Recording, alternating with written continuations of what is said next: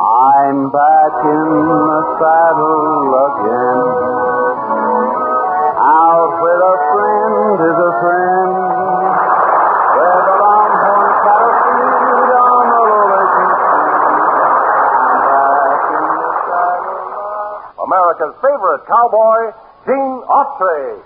Love, love, love, you can't buy love. Gold can buy most anything, anything but love. To love, to love. Gold can buy anything but love. The dream of my heart, she refused me. She treated me loveless and cold. The last word she said when I left her, you'll never win me with gold. Love, love, love, you can't buy love. Gold can buy most anything, anything but love. To love, to love, gold can buy anything but love. Believe me, I know what I'm saying. There's no greater riches than love, and no man can buy true affection, because that's a gift from above. Love, love, love, you can't buy love. Gold can buy most anything, anything but love. To love, to love, gold can buy anything but love.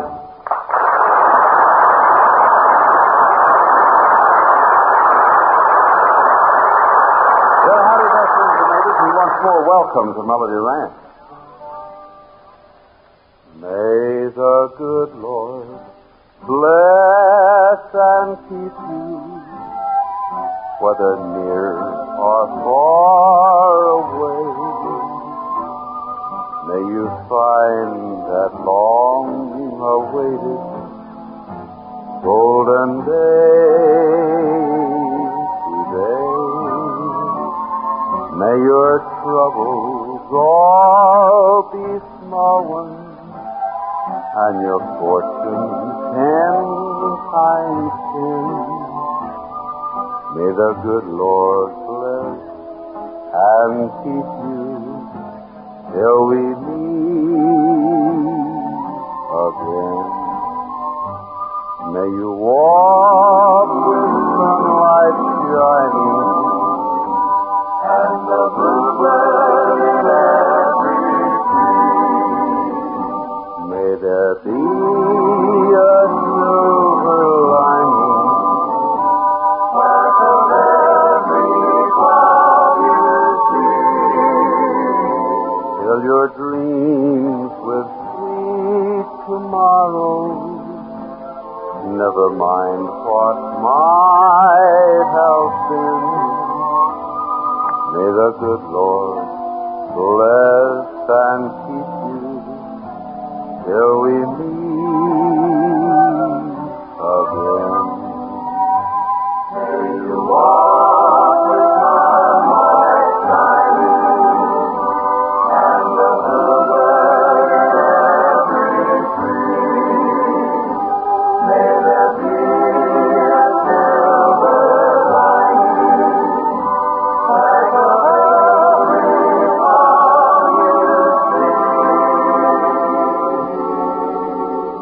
till your dreams with sweet tomorrows, never mind what might have been. May the good Lord bless and keep you till we meet again. May the good Lord bless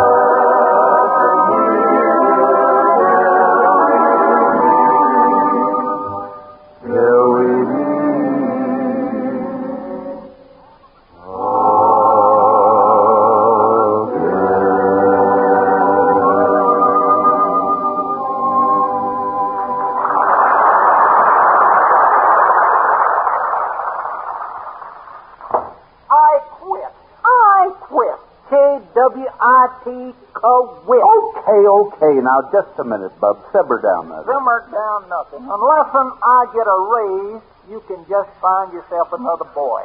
And that's final. F-Y-N-U-L, final. So you want a raise. Look, Buttram, in case you don't know it, the government has frozen all wages, which means that if I raise your salary, I'd be breaking the law. Pal, you wouldn't want me to break the law, would you? Heck, no, I wouldn't want you to break the law, but just give me enough to fracture it a little bit. Now, look, Bud, will you please answer just one question from me? Okay. What happens to your money anyway? Well, I don't know how much time we got, but you really want to know? Yeah, I really want to know. Okay, it's women that keeps me broke, Mr. Autry. I knew that. Now, you take last night, for instance. Huh? Being the playboy I am, I took Sue Nell Coonrod to dinner. We went to one of them high-class spots, then off on a mad whirl of the nightclub. Before I could stop myself, $1.30 shot. Just fluffed your whole week's salary. Didn't cut you short, did it? Frankly, yes, it did. Which reminds me to another question. Another question. Uh-huh. What would you do with the extra money if I did give you a raise? Well, that's easy. I'd buy myself a chicken ranch. Oh. Now, that's ridiculous. You don't know anything about running a chicken ranch. Oh, I don't, huh? Well, just test me. Go ahead. Test me. Okay. Now, which is correct?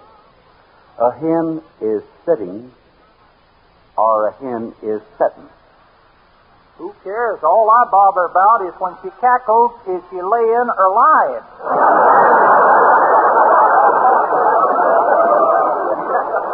That's just what I thought, Bub. Now, look.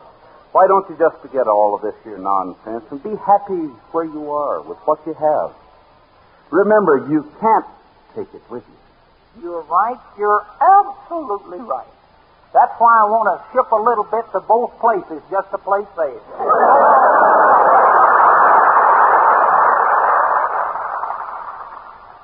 Well, folks, here's a song that just sort of seems to fit this time of the year. Carl?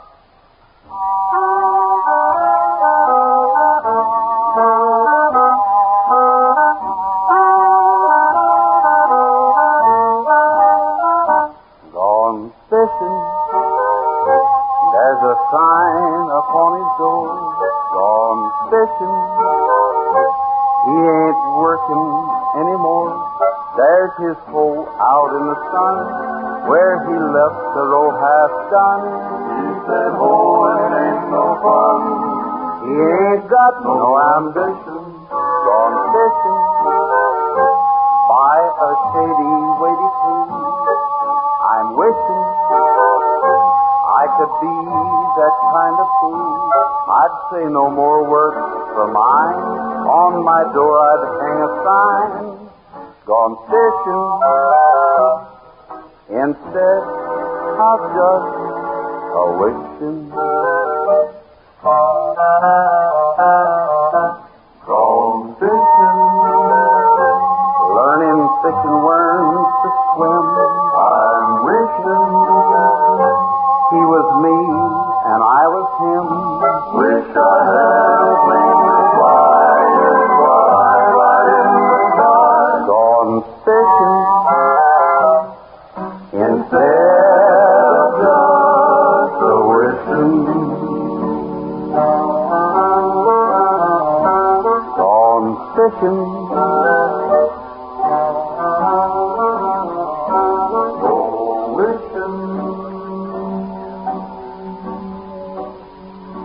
Gone fishing.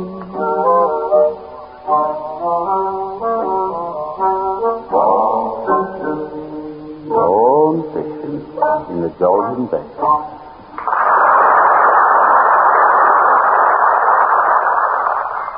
And now, folks, I'd like to tell you about one of the strangest things that ever happened to me.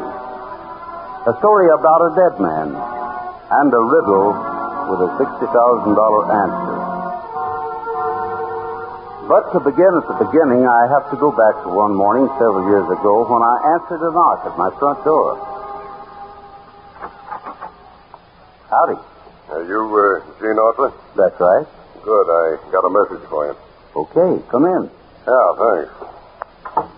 Oh, nice place you got here. Mind if I sit down? Not at all. Yeah, feels good. About that message. Oh, yeah. From an old friend of yours, Ben Curlin. Now, wait a minute. Huh? What are you talking about? Why, Ben Curlin died at the state penitentiary just last week. Yeah, I know. You see, Autry, Ben and me were cellmates. Oh? He knew I'd be getting out soon, so a few days before he died, he gave me this envelope and said I should bring it to you. But I don't get it. Don't get what? Why would Curlin want to send me anything? Especially since he knew that I was the guy responsible for sending him up. Yeah, Ben was a funny guy. You know, he told me once if it hadn't been you, it'd have been somebody else. Said you'd given me the only square break he ever had, something about taking care of his old man. Well, I guess I better get moving. Got a long way to go yet. Sure you won't stay and have a cup of coffee? No, thanks. Spent 5 years behind bars thinking about the day I get back to my wife and kids. Now that I've taken care of this for Ben, the sooner I get home, the quicker those dreams come true. I don't blame you. By the way, I never did ask your name. White. Cliff White. Well, Cliff, thanks a lot. And good luck. Yeah, same to you. So long. So long. Hey, who was that at the door? Hey, what's the matter? Are you deaf or something? Huh? I said, who was that at the door? Oh, just a guy. I know it was a guy, but... Hey, what's that you're reading? Well, I can't quite figure it out myself, Johnny. But it's a poem of some kind. A poem from a dead man.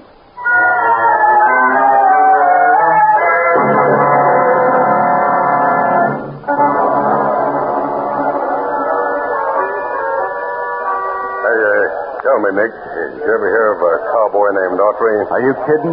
That guy's been a thorn in my side for years. Why? Yeah, that's why I had you meet me here. You know, when I was in jail, my cellmate was a 240 named Ben Curlin. So we've robbed banks. What's that got to do with Autry? I'm getting to that. You see, Nick, Curlin and me got kind of chummy. So when he finds out I'm getting paroled, he gives me a message to deliver to this Autry character. Get to the point. Okay, the point is this. What he sent Autry was some kind of a code in the form of a poem. Well, I steamed the envelope open, then glued it back up again. Look, I still don't know what you're driving at. All right, then listen, will you? When Curlin was picked up for that bank robbery, they never recovered the dough. Over 60,000 bucks worth. You know something else? I'll just bet you an even grand that code tells where it is. Hey, now this begins to sound more interesting. Let me see the poem. I give it to Autry. You gave it... Are you crazy? Like a fox, Nick. Like a fox. I couldn't break that code, but I'm playing a hunch Autry can. So then what? So this. By tonight, he should have that code all figured out. Yeah, but how do we get it? An old-fashioned method, Nick. A method known as persuasion.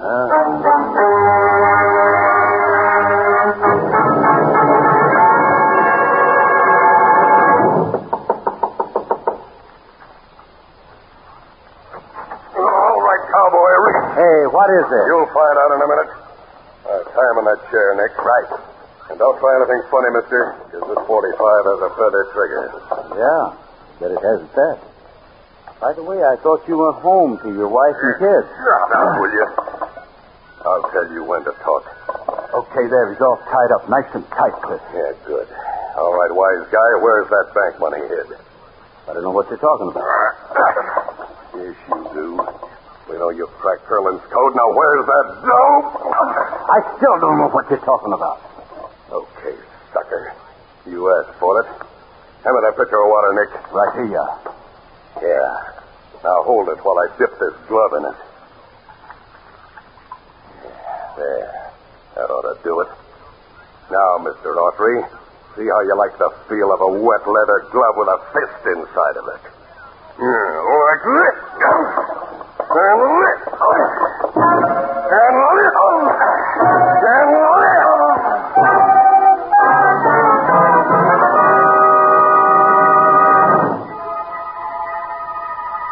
I don't know how much later it was when I came to, but when I did, it was daylight outside. I looked in the mirror on the wall. Both My eyes were full and almost shut.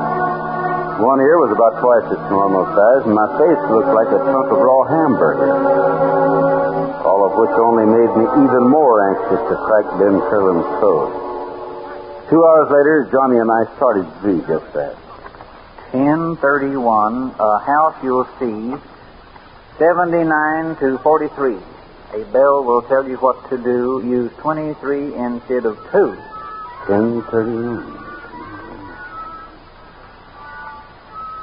10 from 31 is 21. 10 plus 31 is 41. 10 times 31 is... Hey, wait a minute, Johnny. What's the matter? October is the 10th month. So what? The 5th. Maybe 1031 means the 31st day of October. Hey, that's Halloween. That's it, Johnny. 1031. A house you see could mean a haunted house. A haunted house? Look, Gene Autry, there ain't no such thing as haunted houses. I know they aren't really, Johnny. But some places get that reputation just because they're old and deserted. Like, for instance, Old Man Larkin's place. Why, the kids have been calling that place haunted since the day just after he died, back in 43. Yeah, but I still don't think... Holy smoke. Now what? Quick, read that second line again. You mean, listen, 79 to 43. That's exactly what I mean. Old Man Larkin would have been just about 64 years old when he died. If he was born in, say, 1879 and died in 1943, that'd figure out just right. You mean you think that money is hidden somewhere out at Larkin's place? I don't know for sure, but at least it's something to start on. Keep reading. Okay, next line is, a bell will tell you what to do. Use 23 instead of 2. Use 23 instead of 2. Sounds like 2 football teams and a coach instead of a couple of ping-pong players. A bell will tell you what to do. This is the dumbest thing I ever heard of. I think I'll go fix me another sandwich. Hey, wait a minute, Johnny. Now look what you made. Oh, forget about that dig. What's the 23rd letter of the alphabet? How should I know, eh? Oh, never mind. I'll tell you. Let's see. W. Now, what's the second letter? Well, I know that one. It's B. Okay. Maybe use 23 instead of 2. Means the use of W instead of a B. Yeah, but use it where? Well, why not in the word bell? That way, if we substitute the letter W for the letter B, the word becomes well. Holy smokes. You suppose that dough is hidden in Old Man Larkin's well? There's only one way to find out, sonny boy. Saddle up the horses and let's go.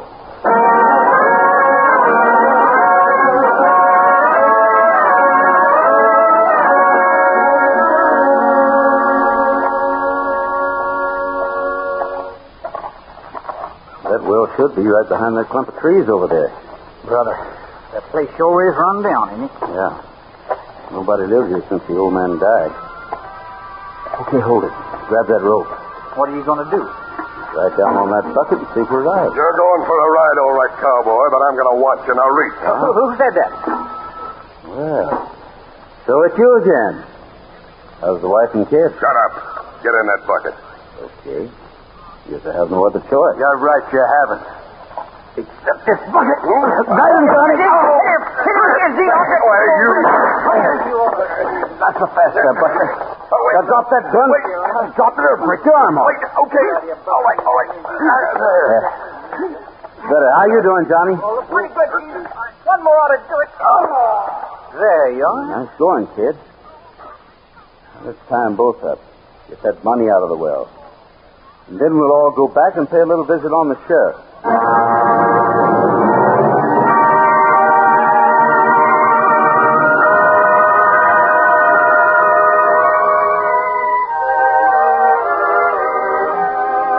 So, Patrick, old boy. Yeah. That's the end of the story. How'd you like it? Boy, oh boy, that was a dilly. Incidentally, Mr. Autry, you know that poem you figured out sort of reminds me of a riddle. You want to hear it? No. Okay. What's the difference between a modern woman and an old-fashioned woman? Give up? All right. I give up. What's the difference between a modern woman and an old-fashioned woman? Well, an old-fashioned woman darns her husband's socks, And a modern woman socks her darn husband. That does it, brother. Good night, Patrick.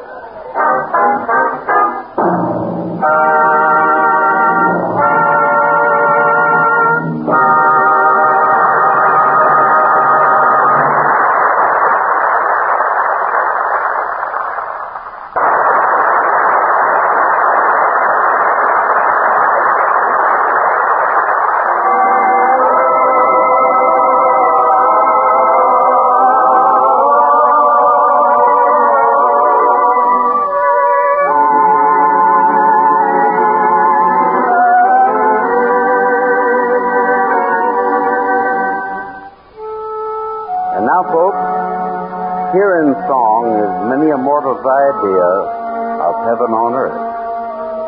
Of course, like most songs, it doesn't tell you where to find it, but the ingredients are there just the same.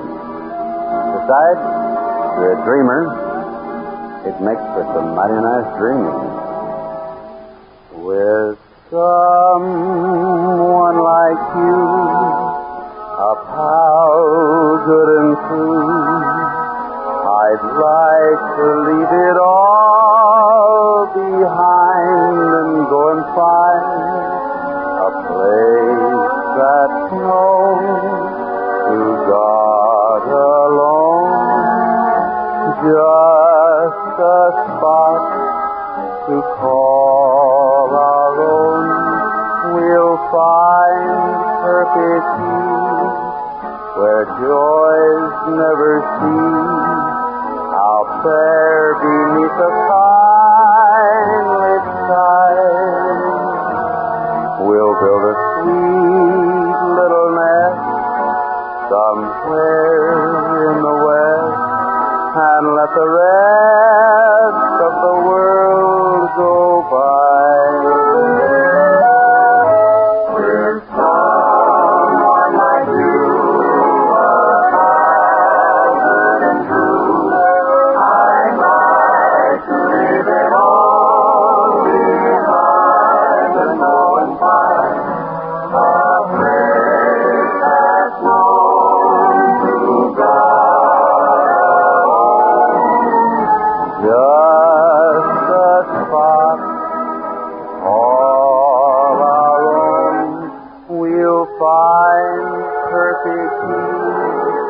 where joys never cease, out there beneath the kindly sky.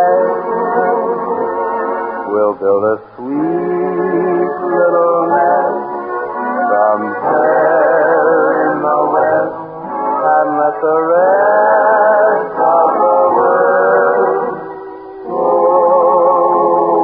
by.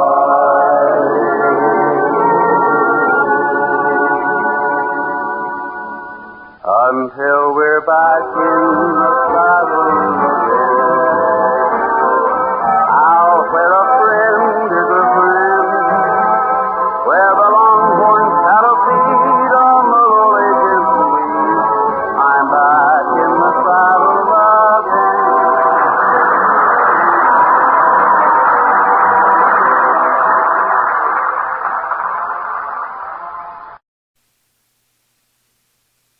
.6:15 for news of the world today and a column about faces and places in the news, brought to you by Roma, America's largest selling wines, the 2-to-1 favorite in California. Reports from the South Pacific indicate that American sea forces have, in the past several days, found little, if any, opposition from the ships of Admiral Osami Nagano, chief of Japan's naval staff. In Germany, Hitler's ruthless SS, or Schutzstaffel, is reportedly being absorbed into the regular army, and the picked men who made it up are becoming ordinary soldiers at the front. Later, there'll be more about the SS troops, as well as a word picture of Admiral Nagano. But first, here is tonight's front page in the news. In Tunisia, the British Eighth Army has breached the Marif line at one point, while American forces pounding Marshal Rommel's army retreating from the Algerian border have taken Kasserine Pass and are pouring through in pursuit of the enemy. Axis forces are reported losing heavily in men and materiel as they withdraw, with Allied airmen carrying on constant raids overhead to add to the toll. Rommel's Africa Corps has now lost the initiative and is falling back in the direction of Gafsa. Gabes and the Marif Line took heavy pounding from bombers of the British Middle East Command, while American airmen struck at Axis-held Bizerte. In Russia, Red Army ski troops fighting their way through a blizzard have penetrated Nazi defenses south of Orel. West of Kharkov, the Soviet drive is continuing, while other forces in the Caucasus are whittling down enemy strength around Novorossiysk. In the Donetsk Basin, stiffened Nazi resistance has brought the Red Offensive to a standstill. In Europe, American and British airmen returned to Wilhelmshaven again today to dump cargoes of destruction on the U-boat base there. 7 bombers were lost in the operations, which left docks blazing. Bombers from Egypt dumped explosives on Naples and Crotone on the Italian coast last night without losing a single raider. The Danish radio is again off the air tonight, suggesting that the RAF may be back over Germany once again this evening. In the Pacific, bombers and fighters of the United States bombed Japanese positions on Kiska in the Aleutians and carried out 2 raids in the Solomons. In China, heavy losses to both Chinese and Japanese forces are reported in the fighting in central Hubei province. The Japanese have thrown tanks and planes into the conflict in this area. In northern Gyeongsi province, the Japanese are retreating under a fierce Chinese counterattack. In just a moment, our feature column, Faces and Places in the News. But first, a message from the Roma Wine Company. There's one wine that consistently outsells all the rest year after year. It's Roma, R-O-M-A, Roma, California wine. You'll realize why Roma is America's largest selling wine the moment you taste it.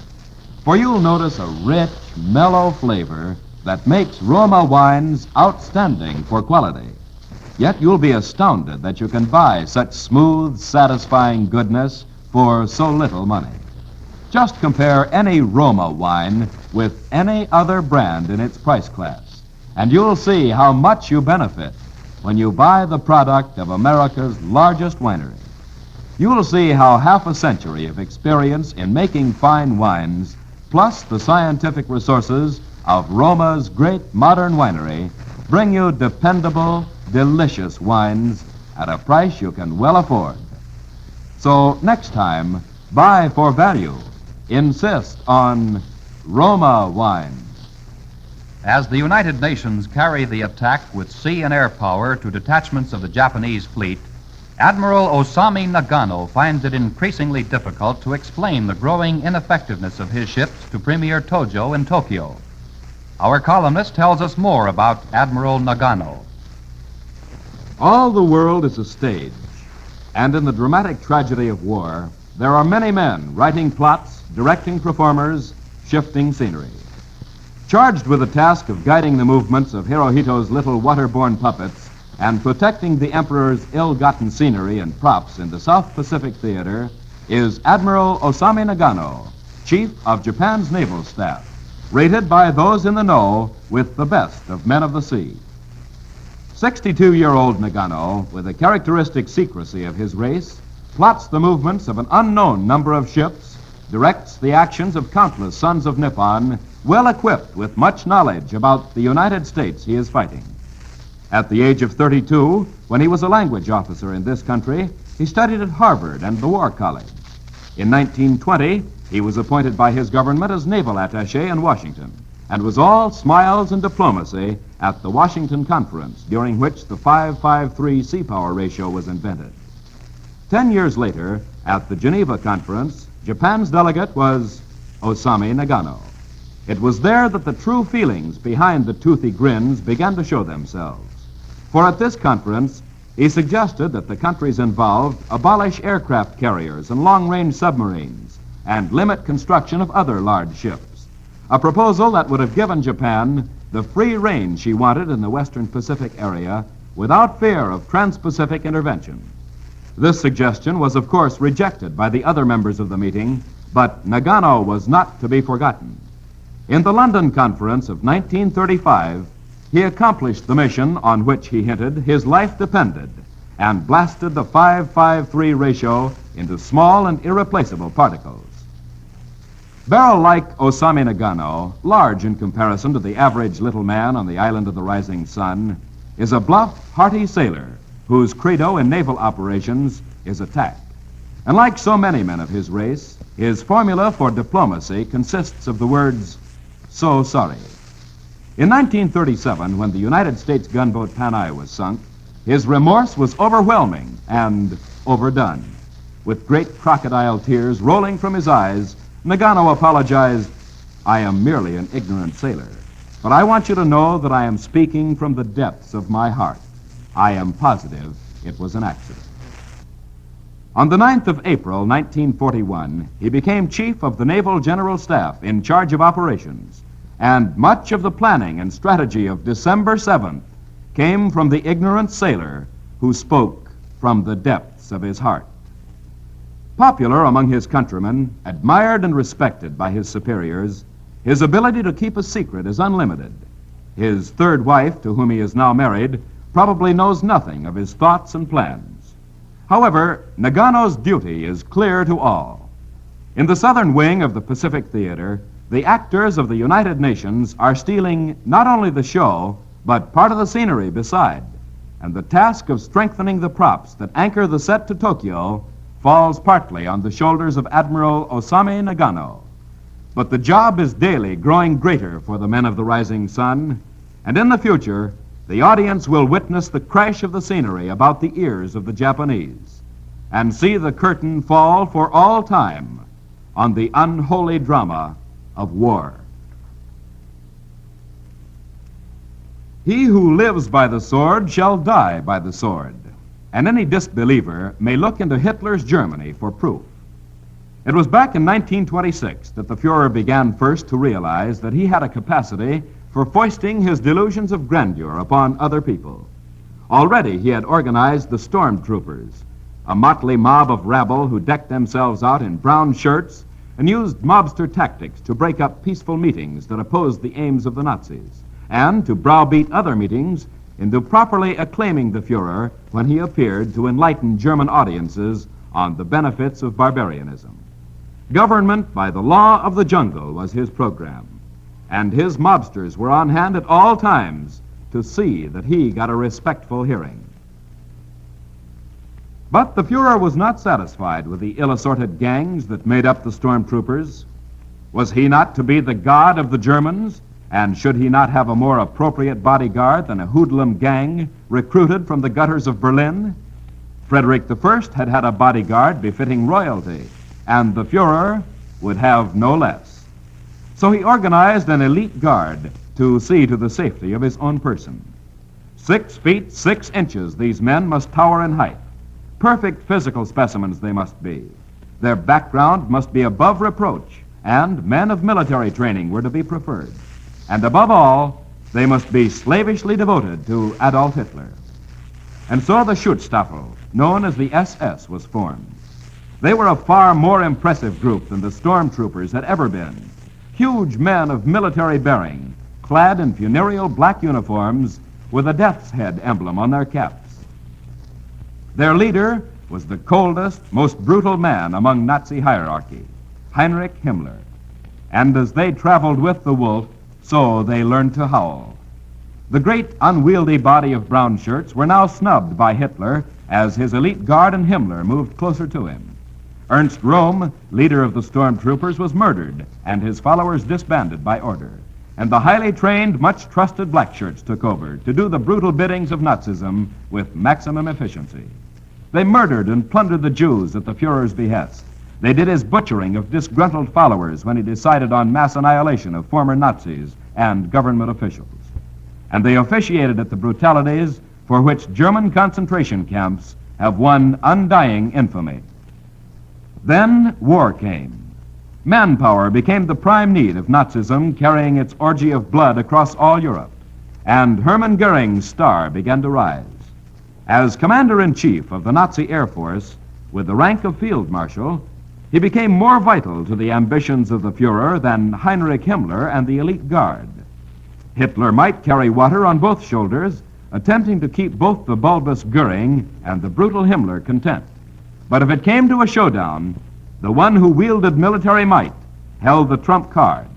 The law of the jungle held sway. Today, news from inside Germany indicates that with every resource being mobilized to stem the tides of defeat that threaten Nazism on all sides, the towering members of the SS, who in funereal black carried out the murderous biddings of Hitler, have fallen into disfavor, for they are now being forced to risk their own heads instead of removing those of others. They are being sent to the war fronts to become cannon fodder sacrifices to Hitler's ambitions alongside common German soldiers. And so the Schutzstaffel, the elite guard of Hitler who lived handsomely by the sword, now go to the battlefronts of Nazism to finish the parable and die by the weapon they once wielded so ruthlessly against defenseless opponents. We will have more news in just a moment. How do you pick the wine you like? By its flavor, of course. But how can you depend on getting wine with that same flavor every time? Well, thousands of Americans have learned one good way. They insist on Roma, R-O-M-A, because Roma wines are so dependably true to type. You see, Roma is America's largest winery, with all the benefits of the most modern scientific equipment added to more than 50 years of experience in making fine wines. It's because Roma sells more wine than any other winery in America that it can offer you such fine quality for so little money. But that's just another proof of why it's worthwhile to buy the favorite. So next time, ask for Roma, and you'll be sure of a wine you and your guests will enjoy. Now, here is the news. Bulletin, Melbourne. Bombers under General Douglas MacArthur's command are at it again. The latest Allied communique says that a Jap merchant vessel has been bombed and damaged off the coast of New Guinea. London. Prime Minister Winston Churchill is still confined to number 10 Downing Street, but has won his battle against pneumonia. His condition is showing steady improvement. Washington. President Roosevelt is still taking time out from official duties to recover from an intestinal ailment. Pune, India. Mohandas K. Gandhi, now in the 17th day of his fast, is very weak, but doctors expect him to live out the 21 days. Washington.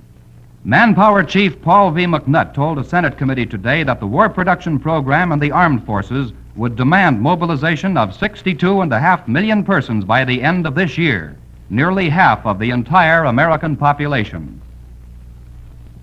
Now we'll say good evening for your host, the Roma Wine Company, Fresno, California, your reporter and your columnist. We'll return Monday and every evening, Monday through Friday at 6:15, with news and the column about faces and places in the news. And remember, to appreciate America's finest wine, don't drink it. Sip it. But before you buy wine, buy war bonds. This is Don Lee Mutual. The Grape Nuts Flakes program coming to you from Fort Custer, Michigan, and starring Jack Benny, with Barry Livingston, Dennis Day, Rochester, yours truly, Don Wilson, and our guest conductor, Bob Crosby, and his orchestra.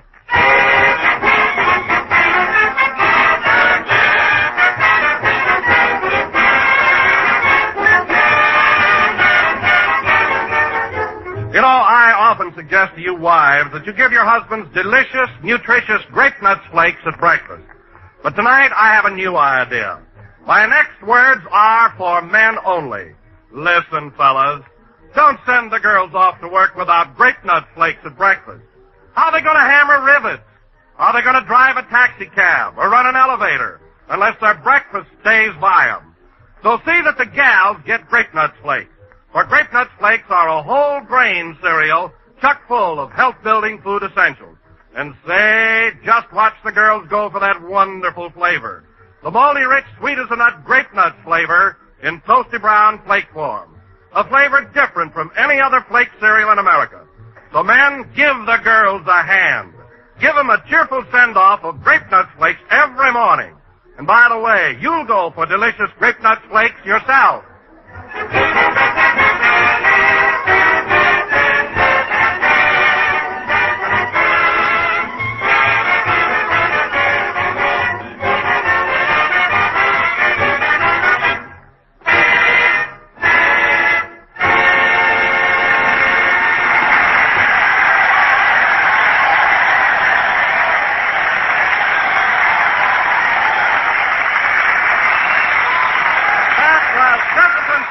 I Love You, played by the orchestra. And now, ladies and gentlemen, from Fort Custer, Michigan, we bring you our master of ceremonies, a man who has used all the coupons in his ration book of comedy, Jack Benny.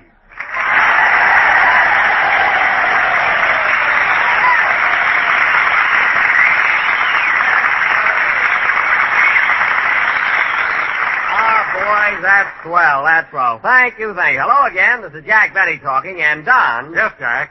Speaking of coupons, my rotund ribber, have you ever stopped to consider what food rationing will do to that stomach of yours? It'll go down like a blimp with a slow leak. If you get the picture. Oh, that won't bother me, Jack. I'll just pull in my belt like everybody else. Well, Don, when you pull in your belt, will you sell me the leather that's left over? I've got a Morris chair I want to recover. Well, anyway, Don, here we are at Fort Custer, Michigan. And this is really a tremendous camp. There are nearly 30,000 soldiers training here. So I understand. By the way, Jack, have you met any of these fellows? Yes, Don, and the strangest thing keeps happening. Every time I shake hands with somebody, they give me a jerk and throw me over their shoulder.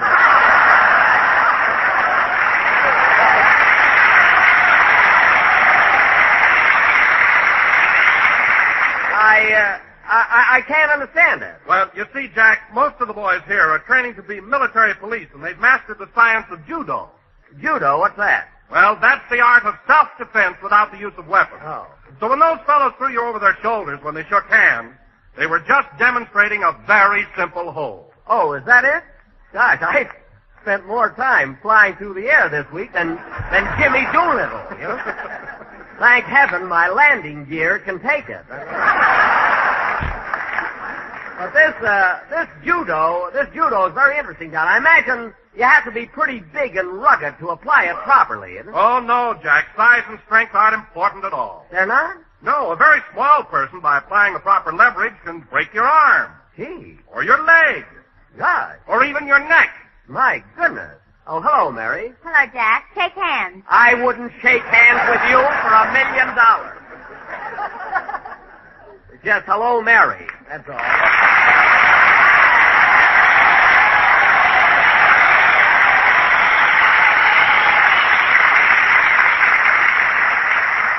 That's a fine greeting you gave me, Mary. The minute you walk into the program, you want to break my neck.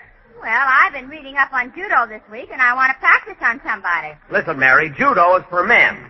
It's for boys engaged in hand-to-hand combat, so that when they get in a corner, they know what to do. It doesn't hurt for us girls to know a few tricks nowadays either. Well, Mary, we've only been here a little while. How could you pick up judo so fast? Well, I was out with Captain Hooks last night, and he showed me a few holds. What? Come here and I'll demonstrate one. What do you mean, demonstrate? You can't even lift me. Here, give me your right hand. Be careful, Jack. Oh, be careful, be careful. Here's my hand, Mary. What happens now? Just this.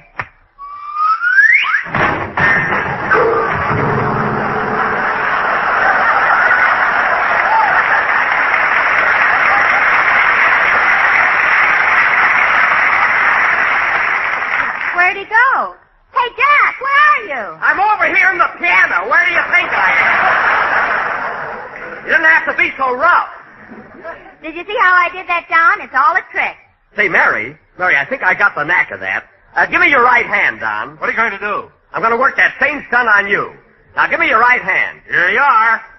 Over you go.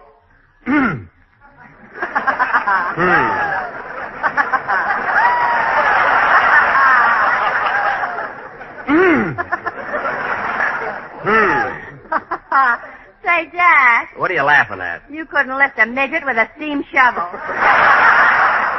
I can throw, Wilson. Watch this.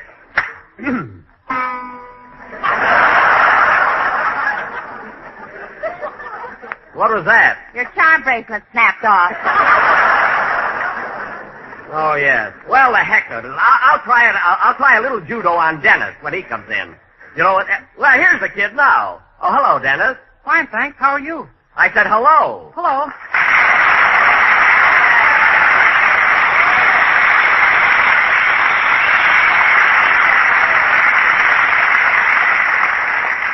Say, Dennis. Dennis, you're a little late. Where were you? Well, I stopped in front of the theater and shook hands with a soldier, Yes? and I just got down off the roof. Oh. If I'd have known I was going on a trip, I'd have packed a bag.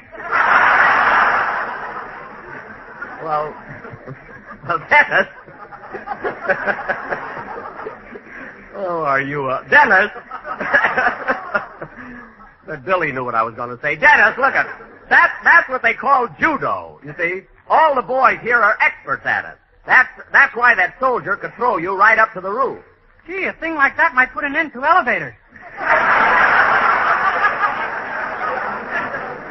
I doubt it. Say, Dennis, speaking of judo, I'll show you how that trick is done. It might come in handy in case you're being robbed or attacked by a thug. Or a girl gets fresh with me. Yeah. Yeah, anything like that. Come here. I'll show you this trick. Oh, Jack, let him alone. He's got a song to do now. Oh, he can sing it out of the piano, if you get what I mean. Come on, Dennis.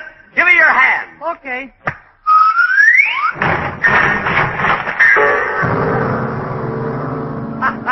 Well, I did it. You're in the piano, Dennis. Yeah, but something went wrong. You're in here, too.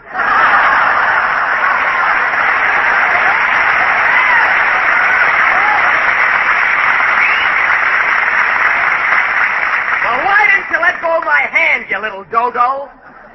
Now, go ahead and sing your song. Now, where's my... Oh, here it is. Hope I can put it on straight without a mirror.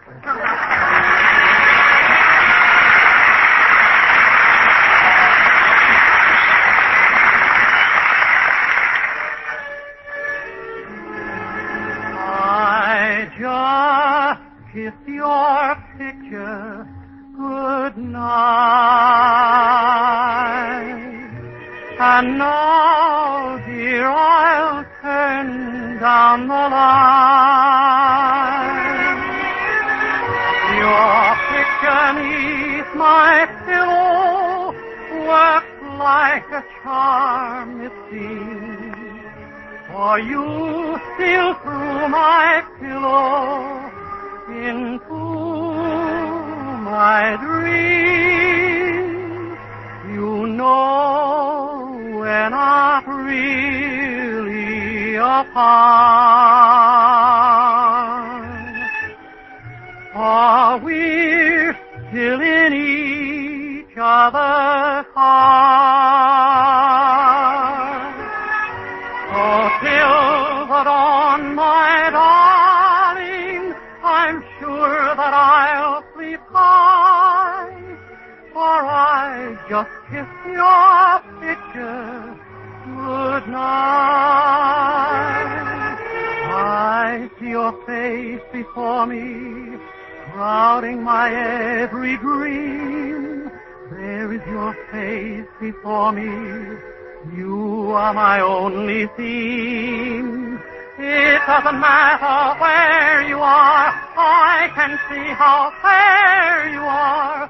I close my eyes and there you are.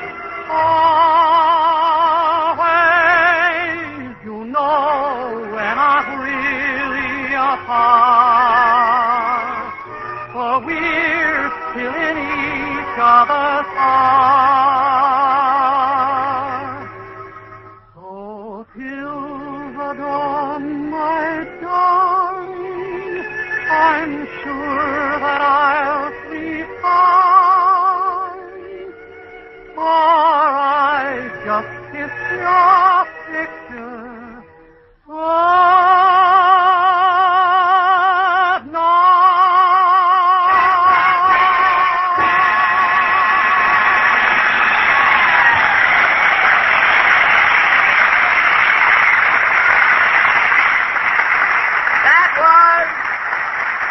I Just Kissed Your Picture Goodnight, sung by Dennis Day, and very good, Dennis. In fact, you keep singing like that, and one of these Monday mornings, when you get your pay envelope, you're going to find that it's much fatter. You mean you're going to put more money in it? No, a slice of bacon. And you see, Dennis, bacon is hard to get nowadays. So are tenors. Don't kick them around.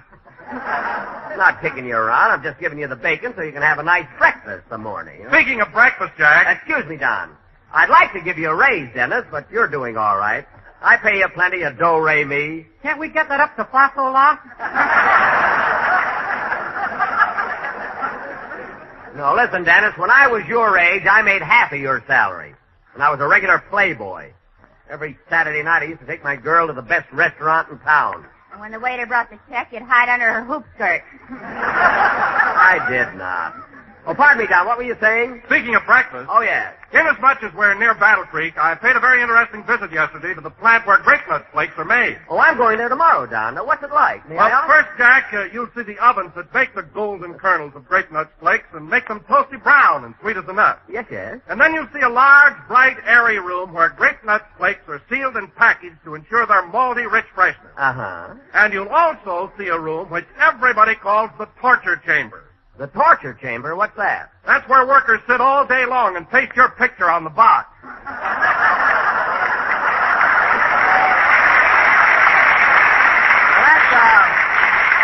That's a pretty good gag. I'm glad I'm working for an organization with a sense of humor. Well, Bob Crosby. Hello, Bob. Hiya, Jackson.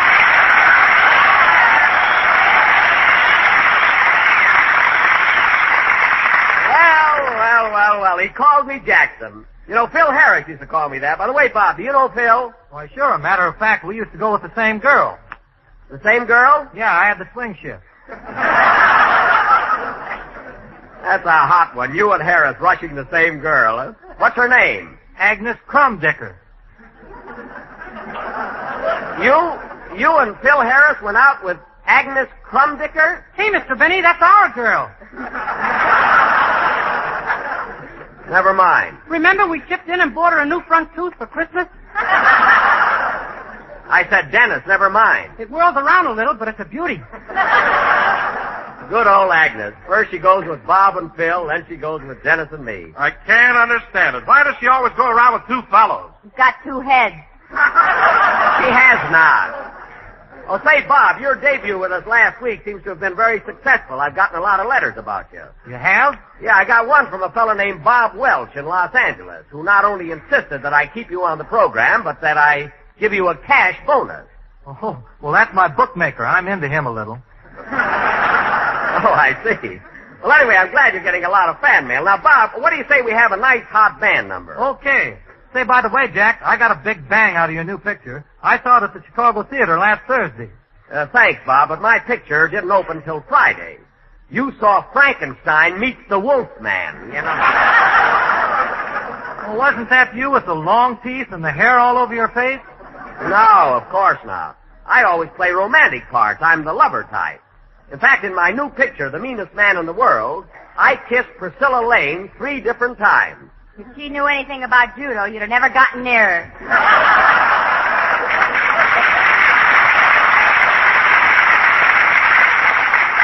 Well, she doesn't, so I had a wonderful time.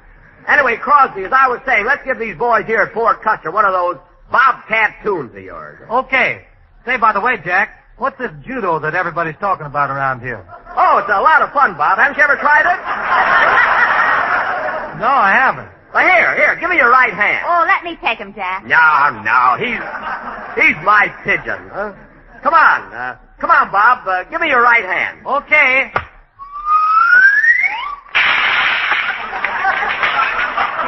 Well, there goes Benny out the window.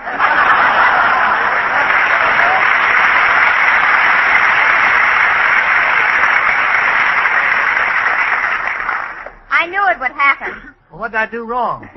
Nothing. You were wonderful. Go ahead, Bob. Let's have your number. Oh, wait a minute. I'll take it.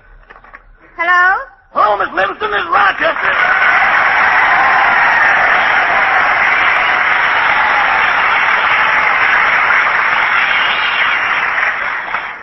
I'd like to speak to Mr. Benny, please. You'll have to call back later, Rochester. Mr. Benny was thrown out the window by judo.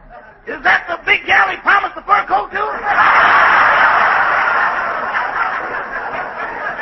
No. Judo is the science of self-defense without weapons. Have you ever tried it? No, ma'am. I never defend myself with anything I can't shave with also. I see. Well, call back later, Rochester. Thank you. Goodbye, Miss Livingston. Goodbye. All right, Bob, let's have it. Come in. Well, that's what they call judo, Bob. Go ahead, let's have your band number. I bet he was surprised as I was when I went through that window.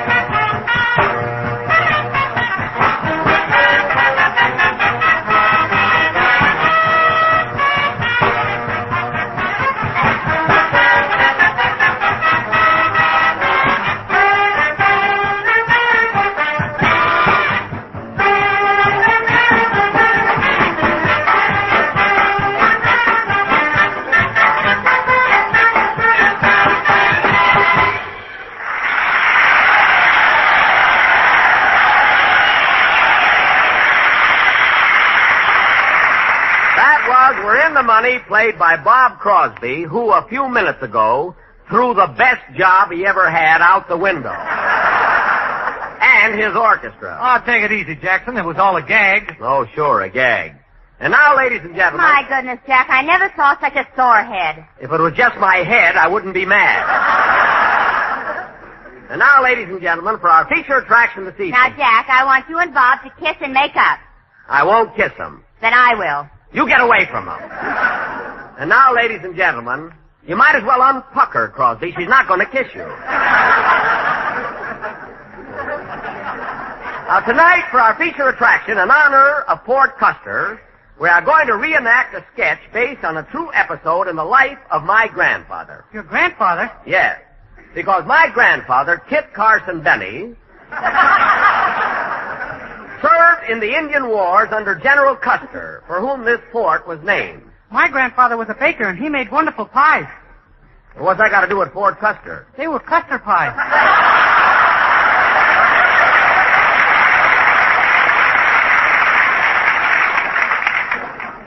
Dennis,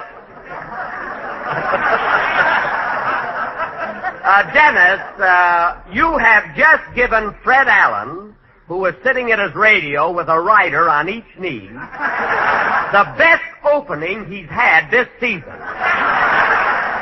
Believe me. Now, getting back to our sketch, I will play... I'll take it. Hello? Hello, Mr. Benny. This is Rochester. Oh. I called up before, but you had gone out for a breath of fresh air, head first.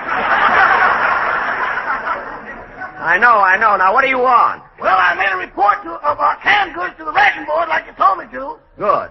And incidentally, Rochester, you know, the law says that anything we make ourselves doesn't have to be declared. In that case, we're safe on jam, jellies, and gin. Gin? When did we bottle any gin? Wait till you taste those pickled pig feet. What, do you mean to say you put pig's feet in gin? You can't put them in shoes anymore. Well, this conversation's getting too silly for me. Me too. A couple more pig foot and I'm going to bed. Good night. Goodbye. Oh, say, Rochester, guess where we're going next week? St. Joe, Missouri. They love you there. That's right. Goodbye. Good old St. Joe. Now, as I was saying, I will play the part of my grandfather, Kit Carson Benny, the famous Indian scout. Mary, you and Mr. Strong-Arm Crosby are also going to be scouts. Dennis, you're going to be an Indian guide. And Don... Yes, Jack? Due to the shortage of actors, I've decided to make you a whole company of men. A whole company? Yes, here's your uniform, a coat with 30 pairs of pants. Slip them on. And now, folks, for a thrilling saga of American history. The year 1874. The place, a crude blockhouse on the edge of the wilderness. As the scene opens, the old scout, Kit Carson Benny, is addressing his men. Curtain, make music.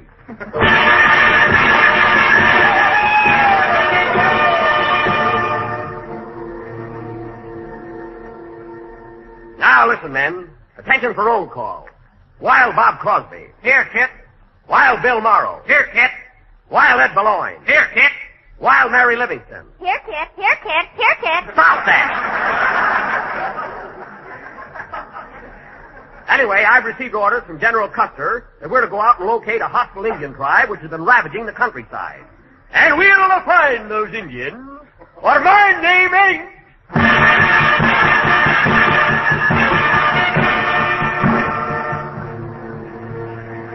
3 days later. Company! Halt!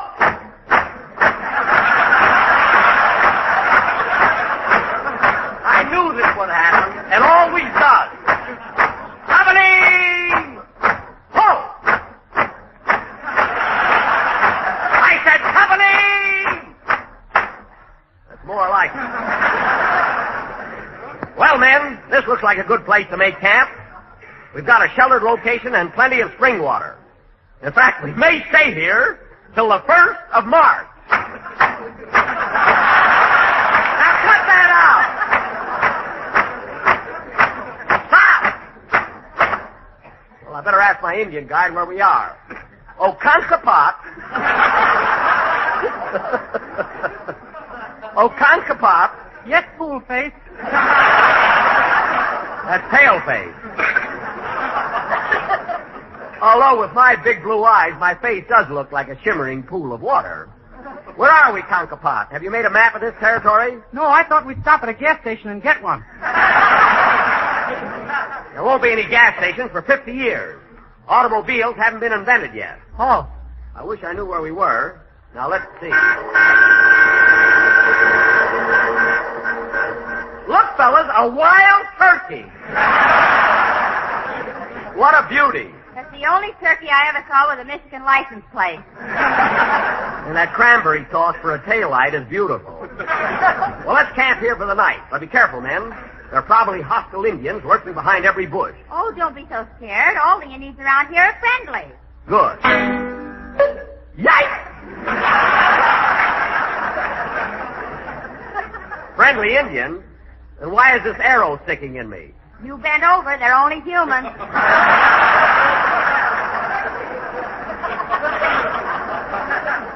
Oh, yes. Hey, Wild Bob Crosby, pull this arrow out of me. I'll leave it hang there. I'll hang my coat on.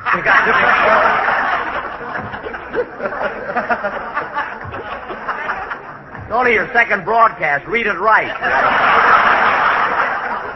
Pull out that arrow. Now, as I was saying, men... Thank you. We'll camp here for the night. And first thing in the morning, we will continue on our mission for General Custer. All right, men, lay down. Unfold blankets. Company, sleep.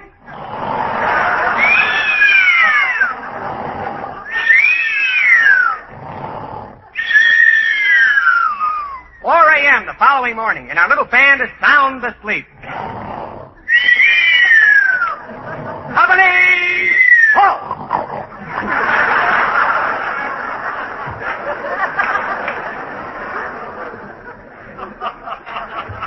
Wake up, men. Nobody speak above a whisper. I've a hunch there are hostile Indians around, and the slightest sound will warn them of our presence. Now, everybody get in line behind me. Quiet now. Quiet. Whoop. Crosby, watch your musket. Now, follow me, everybody. What's that noise? Sounds like tom-tom. Hey, Kip, here comes an Indian warrior towards us. Oh, yes. One that's been scalped.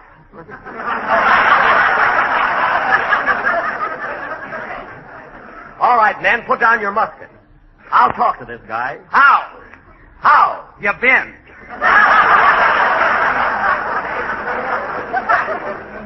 I've been fine, thank you. I'll find out if this fellow is hostile or not. Paleface wants them be friends with Indians. Indian friendly, too. Good. Paleface offer hands in friendship. Shake 'em. Okay, shake 'em.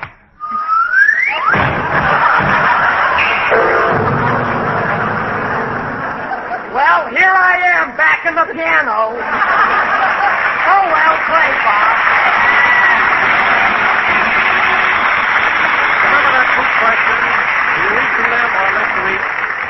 have the answer to both sides of the question. It's grape nut flakes. Yes, sir.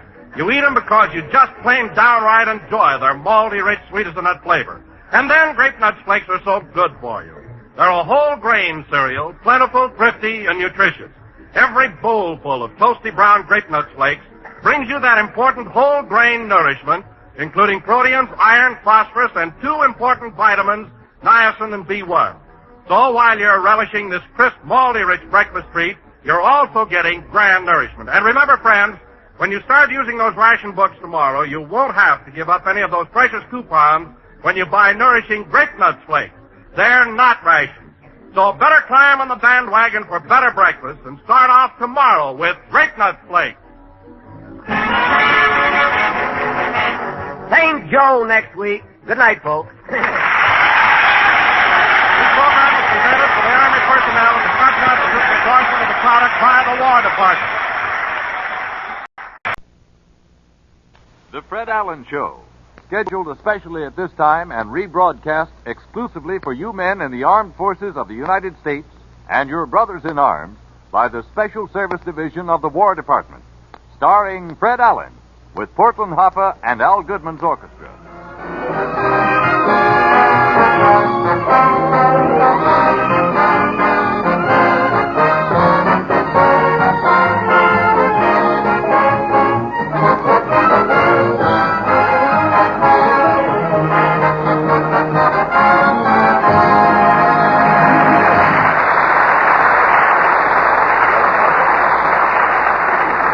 Ladies and gentlemen, there are 3 pages of pictures of a certain radio comedian in this week's Look magazine. We bring you now a man who has been thumbing his copy incessantly and is here with a dirty look. He's Fred Allen.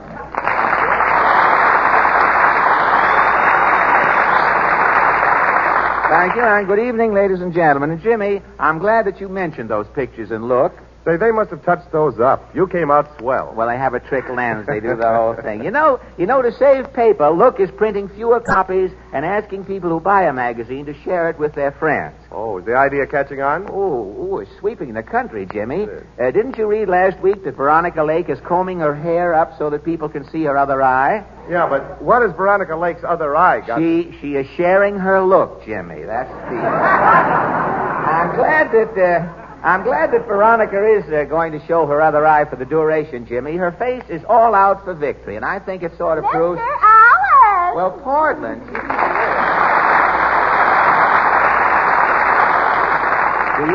Do you want to join our round table, Portland? The subject is Veronica Lake. Yes.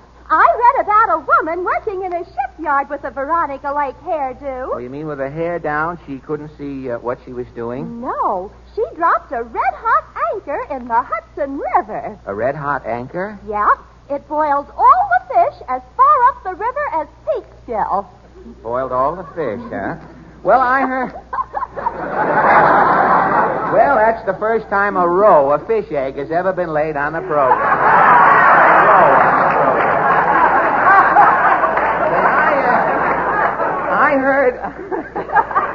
I heard about a woman worker who lit a cigarette in the powder room and passed over the Navy Yard going 90 miles an hour.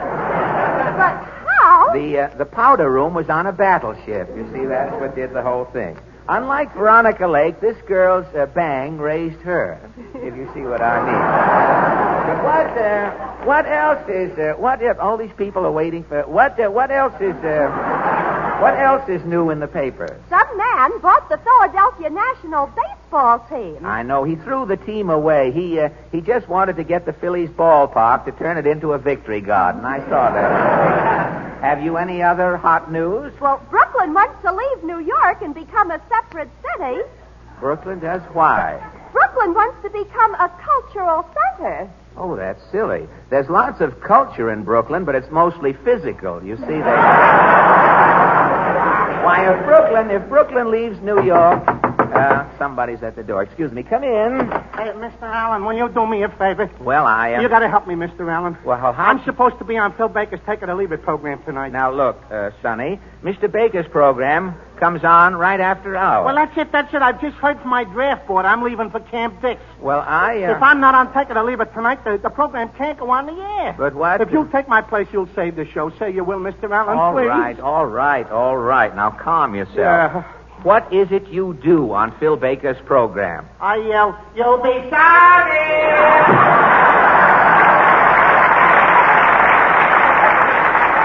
How do you like that guy making personal appearances already? Last week, Phil Baker himself was here. Hey, Phil Baker, that reminds me. Baker didn't come in to complain tonight. Your program must have finished on time last Sunday. Yes, I guess good old Phil is finally happy. He had his full 30 minutes to himself last Sunday. Well, as long as we've seen the end of Brother Baker, we may as well go down to Allen's Alley. What is your question? Well, this past week, as you know, everyone in the country had to get War Ration Book number 2.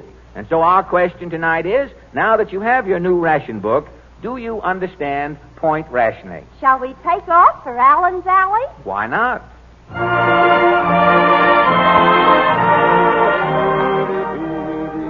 Well, here we are back in Allen's Alley, Portland. Look, there's a man knocking on John Doe's door. Why, it's Mr. Doe himself. Hello, Mr. Doe. Go away, I'm busy. Hey, you're knocking on your own door. I know, I'm getting absent-minded. I was supposed to put the cat out, I put myself out. Now the cat won't let me in. Oh, come on, pussy, open the door! Well, tell me, a Balaban would do what cats won't do at a time. Tell me, Mr. Doe, tell me, how are you fixed for canned goods? Oh, when I seen the food shortage coming, I says to the wife, start hoarding. Start hoarding, huh? And she did? Oh, she buys 800 cans of everything. You were sitting pretty. Except for one thing. What? She couldn't get no priority on a can opener. With 800 cans? Well, how did you open the can? Well, lucky, the wife has one buck tooth in front. But how, Well, the wife would bend down, sink her buck tooth into the tin. Yeah? Then I would chase her around the can.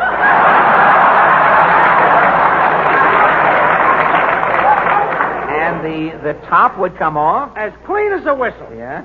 It was too good to last. Something happened? The water pipes busted and washed the labels off of the 800 cans. I see. For 2 weeks until we opened the cans, we didn't know what we was eating. Well, how are you doing now? Well, we're eating, but it's costing a fortune. Well, why, Mr. Doe? Well, the only way we can tell what's for dinner... Yeah? I gotta take an armful of cans and go next door to the doctor. And? The doctor x-rays the cans and tells me what's inside. Well, why is this so expensive? Well, besides what it costs for the cans... Yes? The doctor's charging me $10 a visit. So long.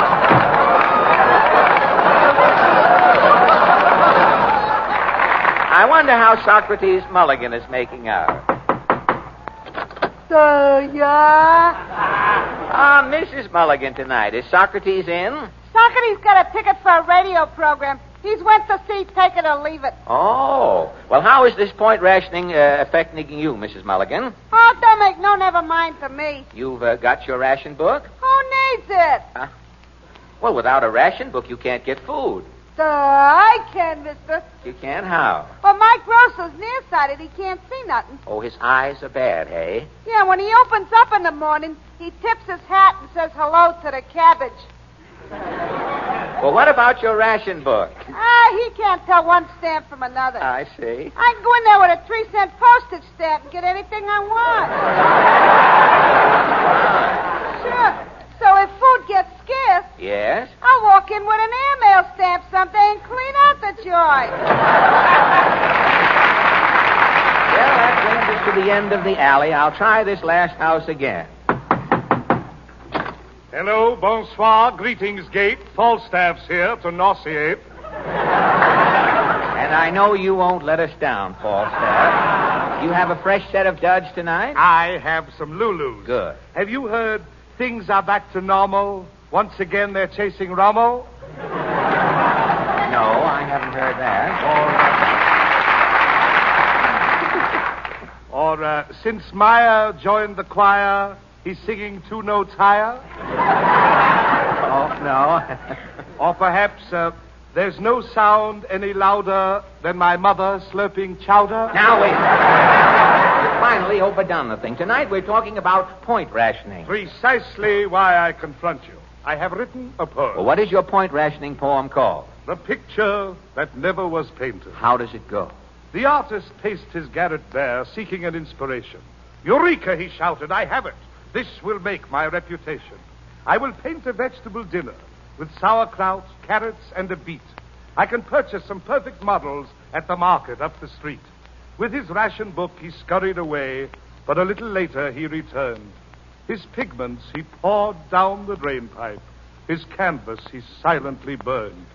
That picture never was painted with the sauerkraut, carrots, and the beet. The artist still lives in his garret bare. He shows through his smock in the seat. Point rationing ruined his masterpiece. The artist missed his chance to be great. His models, the vegetables, came to 49 points. His ration book had 48.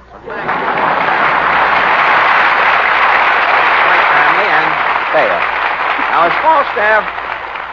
as Falstaff dries a tear on his 17 stamp, we turn to welcome Harlow, Jack, and the Dame. With Al Goodman at the baton, the boys and the beauty sing Weep No More, My Lady.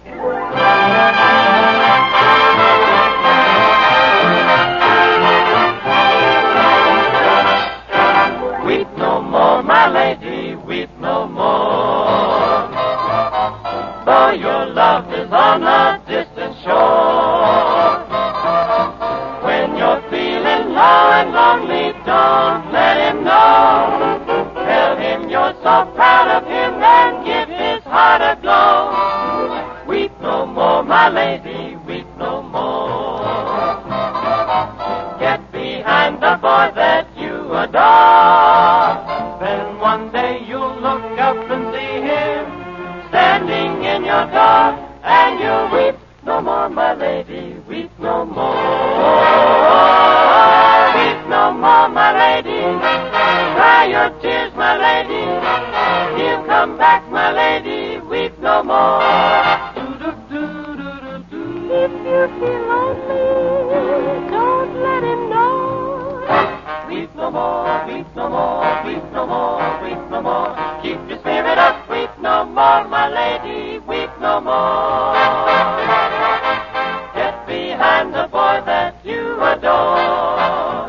And one day you'll look up and see him standing in your door, and you'll weep no more, my lady.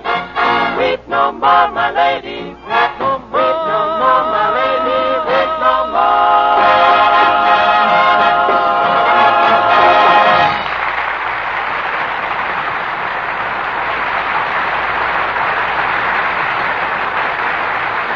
Oh, yes, Portland. Is this the last day of February? Yes, it's the 28th. I feel sorry for February with only 28 days. Oh, don't worry about February. You know what happens every 4 years. The president is elected again.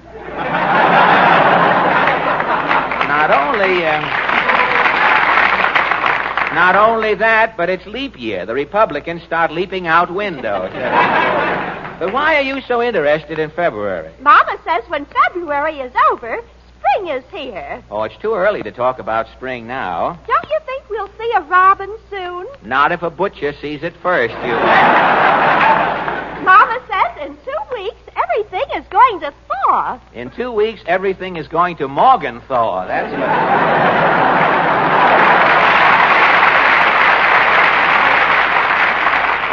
March 15th, the country starts its annual spring cleaning.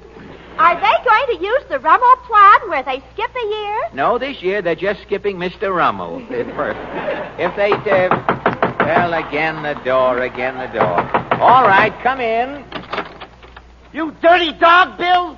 Take that, and that, and that. Hey, now, wait a minute. Either talk or fire, one thing at a time. Wait, what is this? You're dead. Lay down. I'm dead. Now, look, if anybody is dead... Lay down. You're on the air. Well, I'm supposed to be on the air. What are you doing in here? Well, isn't this the Lone Ranger's program? You're in the wrong studio. Oh, shoot. Tonto will never forgive me for this. Look, the Lone Ranger's in Studio K. You go out that door, turn left, take the elevator up to the 5th floor, turn Not right. so fast! Look, go outside and ask the doorman. Thanks. Low-ho silver! What is that low-ho? It's high-ho silver, isn't it? No, silly. They put a ceiling on silver. Low-ho silver, away! Well, it's spring, all right. It's spring, all right. The sap is starting to run through the building here. It's hard to tell when spring is here in New York. Ah, yes, it is hard to tell when spring is here. The only green you see is when a defense worker pulls out his bankroll. The only It would be nice to see some trees once in a while. Well, a few years ago, they tried planting trees on 6th Avenue. What happened? Well, they planted the trees right over the subway. It took them 3 weeks to get the roots out of the Bronx Express down there. But forget about spring, Portland. Are you ready for our guest? We haven't any guests tonight. Not even Jack Haley or George Jessel? No, not really. They took a week off. The boys took a week off this week. Next week we have Judy Canova, but tonight we're going to do, oh, fine with the door. Come in. You dirty dog, Bad Bill, take that! And that, and that! Oh, for Pete's sake, now look. You're dead like that!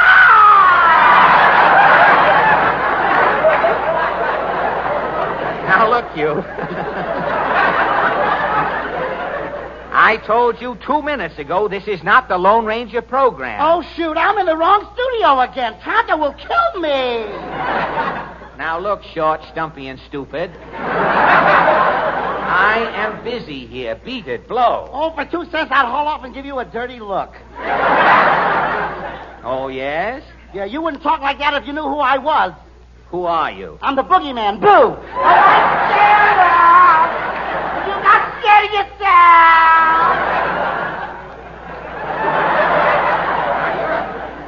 You're going to be late for the Lone Ranger's program. You better get out of here. Yes, I can't miss tonight's episode. Why not? Tonight, the Lone Ranger's horse is killed. The horse is killed and you have to be there? Uh-huh. They promised to give me the drumstick. Oh. Well, if you eat the Lone Ranger's horse, you'll always have silver in your teeth. Oh, you crazy you!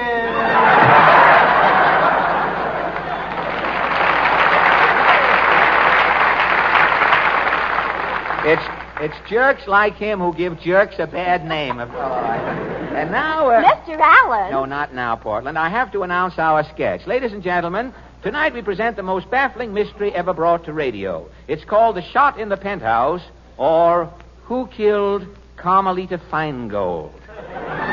Music, please.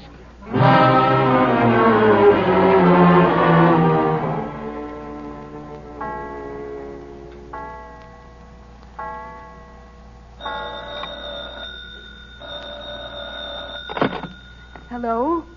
Yes, this is Carmelita Feingold. We're too late, Clancy. She's dead. Who killed Carmelita Feingold? Listen, Clancy. Footsteps.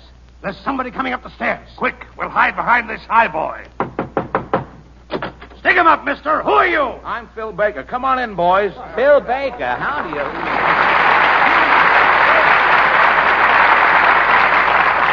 Yes, it's Phil Baker, Alan. Get set, boys. Now, look, Baker, we're right in the middle of a sketch. Get away from the microphone, Alan. Jack Renard, take Al Goodman's baton and get in front of that family reunion over there, will you? Now, wait a minute, Baker. What's the big idea? One side, small fry. All right, David Ross, let's go. Okay, Phil. Eversharp presents Take It or Leave It. Time to sharpen your wits with Eversharp.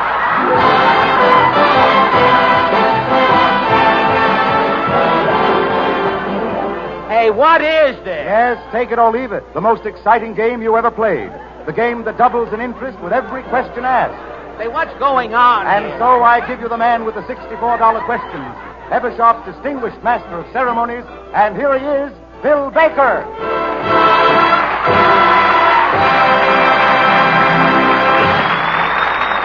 Thank you, ladies and gentlemen. And now, Take It or Leave It starts with... Now, wait a minute. Take it or leave it. Alan, will you stop interrupting my program? Your program? Your program comes on when I get through. Boys, will you bring in the blackboard with the quiz subjects on it, and you fellas over there bring on the tables. And all you folks who were selected as contestants, get ready to be quizzed. What is this thing moving? This looks like the Grand Central already Look, here. I warned you last week, Alan, and the week before. But, Phil... Your show has been running over and using part of my time every Sunday. But, Phil... I've got the dates right here. November 15th, 10 seconds. But, November Phil... 22nd, a minute and 5 seconds. Phil... Since last October, you... Since last... But, Fred, since last October... You've stolen 8.5 minutes of my time. Tonight I'm getting my 8.5 minutes back. I'm not Rudy Valley. My time isn't your time. And another thing. You hear that knock on the door? That is probably my sponsor. He'll have something to say about you stealing his time. Will, eh? Come in, Mr. Skirball. You dirty dog, bad bitch. Take that! Now, wait a minute. You are in the wrong place again. Well, what program is this? The Texaco Star Theater. Take it or leave it. It's Texaco. Texaco or leave it. Stop it. You're driving me crazy. What's on your mind, Buster? Well, isn't this the Lone Ranger program? No. Well, then poo on both of you.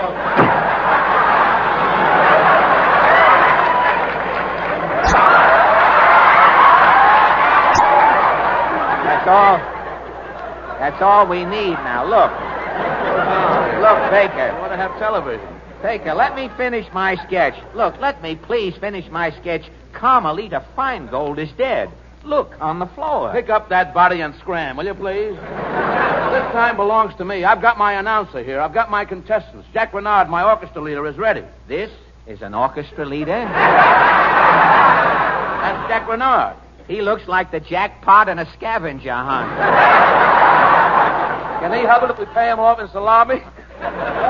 What's going on? Is there any trouble, Fred? There's plenty of trouble here, Jimmy. Phil Baker here thinks he's going to steal the last 8.5 minutes of our show. Oh, why fight? Let Phil take it or leave it go on now. As long as I get my Texaco commercial in at the end, what's the difference? What commercial did you say, brother? Who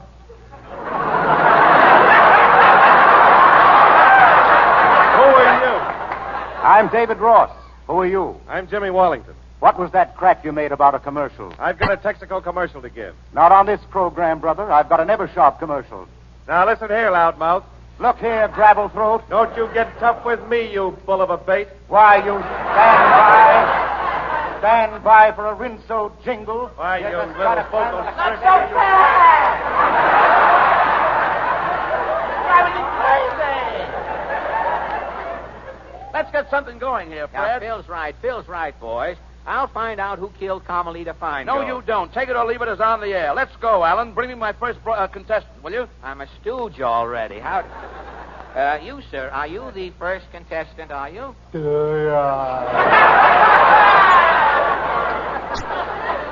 Socrates Mulligan. Fine. Well, this will get Mr. Baker off to a dying start. Mr. Baker, this is your first contestant. Yes, eh? Well, what is your name, sir? Socrates Mulligan. What business are you in? I'm a catnip tester. That sounds like an interesting profession. I smell from cats, but if you hold your nose while I'm around, I'm good company. Well, you look like an intelligent type, Mr. Mulligan. What subject would you like to talk about? What are you interested in? Only the $64. Something tells me that what you lack in intelligence, you'll make up in stupidity. Thank you, sir. Yeah. Thanks, sir.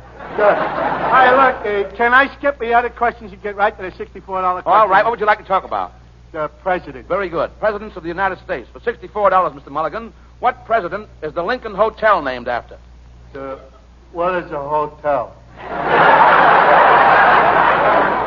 All right, I'll change that. What president is the Lincoln Tunnel named after?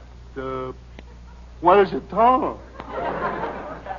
It's a hole in the head. Like you have. Yeah, hole in the... This is a sticker. Oh, it isn't too hard. What president is the Lincoln Tunnel named after? The Lincoln Tunnel. I got to get my thinking cap on it. Hey, do you give hints like Kay Kaiser? Who's he? Huh? All right, I'll give you a hint. This president's first name is Abe. The Abe Lyman? Was Abe Lyman ever president? One question at a time. Oh, wait. This is your last chance, Mr. Mulligan. What president is the Lincoln Tunnel named after? Look, Mr. Becker, can I ask you a question? Why, of course. What is it? How do I get out of here?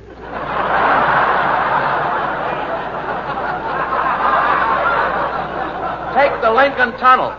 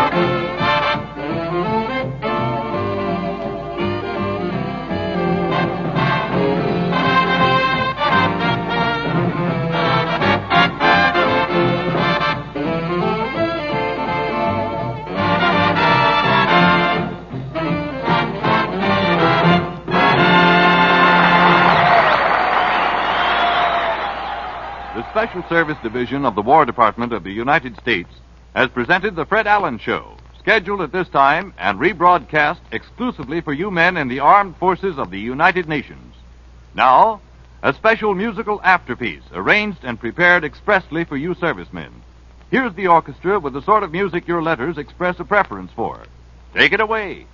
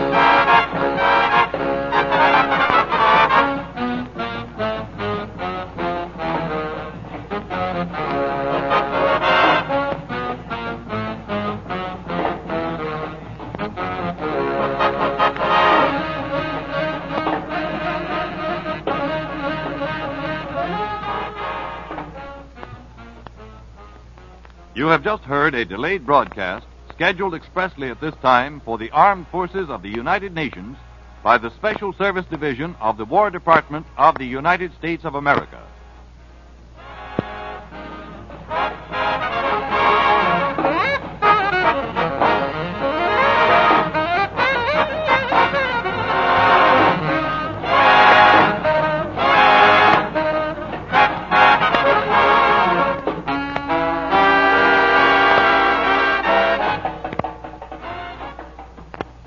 This program has been a part of our English language shortwave service.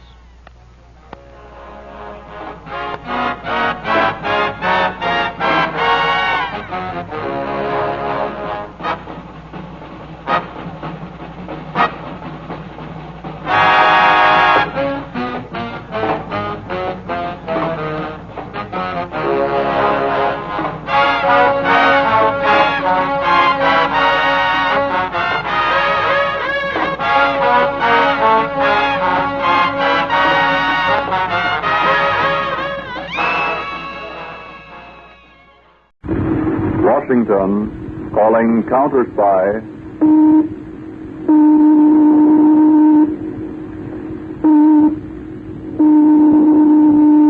Washington, calling counter spy.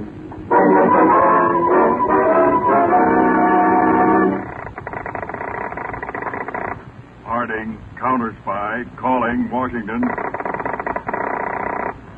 Harding, counter spy, calling Washington.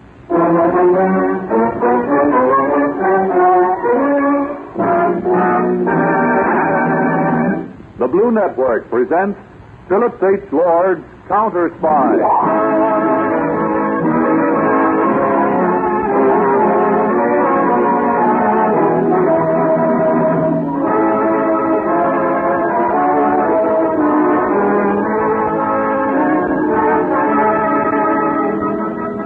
Germany has its Gestapo, Italy its Obra, and Japan its Black Dragon.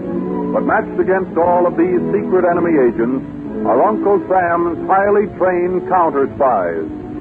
Visualize ace counter spy of them all as David Harding.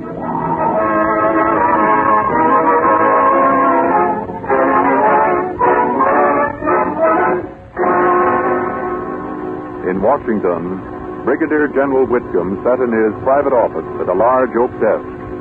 Standing in front of him was First Lieutenant John O'Brien. Lieutenant O'Brien. Yes, sir? I have another mission for you. A most important mission. Yes, General? Let's see. You've been my official messenger for 7 years, correct? 9 years, sir. 9 years. Well, Lieutenant, you've been most methodical, resourceful, and diligent. Thank you, sir. Now, this envelope contains certain very important documents. They concern changing some of our heavy artillery on the West Coast. Carry it inside your uniform. Now, I want you to deliver these to the commander of the San Francisco fortifications. Deliver them right into his own hands and to no other living person. Yes, sir. Shall I fly, sir? No, I don't want to call attention to your mission in any way. Just quietly get on the train, as though you were carrying nothing of any importance. There's a transcontinental train tonight at 10 o'clock, Lieutenant. Yes, sir, there is. All I've got to do is go back to my hotel room and cancel several engagements I had, sir.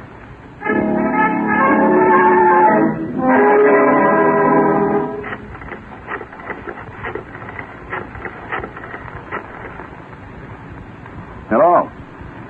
Hello? Oh. This is Lieutenant O'Brien calling.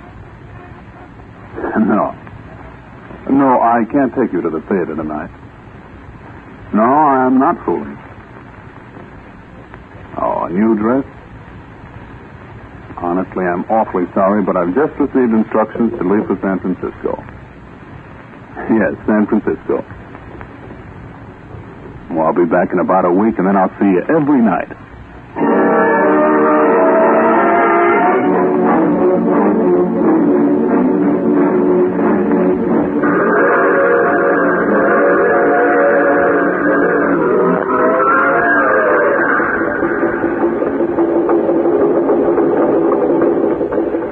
Tickets, please. Oh. Here, conductor. Oh, going to San Francisco, Lieutenant. Don't you want a berth in the sleeper? Got several vacancies. No, thank you. I guess I'll sit up. San Francisco's a long way to ride in the day coach. No, I'm used to it. Is the storm delaying us much? Well, let's see. Exactly midnight. Well, we're about half an hour late. Thank you.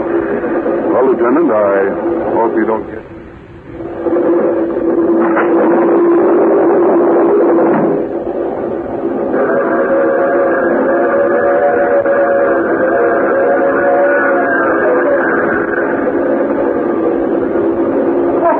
With the light. Why'd they go out? It may have something to do with the storm, madam. I'm afraid. It's so dark. Who are you? Take your hands off me.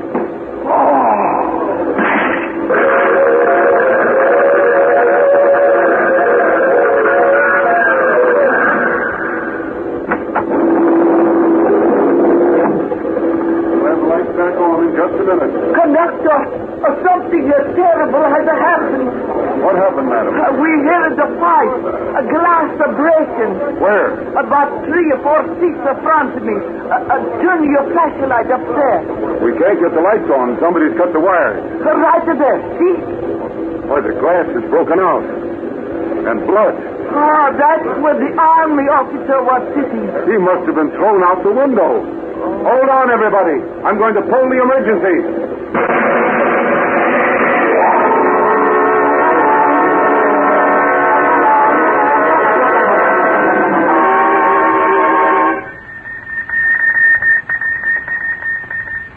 Calling in. G8. Calling in. Mr. Harding. This is Harding. Go ahead. We located place by tracks where Lieutenant O'Brien's body landed. There was a great deal of blood. We traced footprints from there 100 yards to the main road. Somebody had a car parked there. There were some tread marks of car in dirt beside road. Are you making plaster casts of footprints in the car tread? Yes, sir. They'll be ready by morning, sir. Good. Stand by for further instructions. Throwing O'Brien off that train was certainly a carefully planned job, Mr. Harding. Yes, Davis, it was no ordinary job. The only ones who knew about those plans being sent were the higher-ups. I've had every move Lieutenant O'Brien made checked carefully. This job has all the earmarks of a high-class, sophisticated plot. Davis, I want somebody to do some special work for me who travels in high Washington circles. Couldn't we get one of our own operators into that circle? We could. But I want somebody already there, some prominent person who wouldn't be suspected of working with us. I'm going to talk to Lady Ashton. She's helped you before. She's a social leader, and she can be trusted.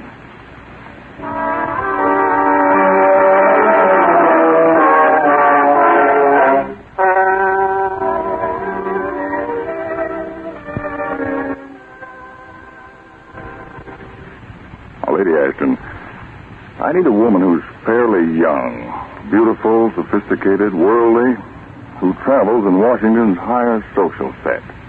I see. Have you anyone specially in mind, Mr. Hardy? Yes. Norma Brayley.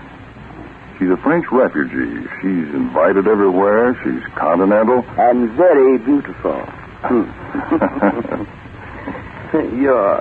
You're sure this is all business, Mr. Harding? She is attractive.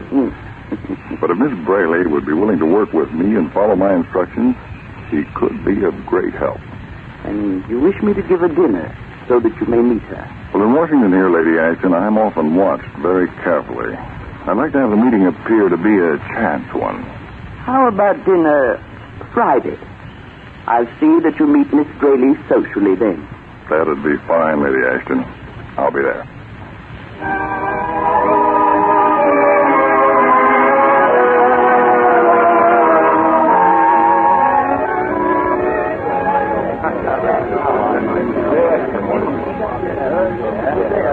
Yes, but you must have some opinions on how the war is going, Mr. Harding. I know how it's going to go, Miss Braley.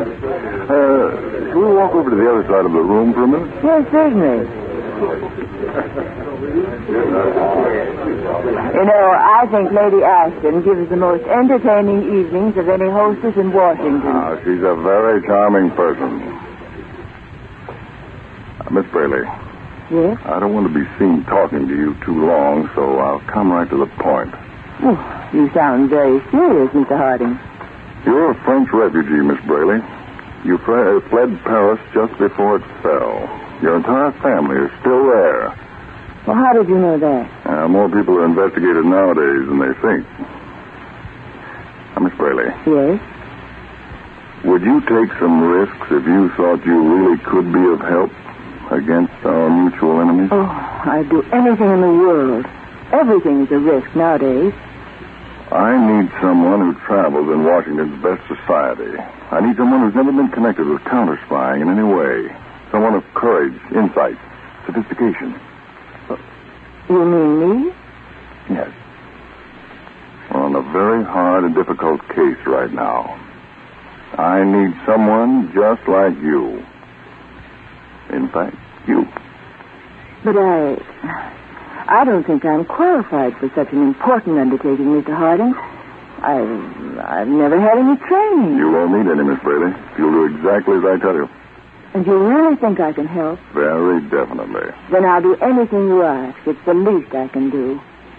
You will be in danger. The ring I refer to has just murdered one Army officer. I'm not easily frightened, Mr. Harding. I went through a good deal before I escaped to the United States. Then it's agreed. Now, I believe something very important is going to break later tonight. Now, any calls I make to you must be made in such a way that they can't be traced. Now, tomorrow morning at 10:30, go to the Farnsworth Drugstore on Maple Street. Yes. There are 3 telephone booths there. Go into the middle booth. Make several telephone calls so you can hold the booth, so no one else will be using the phone. Mm-hmm. Now, hang up the receiver at exactly 11:30. Now, I have that phone number. I'll do the same thing on the other end of town so that my call to you will be from one telephone booth to another, so the call can't be traced. I'll be there, Mr. Harding, right to the second.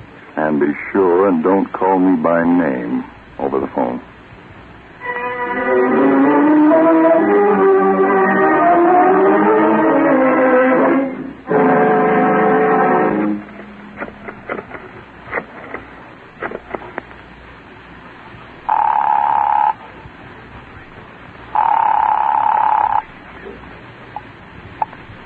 Hello? Who are you?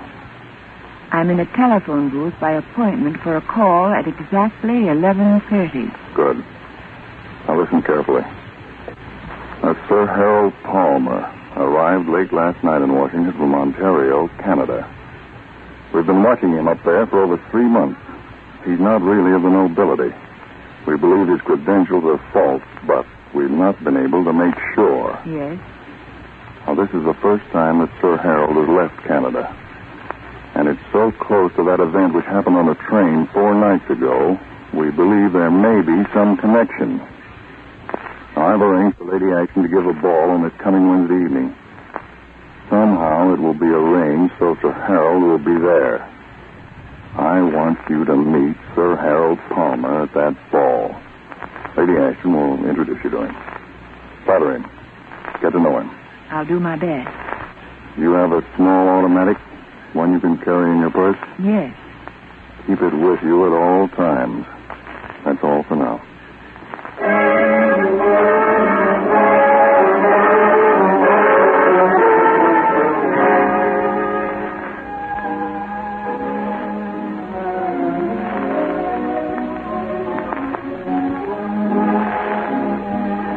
Sir Harold, we're so delighted you came this evening. It's very kind of you to invite me, Lady Ashton. I've just come down from Canada. I'm really quite a stranger in Washington. Sir Harold, I want you to meet a guest of mine, Miss Braley. Oh. How do you do, Miss Braley? Good evening, Sir Harold. I've been admiring Miss Braley all evening, hoping I might have the opportunity of meeting her. There, Norma. Men gave up saying things like that to me years ago. Oh, no, they didn't, Lady Ashton. Will you dance this one with me, Miss Braley? I'd love to, Sir Harold. I've been admiring your dancing.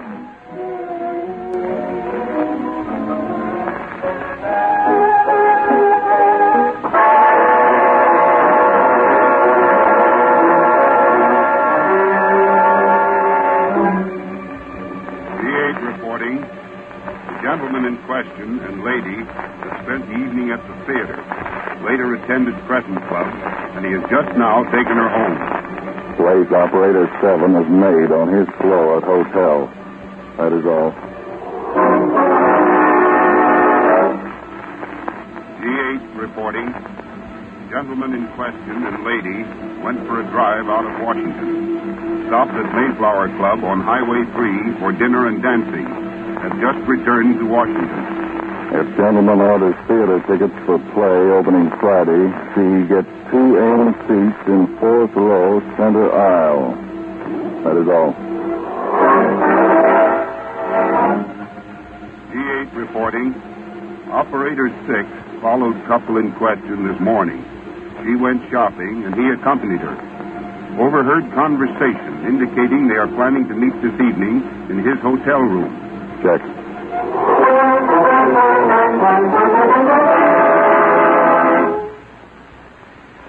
You know, Sir Harold, it is rather unusual in this country for a young woman to go up to the hotel room with a man, unless they're engaged or something.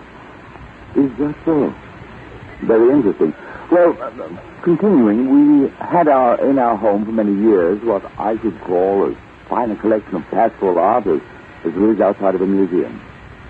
We very seldom went out of an evening. The paintings were so beautiful, landscaping of all kinds. Yes, I see. Am I boring you with this long dissertation on art, Miss? It was just a question. Did you yawn? Oh, no, certainly not. Continue.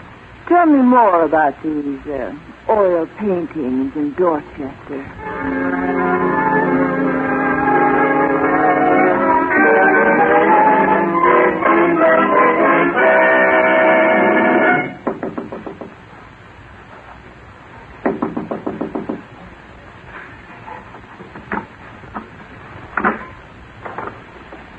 Shouldn't have come here.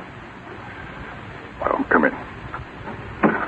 I'm sorry, Mr. Harding, but I didn't know what to do. I know, but it's 2 o'clock in the morning, Norma. Come up to my hotel room and suppose those who might be watching me wise to the fact that you're working with me. But something terribly important has happened, Mr. Harding. What? Well, Sir Harold kept talking and talking about art so late that I asked him to order some food.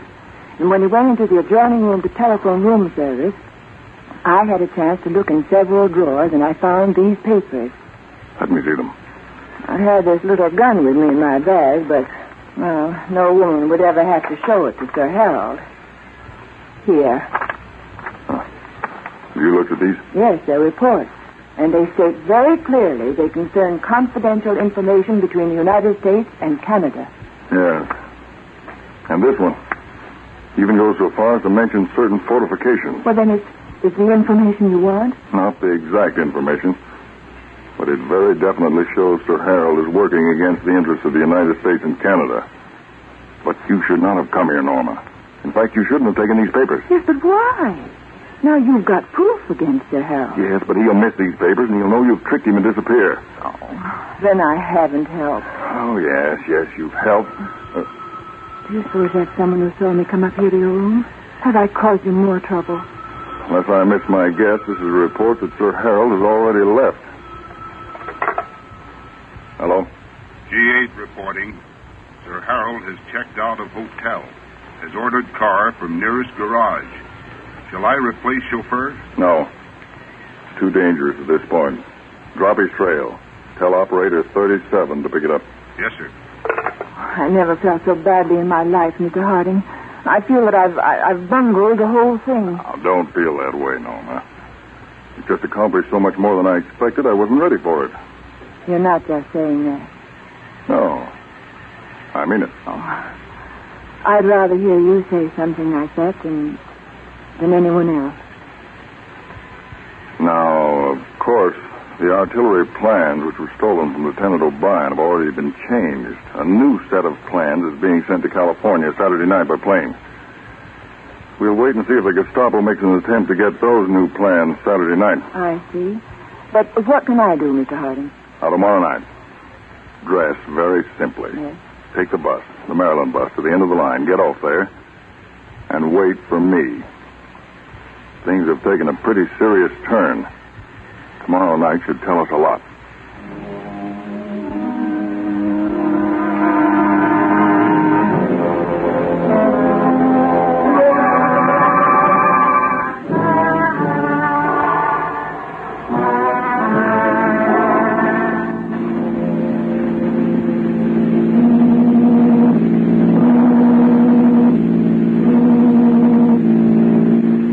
Mr. Harding, can you tell me now where we're going?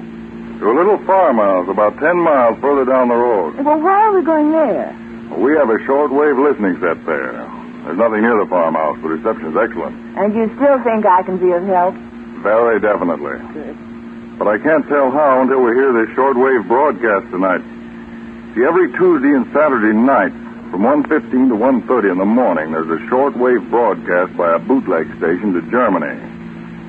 We've been listening in on it for several weeks. But who's doing the broadcasting? Gestapo agents. In fact, we'll both listen in tonight.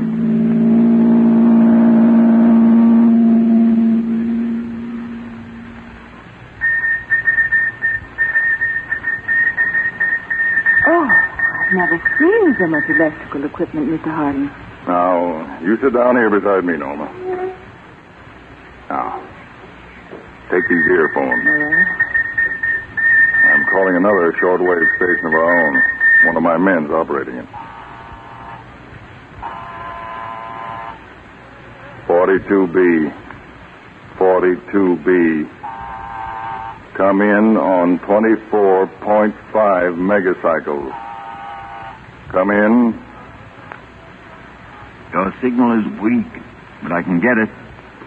Come in. Proceed according to schedule.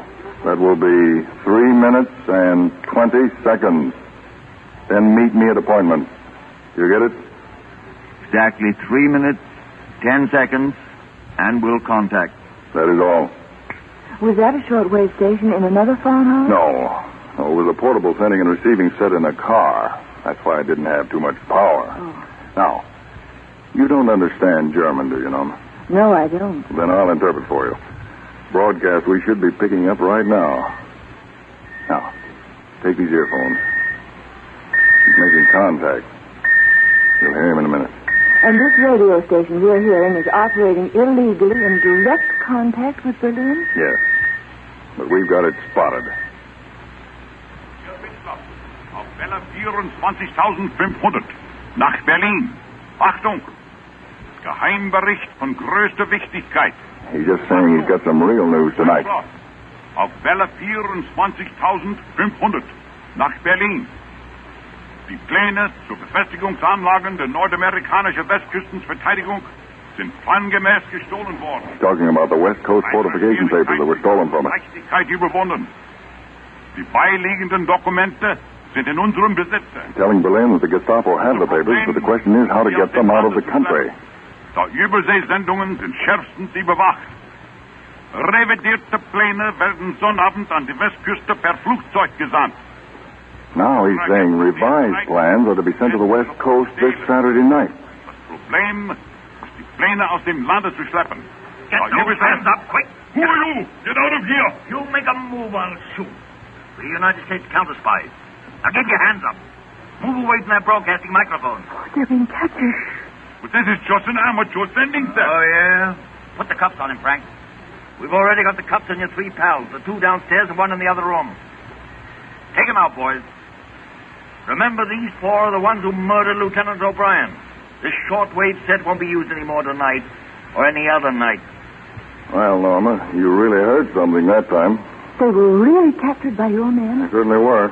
Right now, they're being taken away so fast they don't know what's happening. Yes, but how did it happen just right then? That was the message I sent out the first thing I came into this room. We had everything set. Come on. I want to drive back and face them.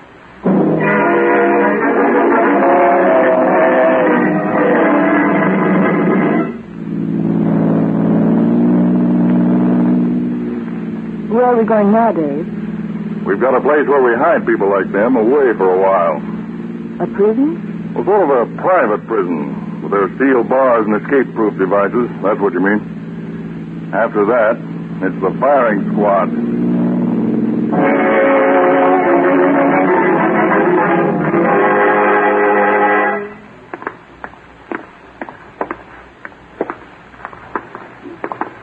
All these people in these cells, Norma, are agents of the Gestapo or the Japanese Black Dragon. Let's go into this cell now. Wait. Oh, it's horrible. These prisoners just look at us. You can see in their eyes they know they're going to be shot. Oh, guard. Yes, sir? Check and see if a Sir Harold Palmer has been brought in yet. If he has, bring him to this cell. Right, sir. Here. Sit down in this cot, Norma. We may have quite a little wait.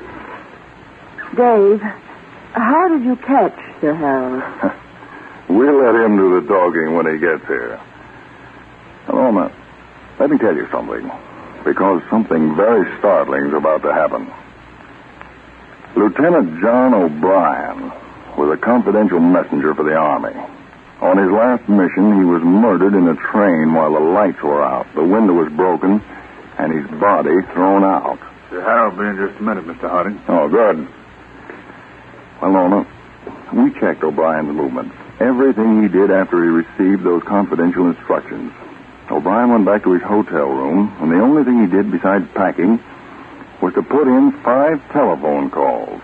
3 were calls to the Army Department, 1 was a call to his mother, and 1 was a call to a girl. We traced that call. It showed in the hotel records. We immediately started investigating that girl, and it gradually showed up that her background wasn't quite what she claimed it to be. In other words, she'd found out that Lieutenant O'Brien was a trusted government messenger. She'd become acquainted with him and started seeing a good deal of him. And when he telephoned her on this certain night and said he was going to San Francisco, she knew it must be on important business. And as he was a confidential government messenger, she knew he'd probably have the papers with him. So she passed the word on, gave orders for the 2 men to board the train, and after a little while cut the electric light wires in that car, murder O'Brien, throw his body off at a certain prearranged time. 2 other men in an automobile were waiting and carried his body away because they were afraid he might have important papers on his person. Well, were those men who were running the shortwave station the ones who murdered Lieutenant O'Brien? Yes. But they received their instructions from the woman to do it. The woman was the real murderer. Did you send for me, sir? Yes. I believe you know Miss Braley. Oh, yes, I've had that privilege. Sir Harold Palmer. That's right. Sir Harold to you, Miss Braley. But a counter-spy to me, George Davis. He's a counter-spy? Why, he's the Canadian you sent me to watch. He's the one I stole the papers from. And a very good job of stealing them you did, too. Miss Braley, you are under arrest by the United States government. Oh, no. No, I'll kill you. I'll kill myself. Take it away from her, Davis. Get it. While you were stealing the papers, Davis here was putting blank cartridges in the gun you had in your handbag. Killing comes pretty easy to you, doesn't it? You rat, you swine. I wasn't absolutely positive that you were the woman, Miss Braley, till we heard that broadcast tonight, and your spies passed on word about the revised fortification papers being sent to the coast Saturday night. Then I knew that you were the one we wanted, because that was just a made-up story, and you and I were the only 2 in the whole world who knew it. What are you going to do with me? You're very unobserving. You should have noticed that this is the woman's section. And half an hour before we arrived, this very cell was reserved for you. This is the place that you're going to stay. Come on, David. Oh, you can't do this to me. You can't do it. I'm a French refugee. Do you understand? I'm a French refugee. You're a French refugee right from Berlin. You never saw France in your life. We checked your family. They live on Connectenstrasse, Hamburg. No, you can't, you rat, you Schweiner. American is a Schweiner. He's about the most vicious spy we've taken in since the war started, Harding.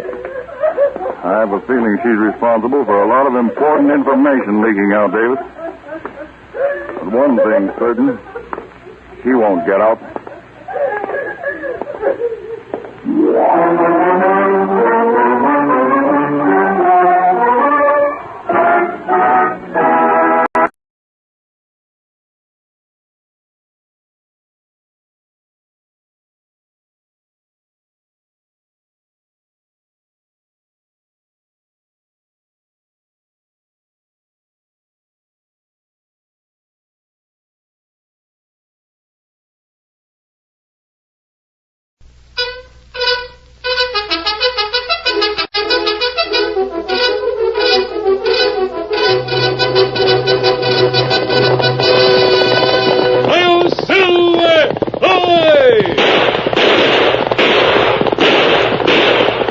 Horse with the speed of light, a cloud of dust, and a hearty Hi-Yo Silver, the Lone Ranger.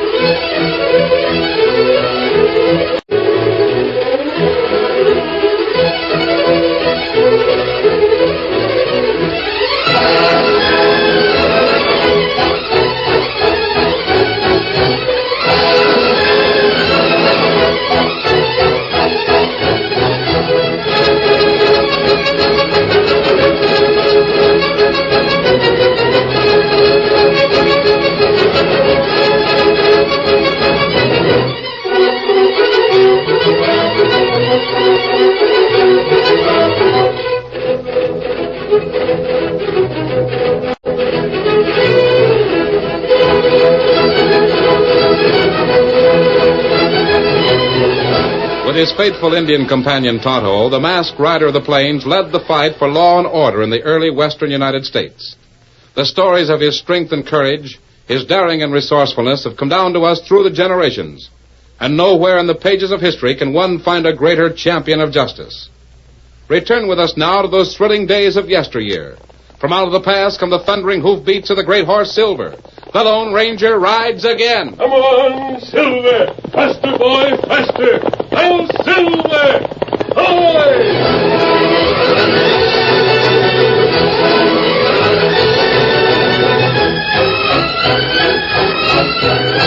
Two men rode side by side along a rocky trail in the Texas wasteland. One was young and wore the badge of a United States Marshal. His companion was a deputy sheriff, a heavy-set, thin-lipped man who carried his 6 guns low within easy reach of his large, hairy hands. Suddenly, as they topped a rise in the trail, the two riders saw their destination, a narrow gorge which led into a mountain basin. That's the pass dead ahead, Marshal. I see.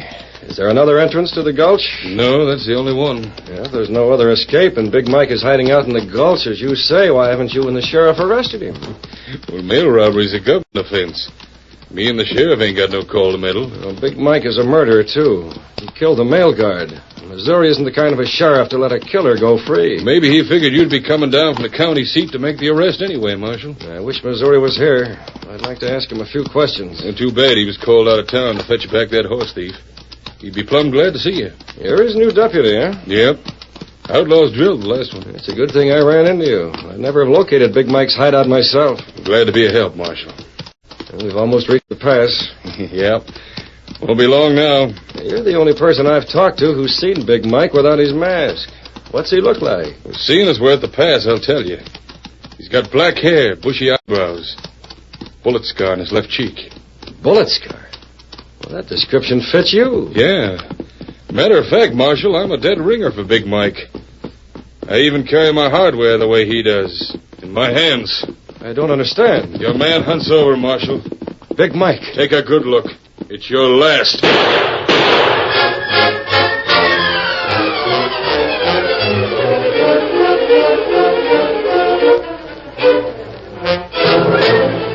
Over the green prairie grass of Mustang Mang's Lazy J Ranch raced an all-white colt with young Dan Reed, the Lone Ranger's nephew, astride his back. Days of constant riding and taming the son of the great horse Silver without breaking his fiery spirit, and now free of the corral and plunging and pitching with which he had attempted to dislodge the young stranger who was so determined to master him, the colt and his rider seemed to blend as one as they streaked across the ranch land. Watching Dan as he proudly reined in the horse for the Lone Ranger, Tonto, Mustang Mag, and Missouri, the excitable, talkative old sheriff of Trigger Bend. Oh, there, boy. Oh, there. Oh, son, you've got the makings of a real horseman, sure as I'm standing here. Golly, you really think so? You ride plenty fine. Yes, sirree. Couldn't ride that there cayuse better myself. Why, you spavined, stoving old moss-horn. If it wasn't for them bow legs of yours, you couldn't even stay on a horse. That's a dad-ratted lie. Doggone it, Mag, you got more ways of getting under a man's skin than any petticoat in this here county. You've come a long way, Dan. There are still several things about a horse you must know. I know. I've still got a lot to learn. Most of them you'll learn as we ride together. You'll find out plenty soon. Gosh, I hope you let me ride with you soon. Do you think you can take your horse over that fence now? I'll try. Fence jumping's mighty important when you're riding the range, young'un. Why, I remember once when I was Missouri, you're a loud-talking old fool. Pay no attention to the old coot, Dan. Thunderation. Man can't say nothing. Get up there, boy. Racing toward the rail fence like an arrow shot from a bow, the colt thundered down the grassy stretch with his young rider hunched tensely in the saddle for the jump. Come on, boy, up and over. Gathering his hoofs, the son of Silver seemed about to thrust himself toward the barrier. Then he shied away with a suddenness that hurled Dan over his head and over the fence. Oh, glory be. Did you hurt yourself, son? Let me help you. Oh, golly, I'm all right. Guess I'll need a lot of practice before I'll be any good at fence jumping, though. White horse victor again. You were off balance, Dan. A horse knows when he isn't being properly ridden.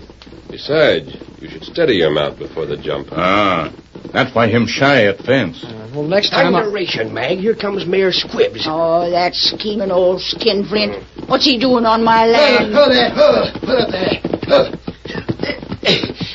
Thought I'd find you here, Sheriff. Wasting the people's money when you ought to be out chasing crooks. Hey, thunder, Squibbs, them's fighting words. You double-dealing, land-grabbing old skinflint. Who gave you permission to traipse your ugly old carcass on my property? Get out of here before I lose my temper. Don't do anything you regret, Mag. I'm here on official business. The United States Marshal has been murdered. Marshal Carter? That's the one. Him and the sheriff's new deputy went out to Potter's Gulch to bring in Big Mike for the mail robbery. Why wasn't I notified of the marshal's coming? He wasn't nowhere to be seen. The marshal didn't want to waste the time looking for you. Seems to me Bat Hogan, that new deputy of mine, is taking a lot on himself. Gunning for your job, that's what he is, Missouri.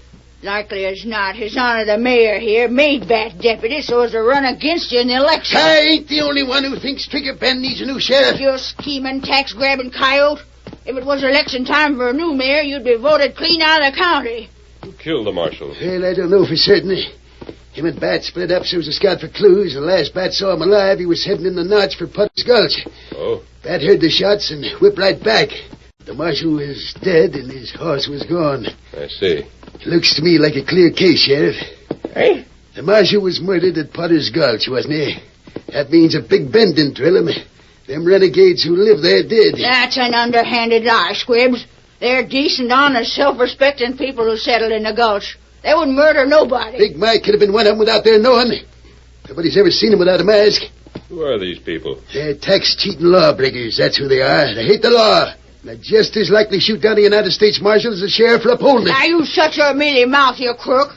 I know them people.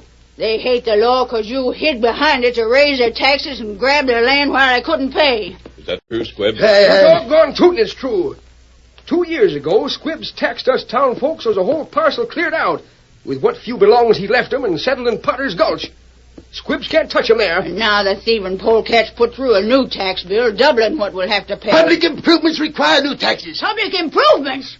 Why, the only improvements this town's seen since you was elected mayor, blast the day, is in the size of your pocketbook. Now, my dear woman... Don't dear woman me, you low-down skunk. By Jehoshaphat, I've had all of you I can stomach. Missouri, give me your gun. What's it? Oh, dance, doggone your hide. Dance, ugly carcass off my leg. Sheriff! Sheriff, stop it! Arrest that woman! She'll kill me, Sheriff! What's that? There's so much noise I can't hear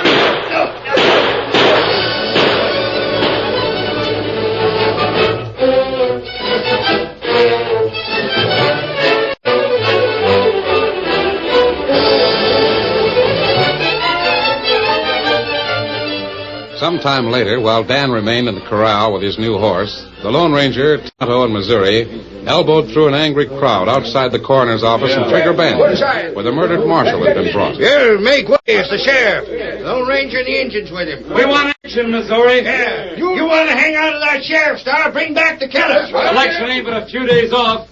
We ain't afraid to either avenge the marshal or hunt a new job. So we do. Oh, God. Might think I wanted the killer to go free to hear him carry on. Squibbs has stirred the crowd against you, Missouri. And maybe deputy help him. I wouldn't put it past them ornery skunks. Let's see if we can learn anything from the body. Marshal get 2 bullets in head. Strange. What is it, masked man? Powder burns. Whoever fired those shots was as close to the marshal as I am to you. But how murder come that close? I don't know. Must have got the drop on the marshal when the youngster least expected it. Kimasabi. What is it, Tonto? Him ride paint horse. Yes. Horse have brown patch on left side, white patch on right. Doggone if that ain't the truth. There's horse hairs rubbed off on the inside the marshal's pants legs. We may need that information to trap the killer. We go hunt him now? Yes, Kimosabe. We ride the potter's goat.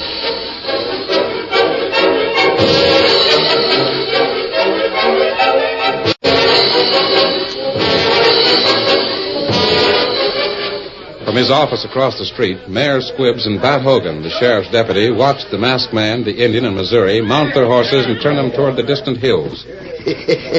Crowd's still rowdy, Missouri. Listen to him. Yeah, you stirred him up plenty, Squibbs. If it wasn't for the Lone Ranger, you'd be elected sheriff easy. Missouri'd never tie up the marshal's murder to his own deputy. Maybe so, but that masked critter's liable to do anything. That's why we ain't taking chances.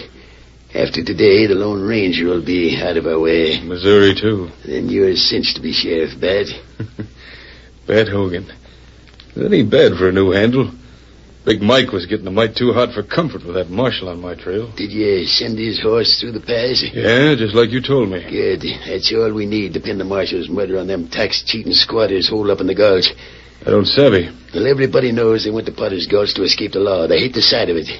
When the marshal's horse is found in their possession, folks will just naturally figure those law-hating tax delinquents killed him. That's why you're so all fired anxious for the murder to take place at the pass, huh? That's why you've got to shoot the Lone Ranger in Missouri there, too. Then when you're sheriff, you can blame all the killings on them critters at the Gulch.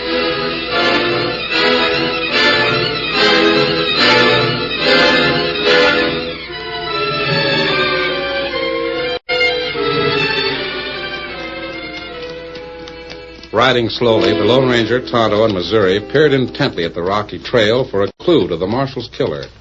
Directly ahead was the narrow gorge, which led into Potter's Gulch. Drat this confounded shale. Can't find nary hoofprint where the marshal passed.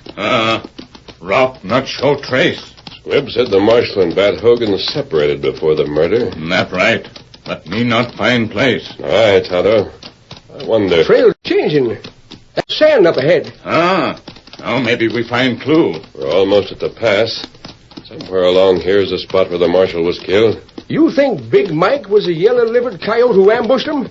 Or do you suppose it was one of them law-despising critters from the Gulch? I don't know, Missouri. Oh, Silver, come on. Look, Tonto. Two horses leave prints in sand. Them dance round. Seem plenty excited. Juniper. This must be the murder spot. Yes, Leaping catfish outlaws. Them masked. It's Big Mike's gang. Close it out, boys. Riddle up. Head for the pass. Come on, Silver. Oh, we can't do that. Folks in Potter's Gulch hate lawmen worse than rattlers. They're drillers. Our only escape. Hurry, get him up. All right, guns. We're jumping from the frying pan to the fire. Get up, coyotes. Come on, Silver. They're heading for the pass. Get them down. Riddle them. They're getting away. There ain't no escape, boys. They'll be drilled full of holes before they get through the gorge. In their too!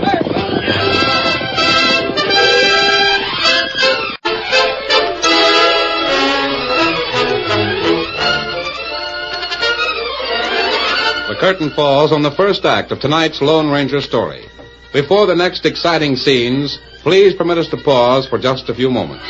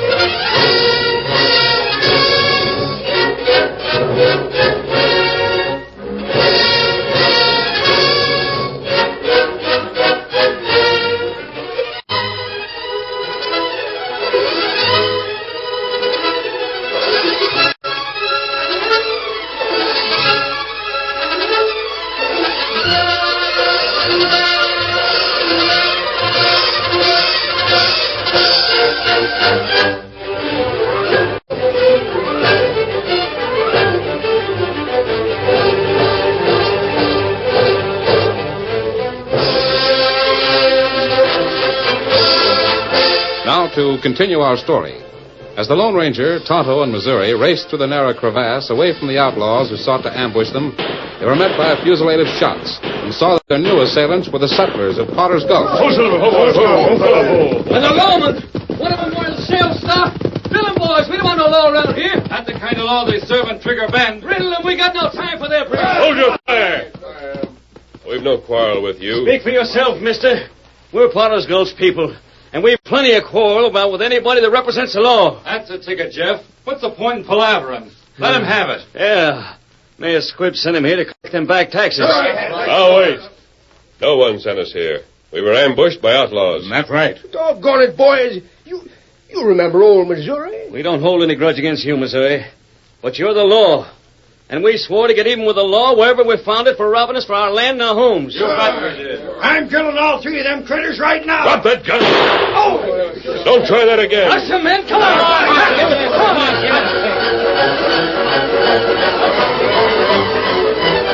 Lashing out with their fists, the Lone Ranger, Tonto, and Missouri fought stubbornly against the onslaught of the settlers. Their smashing blows took a heavy toll, but the odds were too great. And soon the angry squatters had bound their wrists with rawhide taken from the gun belts and jerked them roughly to their feet.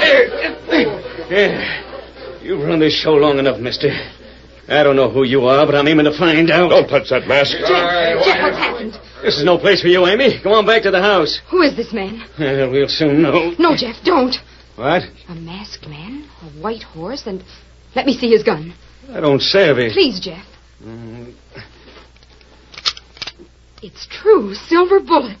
He's the Lone Ranger. You're darn tootin' he's the Lone Ranger. And this here's Tonto, his sidekick. I've heard of you, mister. You're a lawman, too. Oh, you're wrong. You make it your job to uphold the laws. And the laws are just? Yes. Don't you see, Jeff? The Lone Ranger wants to help No, I don't see. All lawmen are alike. They don't care if they trample people's rights and break up their homes as long as it's legal. Well, we make our own laws here. Let's see how they like being on the receiving end. Jeff, what are you going to do with them? We'll decide that tonight.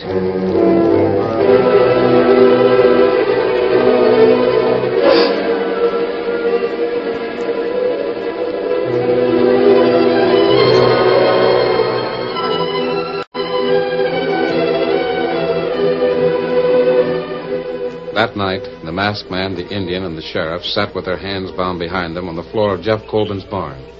A murmur of voices from the house told them that the meeting to decide their fate was in progress.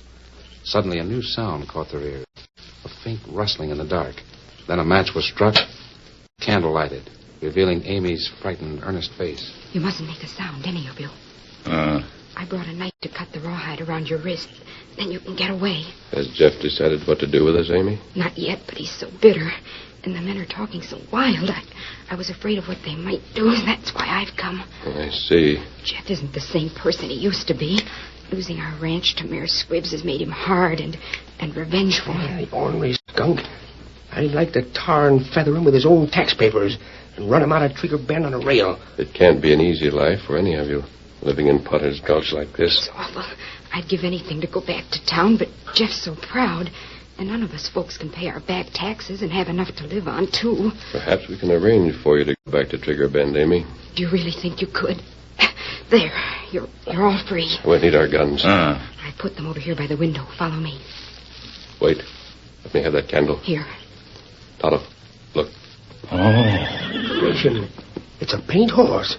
A brown patch on his left side and a white patch on his right. And look on floor. Saddlebags. Stamped with the United States government seal. Who owns that horse, Amy? Why, it's Jeff's. Oh? Is anything wrong? Where did Jeff get the horse? From me. You? Yes, I was near the pass this morning when I heard gunshots from outside the gulch. Then I saw the paint running toward me. Jumping juniper. What else did you see?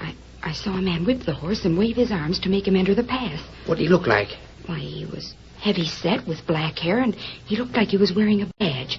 Something on his vest flashed in the sun. Great day. Did you hear?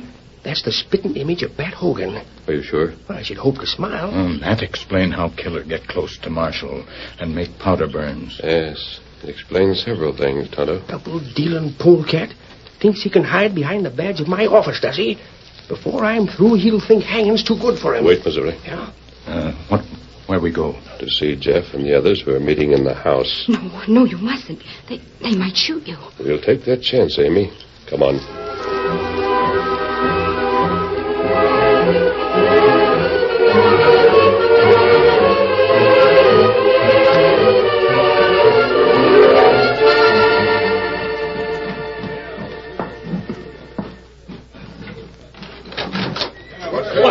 It's a masked man. The engine, too. Who let them critters loose? Get your guns, boys. Leave your guns alone. Better do what he says, boys. The Lone Ranger's greased lightning with the six-shooter. All of you, please listen. The Lone Ranger wants to help you. Amy, you let the prisoners free. Yes, I did. You've all let your bitterness and hatred for crooked law blind you to the fine and decent things the law represents. The Lone Ranger stands for a square deal. If you'll only listen... Now listen to me. You men are cowards. Cowards? Hey, you can't call us that. I don't care who you are. You chose to run instead of fighting to put the crook who cheated you behind bars. Mayor Squibbs made the laws to suit himself. The only way to fight him was to break them. And we did that same by refusing to pay his crooked taxes. Yeah, till he moved in and took our homes and livestock for not abiding by the law. Now wait. There's one law even Squibbs can't hide behind. What's that? The penalty for murder. Murder? The masked man must be loco. The mayor ain't got the nerve to kill a chicken. Suppose Squiggs is guilty of murder. What's it to do with us? He planned to blame the crime on all of you. That calls for proof. The proof is in your own barn. A paint horse and government saddlebags, both belonging to a United States Marshal who was murdered. So that's why the man made the horse run through the path. Why, that low-down skunk, I see it now. He and his crooked laws couldn't touch us here in Potter's Gulch, but with proof of murder, he could have us wiped out. Just right. Sure. Are we going to let that yellow-livered coyote get away with that? Well, what can we do about it? Go back and fight. How? With your help, we can trap Squibbs. Say you'll do it, Jeff. It's the chance we've been waiting for, Jeff. Yeah, a chance to settle old scores with Mayor Squibbs and get free of Potter's Gulch. Well, the Lone Ranger's got my vote. All right. When do we start? Let's go!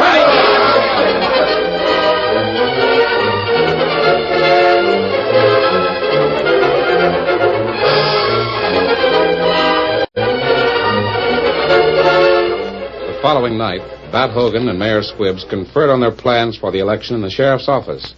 Bat settled himself comfortably in Missouri's squeaky old office chair and propped a poster on the worn old desk. Vote for Bat Hogan for sheriff. People's protector. Yeah, them's mighty fine words, Squibbs. We'll tack them posters all over town. Run a banner across Main Street. You'll be a cinch to win the election. Yeah, there ain't nobody else running against me. Unless it's Missouri's ghost. Don't say them things. Why, nervous? Well, that'd feel a lot easier if you'd taken care of the Lone Ranger, Missouri yourself. Are you sure the Potter's Gulch crowd drilled them? Oh, the way them squatters were sending lead down in that pass, they couldn't miss. Quit worrying, Squibbs. Somebody to see you, Mayor Squibbs. Who is it? Jeff Colvin from Potter's Gulch. Jeff Colvin. That young squirt's the leader of the Potter's Gulch crowd. Wonder what he wants. Yeah, show him in. We'll find out. You've got your men posted around the jail, ain't you, Bad? Sure. Quit worrying. All right, Jeff. Go on in. Well, Jeff, this is kind of a surprise. I never thought I'd see you in town again. Never expected to come, Squibbs. But, well, the folks voted to return here to live. Is that so? Well, it'll take more than votes for him to come. It'll take a tidy sum in back taxes. Yes, I know that. I've got the tax money in the satchel. $10,000. You mean to say you got $10,000 in that bag? Took nearly every cent the folks could raise. But it'll pay off the claims you've got against their homes and stocks. Yes. Let me see that satchel, Jeff. Here. $10,000. What do you know? Now, if you'll just give me a receipt, Mayor Squibbs, so folks can claim their land. Here's your receipt. So that choking. Keep it in the leather, I'll drill you. Are you low-down skunks? This 10,000 will look mighty handsome in the Treasury, Jeff.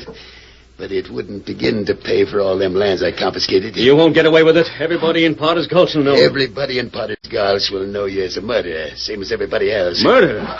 You killed the United States Marshal, Jeff. And we've got evidence against you to prove it. Oh, you're framing me. You killed the marshal. Sure we did. Squibbs planned the murder, and me, Big Mike, I drilled him down. But who's to know that? You're Big Mike. Lock him up, Bat. You talk too much. Just enough to arrest you both for murder. Bat, it's a Lone Ranger. It can't be. He's dead. Take charge of your prisoner, Sheriff. Just let me at him. That's all I ask. The double-dealing, low-down, murdering skunk. Sure do. Bat, you've ruined everything. Not yet, I ain't. I'll get the boys. Squibbs, the men you posted outside have all been taken care of. But the people of Potter's Gulch, the people you dispossessed. And every one of them heard your confession. They're just itching to be witnesses, Squibbs. I'll get going for that cell.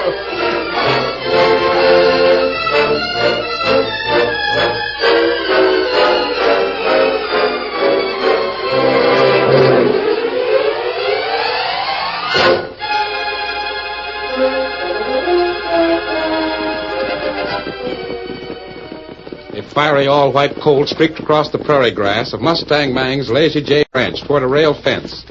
The youth who bent so intently over the horse's back seemed to have eyes only for the barrier, but his lips whispered encouragement to the colt. Come on, boy. We can't let the Lone Ranger down. We've got to make it. The handsome head of the colt, son of the great horse Silver, seemed to toss as if in understanding. His flying feet suddenly gathered for the leap. Then, straight and true, the horse and rider arched through the air as one. Come on, boy. Sakes alive, he did it. He jumped that fence as pretty as a picture. Thunderation. Like to swallow my Adam's apple when he took off with that leap. Over again, boy. Up. Oh, boy, hold there. Fine job, Dan. Gosh, thanks. Does that mean we ride together, the three of us? Yes, Dan, together from now on. Colt not Victor anymore, Dan. You master now. Victor. Eh? Victor, that's it. What? Well, you said when I learned to ride the colt, I could pick a new name for him. Well, I'd like to call him Victor. It's a fine name, Dan. A name he can be proud of. Well, thanks for everything, Meg. And you've been very kind. Goodbye. And goodbye, Missouri. Goodbye, Papa. Goodbye, Tonto. So long, Take Dan. care of yourself, Wait son. again. Come on, Silver. Get him up, scout. Come on, Victor. Oh, Silver! Away!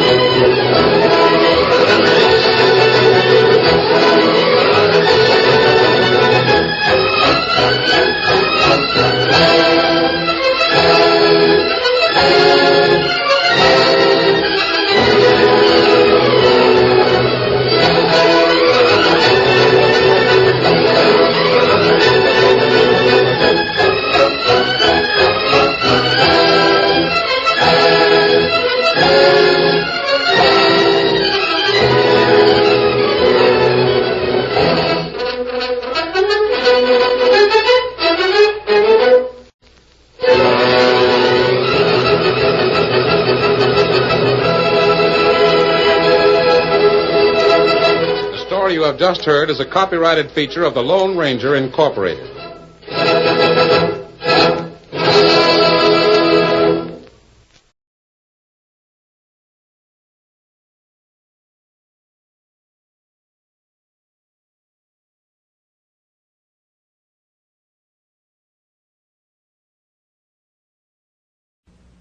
through chemistry.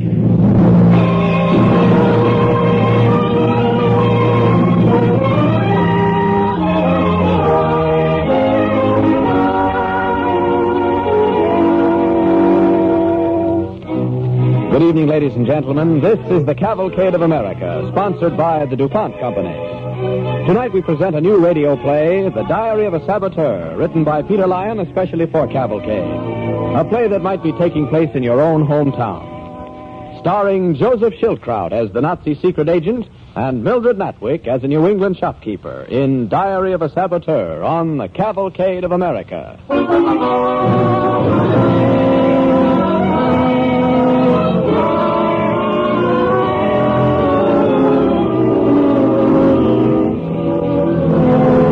Psychologisches Laboratorium, the psychological laboratory of the Nazi Third Reich, with offices at Lehrterstrasse 58, Berlin, commanded by General Hans von Forst. Let us imagine it is 1939, and that an agent named Karl Ritter is summoned to the office of General von Forst. Their conversation would have gone somewhat along these lines. Karl Ritter reporting, sir. Hi, Hitler. Hi, Hitler, Captain Ritter. You may stand at ease. Thank you. Miss Ernst? Yes, Herr General? Bring me the Ritter file. Right, Herr General. Oh, have a seat, Ritter. Thank you. You may smoke if you wish. Thank you, sir. Here's the Ritter file, sir. Thanks. That's all for the moment. Karl Friedrich Ritter. Correct? Correct, sir. 2 years special study at the psychological laboratory. Doesn't list your curriculum, Captain. Psychoanalysis, personality study, national psychology, and propaganda techniques were the courses emphasized, sir. Oh, and the usual subsidiary work in social organization. Now, how about oratory? Platform technique. Oh, yes, of course, sir. 6 months. Of course, I took the preliminary basic year of chemistry, code, shortwave radio, microphotography. Yes. Ritter, you still have your American citizenship, I hope. Why, yes, sir. Am I being sent back to America? At once. You are to concentrate on all our general directives of the moment. Anti-Semitism, of course. Yes. Usual emphasis on the menace of Bolshevism. You read Goebbels' last speech? Yes, sir. And you know our general line. Quite. I don't need to tailor the specialized angles, the possibility of playing on the theme of white supremacy over the Negroes, attacks on the president, the utilization of our various organizations in America, all our usual Nazi tactics. Quite. Oh, can I get a list of those of our people over there that I'm to see? Speak to Miss Ernst about it on your way out. Yes, sir. And she has some money for you and the usual credentials. Automobile license, social security card. Good. Any specific instructions, sir? Yes. You're getting a ticket to Montreal for 2 reasons. First, we can hope that the FBI will miss you that way. Second, because I want you to get me some information almost immediately, even before you get to New York. Yes, sir. On your way from Montreal to New York, I want you to stop off in New England. In Mill City, to be precise. Mill City. We have learned of a tremendous new factory being built there for some entirely new weapon. It is, of course, inconceivable that these Americans have developed a weapon which we have not already in our arsenal. Of course. Yes. Nevertheless, I want you to investigate not only this factory, but its products. In New York, you will get in touch with the courier appointed to you, and he will transmit your findings. Understood? Completely, sir.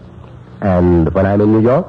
You will do everything in your power to ensure American neutrality when the war breaks out, particularly set the Bundists right. This is of vital importance. You will get all the money you need for the work. It must be incessant, plentiful, and effective. Right, sir. And when, or rather, if I am unable to continue that sort of work? You will decide about that when the occasion arises. Right, sir. That's all. See Miss Ernst on your way out. But remember, your first assignment is in Mill City. Hi, Hitler. Hi, Hitler.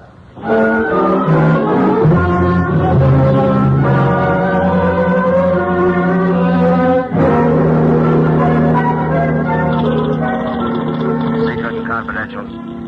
For all FBI regional directors of the Northeast area. Action order. German agent landed Montreal today. Traveling name Miller. Believed headed New York. Imperative New York check and watch. Description unavailable.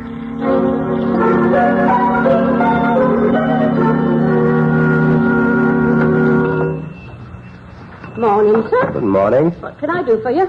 I'm looking for a special cigar, ma'am, a kind that I rather like. What's the name of them? The name? Oh, there, right there in this box. That box? Well, there ain't nothing special about this cigar. I reckon every cigar store in Mill City carries this cigar. Oh. How many do you want, mister? Oh, half a dozen will do. Thank you. A lot of activity down the street, isn't there? Yeah. Looks like a new factory going up. Yep. One of them defense factories, I take it. Yep. Well, I guess the city feels pretty good about getting this new business. Means you'll sell more papers and cigars, too, doesn't it? Likely. Tell me, what are they going to be making in that factory? They ain't taken me into their confidence on that point yet, mister. Well, man, you don't need to bite my head off. Don't make me sound as if I were a spy or something. You can't be too sure these days, can you? You thinking of getting a job there? Well, no, not exactly. You see, I'm a salesman, and I was just curious to find out if this factory there is going to be the kind that would need some of my product, maybe. Well, if it's the kind of goods to help make tank busters, you've got a client. Tank busters, is it? That's what they say. Well, I guess I'd better look up the plant manager right away. Thank you. Good afternoon.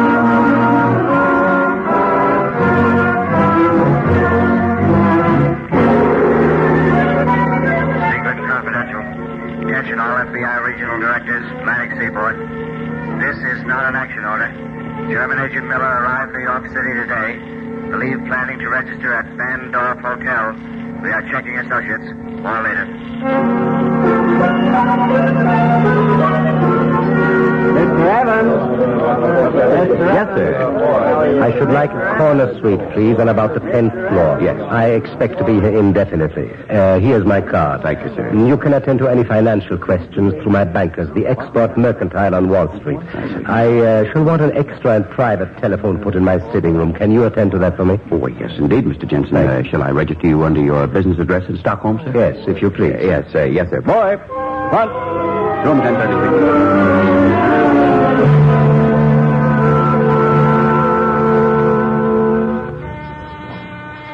Come in. Mr. Jensen? Yes? I come for greetings from Rantzau, Berlin, and Hamburg. Rantzau, Berlin, Hamburg. Oh, good. I was expecting. I'm Captain Ritter. Hi, Ritter. Heil Hitler. My name is, of course, known to you. Well, your arrival is most welcome. Tell me the news. I'm all eagerness. You've heard of our work back in the fatherland, I suppose? Yes, we've heard of it. Yes. Things progress. You don't need to worry about us. We are justly proud of our work, I can tell you. I'm afraid you're alone in your pride, sir. What? Shut up. Listen to me. And take both that foolish smile and that fraudulent look of consternation off your face. Your tactics have been wrong, all wrong. From now on, and I want this instruction to be transmitted to all our organizations, when a speaker gets up on an American platform, he's to forget Germany. When a pamphlet comes out, it is to ignore Germany. Ignore Germany? Exactly, you heard me, just that. From now on, in public, you are no longer Germans, understand? You're Americans. Similarly, when you attack something, you attack it as un-American, alien, Jewish, Bolshevist. From now on, you're an American patriot, understood? Un-American. Right. Yeah, I think I understand, Captain Ritter. Very well, so much for form. Now as for content. Oh, by the way, you'd better take some notes on all these things. Oh, of course, Captain. If I may just borrow your fountain pen here. Put that pen down. Oh, I'm sorry. I didn't mean to be... Here. Here's a pencil. Just let me have that fountain pen, please. Oh, yes, sure. I'm sure I didn't mean That's to... all right, never mind. What was I saying? Oh, yes, the content of your propaganda. Everything your speakers say, every printed word you get out, all must focus on one thing. American neutrality. Implement this general directive with every means at your command. All our energies are to be thrown behind keeping America out of the war until Germany is ready. What are we to do if such work becomes illegal? If we fail and America goes to war? Then, my friend, the form of our work changes, but it does not stop. Changes? Yes. You see this fountain pen? The one you almost were foolish enough to use a moment ago? Yes. Very well. It contains a very interesting chemical arrangement. I have several fountain pens like this one. Oh, yes. Yes, I have heard about them. It's a thermite bomb, no? It will burn. Never fear for me, my friend. And now get on about your work. I wish to see results immediately in every sidewalk auditor, every mothers' organization, every trade union, even from church pulpits, even from the floor of Congress itself.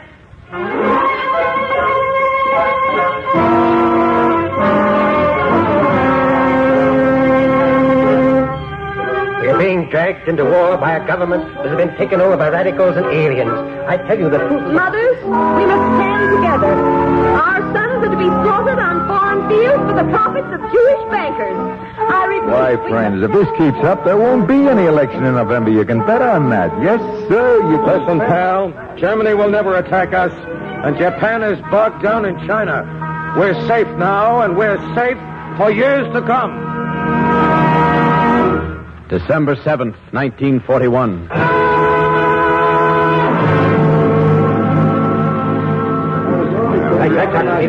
Gentlemen, order. Captain Ritter has the floor. Gentlemen, as a few of us have known for some weeks now, our work has got to undergo an immediate change. From now on, the emphasis will be all on splitting the United States from Russia and England. All right, everybody. We must take no chances. This meeting will have to break up immediately. At any moment, the FBI may be on our trail.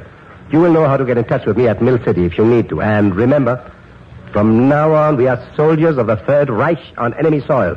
Our Führer looks to us to fulfill our National Socialist destiny. Today, gentlemen, we own Germany. Tomorrow, the world. Heil Hitler! Heil Hitler!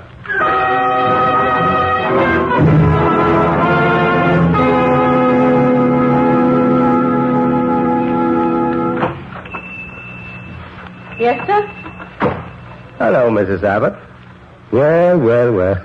I guess you don't remember me. I came here about a year ago. No, I'm afraid I don't. Oh, now we chatted about that factory, don't you remember? Oh, well. I'm sorry. Well, no matter. My name is William Miller. I work now over at that same factory. Do you now? Yep. Well, welcome to Mill City. Thanks. This is my daughter, Priscilla, Mr. Miller. She works in the big factory, too. Hello. Oh, how do you do? You work in that factory, too, huh? Oh, sure. I'm on the assembly line, the machine shop. Where? And this is Clem Hall. He's Priscilla's intended. Glad to see you, Mr. Miller. How are you? Congratulations to you both. You work in that big factory, too, do you? Yeah, that's right. Well, that's great. Perhaps we can all walk to the plant together this morning, huh? No, I'm afraid not, Mr. Miller. Priscilla and I are working on the swing shift this week. We aren't going to the plant until tonight. Oh, I see. Well, that's too bad. Well, some other time. Mrs. Abbott, I'll make it a point to buy all my newspapers and cigarettes right here. The more the merrier. Come on. Right, so long, Mrs. Abbott.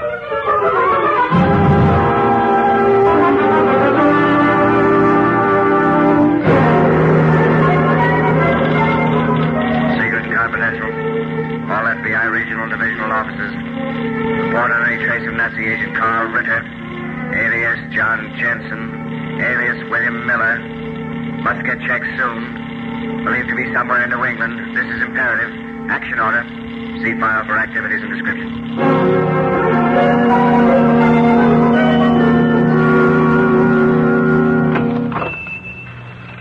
Well, Mr. Miller, haven't seen you in the dog's age. Oh, Mrs. Abbott.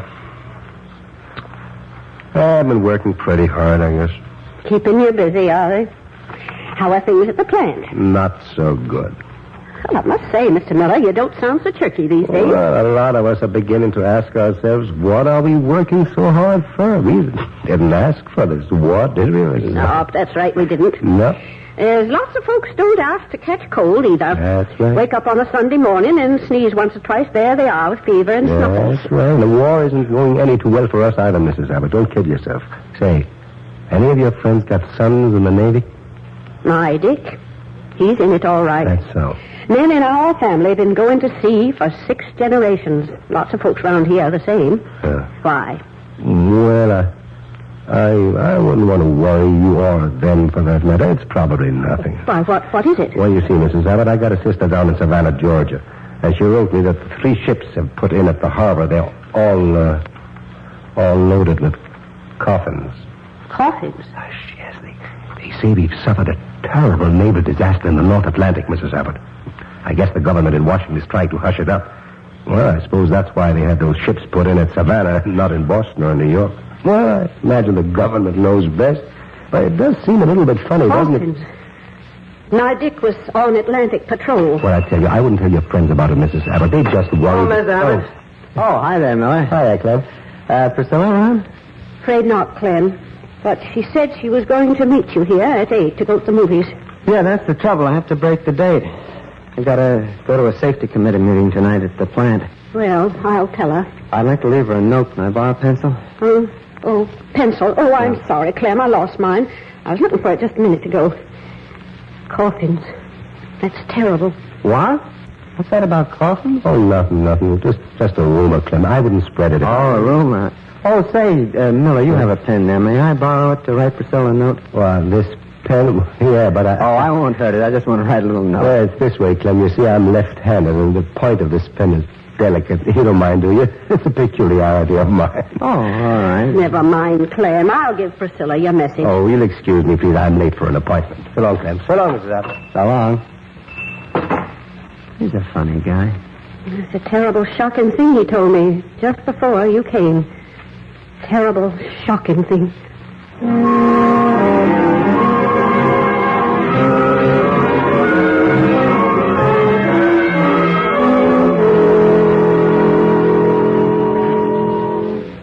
You are listening to Joseph Schildkraut as the Nazi agent and Mildred Natwick as a New England shopkeeper in Diary of a Saboteur on the Cavalcade of America, sponsored by DuPont. It is some weeks after Pearl Harbor, and Carl Ritter, ace Nazi agent carrying out orders from Berlin, has gotten a job at the war plant in Mill City. And now, as our play continues, he is planning with his associates to carry out his work of sabotage.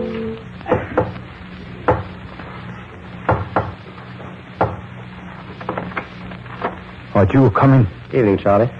Sorry to be late for the meeting. I was over at the cigar store. Max and Fred are both here. Oh, hello, Max. Anything by shortwave? Berlin wants specifications on the tank buster. Oh, they do. Something easy, huh? It's almost time for another short wave, Captain Ritter. Radio's tuned in. Want the earphones? Oh, never mind. Plug in the speaker. Maybe something for all of us. Okay. This is Berlin calling. There they are. Berlin calling North America. In just a moment, we will bring you the recognize news. that voice. Shut up. But first, we present a musical interlude from the G minor sonata of Van G-minor. This is our we message, bring you all the right. first movement, marked Andante. That's it, Andante. Something important, huh? Shut up. Listen. Are you ready, Max? Yes. Go on, listen.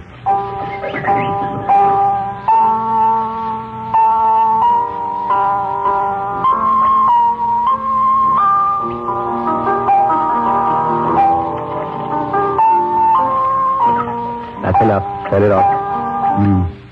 Well, did you get it, Max? Yes.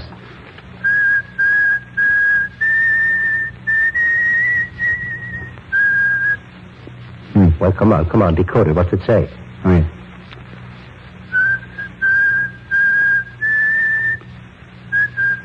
Well? Now I have it.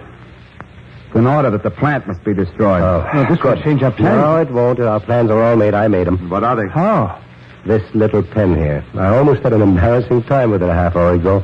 The boy in the cigar store wanted to borrow it to write a note to his sweetheart. Yes, but who will plant the pen? You? No, even that I planned. I have the perfect dupe to take this little pen in for us. When? On our way to the plant tomorrow night.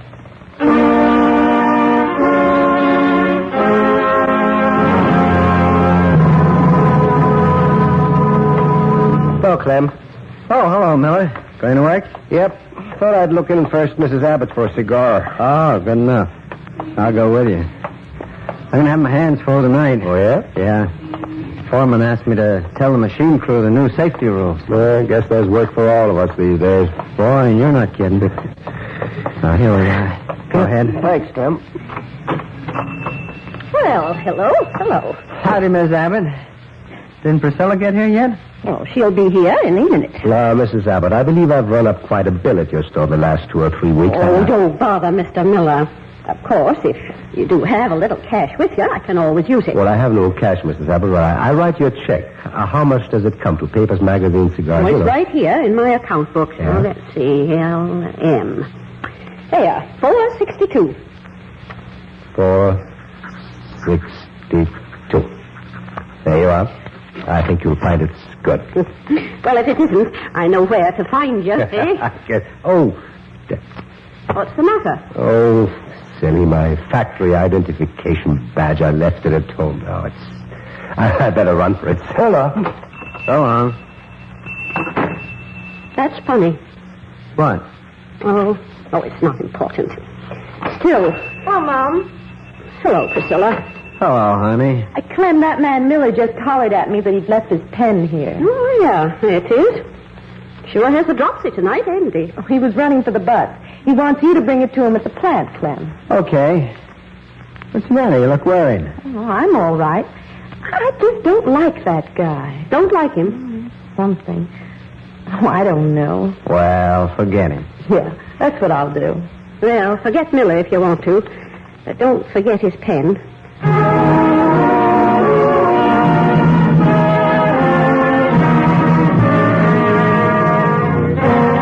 Instant action order. Nazi agent Carl Ritter reported in Mill City. Agents proceed from Boston and New Haven to Mill City at once. Imperative you arrest him when he comes off work. A night shift at 8 o'clock tomorrow morning. You don't think it was taking a chance on not going to work tonight? Of course not, you idiot. This way, there can be no suspicion of us. Yes, but if they find the pen... Charlie, that thermite will burn the pen so quickly there won't even be a trace in it.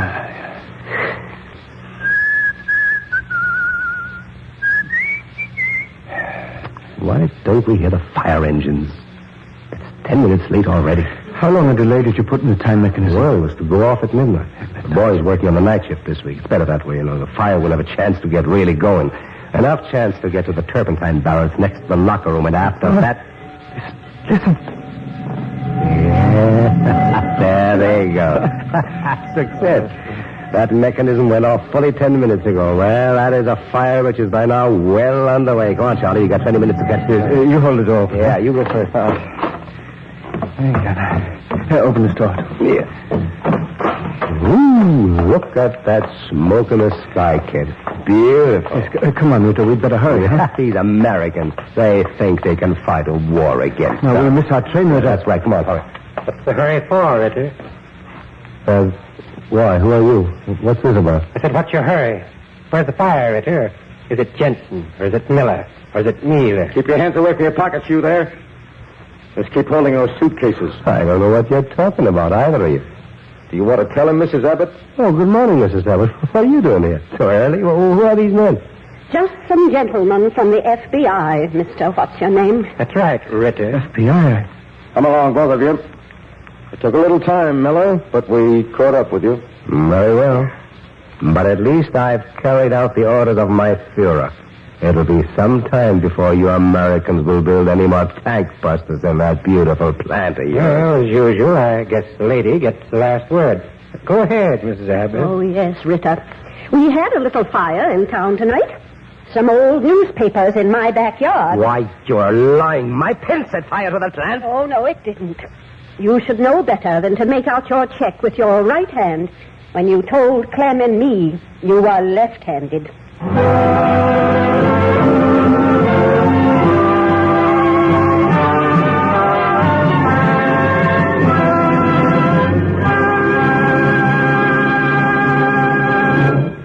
Thank you, Joseph Schildkraut and Mildred Natwick. Before we tell you about our play and star for next week, we have some news that all DuPont workers are proud of. Ted Jewett of the Cavalcade has just returned from a DuPont plant on the Delaware River where he witnessed the presentation of still another Army-Navy E to a DuPont plant. I'm going to ask him to tell you what it's like to attend an E ceremony behind the guarded gates of a chemical plant making materials for war. Yes, I was there, and I can tell you a little of what I saw. This DuPont plant, among the latest to receive the E, is called the Dye Works because, more perhaps than any other plant in the country, it helped to give the United States a dye industry after the last war. But in this war, it isn't making dyes alone. It's making more than 1,000 products, going either directly or indirectly to the fighting forces. It's grown so that it has its own railroad line, about 25 miles of track within the plant's many acres. That was the thing that excited me in my tour of the plant. A feeling of production on an intensive scale, a feeling that products were literally pouring out of this plant by the trainload. We need production to win the war. This is production, as only Americans can produce. Major General Clifford L. Corbin of the U.S. Army Quartermaster Corps presented the award, and he said in part, I quote, "The output for the military as well as the civilian of hundreds of textile plants is absolutely dependent upon the production of this plant. The management and the employees of this company are producing materials that are just as essential for the war effort as are guns and airplanes. Our meeting today is a tribute to your record. Just as a soldier of the battlefield is decorated for valor and outstanding performance, so you, collectively, today, are being decorated." Unquote. The award was accepted for DuPont by Dr. William Kirk, the plant manager, and W. W. Weatherby, the president of the plant's collective bargaining agency.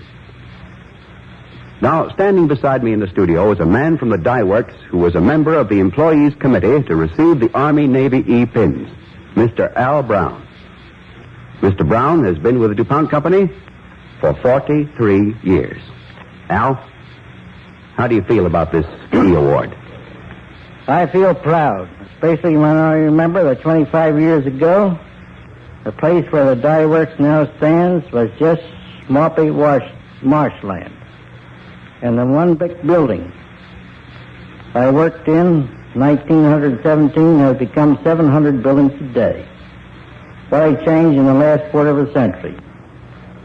In 1920, we shipped 14 million pounds of various dye stuffs. This became 168 million pounds of various finished products in 1940. We began by making dye stuffs. Today we are making not only dye stuffs, but hundreds of different products to serve American industry in its fight for victory. We're producing all right, day and night. That's all I have to say, except that we're doing everything in our power to back up the fighting men on the fighting fronts. We'll prove that we deserve this Army-Navy E by doing our jobs just a little bit better. Thank you, Al Brown and Ted Jewett. Ladies and gentlemen, the Army-Navy E, about which we've told you tonight, is one of many awarded to DuPont plants across the nation. This is a continued story that will run on for the duration. Part of the story of the wartime work of the plants producing DuPont peacetime better things for better living through chemistry.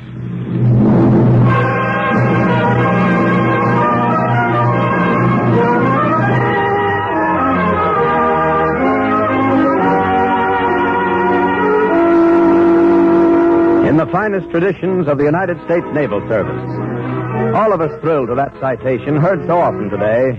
But there's one man who would thrill more than any of us could he hear it. He is John Paul Jones, founder of our Navy. It is his story that Cavalcade brings you next week with Ralph Bellamy as our star.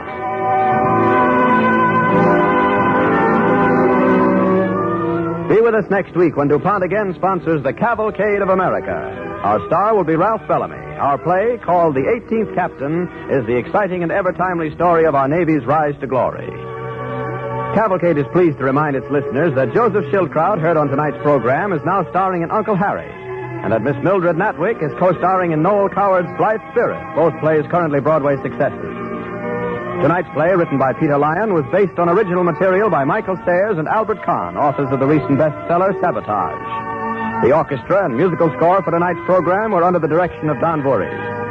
This is Clayton Collier sending best wishes from DuPont.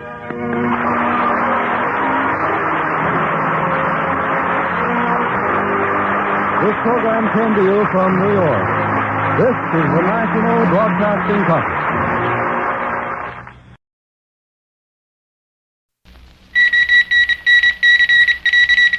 Soldiers of the press.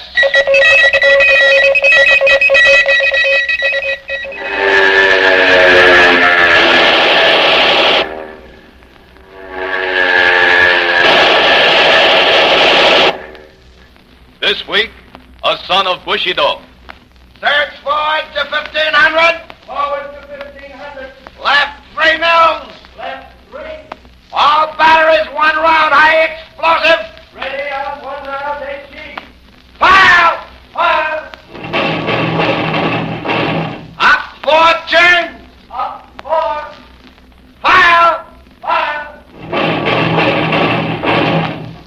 week, we present another eyewitness story of United Press staff correspondent Robert C. Miller with the American forces in the jungles of Guadalcanal. Miller landed with the first Marines to hit the beach at Guadalcanal some months ago. He stayed with them all during the difficult opening phases of the death struggle with the Japanese for possession of Henderson Field and the surrounding terrain. Later, he went back to the jungle again to cover the progress of the army which relieved the Marines. This is his story. I was up at the crack of dawn today. It's hard to sleep when Gunnery Sergeant Alfred McGee is getting the range of the Japs. All the while I was shaving, I could hear his mortars searching through the jungle for Jap positions. He shook them up a bit as an official notification that the war wasn't over yet, and then knocked off for breakfast. Pass me the sand, somebody. Thanks. Pretty quiet this morning, huh? Yeah. Those monkeys out there must be running out of ammo. Hardly ever shoot back anymore. I'm not complaining. I don't know. Helps to pass the time away when they shoot back. Hey, Cookie! Yeah? What thing kitchen side make lunch today? Can that pigeon English now. My eyes don't slam. Okay. What do you got for lunch today? Target paste. Target paste, huh? Well, let's see. That's cream chip beef, isn't it? Yeah. Personally, I'd just as soon have a couple of Jap snipers potting at me as eat any more of that stuff. With the Japs, you got at least a 50-50 chance of surviving. That target paste is Widowmaker from way back. Well, I'm glad we're going raiding up the coast. On Guadalcanal, it's the accepted custom to grouse about the food, no matter what it happens to be. I must confess I was just a bit tired of eating cream chip beef myself. So when Captain Callahan invited me to accompany the raiding force up the coast beyond Lunga Bay, I accepted with more than my customary alacrity. Wouldn't be surprised, Miller, if we saw some action today. We've got the 224th Jap Infantry Regiment bottled up in there beyond Tassafaronga. They must be getting desperate. Sergeant McGee said something about their running low on ammunition. Yeah, our patrols say that the Japs in the jungle are assigning 2 and 3 men to each rifle. Now, that's a pretty good sign that they're on their last legs. Anyhow, you get your stuff together and meet us down at the boats. We'll be shoving off in about 5 minutes. Okay. I went back to my tent and gathered up my field equipment and took a few grains of quinine. Then, as I always do when leaving the tent for any length of time, I put my typewriter carefully away in my private foxhole. Typewriters are as scarce as women on Guadalcanal, and there aren't any women. After I finished the chores, I went down to the assault boats. A quarter hour later, we were on our way up the coast. Oh, come on. I found myself in the same boat with Sergeant McGee and his mortar crew, and a tough bunch they were, too. Okay, you guys. We were pretty cramped for room in the boat, and the sergeant had things to say to anybody who did much moving around. Get off my foot, you knucklehead! And sit down, you're rocking the boat. Okay, don't crowd your blood pressure. I was only trying to get my circulation back. Well, what's the matter with your circulation? You got hardening of the arteries or something that you have to walk up and down like this was the promenade deck of the Queen Mary? My foot's asleep. His foot's asleep. Now ain't that tough? Ain't that awful? You go right ahead, Sonny. Walk right up and down the middle of my stomach all you want. We mustn't let your foot go to sleep and you get gangrene or something. Go ahead, walk on my stomach. I'll understand. His foot's asleep. What an army. We come practically halfway around the world. Well, I'll be a... What's the matter, Sergeant? My foot's asleep. The assault boats aren't the most comfortable things in the world when they're overloaded as ours was. We were mighty glad when we turned in and headed for the beach. It was almost noontime by then, and everybody began opening his field ration kit and grabbing a quick lunch. All right, not too fast, you guys. Don't eat too fast. All right. I told you once, I told you 1,000 times. Those rations can knock you out if you eat them too fast. I've actually seen men keel over in a dead faint from gobbling the highly concentrated food capsule, so I went slow and easy with mine. It tasted good. Better than target paste any day, huh, Millie? You aren't kidding, Sergeant. Down! Watch it. Get your heads down or you'll get them blown off. Looks like there's a reception committee waiting for us, Sergeant. Yeah. And I'm the guy that said they were running out of ammunition. Well, what are you going to do? Well, I'm going to finish my lunch. That's what I'm going to do. As we got nearer the beach, the Japs evidently decided that the neighborhood was getting too crowded and moved out. Machine gun fire slacked off and then stopped. Except for the occasional high-pitched note of a sniper's rifle, there wasn't any real opposition to our landing. We came in with a rush the last 100 yards, and the boat drove into the shallow water and grounded with a wallop that loosened all my back teeth, except the head over knees and hit the bottom of the boat, right onto the sergeant. Oh, Why didn't I join the Navy? I'm sorry, Sarge. I hope I didn't hurt you. Oh, certainly not. I enjoyed it. Nothing like having a UP correspondent on your midriff to settle a man's stomach. Look, just get off my foot now, will you? Thanks. We went ashore and cut our way inland through the jungle until we reached a small hill. There we took up positions and dug in. While the sergeant and his men were setting up their heavy mortars, I went over and watched Captain Callahan carefully checking his maps against the surrounding terrain. Hello, Captain. Mind if I watch? Oh, no, of course not. Here, I'll show you. Now, this is our position, marked right over here. Uh-huh. Now, these are our main lines where we just came from, back here. Oh, yeah, I see. Then, off to the right on the map is our objective. And now, if you look up ahead there, you can just about make out the real thing. There, just beyond that fringe of palm trees. I don't see anything. Just jungle. Well, I hope it's more than jungle. There, do you notice that little clearing is a sort of a plantation? Uh-huh. Well, just beyond it, to the left, there where the jungle seems especially heavy. Do you see it? Yes, but what about it? Well, there's a gully there that the Japs have been using as a command post. Now, our reconnaissance planes spotted it yesterday. The Japs evidently took a bath. But they made the mistake of hanging their underwear on the bushes to dry, and our planes spotted it. And now we're going to give them a real cleaning. You ready with the mortar, Sergeant? Yes, sir. Commence when ready. Reference point is head of gully. Search forward. Number 1 mortar. Deflection 0. Range 750. 2 rounds, HE. Deflection 0. 750. Ready on HE. Fire! Fire!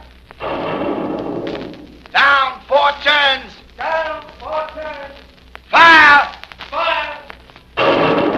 Now everybody stood watching the dark patch of jungle through the palm trees, waiting for the mortar shells to hit. Then suddenly we saw the blossom of smoke and debris from the first shell, and an instant later... First one was right on, sir. Continue. Our batteries, up 4 turns. Searching forward to 1,000.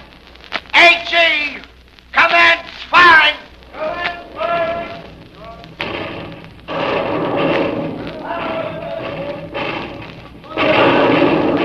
First and second machine gun squads.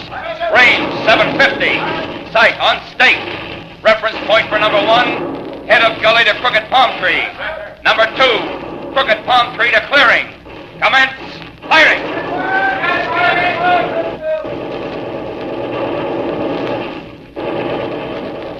The barrage kept up for an hour. The Japs made several attempts to return our mortar fire, but each time their batteries were quickly knocked out by the steady stream of high explosive the sergeant and his men were pouring into their positions. A little later, the captain set up a portable loudspeaker system, and our interpreter began calling upon the Japs to surrender. Bosan Hiro, Bosan Hiro, Chokomotsumo, Yalaruso, Tabakomo, Bosan Hiro. Surrender. It is useless to resist any further. Surrender, and we will feed you, clothe you, and give you cigarettes. Surrender now, before it is too late. Bosan Hiro. Nothing happened for a while. The captain had signaled the mortars and machine guns to slacken fire, which they had done. Still nothing happened. The captain told our interpreter to try once more. Bosan Surunoa, Imarazo. Surrender now or never. Surrender now. Bosan Surunoa, Imarazo. All right, Sergeant. Pour it into them.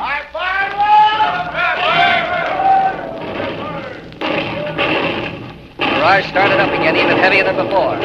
Evidently, it was too much for the Japs. A few moments later, a group of them came walking toward our lines with their hands held high in surrender. Cease firing! Cease firing! Yeah, looks like they couldn't take it. Well, it's too soon to be sure. Might be a trick. They're capable of anything. Machine gun squads, train on advancing enemy forces. Stand by. Stand by. But it wasn't a trick. The Japs were really surrendering. For the first time in 1,000 years, Japanese soldiers were violating the warrior code of their country and giving themselves up in battle.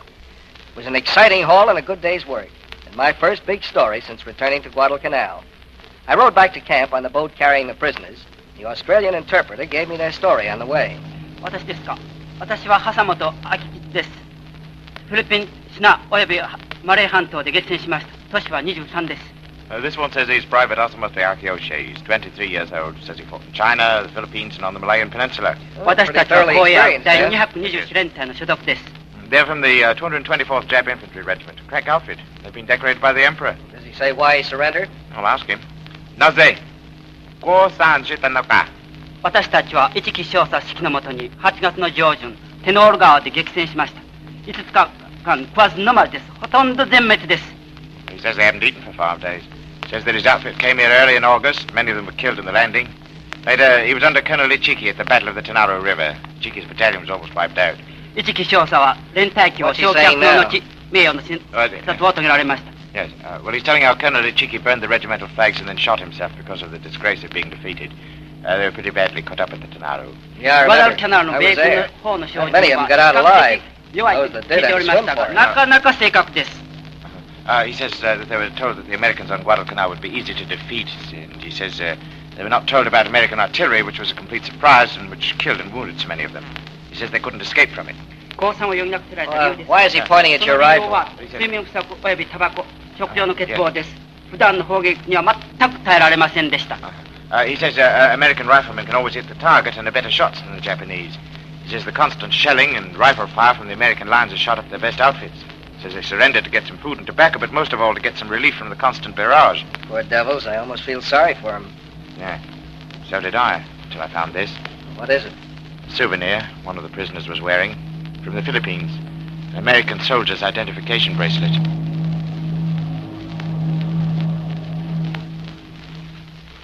We got back to camp just at twilight and created quite a sensation with our prisoners. Hashimoto and his fellow soldiers were given liberal portions of cooked rice.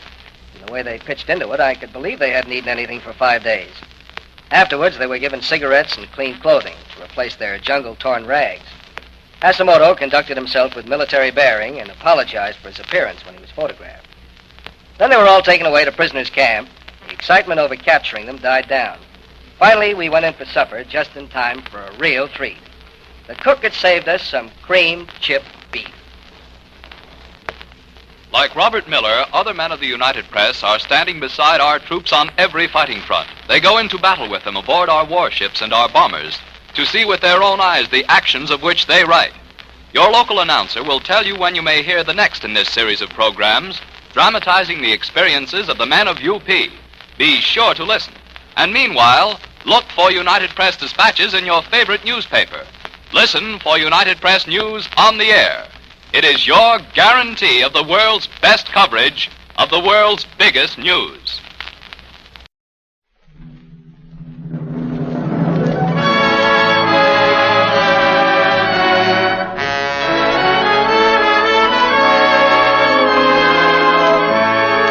Lady Esther presents the Screen Guild Players.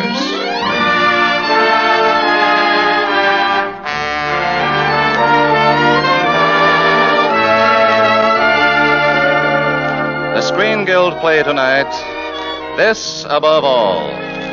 The starring players. This is Herbert Marshall. This is Virginia Bruce. This is Alan Mowbray.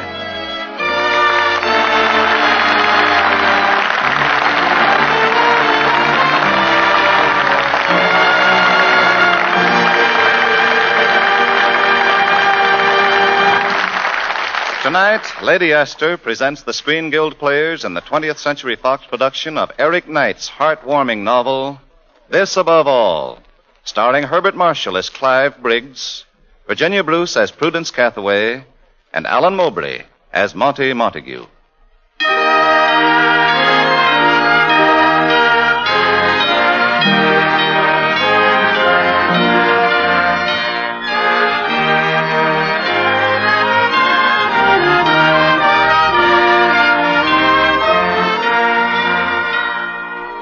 England in June 1940. Britain's island safety is a myth. The war is lost. And still the bulldog sets his jaw and hangs tenaciously on. Men and women, rich and poor, maid and mistress, work side by side. Old lines forgotten in the common cause. Strange things are happening in England this month. Not the strangest, perhaps, that young Miss Prudence Cathaway of Cathaway Manor, now a private in the WAFs, should be walking in the rain with a man she didn't even know a week ago. Still raining, Clive. If the British aristocracy insists on joining the WAPs, it must take the rain like anyone else. I'm afraid my uniform will be soaked. Well, what do the other girls and their young men do in the rain? They find a tea shop or a cinema. Or a hollow tree. The tea shop was too crowded, and the cinema doesn't open till 6, and I expect all the hollow trees are full by now. How about that place over there off the road? Well, that shed? Well, your bus won't be along for a good half hour. Yes, I know, but... Can't you ever forget your name is Prudence? Should I? I believe it's indicated. If you hope to get dry.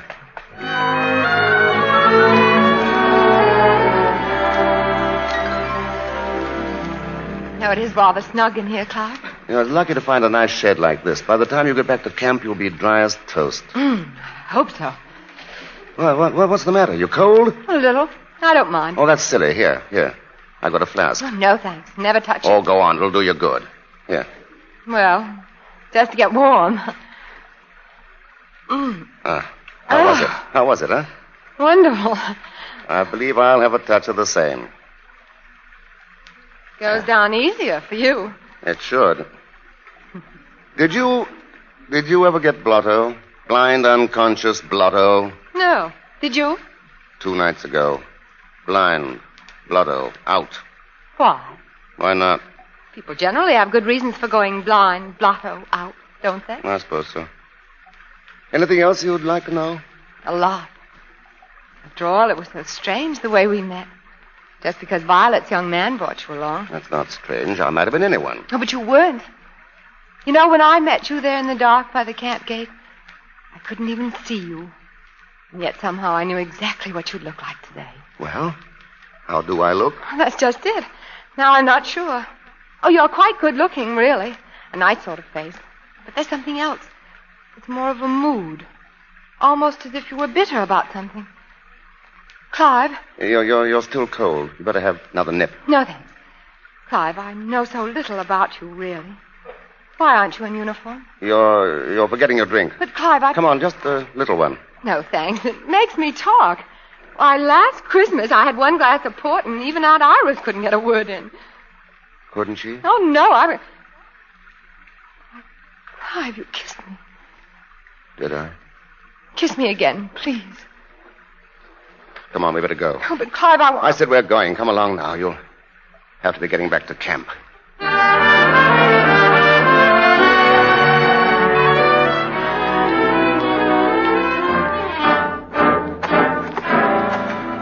Good.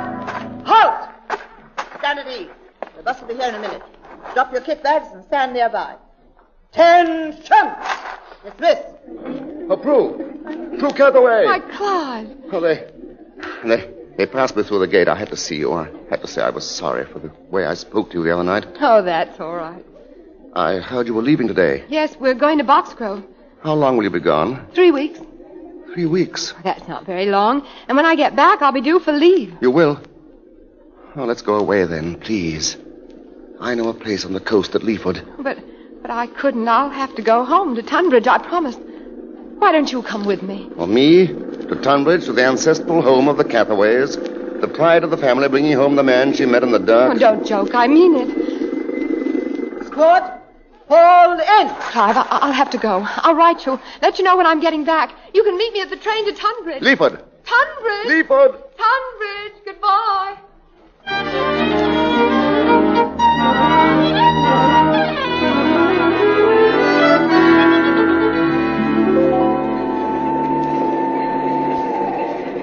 Well, I suppose some people would call this fate.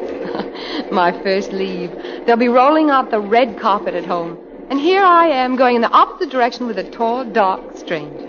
You've made the stranger very happy. Thank you, sir, she said. Prue, I've never seen you with your cap off. Would you? Good. There we are. You still like me? Honey top. You know you're rather pretty. I think I'll hold your hand so you can't get away. Oh, I'm so glad we came. The country's beautiful, isn't it? Superb. That's a watercress farm we're passing. Did you know that you can grow mustard and cress on old pieces of flannel? One of our gardeners used to do it. Huh? One of your gardeners. How many gardeners precisely do you have? We had 5. 5? What on earth do you want 5 gardeners for? We didn't want them. The garden did. 5 gardeners. No, I'm sure Aunt Iris wouldn't like you. I know. She loves England and detests Englishmen. Really, Clive? You talk like one of those Hyde Park tub thumpers who go in for class hatred. My dear man, you're 25 years out of date. You're 2 wars behind. The voice of England. The good old England that loves its horses and its cows and sheep. Because they'll never ask for a raise in pay. Oh, Clive, why do you punish yourself? You ask me, how big is our house? How much land have we got? What does it matter? No, it doesn't really. Nothing matters. We're on a holiday for 6 long, wonderful days. And you're very beautiful. That's better. A minute ago, I was only pretty. Now I'm beautiful. I think we'll get along very nicely indeed.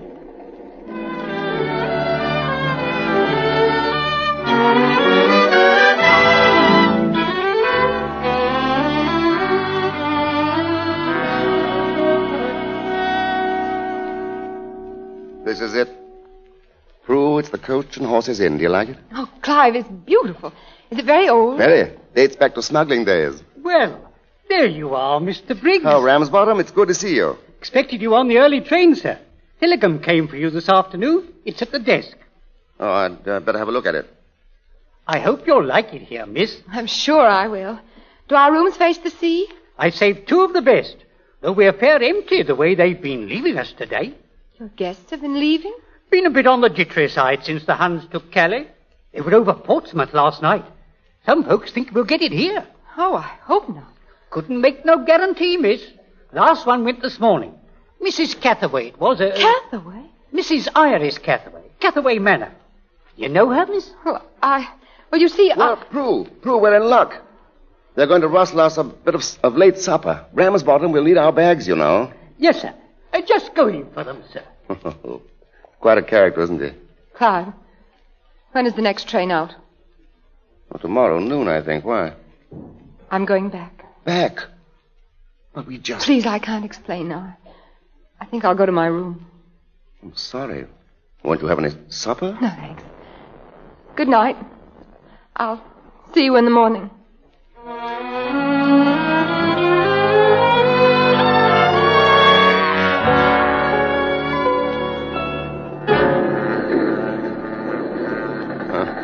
I know what you think. But I'm right. Come on, you fool. There aren't any more. Clive! It's no good. It's no good. Come on. You don't want to die here, do you? Clive! Clive, what is it? What? Oh. Who's that? It's me, Prue. The air raid woke me up. I heard you calling out. Calling out? What was I saying? Horrible things. What is it, Clive? Why don't you tell me? It's nothing, really. Sometimes when I get overtired.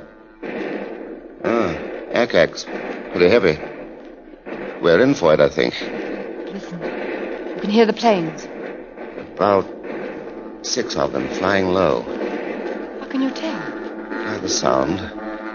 Did you learn that in France? You did, didn't you?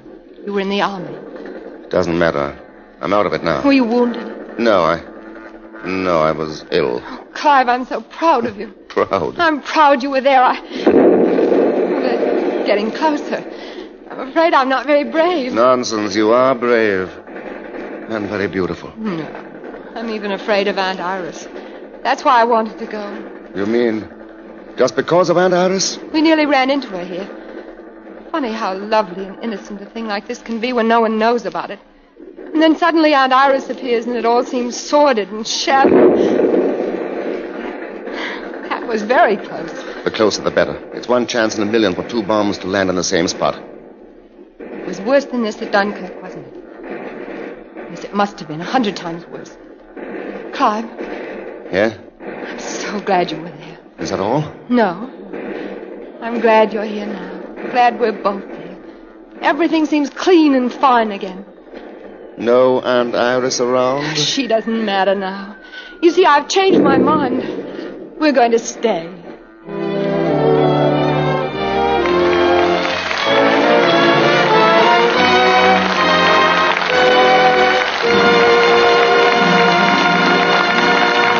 And so the curtain falls on the first act of This Above All, starring Herbert Marshall, Virginia Bruce, and Alan Mowbray. Before the curtain rises on the second act, a word from your hostess, Lady Esther. Whenever I receive letters from women who tell me they're getting a little older and they wonder what they can do about it, I always write and tell them that getting older can be a lovely, a gracious thing. It's looking older than you actually are. That's the treacherous thing. Now, people always think of dry, flaky skin that's beginning to show tiny lines around the eyes and mouth as a sign of age. Yes, even though the dryness and little lines may just be due to wrong skin care. So be sure to keep your skin from drying and from making you look older than you are. And here's how. Use a cream that really softens your skin and that helps keep it soft under the most trying conditions. Millions of women can tell you that Lady Esther 4-Purpose Face Cream is just such a cream. At its magic touch, every bit of dry, flaky skin seems to melt away, and your skin takes on a lovely new softness and freshness. But softening the skin is only one of the 4 important things Lady Esther Face Cream does. It also cleans your skin. Cleans it so thoroughly that no trace of dirt remains, and it makes your skin look fresher by helping nature refine the pores. Many women say their skin looks younger after the very first application. So you see, all you need is this one cream, Lady Esther 4-Purpose Face Cream, for a fresher, younger-looking skin. Try it, and see how quickly your friends and your family start looking at you with new interest.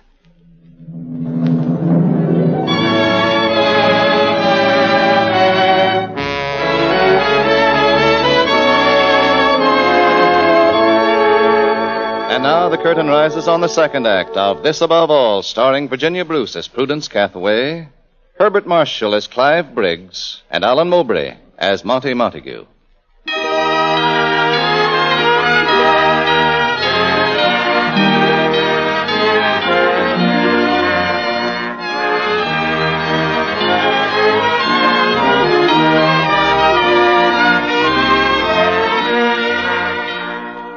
It should have been a happy week with the sea for Prudence and Clive, for the lovely young girl on leave from the Wafts and the bitter, moody man, almost a stranger at times with whom she'd come away.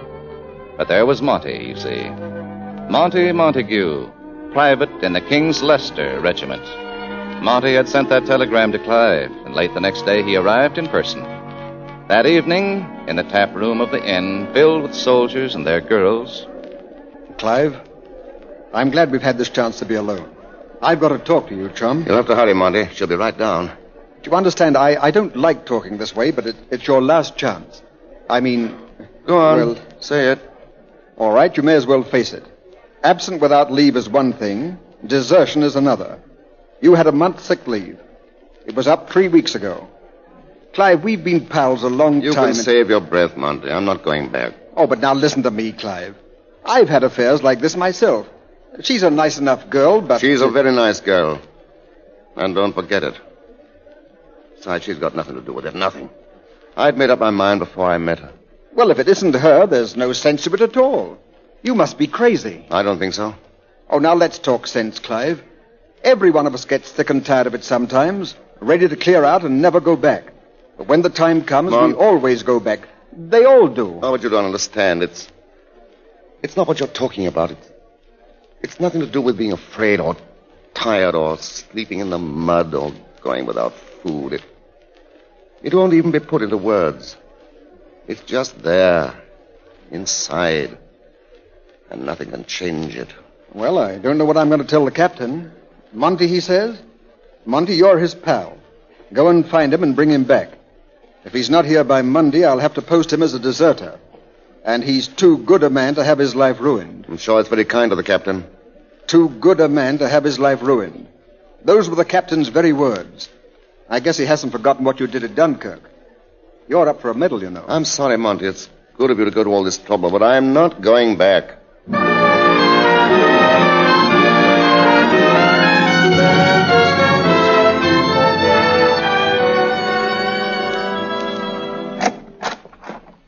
Well, here we are. My room. You come in for a minute, Prue? Just for a minute. Clive, is anything wrong? Now, look, Prue. Please, Clive, why don't you tell me? Well... Please, what is it? Well, it's About a friend of Monty's who joined the army the day the war began. Yes. He believed he was going to fight for his country, but he was bitterly deceived. His leaders were stupid, complacent, out of date, with no claim to leadership but birth and class privilege. They asked him to give his life to save that. All the rotten, worn-out things he'd learned to hate. Is Monty expected to answer his friend's problem? Monty can't answer it. Maybe not. But he might ask his friend if it's the time to doubt and argue when his country's fighting for its life. No one believes that our England is perfect. But if we lose our faith in her, what's the alternative? What if we lose the war? That's what this man is asking himself. If England were to lose, could we be worse off? Or weaker, or more shameful? Clive, that's terrible. You mustn't think such things. I said it was Monty's friend. It's you, I know it's you. And I love you. I love you so much. I want to keep you from saying things like that. If England must be changed, let's do it ourselves. Let us decide it, not the enemy. I've thought it all out, Prue. I've made up my mind. Yes, your mind. But what about the things in your heart? What things? Don't ask me, ask your heart. I don't think with my heart. Why don't you tell me? Well, I don't know if I can. If you ask me what England is, it's like pulling a flower apart to see what it's made of. England is Shakespeare. And the discontent in Hyde Park and the cliffs of Dover. It's May blossoms and bluebells and the sun and the fog. It's the taxi horns and the bobbies and the sense of fair play we've given the world. It's Monty and the boys at Dunkirk, helping the weaker men into the boats instead of getting in themselves. It's you, Clive. Whatever you are, blood and bone, mind and heart and spirit, England made you, every part of you. That's why you've got to go back and fight. Because that's England, too. Knowing that we'll never give in. Knowing that we won't be beaten. We won't. We just won't. Oh, my dear. I'm sorry, Clive. I'd better go to my room. What I need is a good night's sleep.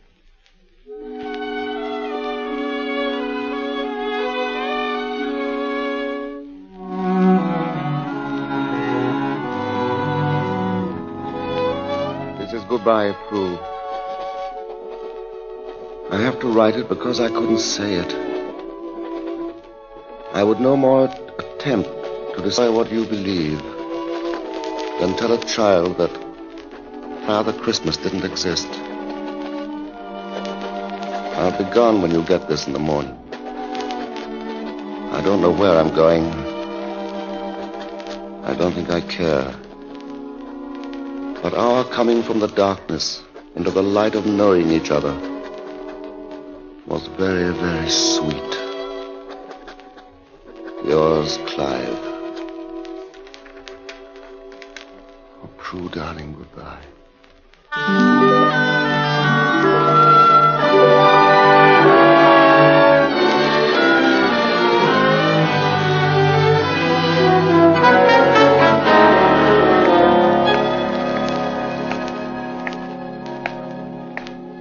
This is England, Clive.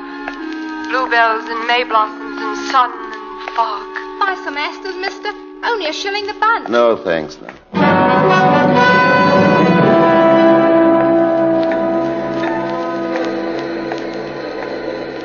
This is England, Clive. Shakespeare and bobbies and taxi horns. Or to watch where you're walking, sir. No need to be helping, Jerry, you know. I'm sorry.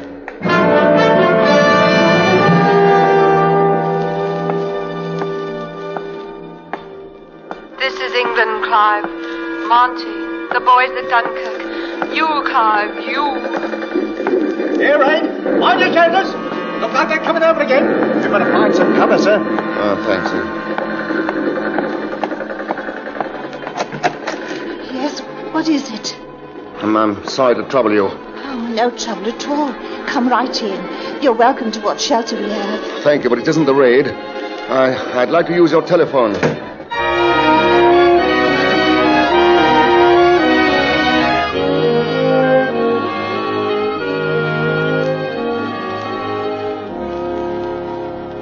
Clive, I'm so glad you phoned. Oh, darling, is that really you? I'm afraid the answer is yes and no. I've been so worried. It's been days now. Where are you? Near London. Little village called Merton. Oh, Prue, could you come down here tonight? The train gets in 8:30. Tonight?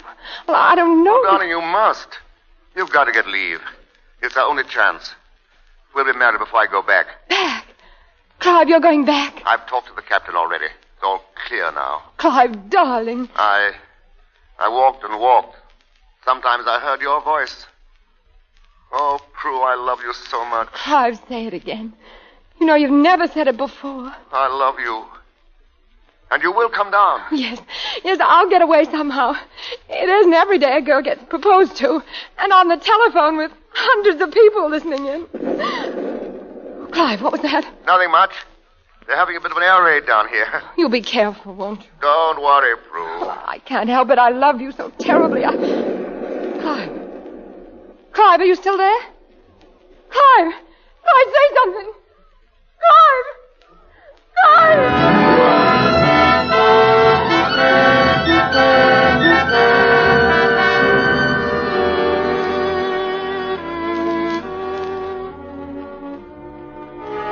Look now, miss. Don't you think you should try to get some sleep? No. I've got to stay here, miss. I promised him I'd be here. But there's no telling when he'll come to. They had to operate, you know. I had to check at all the casualty stations. We were going to be married. Oh, there now, my dear. All right, miss. You may come in. Thank you, Doctor. And no more than a minute. He's very weak. I understand. Clive. Prue. Don't try to talk, dear. I couldn't get to the station. Yes, I know, darling. So I came to you. I've always come to you. I always will, whenever you ask.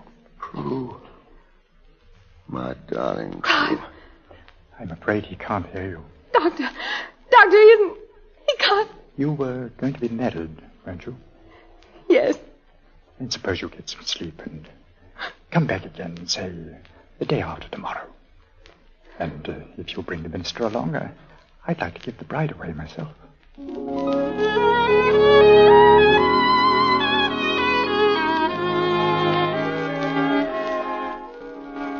Monty was here while you were sleeping, Clive. He left these cigarettes for a wedding present. Said he'd get something permanent after a while. Oh, good old Monty. And the captain sent a book. What sort of book? Shakespeare. Because you're such a highbrow.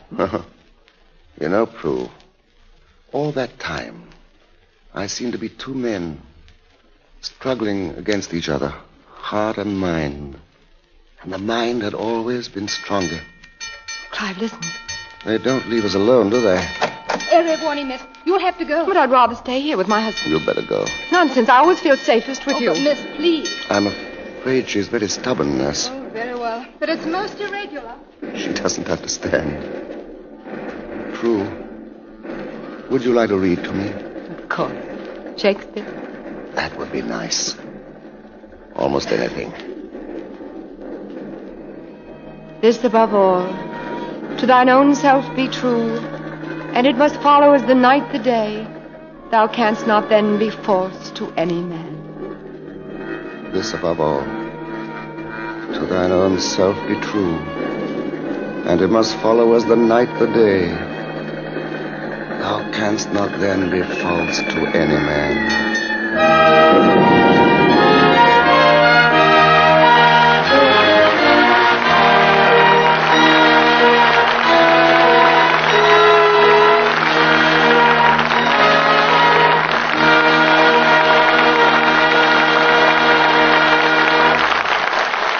Our deepest gratitude and appreciation for your fine performances, Miss Bruce, Mr. Marshall, and Mr. Mowbray.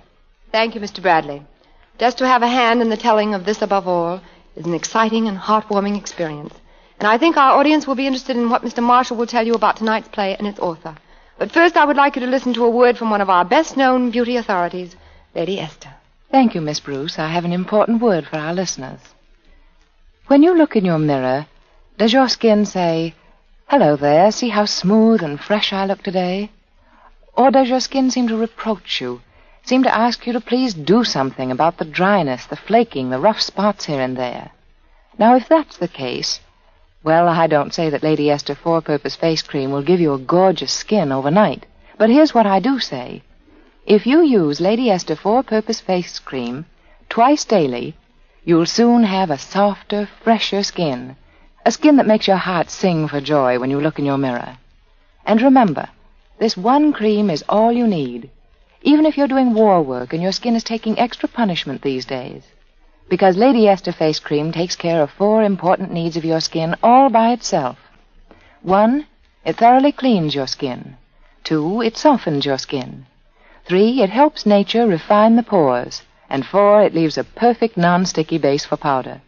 So is it any wonder women all over the country write and tell me that Lady Esther four-purpose face cream has helped make their skin look younger, yes, smoother and younger than it's looked in years? Why don't you try it and enjoy the thrill of discovering a fresher, more youthful-looking you in the mirror? And now, Herbert Marshall. The story of this, above all, will be unfinished if in the telling of it we are to say nothing of the man who wrote it. His name was Eric Knight, and only a few weeks ago he passed on.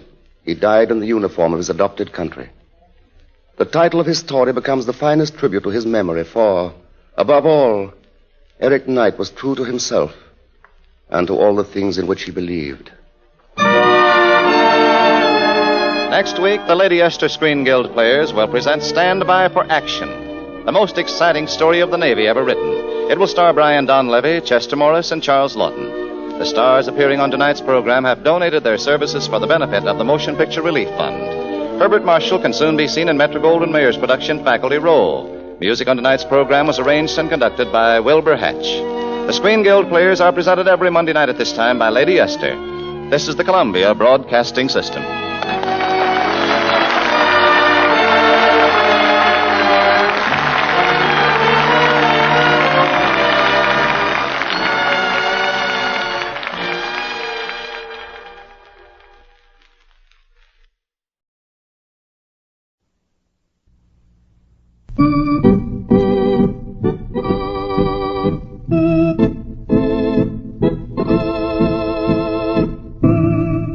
Adventures in Research.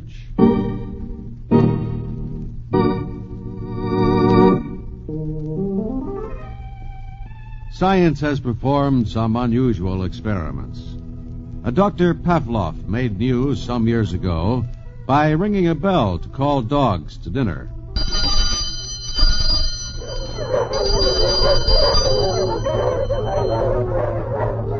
And soon he noticed the dogs developed a curious reflex. After being exposed to the ringing bell to indicate mealtime, soon the dogs began to drool simply upon hearing the bell. And this comes as no news to the father of any youngster who has been exposed to the bell of the ice cream man. So today, let's examine the story that lies behind one of the most delectable products of science. I scream, you scream, we all scream for ice cream.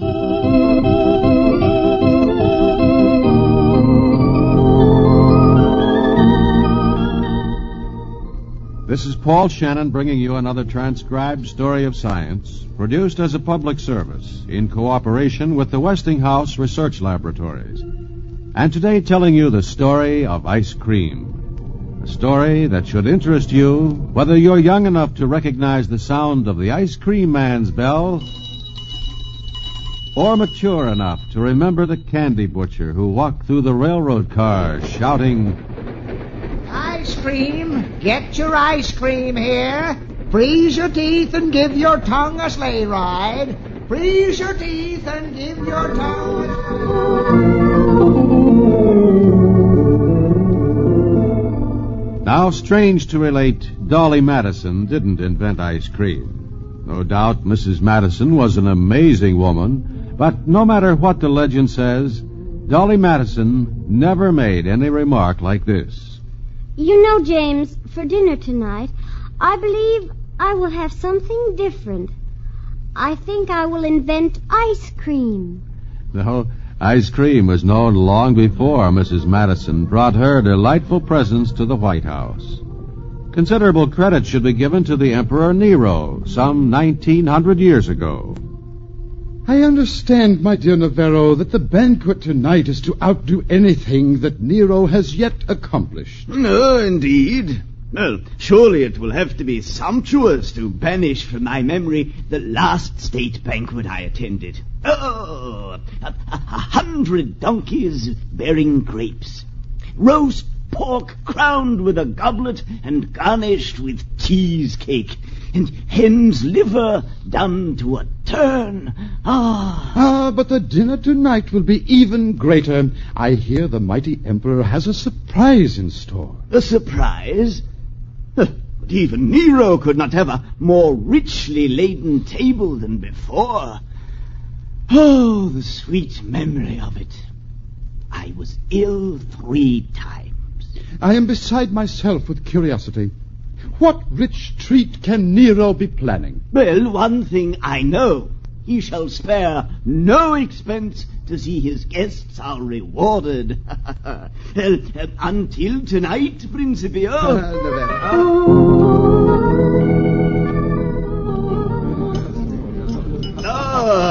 Was there ever such a repast? Oh, indeed, Principio, our emperor has truly gone beyond our fondest expectations. I am disappointed. Oh? The boar's head stuffed with apples, it was only passable, was it not, my love? Wretched, all of it wretched. I should never have come if Nero had not promised a treat. But I had presumed that Nero... The mountains are... I trust the banquet tonight has met with your expectations. But we have indeed saved the best to last. Enter, slaves. Bring on the ice. Ice? Did he say ice? Oh, indeed. But where did it come from? Well, it is ice, with some succulent sauce poured over it. Ooh, it is indeed ambrosia. Oh, a gift from the gods. What is that, Marius? But ice in Rome? How could he have done it? I have just heard Marius has whispered to me that the emperor brought it from the mountains. But the mountains are such a distance. He kept a steady stream of slaves traveling back and forth with snow and ice to prepare the dish. Hail, Emperor Nero!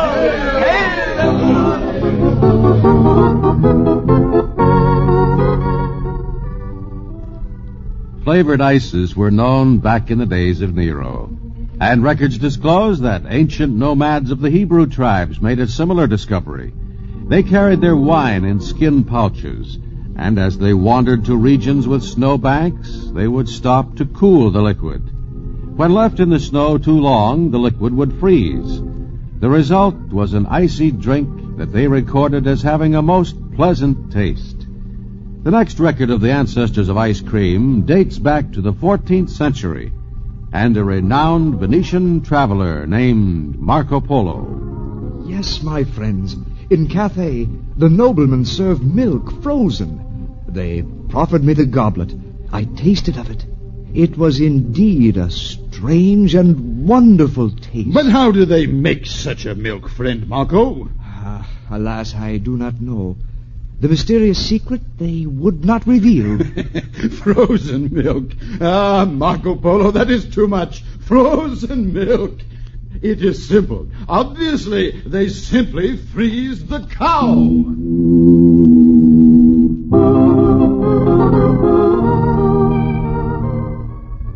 About the beginning of...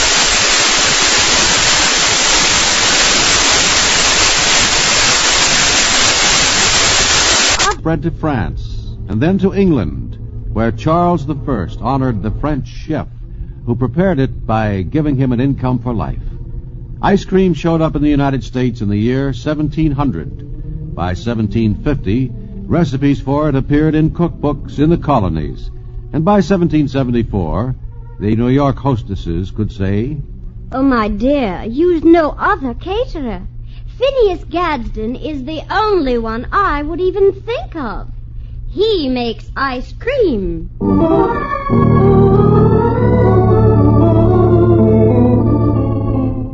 And in an old account ledger belonging to George Washington, we find this written. May 17th, 1784. For the purchase of a cream-making machine for ice, did today spend the amount. Finally, in the early days of the 19th century, many people put their minds to a simple machine for home manufacture of the frozen delicacy. Some sources indicate the modern home ice cream freezer was patented by William G. Young in 1848. Others believe that a Mrs. Nancy Johnson antedated Mr. Young's intriguing machine. Ma! Oh, Ma! I'm down in the cellar, Albert. Miss Green's up here to see you. What you say? I say Mrs. Green's here. Land of Goshen, tell her I'm busy. She's busy, Mrs. Green. She's down in the cellar. I guess she's working on that machine of hers. Only she won't tell us what it is. Well, she won't let any of us down there. Says it's no business of ours till she's finished it.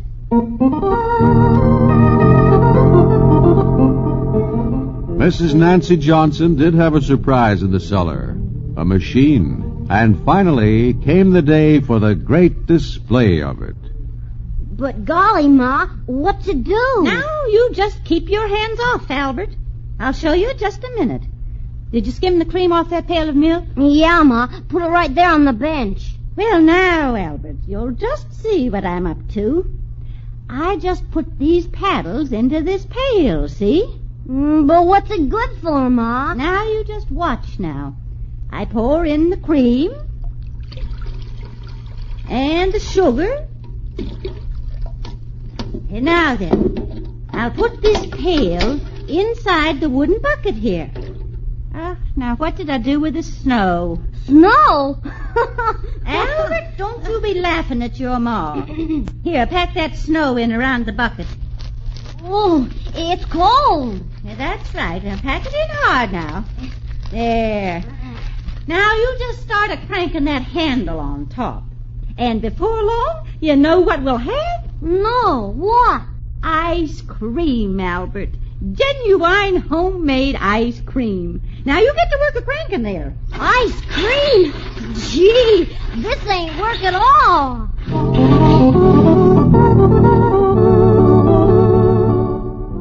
What Mrs. Johnson had done was invent a practical home ice cream freezer, and with it also devised one of the sweetest household chores any youngster ever had, cranking the handle on an ice cream freezer. The basic idea of any home freezer remains the same, a metal can which revolves inside a wooden tub or container. Inside the metal can are paddles or dashers, which mix the ice cream and maintain a smooth, creamy texture. It's just like bread, in a way. You have to keep turning the handle and mix the air in. Ice cream without whipping would be like bread that didn't rise. But today's ice cream is a far cry from the homemade product of 150 years ago. Fresh milk with extra cream and sugar are basic requirements. Nowadays, pasteurization and homogenization make a superior product. And automatic whipping and freezing controls are new scientific measures that guarantee smooth texture and even quality. Today's ice cream is manufactured by two different methods.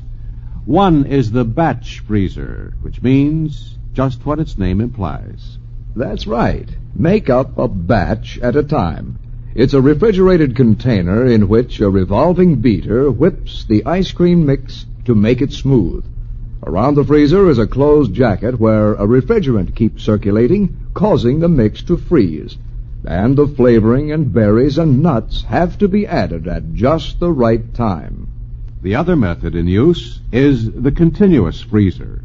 This is a refrigerated tube with revolving blades surrounded by a refrigerant that keeps a constant temperature, usually 25 degrees below 0 Fahrenheit. The ice cream mix is pumped through, taking only a few seconds, pouring out in a semi-solid state at a temperature of about 21 to 22 degrees above 0. Flavoring and sugar are part of the mix before freezing starts. Fruit, nuts, candy, and other such flavoring materials are usually continuously fed into the semi-frozen ice cream and thoroughly mixed into it by a machine that can even add maraschino cherries in the correct proportions without squeezing out their pink juice. This mixing takes place just before the ice cream flows into containers. Then it moves into a refrigerated storage room. We call it a hardening room. There, temperatures range from 15 to 30 degrees below zero. After several hours, the ice cream is hardened throughout. But whichever way it's made, from manufacturer to dealer, science constantly checks on its food value and purity. And every youngster from 1 to 100 checks on its delicious goodness. Proof of this is that over 2.25 billion quarts of ice cream are consumed every year in the United States. About 14 quarts a year for every man, woman, and child in America.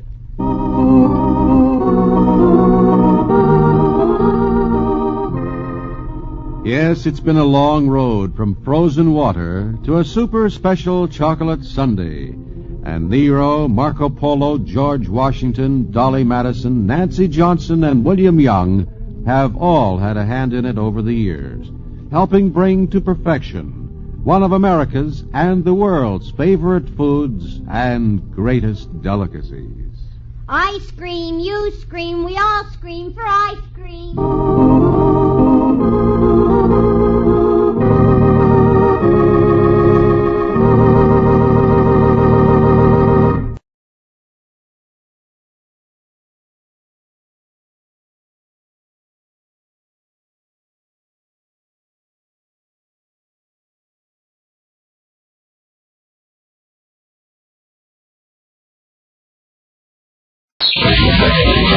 World News Today, brought to you by Continental Radio and Television Corporation, makers of Admiral Radio, America's smart set. By shortwave broadcast direct from important overseas stations, as well as the leading news centers of our own country, CBS correspondents are waiting to bring you a complete report from the world's political and battlefronts. But first, here's Doug Edwards with a summary of headline news.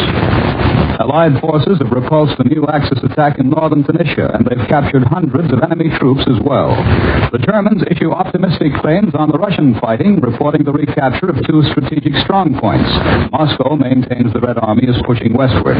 RAF planes have rounded out a month of heavy assaults by bombing targets in western Germany, and the Navy reports further success by American bombers in the southwest Pacific. For our first report from overseas, Admiral Radio takes you now to CBS Algiers, Charles Collingwood reporting. This is Charles Collingwood in North Africa. Today's communique from Allied Force Headquarters tells of more German attacks along a wide front in the northern part of Libya. Down in the south, Rommel is still falling back from Kasserine Pass, and everywhere, Allied air forces are striking at the enemy. Our air power in this campaign is one of the sources of our strength. For many of the American pilots, at least, this is their first taste of actual operations, but they're doing a magnificent job. I have one of our pilots here beside me tonight. His name is Bill Sloan, Dixie Sloan. He comes from Richmond, Virginia. He's 22 years old, and his comrade says he's a born pursuit pilot. He flew his first combat mission less than 2 months ago, and today, in Axis planes destroyed, he is the second-ranking fighter pilot in the North African theater of war. You shot down 5 German planes, haven't you, Dixie? Yes, that's right, but I don't think that's the new thing. Well, I do. Why not? It's the squadron's record that counts. It's the squadron that sits down the thing. Nobody goes around shooting down Messerschmitts about inside rule days. If you didn't have buddies up in here, you'd be full of holes and 20 fathoms. I guess you got a pretty good squadron then. We've got a swell squadron. I think it's the best squadron in North Africa. Now, who do you think's responsible for that? Everyone is. It's all teamwork. That's the rule taking. Colonel William Covington of North Carolina was the group commander. Major Order Runner of Oklahoma is our own squadron. They They have a right to do with us being a good friend. We know the ground food. Finally the father. Oh, and the plane, of course. You can't have a good friend without a good plane. I forgot to ask you, Dixie, what kind of plane do you fly? We fly P-38. P-38, what do you think of me? Well, pardon. This is personal, too. Well, I'd rather fly a full-far rope than any other pursuit ship I've ever seen or ever seen. Well, tell me something about yourself, Dixie. Didn't you get 2 German planes on one operation at all? That's right. The squadron got 8. How did it happen? Well, we were out on a sea cruise, and we just ran into them. I got a big old Donia P-17 right off, and then later on I got a message net. Well, how did they got him? Well, that message net did a fool thing. He was on somebody else's tail, knocking him around, and pulled up into a tiny turn to the right. I followed him up, and he moved off his thing. That's what it's saying. I cut in on him, and he just started disintegrating right there. Pretty work, Dixie Sloan, and I hope you keep on making them just sort of disintegrate. We return you now to New York. More news in just a moment, but first here's Warren Sweeney with a word from Admiral Radio. When U.S. naval guns were raised at Casablanca, their target was the Jean Bart, a French battleship. 2 salvos were fired. The hull of the Jean Bart was smashed. The miracle of that engagement is this. The American guns were 26 miles from their target. The American crew could not possibly have seen the Jean Bart, for she was far beyond the horizon, yet they knew exactly where she was. Their knowledge was obtained by using one of the many different electronic instruments now in service with our Navy. Every hour of every day, these electronic instruments, many of them built by Admiral, are performing miracles for the United States Army and Navy. Admiral was chosen to build such equipment solely on the basis of its ability to produce the best and its capacity to produce the huge amounts needed by the Army and Navy. Admiral's ability to produce the best originated in pre-war days, when its production lines turned out the Admiral Radio, America's smart set. Admiral has the capacity to produce the huge amounts needed because America appreciates Admiral quality. This appreciation made Admiral in peacetime the world's largest manufacturer of radio phonograph combinations with automatic record changers. Now, with ability and capacity, plus the zeal of its workers, Admiral is serving America's fighting men on the front line by building radio and electronic equipment which is helping them defeat the enemy and bring a return of the blessings of peace. Now, here once again is Doug Edwards. American planes and ships continue to hunt down the enemy throughout the Pacific. For a direct report on the latest developments in this war zone, Admiral Radio takes you now to CBS Honolulu, Webley Edwards reporting.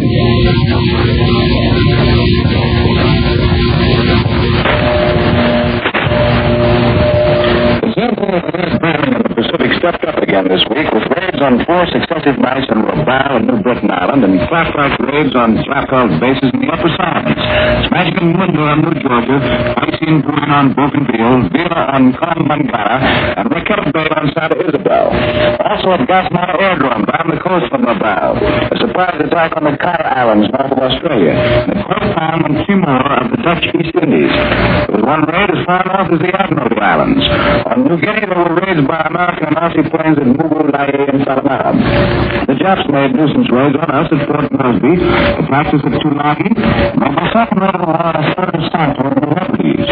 The record shows considerable damage by our raids, little or no damage done to us by the Jap raids. Many of these names will sound strange and maybe even to you. It will be a great deal in the Pacific. Each is a strong point for us, or the enemy, in this far-flung battlefront. Well, the West Pacific War went Oriel or Rostov out of the Russian front, or Tunis and Brasilia on the African front.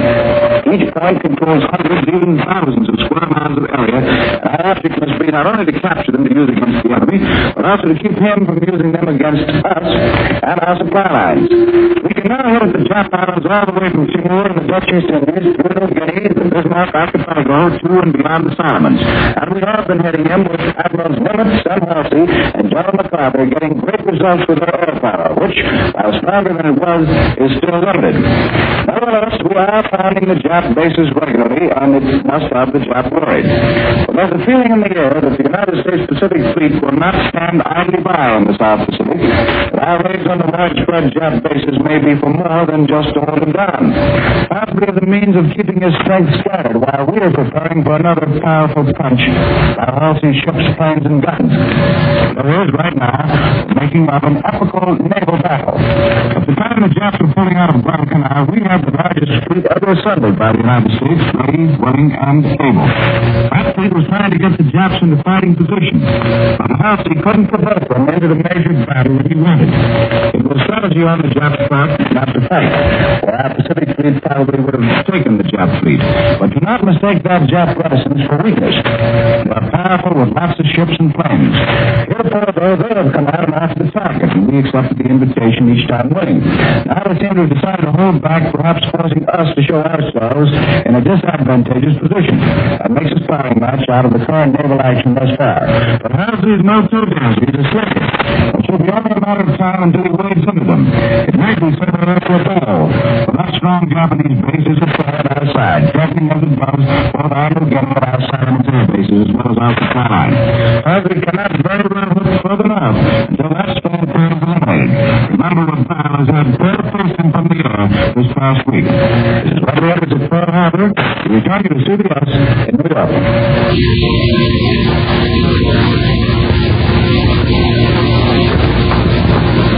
For the first time in 3 months, the Germans are making claims of victories on the Russian front. Today, the German High Command says the strategic Soviet rail centers of Lazovaya and Kramatorsk have been recaptured by Nazi troops. These enemy claims are entirely unconfirmed from any other source. On the contrary, an early morning Russian communique reporting on the fighting in the Donetsk Basin pictures a severe defeat for German tank columns. It says the Germans have been beaten back with heavy losses in a great tank battle southwest of Kramatorsk. Later word from Moscow makes little mention of the situation in the Donetsk. However, it's known that the Nazis have been making a determined effort to stem the Russian drive toward the Dnieper defense line, and perhaps they've been successful in slowing the Red Army advance in that sector. Russia's midday communique reports that the Soviets have occupied a number of populated places west of Kharkov. It also claims the capture of a large town west of Kursk and several places in the Kuban region. Thawing mud is said to be delaying operations around Novorossiysk, where the Russians are trying to wipe out a pocket of surrounded Nazi troops. Moscow says artillery exchanges are featuring the action west of Rostov, and that big Russian guns have demolished dozens of blockhouses and dugouts. On the Orel front, anchor point of the German defense in the central and southern sectors north of Kursk, the Germans claim that their encircling operations are proceeding according to schedule. For their part, the Germans, summarizing the day's operations, claim Russian attacks were repulsed north of Novorossiysk, south of Lake Ilmen, southwest of Kursk, and in the Orel sector. And they claim continued success in the Izium area southeast of Kharkov. In Western Europe, British bombers have kept up their steady round-the-clock attacks on targets in Western Germany. For that news and other developments in Great Britain, Admiral Radio takes you now to CBS London. Bob Trout reporting. London. Royal Air Force Bomber Command planes were out last night attacking targets in Western Germany and laying mines in enemy waters. So far, we've had no word of daylight operations today. But up to last night, United States 8th Air Force bombers, along with the Royal Air Force bombers, fighters, and fighter bombers, had kept up the round-the-clock offensive from this island base for 60 hours. During those 60 hours, the Allied operations included the 8th Air Force daylight attacks on Wilhelmshaven and Brest, and the heavy Royal Air Force night raids on Cologne and Nuremberg, as well as such operations as 4 different raids on the docks at Dunkirk. Today, the Germans announced that tomorrow will be Luftwaffe Day, and to celebrate it, Goering issued an order of the day saying the German Air Force has paved the way for tremendous victories. What could not overthrow us has only strengthened us. There's no report of any German Air Force activity over Britain today. 8th Air Force bomber crews who bombed German harbor installations in the French port of Brest yesterday in daylight are still praising the work of the escorting Royal Air Force Spitfires. 3 of these Spits were lost, but so well did the fighters do their essential job of protecting the bombers that not a single bomber is missing, and no member of the American bomber crews reported seeing more than 5 German fighters at any one time. London understands that in central Tunisia, the enemy is still withdrawing, but we don't know just how far he has now withdrawn. Today, a writer in a responsible London paper discussing the slow, long-drawn-out business of conquering Tunisia says, our strategy there must strike people as curiously planned. We seem to plod hesitantly and even to wait for the enemy. So, this paper goes on, it appears possible that we were inviting the enemy to come take his chance in Tunisia. It may be that we were quite ready to use Tunisia as a large-scale diversion. It's certain that at least one of the 3 panzer divisions, formerly stationed in northern France, is now in Tunisia, and it may be assumed that we prefer to see it there, even if it does make itself rather a nuisance at times. Next, Admiral Radio takes you to CBS New Delhi. William Fisher of Time Magazine reporting. William Fisher, speaking from Delhi, India. Can be stopped, the weapons of Indians, has been the greatest episode in modern history. Another of them is called the Second Buddha, a man remarkably combining political genius with a type of spiritual greatness that has an almost universal appeal in this country. Everywhere in the land prayers have been said for him. Countless numbers of Hindus have undertaken symbolic fasts in his honor. In busy bazaars, workaday life has sometimes come to a standstill. And his ordeal has been reflected in the gone, saddened faces of India. A few days ago, leaders from all parts of India gathered in Delhi. These included Sikhs, Muslims, Hindus, and Pathans. We are sorry that atmospheric conditions make it impossible to bring you further the report from New Delhi. However, from Bombay, we have word that the condition of Mohandas Gandhi, now on the 19th day of his 21-day fast, is improved. Here in our New York studios is Columbia's military analyst, Major George Fielding Elliott. It seems probable that one of the decisive battles of the war is now raging on the muddy plains of Russia between the Donetsk and the Dnieper and on the northern fringe of the Donetsk Basin. Threatened with a disaster exceeding that of Stalingrad, a disaster from which the Wehrmacht might never have fully recovered, the Germans put in their main reserve, or a substantial part of it, at the 11th hour. According to Russian reports, they threw 30 fresh divisions, including a good many armored troops and 6 units of the Waffen-SS, into the fight. And for the moment at least, the Germans have stopped the Russian drive for the crossings of the Dnieper and are holding fast to their positions in the Donetsk Basin itself with their vital railway communications. Strategically, the German position in this area still remains critical, and the Donetsk area will continue to be a dangerous salient unless the Germans can retake Kharkov, which seems improbable.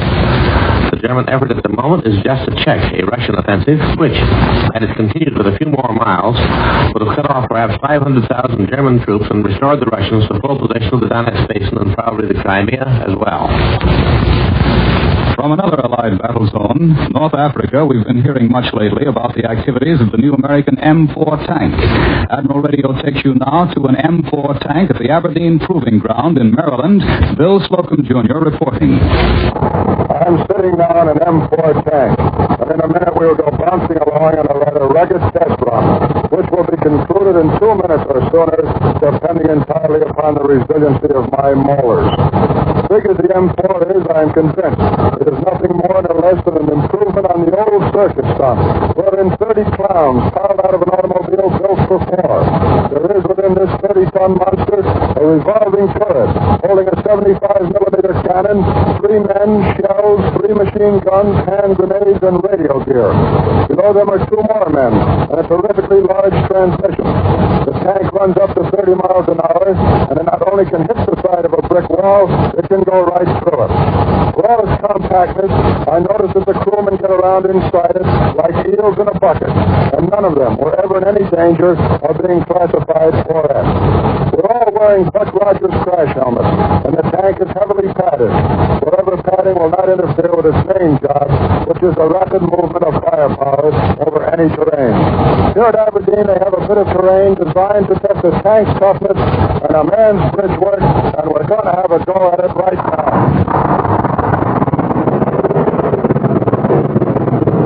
In actual battle, these tanks are sealed pretty tightly, and the men use periscopes for steering and for aiming. They are so set that if a bullet should hit one, it will destroy the periscope, but do no damage to the man on the other end of it. And the spare periscope should be inserted immediately. Down in front of me are driver and assistant driver, who doubles in grasp with a machine gun. In the turret, which is taken divided by the breech of a 75-millimeter cannon, is the tank commander, who rides with his head out as long as that is healthy, and a loader and an aimer. We're marching along now. The two rides the bump for these, enjoying what is a comparatively mild ride, and wondering which will get first, my crash helmet or the roof of this tank. This is the same tank our boys are using in Africa.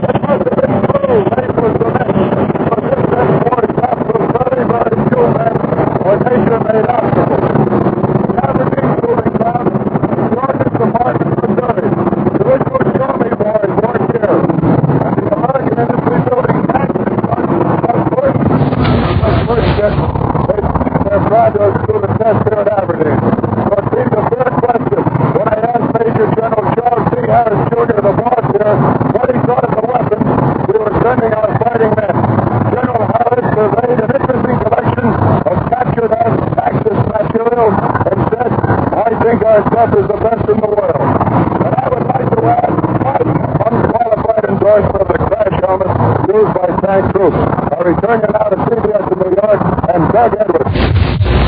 Admiral Radio takes you now to CBS Washington. Lee White reporting. American dive bombers in the Solomons have set afire a Japanese troops transport and one of two escorting corvettes the Navy's just announced. And there's been yet another bombing of the Munda Airdrome on New Georgia Island. Today, the War Labor Board changed its mind and held an emergency meeting on the subject of wages at the Boeing Flying Fortress plant in Seattle. The union, meanwhile, has called off its threatened walkout. But this isn't likely to placate Congress. Tomorrow, two anti-strike bills will be introduced, and the Naval Committee plans to hear Captain Eddie Rickenbacker on the subject of absenteeism. Yesterday, Captain Rickenbacker's views on the subject caused the National Maritime Union to accuse him of trying to drive a wedge between our soldiers and workers. Thus, the Battle of Washington enters its fourth week, and it's begun to take on the aspects of a fight against labor unions as well as against the New Deal. I now return you to CBS New York. Here in our New York studios is war correspondent Joe James Custer of the United Press. Just back from the Pacific, Joe is one of the reporter casualties of this war. He was aboard our heavy cruiser Astoria in the Battle of Savo Island in the Solomons. He was hit by shrapnel and one of his eyes was injured. Now he's back in the United States for medical treatment and probably pretty happy to be back. Just a minute, Doug. I'm happy, all right, but I want to get this bum eye fixed and get back out there. That's the spirit, Joe. And speaking of spirit, what about our boys out there with the Pacific Fleet? You've lived and fought with them. You can take it from me, Doug. They're tops. On a warship out there, you come to have a tremendous respect for the American sailor. I can certainly tell you some proud stories about the cruiser Astoria and her men. With the ship aflame and under enemy fire, those boys did a job just as they had been trained. When our water pumps had been made useless, a sailor dived over the side into the shark-infested waters and pushed the raft alongside the ship. A sharp came for him. He jumped on the raft, rapped the shark over the head with a 2x4, and again pushed the raft into position so the pumps could be used for fire hoses. And there was the skipper of another cruiser I'll never forget. His Filipino mess steward couldn't swim, so the skipper told the boy to hold on to his ankles while he swam them both to a nearby destroyer. And we think point rationing is tough. And remember, Doug, what I'm telling you is everyday run-of-the-mine heroism among our Navy men. Why, our captain was wounded 11 times on that bridge. At least a half dozen men around him were killed. Shells tore through the superstructure and shrapnel spattered like hail on a tin roof.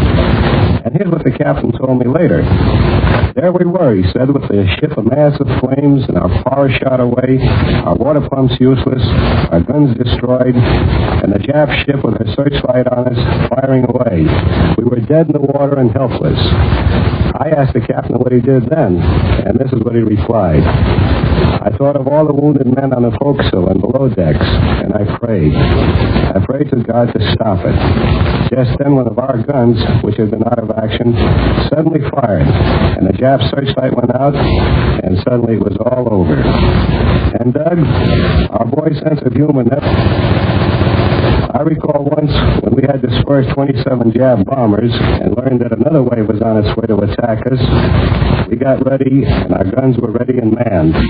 And while we waited, one of our gunners pulled a harmonica out of his pocket and began playing There's No Place Like Home. Thank you, Joe James Custer of the United Press. Here's wishing you a speedy recovery. Now, here's a message from our sponsor. If you find it difficult to buy tubes for your radio, remember this. In 1943, the armed forces alone will need 6 times as much radio equipment as was manufactured for all purposes in 1941. This means Admiral, for example, must work at full capacity just to keep up with production on military requirements. And since military requirements come first, civilian orders have to be set aside. Every American appreciates the spirit behind such a policy. But you can protect your radio, and very simply, ask your Admiral dealer to put your name down for regular service. He'll inspect your radio twice a year regularly, and thus keep it always in tip-top condition, giving its best performance. If your Admiral dealer sees a tube, for example, growing weak, he'll be able to order a replacement in advance, and more than likely, have it in time to keep your radio in continuous action. You won't need to miss a single favorite program. Regular checkups, made with the expertness which marks Admiral dealers, are insurance that your radio will do its best for the duration. Call your Admiral dealer for regular service tomorrow. You'll be glad you did. Going shopping tomorrow, make it a rule to take your change in war stamps. Remember this, only 6 25-cent war stamps will buy a Sub-Zero combat helmet to protect an American boy. Take your change in war stamps every time, even though you're subscribing to the 10% payroll allotment plan. World News Today is brought to you each Sunday at this hour by Continental Radio and Television Corporation, makers of Admiral Radio, America's Smart Set. Be sure to listen again next Sunday when Admiral brings you World News Today by shortwave direct from the leading news centers of the world. This is the Columbia Broadcasting System. The WBBM Theater Radio Building, Chicago. Just 2 drops of Penadryl nose drops strike at the sneezing misery of your head cold. Their balanced medication soothes, helps open up cold, clogged nose passages, eases breathing. Use only as directed. Quality guaranteed by Plow Incorporated. Generous size, 25 cents. Even greater savings in large sizes. Penetro Penadryl nose drops. The time is 1:55. Luden's, makers of the world's largest-selling menthol cough drops, now introduce a second aid to cough relief. Luden's Honey Licorice Cough Drops. Both medicated, 5 cents. WBBM, Chicago.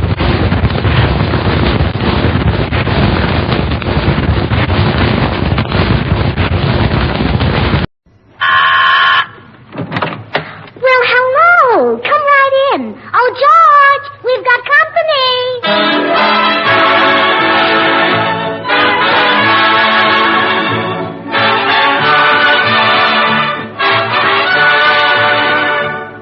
Good evening. This is Bill Goodwin speaking for Lever Brothers, makers of Swan, the new white floating soap.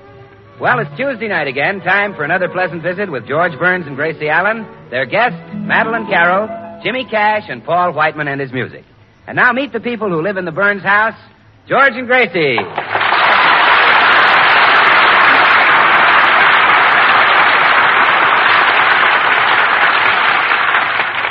Well, George and Gracie have just arrived in New York City with their little duck, Herman. And here they are about to enter the lobby of one of Manhattan's large hotels. Hey, wait a minute, Gracie. You better hide Herman. They'll never allow a duck in a hotel like this. Oh, yes. Herman, you jump into Mama's hat box. Ah, there. Now is Mama's precious itsy bitsy ducky comfy wumpy? Put the lid on. Put the lid on. Let's go and register. Oh, clerk. Yes. Wood, I believe. That's right. Well, I'll see what I have anyway. Well, that's very sweet of you. Now, let's have no sarcasm, my man, or out you go. This hotel is jammed to the doors. We don't need you. Yeah, well, he's right, George. You know, I've heard that they're so crowded here that Tommy Manville is in the same room with his wife.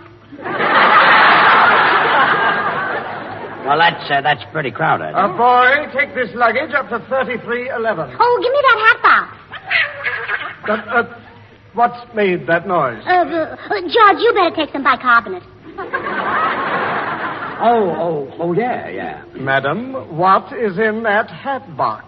My hat, of course. What'd you think it was, a duck? I've seen a lot of hats, but that's the first one I've ever heard. Oh, well, this is one of the new Hollywood hats. They're wearing them very loud this year. Gracie, come on. No, in a minute, dear. Clerk, will you please send our breakfast up right away? We're starved. Yes, madam. We'd like 2 glasses of orange juice, 2 cups of coffee, some toast, and a half a dozen worms. A half a dozen worms? Why? Is that too many? Are they rationing the men now? Gracie, come on. Oh, look, here comes Tootsie Sagwell. Hello, Tootsie. Hello, Gracie. Hello, George. Oh, hello, Tootsie. This wonderful, wonderful New York, this marvelous city. Oh, you like it, Tootsie? Oh, do I? Didn't you always say that only 1 man in a million would ever go for me? That's right. And aren't there 4 million men in New York? That's right. Well, that's 4 men.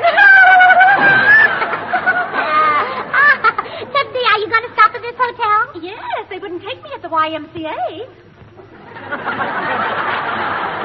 Hello, people. Hello, Bill. Clerk. Yes? I'm Bill Goodwin. I wrote in for a reservation. Oh, yes, Mr. Goodwin. And referring to your letter, we realize there's a meat shortage, but we definitely cannot allow you to keep birds in the bathroom.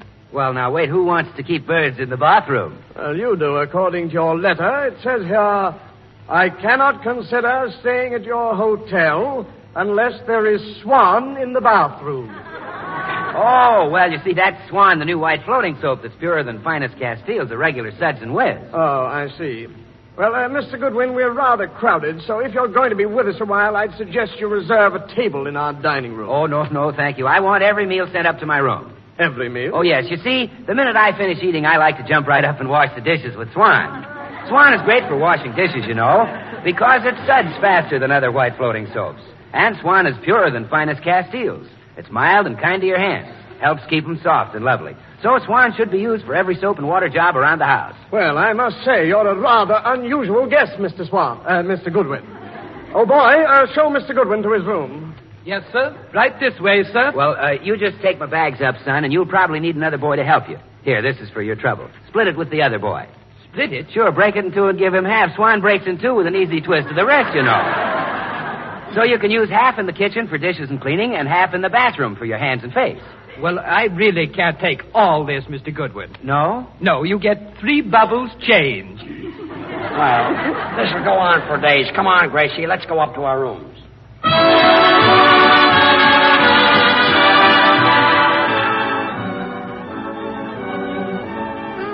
George, isn't this a lovely suite? Just look at that view. Yeah, isn't it pretty? Herman, jump up on the windowsill, and Mama will show you New York. There, that's a good boy. Now, see that great big building over there? Uh-huh. Well, that's the Empire State Building. It was built by a governor of New York named Al Smith, an old Dutchman who had a wooden leg. Gracie, Peter Stuyvesant had a wooden leg. Oh, him too, huh? Yeah, he kept it in his brown derby. It was cold. Well, now New York stops right at that river, Herman. Yes, really. And beyond the river is the Bronx, a very wild place where the Indians live.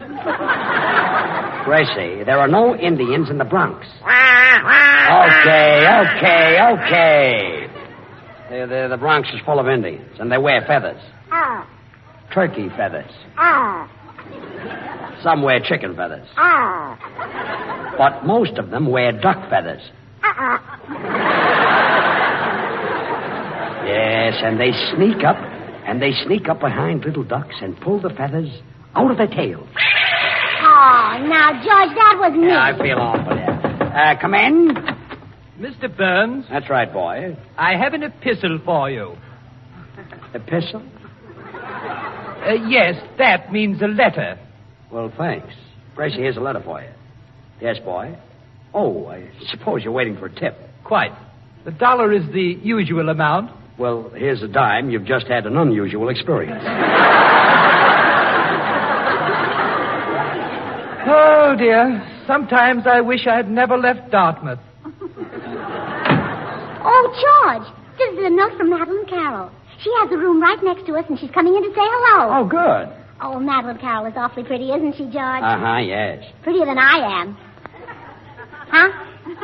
Oh, no. You're much prettier than she is. Oh, no, I'm not. Huh? Oh, yes, you are. No, I'm not. Oh, yes, you are. I know, but I'm too modest to blow my own horn.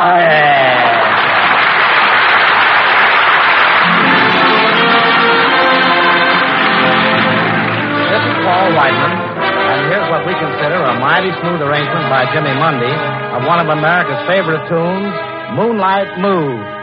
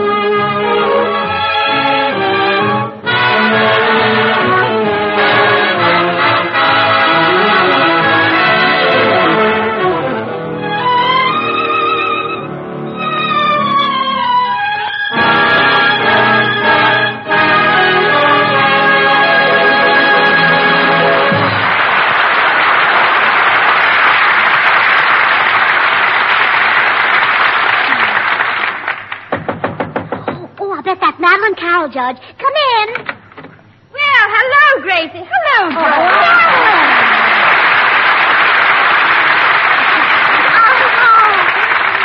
Madeline, I'm so glad to see you. Gracie, you look absolutely wonderful. And George, how are you? Fine, thanks. I can only stay a second, but I'm dying to hear all about Hollywood, Gracie. Does, what's-her-name still wear those false, eyelashes? Yes. Did, Who's It ever get married? Yeah. She married a fellow from Sacramento. No. Made him a millionaire in 6 months. Really? Yeah. Of course, he was a multimillionaire when she married him. Honestly, Gracie, why doesn't she retire from pictures? She'd be known as the grand old lady of the screen. If she were only a lady. Yeah. Well, isn't it nice to get together and talk about old friends? Yes. But, I have to be getting back to my room. I'm trying to learn a very difficult script for my next picture. Goodbye. I'll see you later. Oh, all right. Goodbye, Madeline. Gracie, who were you and Madeline talking about? Oh, you know George. The girl who lived in the... she always ate at... whenever we went to... She was always there with... Remember now? Oh, yes. She was married to, with the big fat, a lovely couple. Yes. Come in. I beg your pardon. Is this the room from which the request for a piano emanated? Oh, no. You got the wrong room. Oh, no, they haven't there. Bring the piano right in, boys. Very well. Have you a firm grasp, Mr. Ridgway? I have indeed, Mr. Fielding. Then steady as she goes, Mr. Ridgway. Excellent, Mr. Ridgway, excellent. Oh, I fancy any piano mover could have done it, Mr. Fielding. Your modesty becomes you, Mr. Ridgway. Oh, come, Mr. Fielding. No, Mr. Ridgway. You positively had me blushing, Mr. Fielding. But I... Quiet, down. Gracie, I know why you had that piano brought in here. Stop it. I told you could not play the piano at Paul Whiteman's concert in Carnegie Hall. You did not. You said I couldn't play until I was as good as Rachmaninoff. Well? Well, I'll practice a couple of days. I can't stand this. I'm getting out of here. Oh, poor George. He just has no ear for music. Could cry when I think of all the beauty that he misses. Like that, for instance. Oh, it's you making that awful... I didn't know you were taking piano lessons, Gracie. Oh, I'm not taking lessons, Madeline. I'm just rehearsing for my appearance in Carnegie Hall. Huh? Well, you're what? Paul Whiteman is going to give a concert there on the 16th, and I'm going to be his guest soloist. Will George, by any chance, do a striptease on the same program? Oh, no. It's just an artistic evening. Pardon me, Madeline. Come in. Hello, Gracie. I can't... Oh, gee, isn't that Madeline Carroll? Madeline, this is my girlfriend, Tootsie Sagwell. How do you do? Oh, Carol, I've been dying to meet you for ages. But the closest I ever came was one night in Hollywood when I waved to you at the wrestling matches. Remember? No, I'm afraid I don't. Who were you wrestling? Oh, well, never mind. Gracie, could I borrow a few handkerchiefs? Well, sure, Tootsie. Didn't you bring any? Yes, but I've used all mine trying to get acquainted with men. I keep dropping them on the sidewalk, and they keep kicking them into the gutter. Oh. Well, why don't you try dropping them in the gutter? Oh, I don't care to meet that class of man. Goodbye. Now, what were we saying, Madeline? Well, about your practicing, Gracie. I'm trying to memorize a part right in the next room, and there are no other rooms available.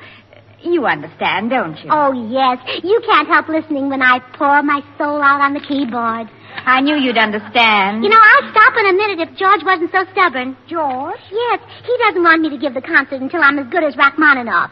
So I have to practice. Gracie, please don't practice anymore. I mean, really, you're as good as Rachmaninoff right now. Well, you know that, and I know it, and Rachmaninoff knows it, but George is so stubborn. Gracie, there must be some way you could persuade George to let you play the concert without practicing. Have you any ideas? Well, one of my friends can make her husband do anything because she once caught him flirting.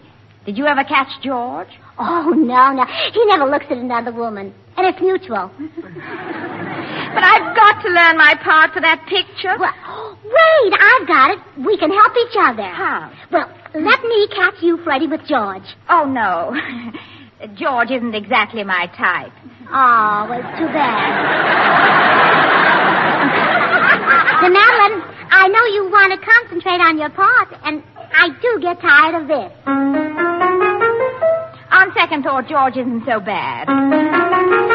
In fact, he's become becoming more attractive every minute. Stop, I'll do it. I'll make love to George. Oh, wonderful. That solves both our problems. Yes, and someday Hollywood will erect a monument, and the inscription will say, "To the memory of Madeleine Carroll. No actress can ever equal the sacrifice she made for the sake of the theater."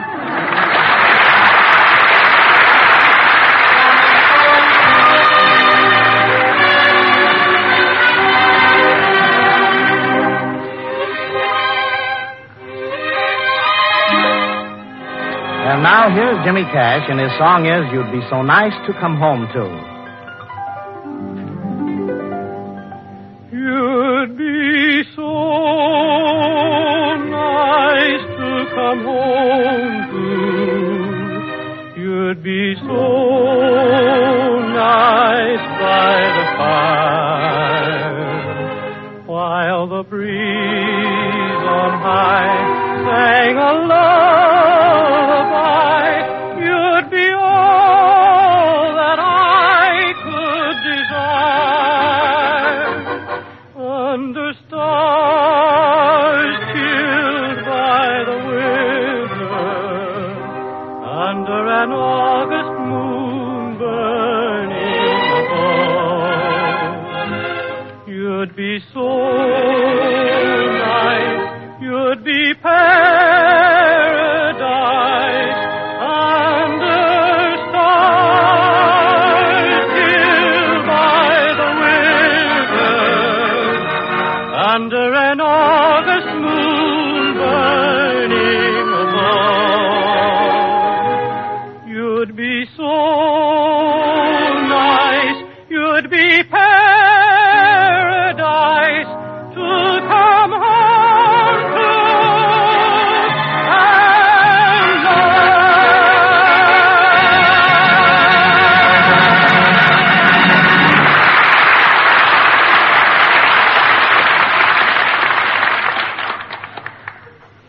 Gracie, I've been thinking this over, and honestly, I don't believe I can go through with it. Why not, Madeline? What's wrong? Well, the idea of making love to George is a little too much for me. I've got cold feet. Oh, well, he'll never notice that. Just keep your shoes on. I mean, I'm nervous. Couldn't we call it off? Well, we could, but if we do, I'll have to keep practicing for the concert, and you'll never be able to study your part for that picture. Yes, there's that, and I simply must have peace and quiet if I'm ever to learn my lines. All right, Gracie, I'll do it. Oh, good. But, Madeline, before we go on, I want to ask you, well, it's rather a personal question. Well, what is it? Well, do you know how to make love? My dear girl. Well, you see, you said you were nervous, and I suppose that means you haven't had any experience. And, well, maybe we better have a talk. Are you suggesting that before I play this scene with your husband, I should be told about the birds and the bees? Oh, no. I don't want you to chirp at him or buzz for him. I just want you to be convincing. Can you make your voice low and quivery? Don't worry about my voice. I guarantee to make every syllable sound like it was wearing a sweater. Oh, good. We've just got to put this over. Now, when George comes in, you'll be reclining on the divan. Would you like a rose to hold in your teeth? No, I believe not. It might confuse George. He wouldn't know whether I was luring him or eating a salad. Oh, there's George. Now, lean back, Madeline. Close your eyes. Yeah, that's right. Quick, Gracie, run and hide. Yeah, all right. Come in. Oh, my beloved, at last you are here. Huh? What? My goodness, you're not the man I thought you were. Oh, well, give me time, gorgeous. I just got here. Please, you must go. Go? Oh, gee, we just met. Ah, Maddie, you're beautiful. Your skin is like peaches and cream. Your lips are like cherries. Your hair... Hadn't you better stop with just peaches and cherries? You've already used up 48 points.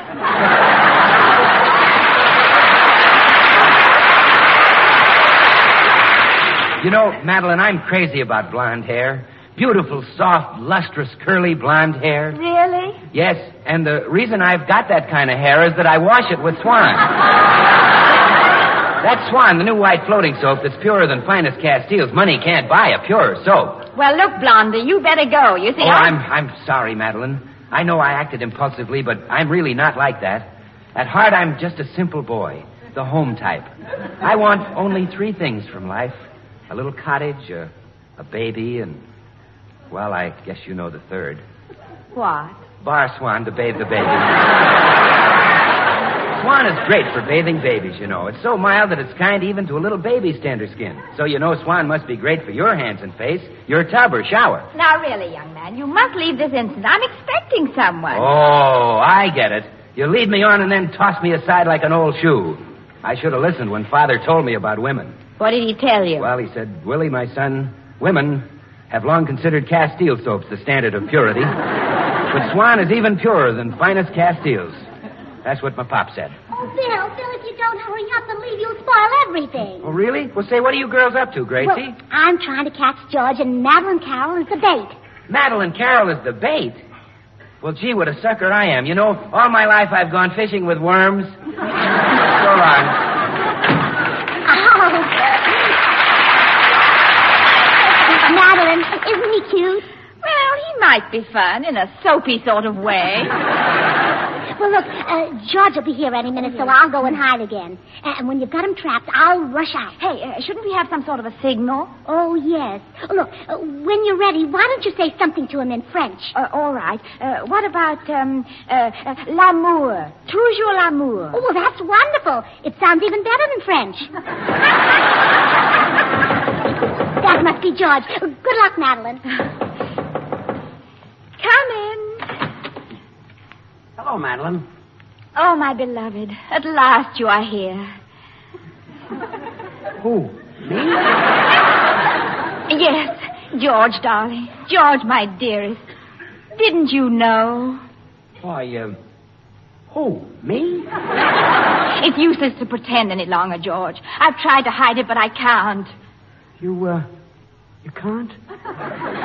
No, darling. Hasn't it ever occurred to you that you're tremendously attractive? Why, who? Me? I must have you, George. I must have you, do you hear? Or I shall go mad. Mad, George, mad. Mad? Mad. But, Madeline, I'm a married man. Yes, I know you're worried about leaving your wife, but you needn't, George. Don't forget, I make a very nice living, too.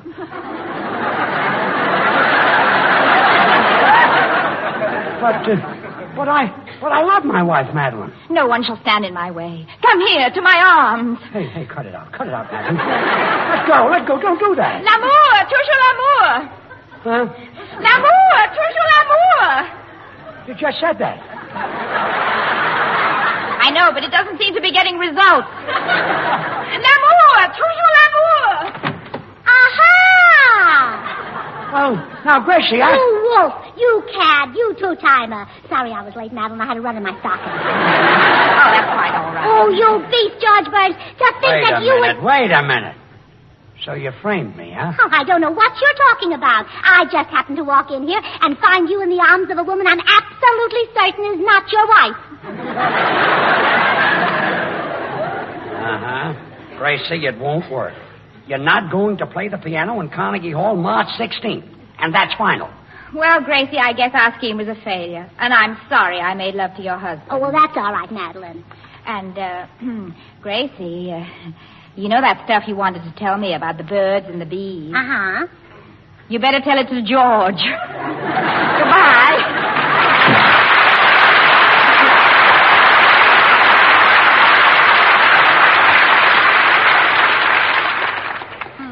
You know something, George Burns? What? Oh, I didn't like that look in your eye while Madeline was hugging you. Oh, go on. The only look I had was surprise. In one eye. The other eye looked very happy. You mean it was smiling? No. I don't know. It seems to me that Madeline Carroll is a very dangerous woman to have in the next room to you. I'll fix that. Still there. That's leftless. I'll get her.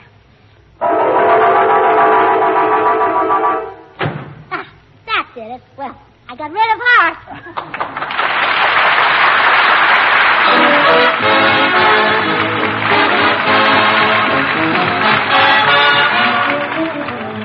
George and Gracie will be right back, so I'm just going to take a second to say that I'll bet you've got at least 3 or 4 different kinds of soap in your house. Laundry bar soap, packaged soap, toilet soap. But look, you don't need any of them with Swan in the house. That's why Swan saves you money. In the kitchen for dishes and cleaning, Swan does the work of easily wasted packaged soaps.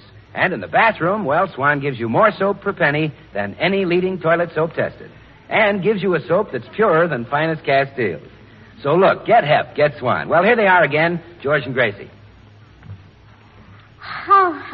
Look, Gracie, will you please forget the concert? I don't want you to get up in Carnegie Hall and make a fool of yourself. Oh, don't worry, George. They laughed at all great musicians. They even laughed at Franz Schubert. But look at all the theaters named after him. Yeah, that Paramount was a great musician, too. Sam, oh, good night, everybody.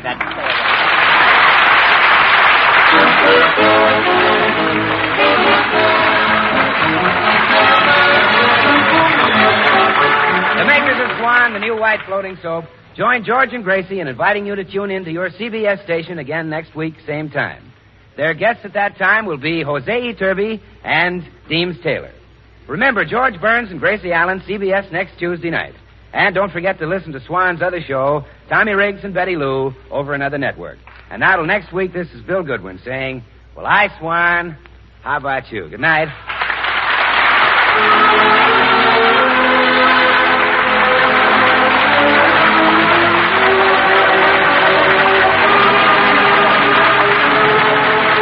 This is the Columbia Broadcasting System. The Johnson Wax Program with Fibber, McGee, and Molly.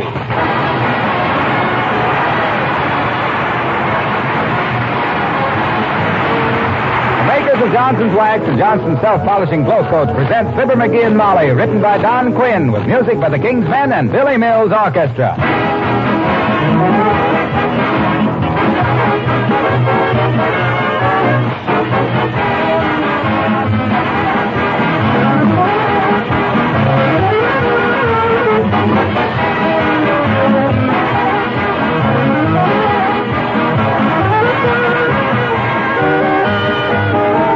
The number of uses for wax has been increasing every year, but it took the war to give greater emphasis to one of them. Do you know that soldiers' uniforms are actually waxed? That's right, strange as it may seem. Uniforms impregnated with a wax emulsion are made water repellent, stain, and dust resistant. They look smarter longer and are easier to launder. The makers of Johnson's Wax have developed a special product for this use called Drax, D-R-A-X. It's used by many textile mills and by many Army laundries, too, because the water repellency of a garment can be maintained by using Drax at the laundry or the dry cleaners. Wouldn't you like to have outdoor clothing, play suits, and other garments, as well as things like drapes and curtains, Drax treated? Well, after the war, you'll be able to. In the meantime, the makers of Johnson's Wax will welcome inquiries from finishing mills and others interested in Drax. Write to S.C. Johnson & Son, Incorporated at Racine, Wisconsin, or Brantford, Canada.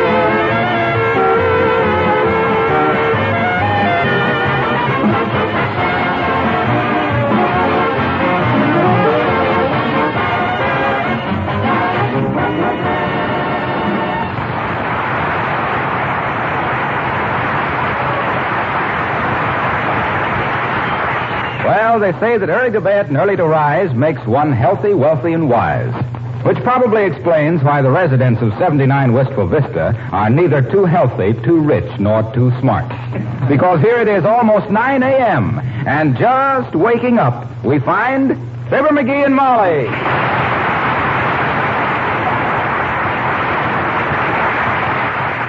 McGee, wake up. It's 9 o'clock. It's broad daylight. Why does everybody say broad daylight? It's as high as it is wide. I don't know how you'd know. You never lift your eyes above the coffee pot till 10:30. I wish you were a millionaire, Dizzy. That's a dirty wish just before March 15th. Why do you wish I was a millionaire? Well, so I could pick up my pearl-handled telephone off my ivory inlaid night table and call down to the third footman to tell the butler to have my personal maid bring me my breakfast in bed. Oh. Well, I got bad news for you then. What? The third footman is in the Marines. The butler is an investigator for the OPA, and your personal maid is a spot welder out of Douglas. We're all alone in our 52-room bungalow. Hey, where's my slippers? Probably right where you usually leave them when you go to bed. Where's that? One under the dresser and one in the bathroom. Don't tell me you're getting up. Yes, I'm getting up. And what's more, baby, you know what I'm going to do? I'm going to bring you your breakfast in bed. What? You heard me. I'm going to bring you your breakfast in bed. Well, this is the most realistic dream I ever had. I'm going to hate to wake up. You think I'm kidding? Yes. Now hurry and take your shower and call me just... I'll take my shower later. Where's my bathrobe? Oh, here it is. Now, what do you want for breakfast? Oh, now, McGee, I was just joking. My goodness, you don't have... I know I don't have to. But you deserve it. You've been a good kid. Now, what do you want for breakfast? Well, I might as well make the best of this, I guess. I want some orange juice. Okay, orange juice. 2 eggs with their bright little eyes gazing heavenward. 2 eggs straight up. A waffle. Try one crossword puzzle. Cup of coffee. Very well, madame. I shall be very happy. Hey, what you doing? I'm getting up. You never made a waffle in your life. I never laid an egg either, but I know how to cook. Well, I think you're wrong on both counts, dearie. So I'll just get up. Stay right where you darn are. Now, this is my treat. But McGee... And don't buck McGee me. I know what I'm doing. Just as soon as I brush my teeth, I'll have... Molly McGee, you're a lazy, good-for-nothing woman to let him do this. Yes, I know, but it's good for his character. Teaches him to be unselfish. But he'll have your whole kitchen in a mess. Well, if he does, he'll clean it up. No, you can't let him do that. Oh, I can't I? You just wait and see. Well, here we go. Orange juice, eggs, coffee, and waffle. Squeeze 1, fry 2, make with a mocha, and cook a blotter with a replete. Coming right up, Cookie. I'll see you later. Oh, looky. Here comes Cookie, marching down the street. Oh, looky, look this storm. Oh, now, let me see. Orange juice. Where do you suppose Molly keeps the oranges? Hey, Molly! Yes, McGee? Where's the oranges? In the bowl on the windowsill. I see them. What? I see them. Then why did you ask me where they were? What? Never mind. You go to sleep. Here they are. Oh, looky. Here comes Cookie. Tough oranges. Guess I'll have to cut them in two. I better make my waffle batter first. Now, where's the cookbook? Cookbook. Hey, Molly! Yes? Where's the cookbook? Much obliged. Now, you go to sleep. Have a nice nap. Oh, looky. Here comes the... Now, what's she say? Oh, here we are. How to Set a Fine Table by Henrietta Lewis. Okay, Henrietta, give out with the dope on the waffles. Waffles. Oh, here we are. Golden brown waffles with fresh maple syrup or strawberry jam are not only pleasing to the palate, but tempting to the eye. They are. Uh-oh. Hey, Molly! Now what, McGee? On your waffles, you want syrup or strawberry jam? Syrup, strawberry jam, and fattening. Okay, now you go to sleep. Oh, looky. Here it comes. Now, let me see. Oh, yeah. Recipe for waffles. 2 cups of sifted cake or pastry flour. 2 cups. How do you sift a cake? Hey, Molly! Oh, yes, McGee. We got any cake? No, what do you want it for? Just wanted to sift it. But never mind, I'll use pastry flour. You go get some rest. I'll handle it. Oh, looky. Here comes Cookie, Mark. 4 teaspoons of tartrate or phosphate. That'd be a doggone chemist to mix a waffle with. Usually means baking soda. Soda's better anyway. Saves taking it afterwards. Hello. Who? Geraldine? Who's calling? Pete. Oh, well, look, Pete, Geraldine don't want any more to do with you, see? She wants you to get out of her life. Yeah. She says if you called her again to tell you to go fry a fig. Goodbye. Hey, Molly! Now what, McGee? Don't worry about the telephone, just the wrong number. Just relax and get some shut-eye. All right, dear. Oh, looky. Here comes a 1/4 teaspoon of salt. That's easy. I'll put in a dash of pepper, too. 6 tablespoons of melted shortening. What's shortening? Hey! Oh, now use your head, McGee. Shorten is to make smaller.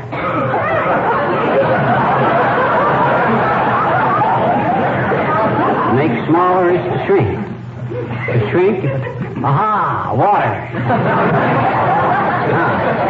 1 1/4 cup of milk. That's a cinch. And 2 eggs. Okie dokie, 2 eggs and some milk. Hey, wait a minute. Separate the eggs and beat the yolks until light. Beat them until light. That's silly. It's light now. Oh, hey. Where's the eggs? In the refrigerator. 2 eggs and a bottle of milk. Aha, buttermilk. There it is. Richard. Oh, looky. Here it comes. Oh!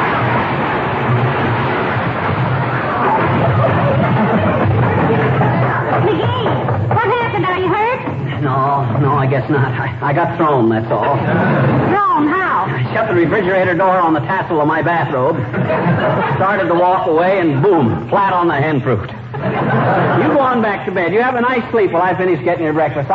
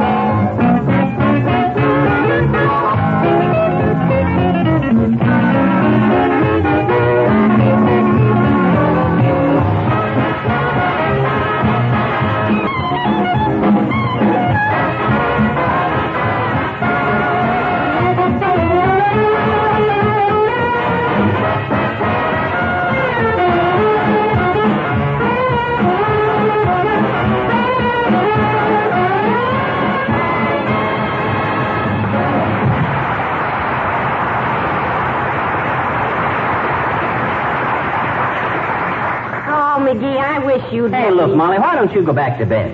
How can I give you your breakfast in bed when you're down here on the sofa? Well, I got tired of hollering down the stairs. Well. I'll go back to bed when you have breakfast ready. Okay. Boy, these are going to be the best waffles you ever flung a fang into, Molly. Uh-oh. That's the baguette, the mail woman. Come in.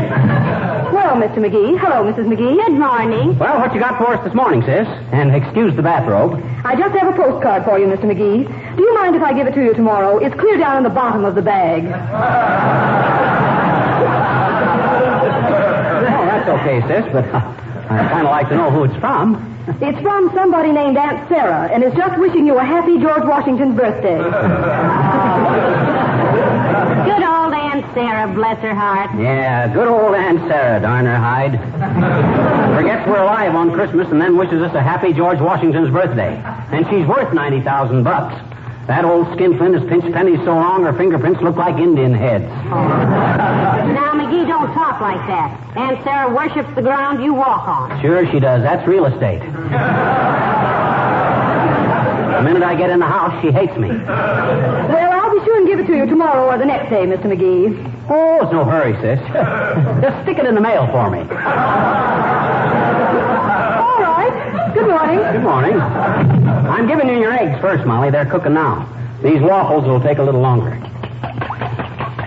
Say, let me see that waffle batter. Okay. Smoothing out nice, ain't it? Still looks pretty lumpy to me. That's the tuna fish.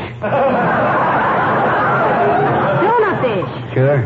The recipe says waffles are delicious with ice cream, fruits, cream meat, salmon, or tuna fish. All we had was tuna fish. McGee, that meant to put over the waffles when they were served. All over them or inside of them, what's the difference? Now, you quit worrying and get a nice rest.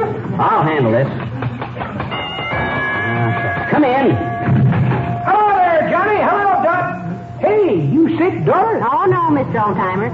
I just felt lazy this morning, and McGee is fixing breakfast for me, he says. You'll have to excuse the bathrobe, Oldtimer. Didn't take time to get dressed. That's okay, Johnny. I always like that bathrobe. Mighty pretty shade of heliotrope.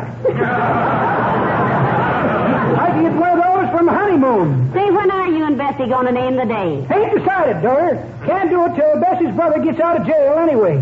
He's going to be the next best man. You mean the best man? No, Johnny, that's what he said, too, and we fought it out one night. I'm the best man. But what is he in jail for? Well, it happened when we was rehearsing the wedding, daughter. It was an accident, pure and simple. There was Bessie, looking so pure, and there was her brother, looking so simple. What happened, doggone it? Well, it was going to be a military wedding, see? Yeah. The minute the captain says, I pronounce you man and wife... What captain? Old tugboat captain. A friend of mine, daughter. He's going to perform the ceremony. Captains can do it, too, you know. No, not unless they're at sea, they can't. This one is, believe me, kid. Anyway, Cornwell, that's Bessie's brother, Cornwell was going to fire a volley into the air, see? But the bullet cut trolley wire, stopped traffic on 14th Street, wire come down, burned up a couple of automobiles. Yeah. These upper plates are killing me tonight. Cornwell got the gun without a license. Shooting it off inside the city limits, disturbing the peace, arson, inciting a riot, blocking traffic, willful destruction of property, and impersonating an officer. Impersonating what officer? General Grant.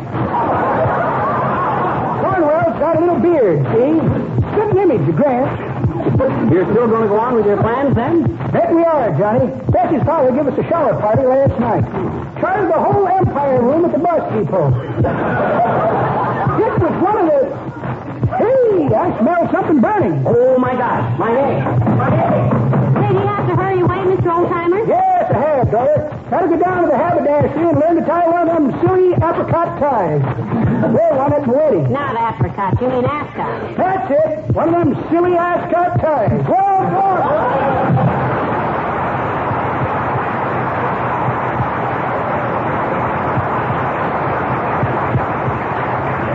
Sorry about them eggs, Molly, but don't worry. The next ones will be okay. Oh, I think I can get along without the eggs, McGee. I can get along without the waffles, too, unless you mix up another batch. That tuna fish mixture doesn't appeal to me somehow.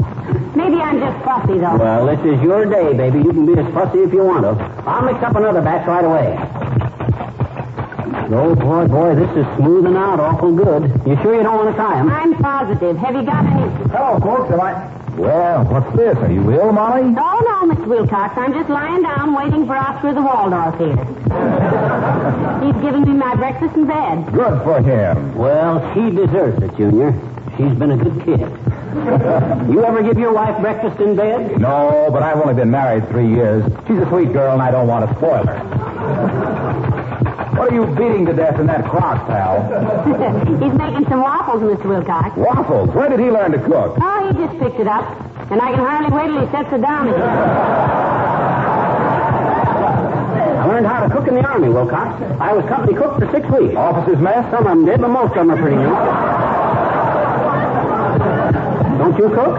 No, I don't. And you'd think with what I know about housekeeping in general, I'd be a natural for it. Not necessarily, Mr. Wilcox. I know lots of women who can cook lovely pastry but can't make a bed or iron a shirt to save their lives. It's a specialty, I suppose, like being an expert on preserving floors and furniture and woodwork. Gee, I wish you'd tell us something about your work. Just how do you go about preserving floors, furniture, and woodwork? Oh, you're kidding me. You know. We'd love to hear it again, though, wouldn't we, dearie? We really would, Junior. You know how kids never get tired of hearing about the three bears? Well, I'm like that about preserving floors, furniture, and woodwork. Just what product would you recommend for that? Oh, this is just a rib. Mr. Wilcox, how can you say that? Tell us, please, is it Johnson's wax? Oh, cut it out. You know it's Johnson's wax. Well, we're mighty pleased that you recommend it, Junior. They tell me Johnson's wax not only beautifies and protects all wood and enamel surfaces, but is mighty handy to keep dampness and dirt out of windowsills, lampshades, luggage, and all stuff like that there. Is that there true? Say, what is this? Of course it's true. Oh, McGee, it's true. Every word of it. He said it was true. Ain't that marvelous? You know, Junior, I don't like to pry into commercial secrets or anything, but I've heard a rumor, you know how these things fly around. I've heard that using Johnson's wax is almost as much of a health measure as getting your vitamins, because it keeps the house so sanitary and makes housework so simple and easy. Can you confirm that rumor? Look, I don't know exactly what's going on here, but I want... Hey, I smell something burning. Oh, my gosh, it's my eggs again. Say, won't you stay and have a touch of tow man with us, Mr. Wilcox? No, thanks, Molly. Say, you wouldn't care to sneak upstairs, get dressed fast, and let me take you out for breakfast. Well, it's the best offer I've had today, but I can't do it. McGee's got his heart set on this project, and I don't want to let him down. Okay, but while you're eating your scorched eggs, leather waffles, and battery acid coffee, just picture me sitting in a nice, cozy restaurant, tucking away a beautiful, fluffy omelet with a... Go away, you nasty man. Okay, but you had your chance.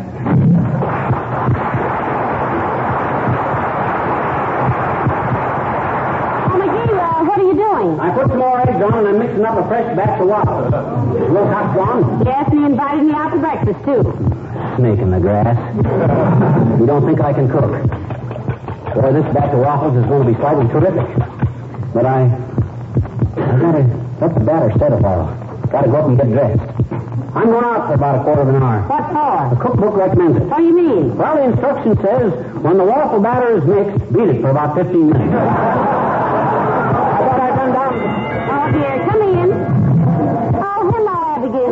This is a surprise. Hi, Abby. Pardon my bathrobe. I can't quite find it, Mr. McGee, but I shall give it a brief parole. Well, personally, I always like this bathrobe, and I don't want to hear any snide comments about it. Oh, now, McGee. And why should I comment about your bathrobe, Mr. McGee?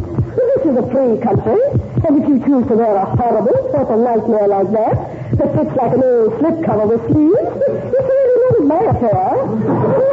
But if it does look like it was designed by Ringling Brothers, what if it does make you look like something abandoned in the baggage room of a haunted railroad station? And what if the collar does fit like it was made for a man who had two heads? But if it does resemble a low swell papoose in the back, and if it makes you look like a drunken zombie coming home from a Charleston contest, it is no business of mine. I don't even have to look at it if I don't want to, and I don't want to. So why should I comment on it? Boy, for a minute there, Uppy, I thought you were going to start cracking wise. I didn't come over here to discuss your attire, Miss McGee. Oh, my dear, tell me, are you ill? No, just lazy, Abigail. McGee's going to give me my breakfast in bed. Oh, how splendid. Well, I just came over to tell you, my dear, that Oh, good heavens, it's burning. Oh, my gosh, my eggs again.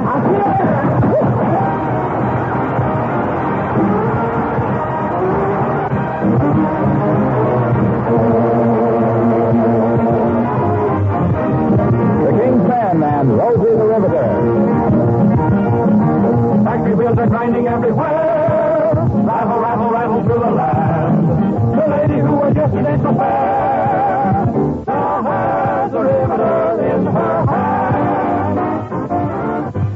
All the day long, whether rain or shine, she's a part of the assembly line. She's making history, working for victory. Rosie the riveter keeps her eye open for sabotage, sitting up there on the fuselage. That little frail can do more than a male can do. Rosie the riveter. Rosie has a boyfriend, Charlie. Charlie, he's a Marine. Rosie is protecting Charlie, working overtime on a riveting machine. When they gave her a production E, she was as proud as a girl could be. There's something true about red, white, and blue about Rosie the riveter. Rosie really keeps them on the go. She can build a bomber in a day.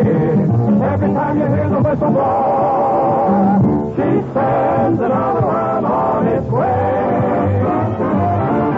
Everyone stops to admire the scene. Rosie at work on a B-19. She's never jittery, nervous, a twittery. Rosie the riveter. Water she's smeared full of oil and grease, doing her bit for the old and lease. She keeps the gang around, they love to hang around. Rosie the riveter. Rosie buys a lot of war bonds. That girl really has last cent.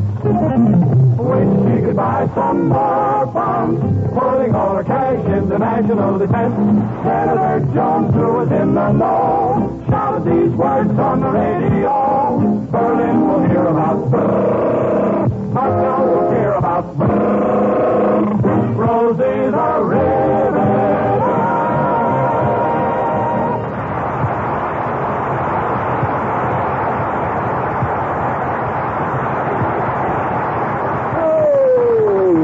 Look. Well, it won't be long now, Molly. Waffle iron's getting hot. You getting pretty hungry? No, don't hurry on my account. Okay. I don't know which is worse anyway, being starved or being poisoned. Say, who are you talking to out in the kitchen? Huh? Oh, just the milkman. Don't worry about being poisoned either. This is going to be the best breakfast you ever loosed your lip over. I hope so. I'm going to heat the oven so I can keep the extra waffles warm for you. You got a match? No, dearie. I rarely carry matches in my dressing gown. Would a blowtorch do? I usually have one of those with me in case I want to warm up my cold cream. Maybe I'm just irritable on account of malnutrition. Well, cheer up, Snooky. Breakfast will be ready just as soon as I can get... Oh, fine. One more delay and I'll slip into a turban and join Mahatma Gandhi. Well, whoever it is, I'll get rid of them quick. Come in. Hello, Mr. McGee. Hello, Mrs. McGee. Hello, Mr. Whipple. Hi, Wimp, old man. You got a match? No, but I have a cigarette lighter. Oh, fine. Let me take it. It won't light. Out of fluid, Mr. Whipple? No. Seedy Face took the flint out of it, Mrs. McGee. She said if my lighter worked, I might learn to smoke. If I learned to smoke, I might learn to swear. If I learned to swear, I might swear at her sometime. And if I ever did, she'd check my several words censored here. She'd check my words censored here. Plate. Well, excuse me, Wimp. I got to get Molly's breakfast. Everything ought to be about ready. He's giving me my breakfast in bed, Mr. Wimple. Isn't that nice? I gave Seedy Face her breakfast in bed once. You did? She enjoy it? Well, no. She accused me of putting ground glass in her oatmeal. How ridiculous. Oh, I don't know.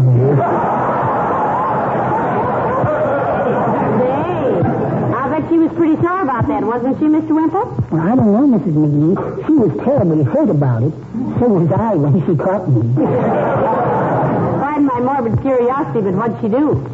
She just shook me and let me go. The doctor said he'd never seen two legs broken in so many places. I thought you said she just shook you and let you go. She did. She was holding me out the upstairs window when she shook me. Looky, here comes Cookie.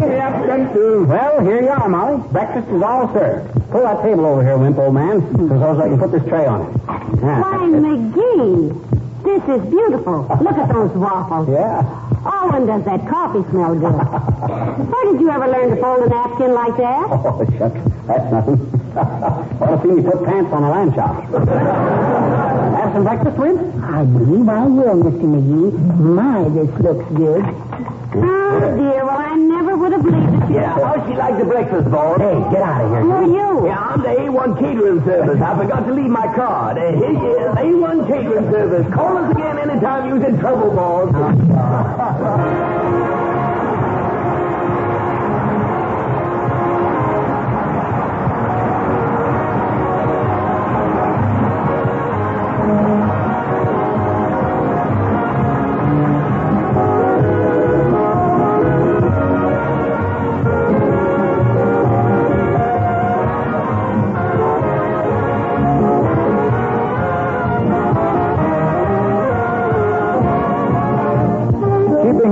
Clean and at the right temperature is an important part of housekeeping here in America and Canada. Women in most other parts of the world envy us these handsome white refrigerators that stand in our kitchens. I don't need to tell you that it's wise to take extra good care of your refrigerator right now. But let me read you a short letter that just came in. Here it is. I have found a new use for Johnson's Cream Wax. After polishing my furniture till it glowed, I happened to put the cloth on top of the refrigerator. Surprise of surprises, when I saw a bit of dirt there, I whisked the cloth across it and discovered that the marks which I previously hadn't been able to remove came off like magic. A new use and an enormous help I have found this old-time friend. You just can't imagine how my refrigerator sparkles all over. Thank you for making my cleaning easier and my house brighter.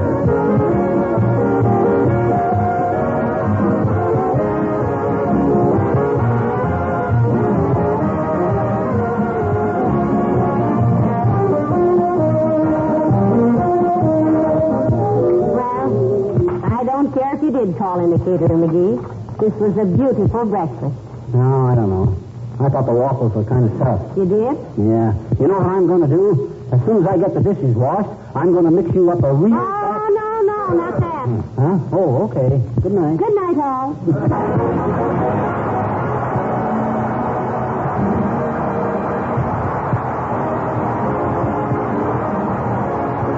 Characters of the old-timer and Wallace Winkle heard on this program were played by Bill Thompson. This is Harlow Wilcox speaking for the makers of Johnson's Wax Finishes for Home and Industry, inviting you to be with us again next Tuesday night. Good night. This program has reached you from Hollywood. This is the National Broadcasting Company.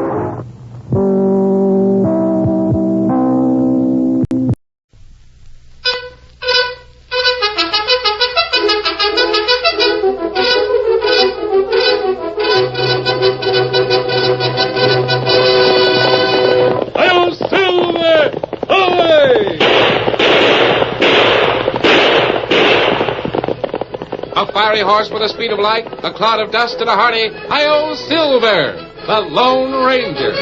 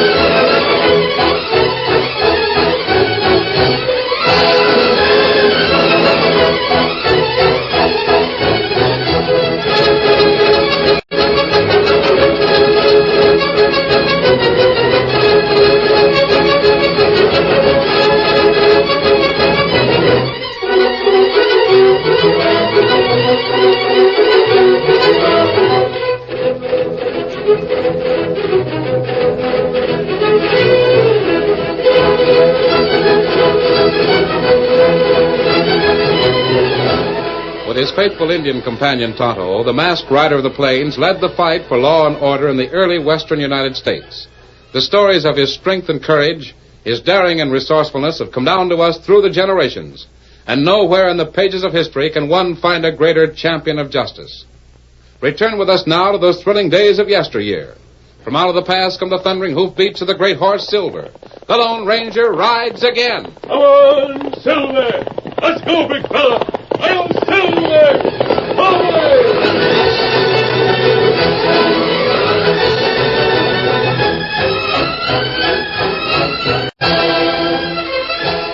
In the middle of a rolling plain of lush green prairie grass, Rocky Patch was an ugly clump of scrub-thatched boulders. But to the Indian, who urged his sturdy paint up the steep and narrow trail to the top, was soon revealed a shallow basin of the same rich soil as the plain below, this time ridged into neat rows of waving grain. Tonto's eyes, searching the basin for a sign of the farmer, suddenly saw a man lying on the ground under the blazing sun, his arms and legs tied, his head twisted and limp against the blue-green grass. Get him up, Scout! Oh, Scout, ho, fella, ho. Him not dead.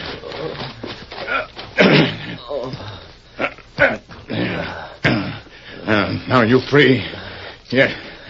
Here, you'll drink water.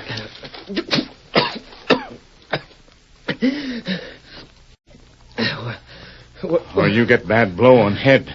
Now you rest. Me fix wound now. What happened? Legs, I can hardly move them. Them plenty stiff. Somebody tie you. Oh yes. I remember now. Oh, my... Now, you drink this.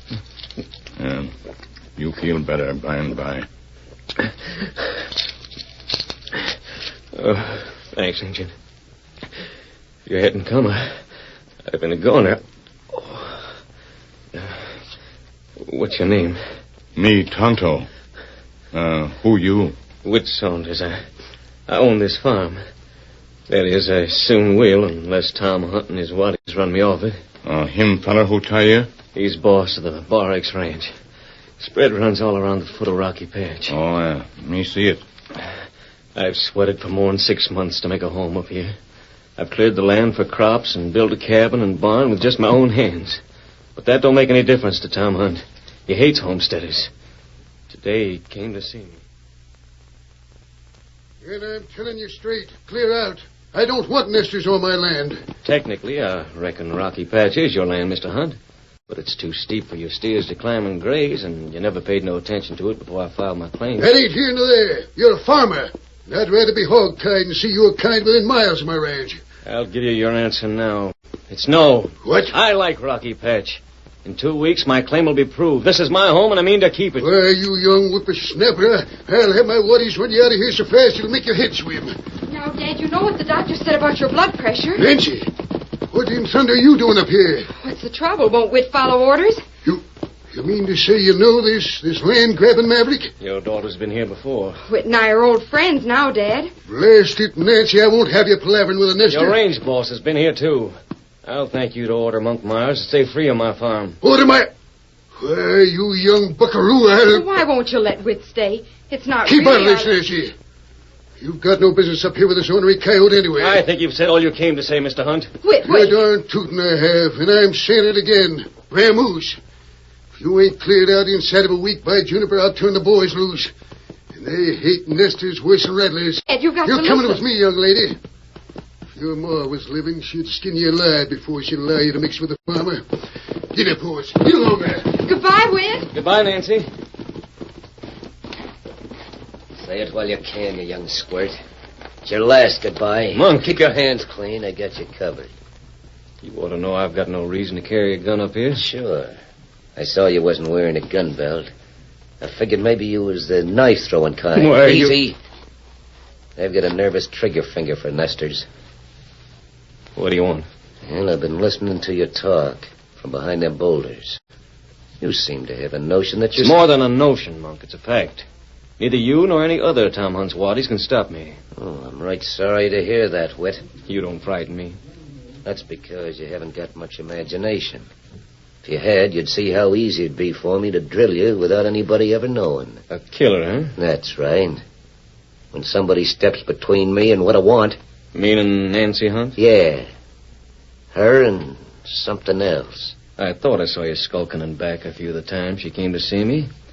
You don't have a chance, Monk. I will after you're gone. But I'm staying.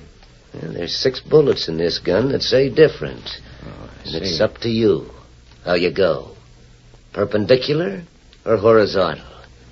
I'd just as soon drill you. But you'd rather not risk a hang noose if you can help it, huh? Yeah. If I had a gun, you wouldn't have the nerve, Monk. I'll just have to do the best with what there is.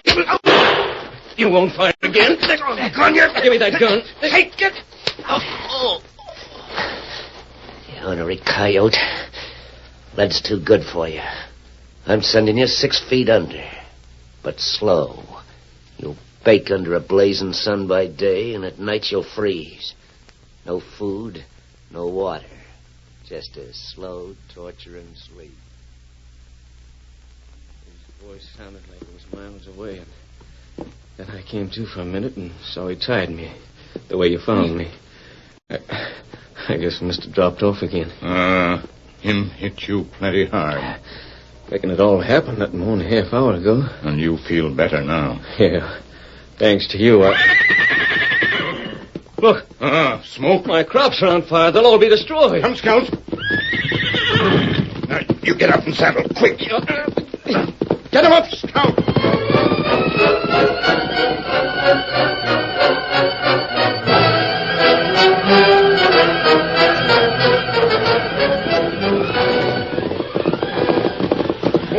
fella, hold. Oh, fellas. Oh, we haven't a chance to stop on that blaze. Grain burned plenty fast. Every bit of my spring planting going up in flames. Cabin on fire. My barn, too, and all my stock is pinned inside. We get him out plenty fast. Man run from house. Him fired. Hey, it's Monk, the yellow snake. He set a match to everything I own. Him right away. We've got to get the stock out of that barn. They'll be burned alive. Here, door. We worked plenty fast. Racing into the burning building, Tonto and Whit Saunders worked frantically to free the stock that was quartered there. Flaming brands hurtled from the roof of the barn to the hay-strewn floor, narrowly missing the Indian and the farmer, and setting a dozen new fires. Suddenly, as the last stock was being driven out, they heard an ominous rending overhead.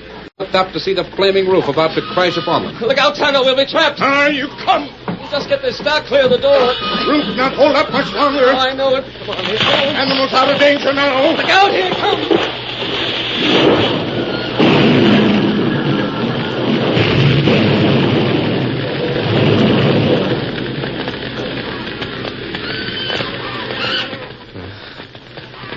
Burned out. 6 months' work. The whole farm gone up in smoke. But it'll take more than this for the barracks to drive me off. That good. You fight for right. You bet I will. The next barracks skunk who shows himself on Rocky Patch is getting a slug.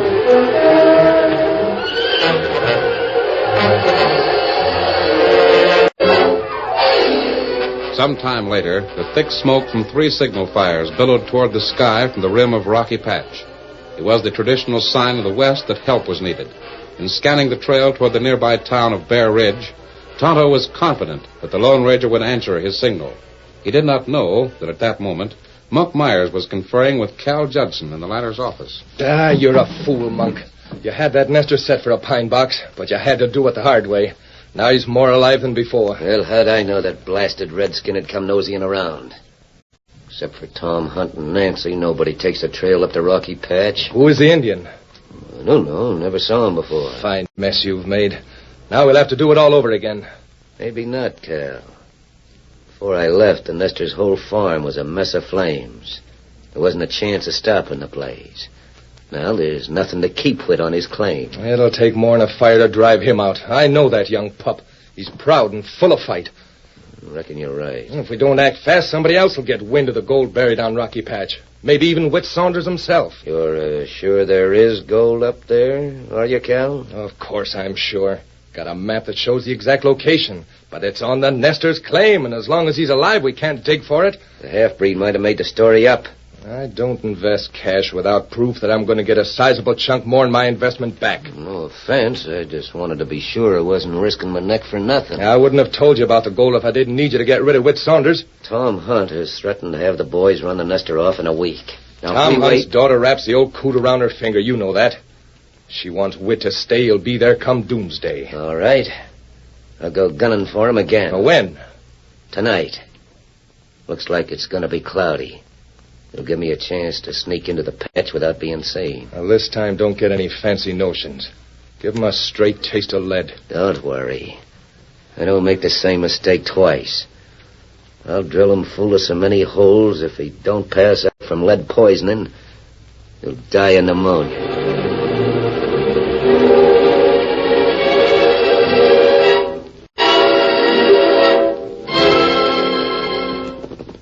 Night was thick on the prairie below Rocky Patch when the Lone Ranger reined in beside Tonto. Oh, Silver, oh, boy, you come plenty fast. I left as soon as I saw your signal, Tonto. You not bring Dan? No, I didn't want to involve him in danger. He'll be all right in town until we return for him. What's wrong, Kimosabe? Plenty wrong in Rocky Patch. Me ride down to Prairie to meet you. Think maybe you not find mountain trail in dark. Is the trail far from here? Half mile. We go there plenty quick. There may be trouble later. What kind of trouble? Me tell you why we ride. Get him up, scout. Come on, Silver.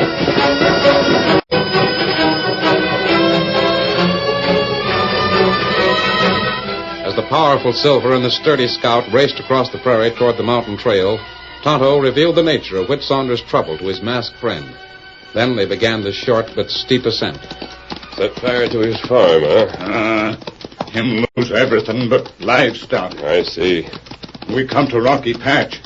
That basin head. This trail is treacherous. It's plenty steep, narrow. We go slow.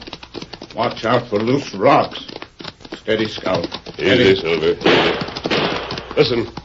Shots come from top of trail. That horse is running away. He kept his way. Stop him. Come on, Silver. Get him up, Scout. Horse not have rider. He must have thrown her. Oh, boy. Pull up. Pull, Silver. Pull. Nancy! Otto, look. Horse throw girl in ledge. She's unconscious. That's right. If she moves an inch when she recovers, she'll fall over the cliff. Come on, Silver.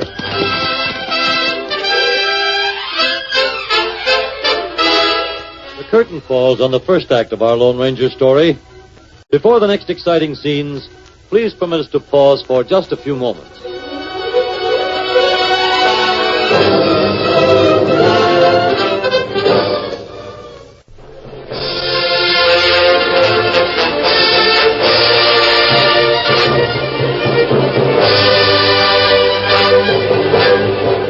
Now to continue our story.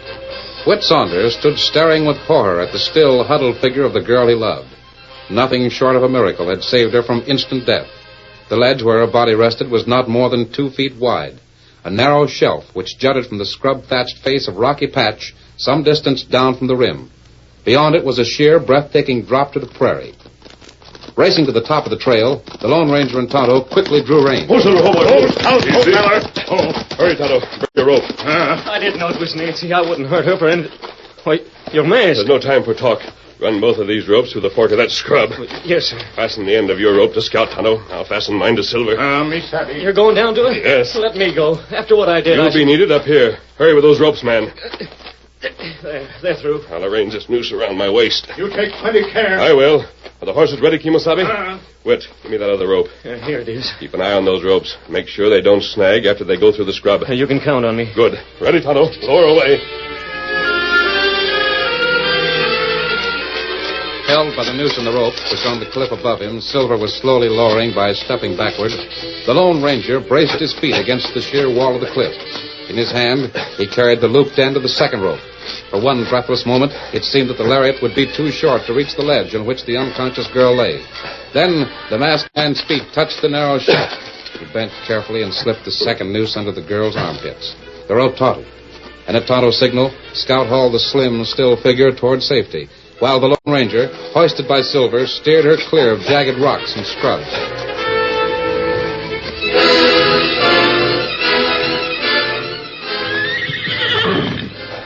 Take hold of Nancy, Whit. She looks so pale. She isn't hurt bad, is she? Come over and look at her, Tonto. Let me bring water.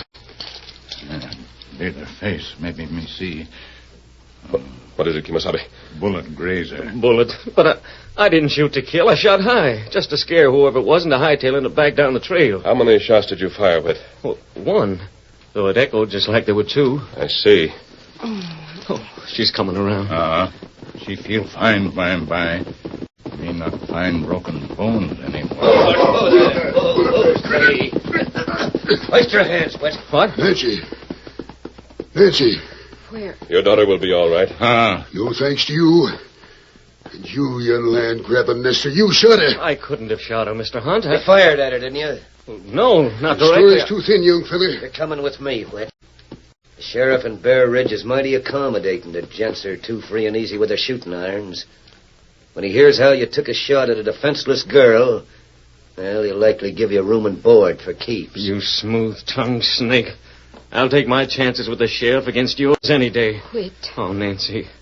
Nancy, are you all right? Yes, I'm all right. Get away from my daughter, you crop-raising coyote. Dad, you can't send Whit It's no to use jail. arguing, Nancy. I aim to get rid of this nester once and for all. Get moving, you. I'm taking you into town the way a nester ought to be took. On foot.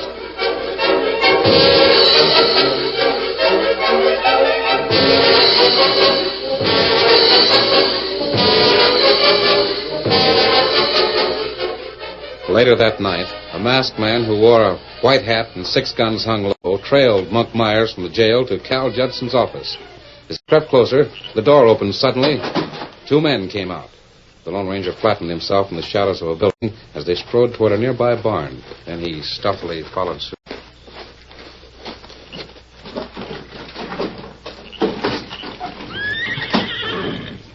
You'll fine picks and shovels packed in that toolbox, Monk. Some canvas bags, too, for loading the gold. Oh, everything ready and waiting, huh, Cal? You must have anticipated this trip for some time. I don't leave anything to chance, if that's what you mean. I'll harness the team to the buckboard. Make sure you don't forget the map. Got it in my pocket. Oh, steady there. Oh, now. That was a stroke of luck. You're trailing Nancy Hunt up Rocky Patch tonight. Yeah. She was so anxious to see that nester. She liked to bust a saddle girth riding up the path. Steady, boy. Is that what changed your mind from drilling wit to framing him for shooting his girl? What do you mean? I hear you're pretty sweet on Nancy yourself. You hear too much, Cal. Creasing the girl's scalp was mighty close shooting, Monk. Or was it that you aimed for a solid hit and missed? Maybe it did. Maybe I didn't. But either way, Whit Saunders stood to be blamed for it. Yeah. The beauty of it is he shot his rifle about the same time you shot yours. The masked man and the engine like to arrive in time to ruin everything. You know, lucky I heard him coming after the shot and hid in the brush. And after they passed, you hightailed it back down the trail to fetch Tom Hunt from the ranch. So as he'd blame the nester for shooting his daughter and clap him in jail. Yeah, that's it. And Whit can't bother us while he's behind bars. We can dig up that yellow dust that's buried on his land, and he'll never know the difference. All ready with them tools, Monk? Yeah. Give me a hand and I'll lift the box into the buckboard. All right. Better take that lantern, too. We'll need light to see by when we dig. I got it. Well, let's climb up behind that team and get rolling. Well, here's to us, Monk. Here's to us and the golden journey. Peter, come on, up!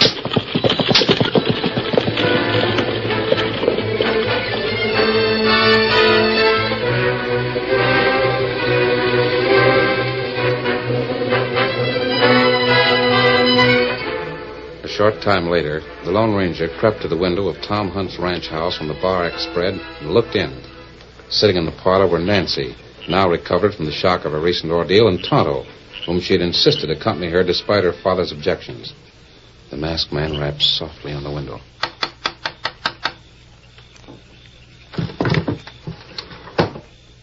You? You know who I am? Yes, Me, Tanner. You friend. Where's your father, Nancy? He went upstairs. Good. We can talk without being overheard. Now, how much does Whit Saunders mean to you? Well, we talked of getting married, but when Dad found out Whit was homesteading on Rocky Patch, he was so furious. How did he find out? Myers told him. I see. And now Whit's in jail for something. Whit didn't fire this shot for which he's being punished. Why, I know he didn't. He couldn't have. You can help prove his innocence. How can I help? Bring paper and pencil, Tonto. Quickly. We haven't much time.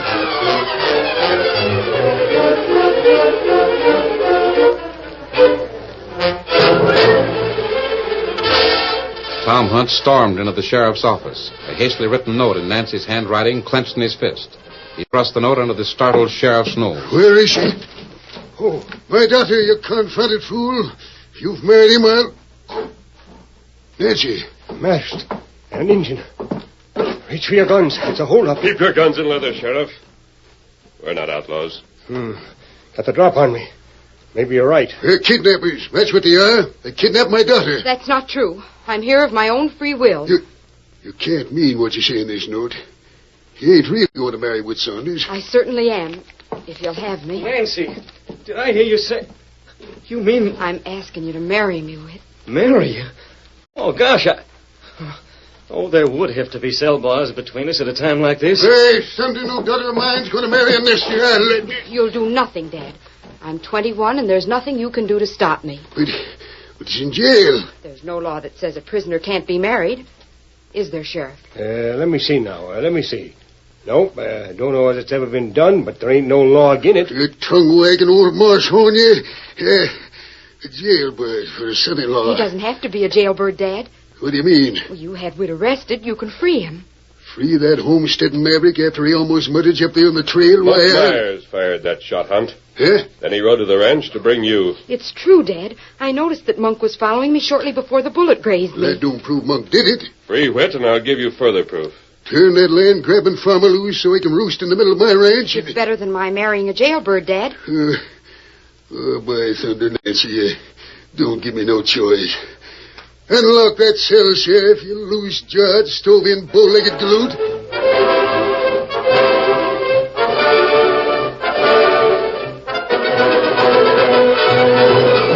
Two men stood waist deep in the hole they had dug near the trail atop Rocky Patch, close to the spot where the Lone Ranger had rescued Nancy. The light of a lantern flickered over the faces of Monk Myers and Cal Judson and glinted from their shovels as they heaved fresh dirt from the pit. You sure this is the spot, Cal? That's a spot marked on the map. We've dug deep enough to uncover 10 cases of gold. Can't be very much deep. You struck something. It's the case. Help me scrape the dirt away. Hey, give me that bar. I'll pry open the lid. Here.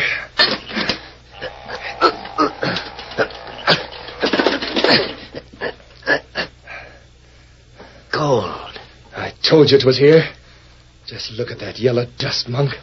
Must be worth more than $20,000. Yeah.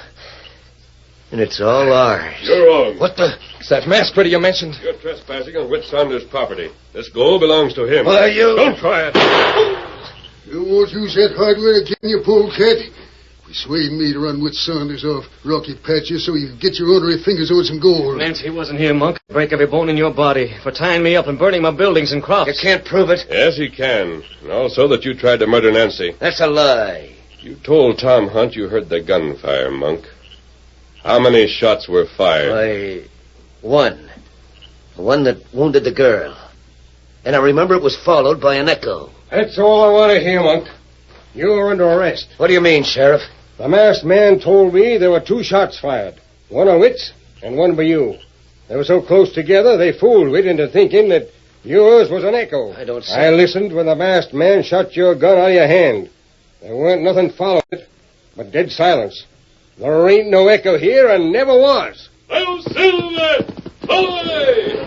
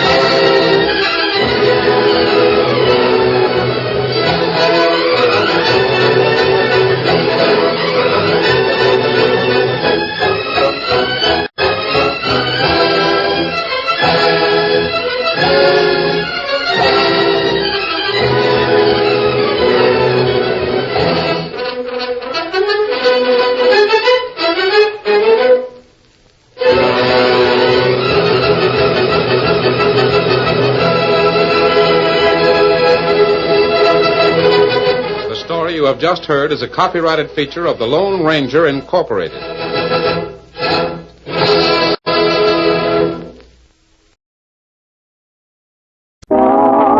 As the petals of gardenias, a lovely skin like yours is why romance endures, and he will whisper, I love you so very much, for you have the skin I love to touch. The Adventures of Mr. and Mrs. North, starring Alice Frost and Joseph Curtin, and brought to you by Woodbury Cold Cream, the beauty cream for the skin you love to touch.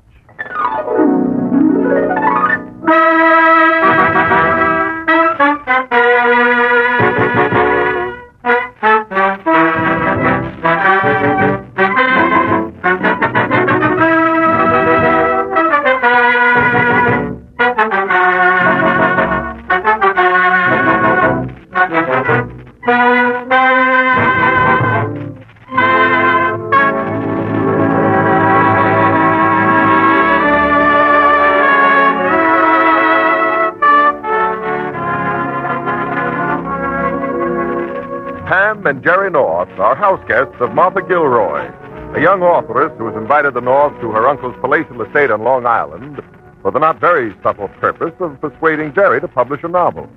Pam and Jerry are in the upstairs sitting room. Oh, they're so nice. Huh? Oh, the curtains. You know, it's really a waste, Jerry. I could have 5 satin evening gowns with the material that's in these curtains. Yes, I suppose you could, dear. And these drawstrings would make a perfect rope girdle. The whole effect would be Grecian. Pam, dear, please, I want to finish this book. I'm on the last page, almost. Oh, that's the best of all, Jerry. I couldn't stop till I'd finished. Then would you let me... Oh, of course, dear. I didn't mean to interrupt.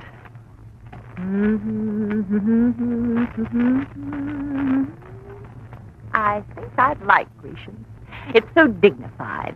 And if you're a Greek, you have a word for everything. It was the Greeks who had a word for it, wasn't it, Jerry? Pam, honey, please.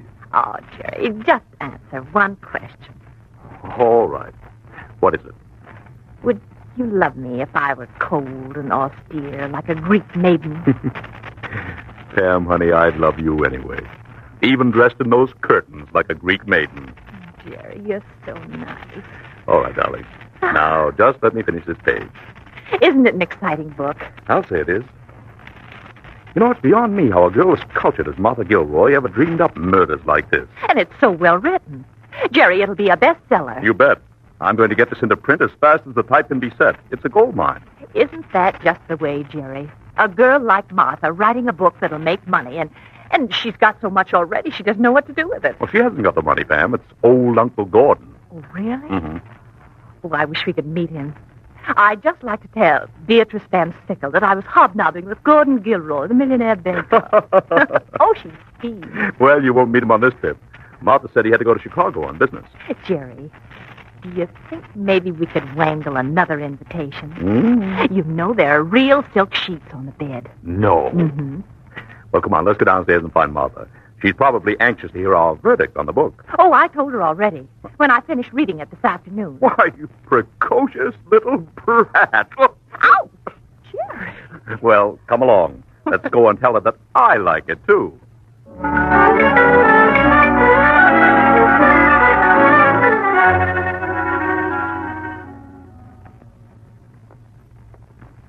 I'm thinking this is the library door, Mr. North. Oh, thank you, Mrs. North. Sure, you need a map to navigate around this house.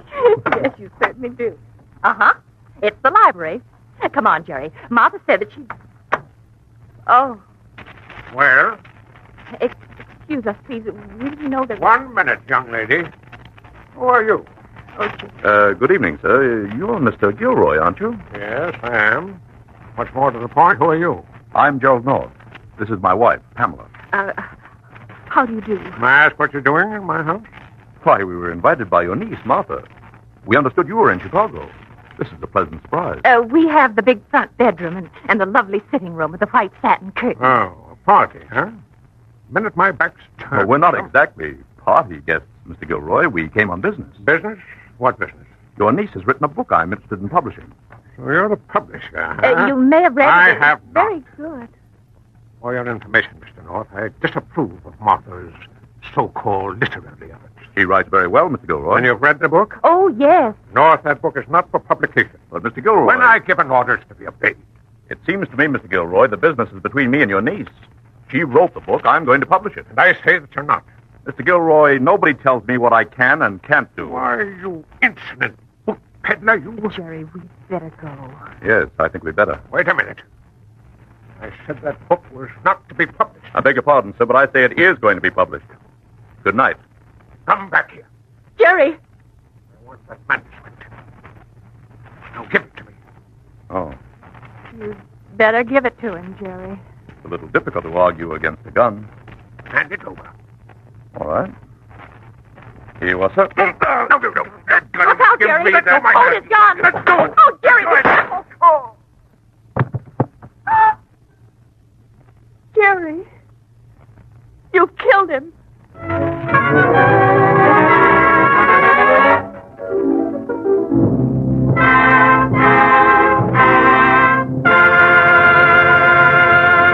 We'll return to Mr. and Mrs. North in just a moment.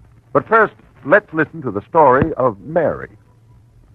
Mary, Mary, not contrary, never ever had a date. Mary, Mary often wondered what would be her fate.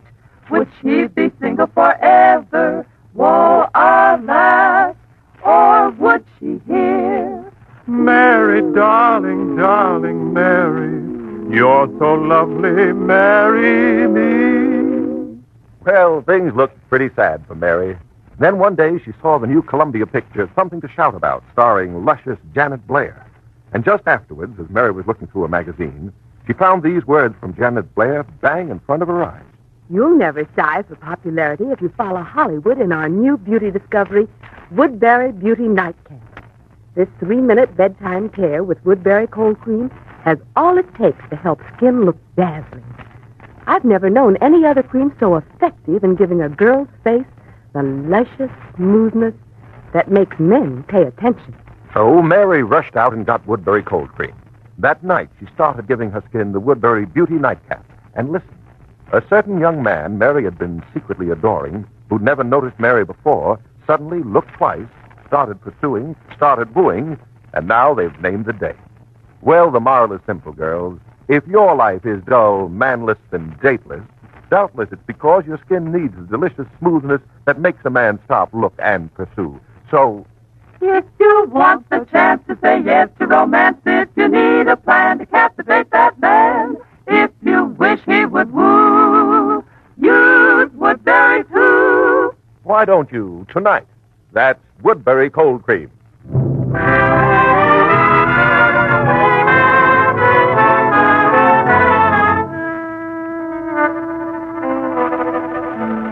And now, back to Mr. and Mrs. North. 20 minutes have passed since the shooting in Gordon Gilroy's library. Police Sergeant Mullins has taken charge. The medical examiner is leaning over the body. Doc, are you sure he's dead? Well, Sergeant, when there's no breath, no pulse, and a bullet hole, you can be sure the body's a corpse. Okay, Doc. Mr. North. Yes, Mullins. It's my unpleasant duty, Mr. North, on your own admission, to hold you for the murder of Gordon Gilroy. Oh, but, Sergeant, it was an accident. Jerry didn't mean to do it. Yeah, I know, but he's admitted to shooting. I want to warn you that anything you say will be used against you. Just a minute, Sergeant Mullins. Jerry's just trying to protect me. I'm the one who shot Mr. Gilroy. You? By heaven's sake, don't complicate it any more. Now, don't listen to anything he says, Sergeant.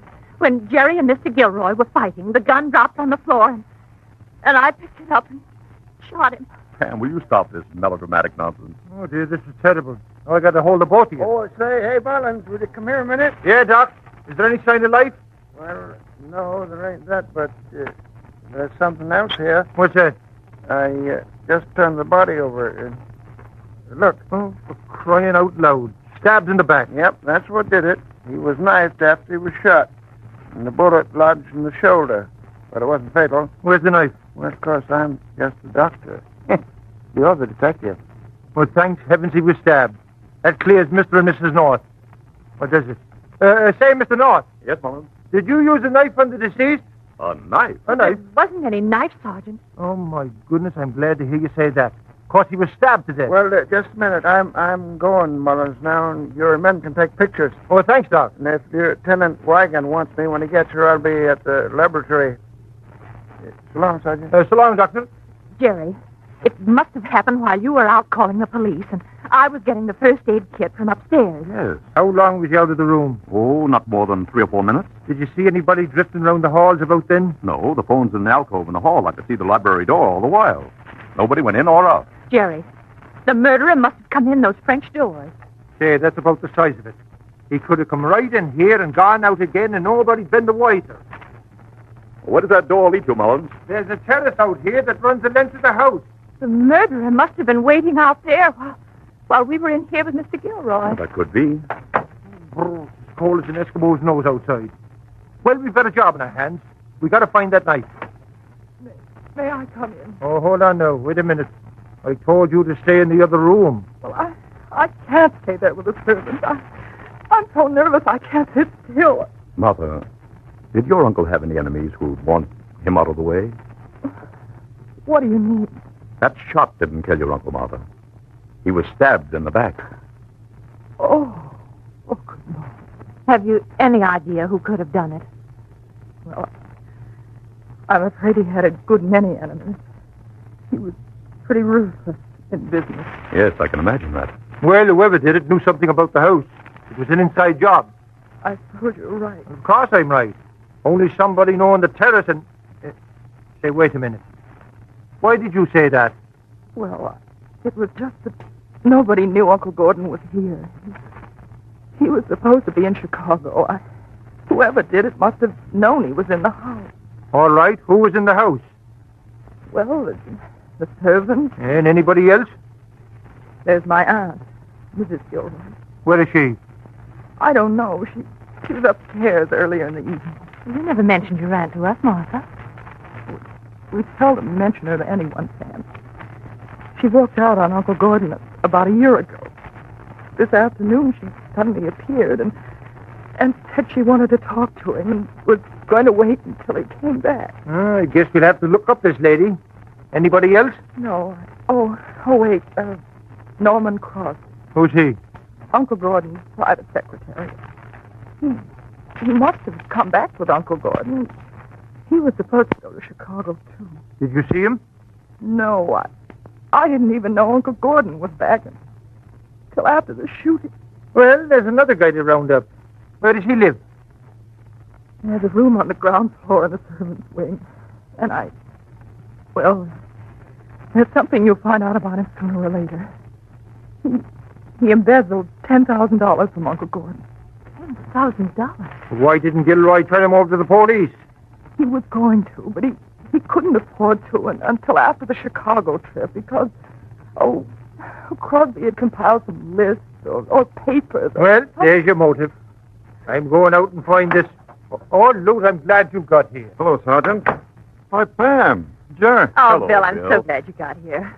Well, what's the case, Mullins? Over here, Lou, is the body. It's Mr. Gordon Gilroy, the banker. That guy who owns his palace. Jerry, Yes, Pam. this would be a wonderful time to look for that knife. All the servants are in the next room. We could go through their things. Oh, Pam, we can't take any chances. I'm seriously mixed up in this business, and... But, Jerry, we must find that knife. There may be fingerprints. That's Bill Wigan's job. Now, darling, don't say another word. We're going to the servants' wing.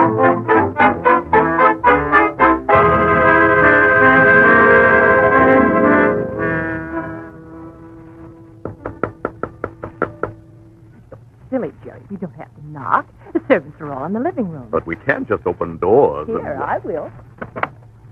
The light's on. Come in, Jerry, quick. Wonder whose room this is. It's a man's... Oh, there's a briefcase on the bed. Now, don't open it, Pam. Oh, I'm not going to, Jerry. I just want to see these initials. N.C. N.C. What? Norman Crosby. That's right, the secretary. This is his room. Now, let's see. Let's see what? If you were a murderer, Jerry, where would you put your knife? Right next to my fork. Now, Pam, we haven't any right to go through a man. There's a window seat. That'd be a dandy place. Jerry, you go through the things in that dresser, and be sure to look between the shirts. That's where I always hide things at home. All right. The funny part is we'll probably find that darn knife. Jerry, come here. What? Look, this window leads right out to the terrace. You can see the French doors to the library from here. Well, what about it? Well, don't you see, dear? Crosby could have climbed out this window, sneaked along the terrace, and gone through those doors into the library.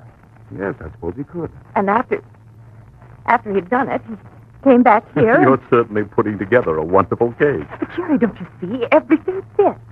Crosby knew that Mr. Gilroy was in the library, And goodness knows he had good reason to want to get rid of him. Jerry, you're not paying a bit of attention. Look, Pam. What? On the floor. There by the dresser. Jerry, is it really blood? Yes, I think so.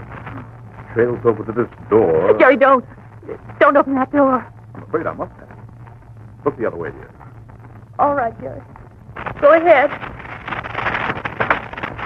Good floor.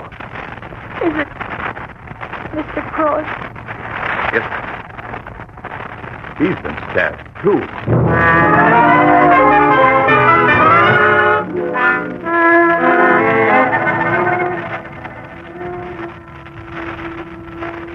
Well, you didn't hear the shot or any commotion here in the library, Mr. Gilroy? I didn't hear a thing, I tell you. Bill, could we see you a moment? In a second, Jerry. Come in and sit down. Come on in, Pam. Now, Mrs. Gilroy, you've been separated from your husband for over a year, as you say. What are you doing here in this house? A little matter of money. Had he been supporting you? It wasn't support, just a slight prop. And last month it fell down. And that's what I came to see him about. Did you know he was going to Chicago? Not till I got here. Arthur told me when I arrived. Arthur? He's the butler. Oh, yeah.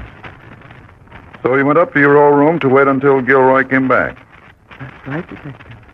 You'll pardon my saying so, but you're a strange woman to be married to a banker like Mr. Gilroy. You mean he was a strange man to be married to a girl like me? And you're right. He took me out of the Follies 11 years ago. But let me tell you, brother, the dough he spent on me didn't come anywhere near paying for what I had to put up with. What do you mean? The conceited, double-dealing old hypocrite. I don't like to say things about the dead. But if there ever was a guy that deserved a bullet, it was Gordon Gilroy. So you gave him one, is that it? I'm not that crazy. He was my meal ticket. All right, Mr. Gilroy. Excuse me a minute. Sure. My time is your time. You want to see me, Jerry? Pam and I just found Crosby. He's dead. Good night. I had him pegged for the guilty party. That's what I told Jerry. He could have sneaked out the window. Come here, Bill. I'll show you from the French door. But, Pam, that whole theory's out now. He's dead. Well, but that doesn't make any difference. He could have done it, and then somebody could have murdered him. Now, look out this door to the left, Bill. Yes? See that room where the light... Look! Somebody's climbing out a window. Stop! The name of the law! He's starting to run. Stop, don't shoot! Come on, Jerry. Pam, stay here. That fellow may start shooting back. No, his hands are up. Bill's got him. Hurry, Jerry. We'll miss everything. Put up your hands now. Put them down. I got nothing to do with anything that's going on in this house. What's it, Bill? Two-bit racketeer known as Red Barton. What are you doing here, Red? Nothing. Honest, I didn't take nothing. Oh, Red. Red, are you hurt? No, honey, no. Oh, he was shooting at you. I thought... Wait a minute. This honey business. Huh? Oh, well, you know. No, I don't know. Well, Sally and me, we've been going around together. Oh, I see. And what about it? You pick nice company, Mrs. Gilroy. The kind that leaves by the window. Sure, with the joint loaded with cops, I should stick around. Come on. Back to the house before we freeze. Okay, I got nothing to hide. I was just waiting for you to finish with us. How Ooh. Come along, Jerry. I'm beginning to shiver. Just a minute, Pam. What are you staring at? Look. There, on the side of the building. Where? A rain spot. Jerry. So that's why we couldn't find the knife.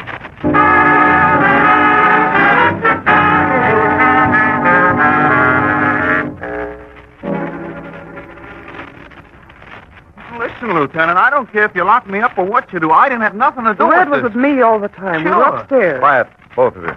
Oh, Bill, I'd like to see you. Just a second, Jerry. I want... What's the matter? You haven't found another body, have you? No, not yet, Bill. But we may. Why, what's up? Bill, when Pam and I were outside just now, we Wait, saw... Jerry. Wasn't Mr. Gilroy's gun on the desk there? Huh? Well, it's gone now. Just a minute. Jerry, when I went out after Red Barton, did Mrs. Gilroy leave this room when I did? No. She followed us. Bill, do you think she picked up the gun then? Be careful. I need to take Red into the next room and turn him over to Mullins. You follow us. I want Mrs. Gilroy to be here alone. What do you think she'll do? Let's see. Jerry, Bill's setting a trap. Well, don't spring it. Mrs. Gilroy, you wait here. All right, Detective. All right, Red. You can come with me. Sure, Lieutenant. Sure, anything you say. Come along, Pam. Excuse us, please, Mrs. Gilroy. Indefinitely, dearie.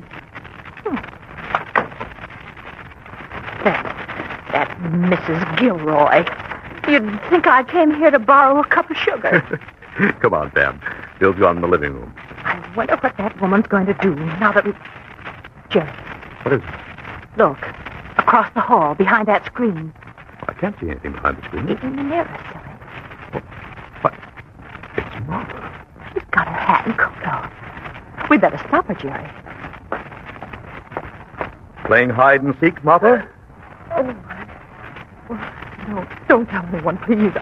I've got to get out of this house. You can't leave now. If you run away, Martha, they'll suspect you. I can't stay. Uncle Gordon's dead, and Crosby, and I'm going to be next. Martha. Believe me, you don't know what's going on in this house.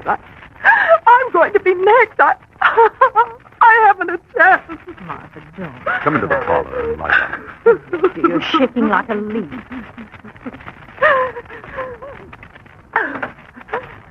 Now, look. There's a nice big couch. You stretch out there. Poor darling. Now, Martha, who's frightening you? Dolly Gilroy. She's the one who killed Uncle Gordon. How do you know? He wouldn't give her a divorce. She wanted to marry Red Barton. But she wouldn't kill him. You don't know her, Sam. She'd do anything to get what she wants. Wait a minute, Martha. Is she the woman you had in mind when you wrote your book? Yes. She tricked Uncle Gordon into marrying her. She spent his money like water. Why wouldn't your uncle divorce her? Oh, Uncle Gordon was no saint either. She had too much on him. If she were no longer his legal wife, she'd blackmail him out of every last cent. Well, he couldn't let her go for his own protection. I'm going to get Bill Wigan. He should hear this. I'll be right back. Oh, Pam, I'm so frightened. Dolly knows I suspect her. She's going to try to put me out of the way. Yeah, now, hold on, Oh, Martha. Pam, Now, lie down. Try to be calm. Dan, would you get me some aspirin and water? I've got to have something. Of course, dear. Oh, thank you. I'll be back in a jiffy. Now, you just close your eyes. Jerry will be here with Bill in a second. All right.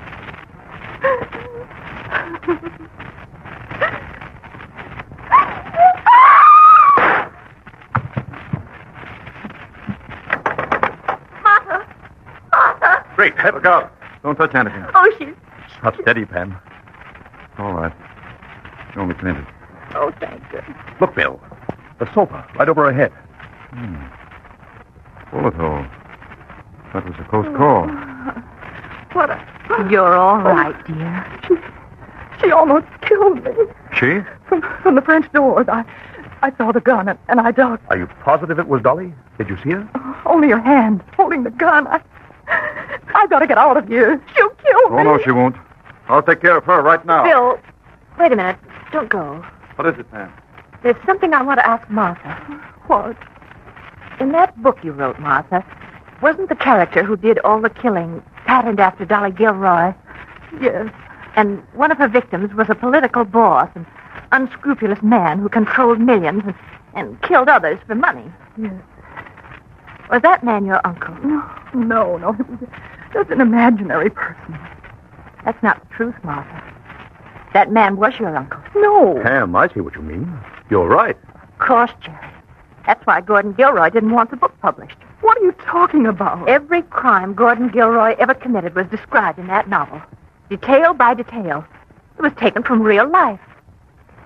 Martha, you wrote that book to blackmail your own uncle. Why, Pam! Oh, why, Pam, me. You're not as sweet as you look, Martha Gilroy. What are you driving at? You didn't expect your uncle back tonight, did you? And you didn't know that he was on to your blackmailing scheme until you saw him fighting with Jerry through the French doors in the library. You're crazy. Oh, no, I'm not. When your uncle was shot and Jerry and I left the room to get help, you saw a good chance to kill him. But you needed a weapon, a gun or a knife. What are you... So you grabbed the closest thing at hand, a heavy icicle hanging from the rain spout on the side of the house. How did you... Oh, you're crazy. You stabbed your uncle with an icicle. No wonder we couldn't find a knife. She broke another one off to kill Norman Crosby. He saw her go into the library with the ice dagger. She killed him to All stop right. him. You're so smart. Figure this out. Oh, just don't move, any of you. So you took the gun, Miss Gilroy. A very clever observation, Lieutenant. Martha, you can't possibly get away. Give me that gun. Now, don't make matters worse. You probably had a good reason for killing your uncle. The court will take things into consideration if Yes, you... I had a good reason to kill him. He murdered my father. That's how he got all his money. He drove Dad to suicide and stole every cent. Gordon Gilroy, the great philanthropist. Put down that gun. I'm not through with it yet, Lieutenant. There's one more death on the books of the Gilroy family. Martha, stand back. I don't want to have to kill you. Jerry, somebody did do something. I'm the only one who can do anything, and here goes. So long, everybody. Down! Look out, Pam. Oh, quick. Oh, don't give me that. Oh, stop it. Let me go. Let me go. Let me do it my own way. Nice work, Jerry. You pulled that rug from under her just in time. Jerry, how did you ever think of it? Mullins, take care of Miss Gilroy. Okay, Luke. All right, miss, come along with me. You take the prize. How did you know Martha was the one? Well, I knew she was lying, so I just put two and two together. Sure enough, she was the one. How did you know she was lying? And what about? Try to make sense, dear. Well, it was right after somebody shot at Martha in this room. I was the first one in here, remember? Yes. Well, Martha said the shot came from the French doors. But when I ran in, I smelled burnt powder and saw smoke hanging in the center of the room. She stood right here in the middle of the room and fired that gun herself. Nice going, Pam. Poor Martha. Oh, but Jerry, now you can't publish that book. Yep. There goes a bestseller right out the window.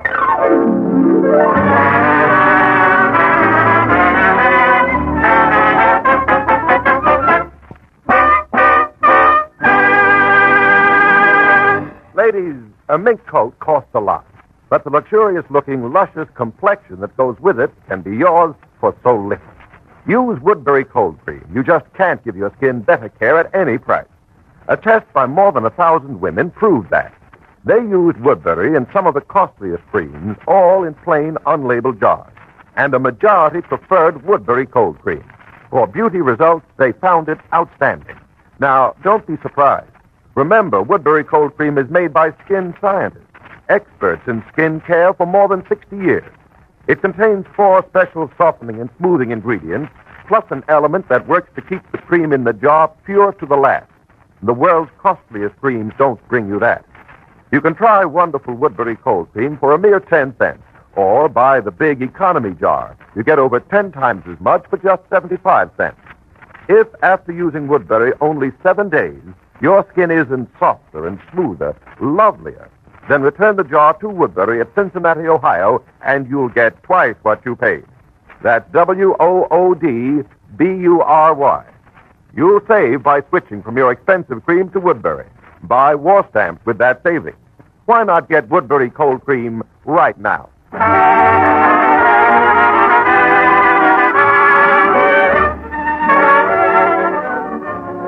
Tune in again next Tuesday evening at the same time for another adventure of Mr. and Mrs. North, when a barefooted corpse manages to put his shoes on.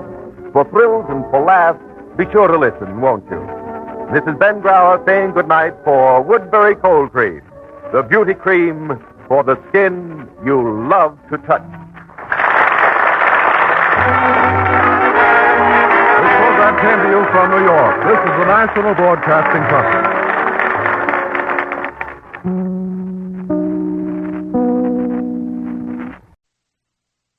In just a moment, Wings to Victory. This is an appeal, an out-and-out request for your help.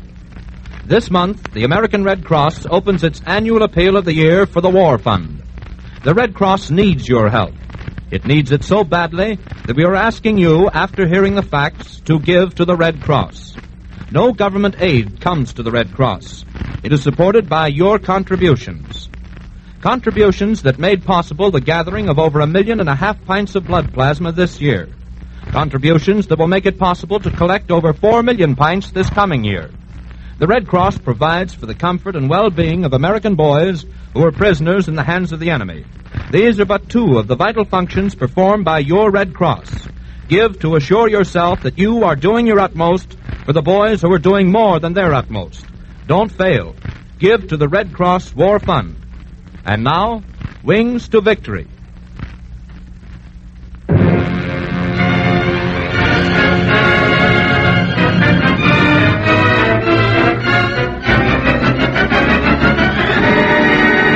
Uncle Sam presents Wings to Victory.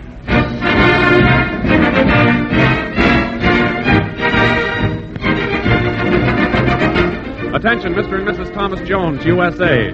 The story of a battle between 6 Martin marauders and 2 Japanese destroyers off Kiska in the Aleutians, and how Technical Sergeant Oliver Olmsted went through his baptism of fire.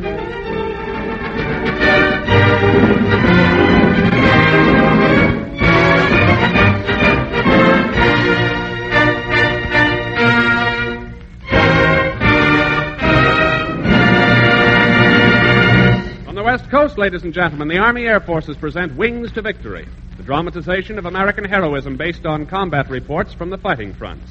For obvious reasons, all names and characters in these true stories are fictitious.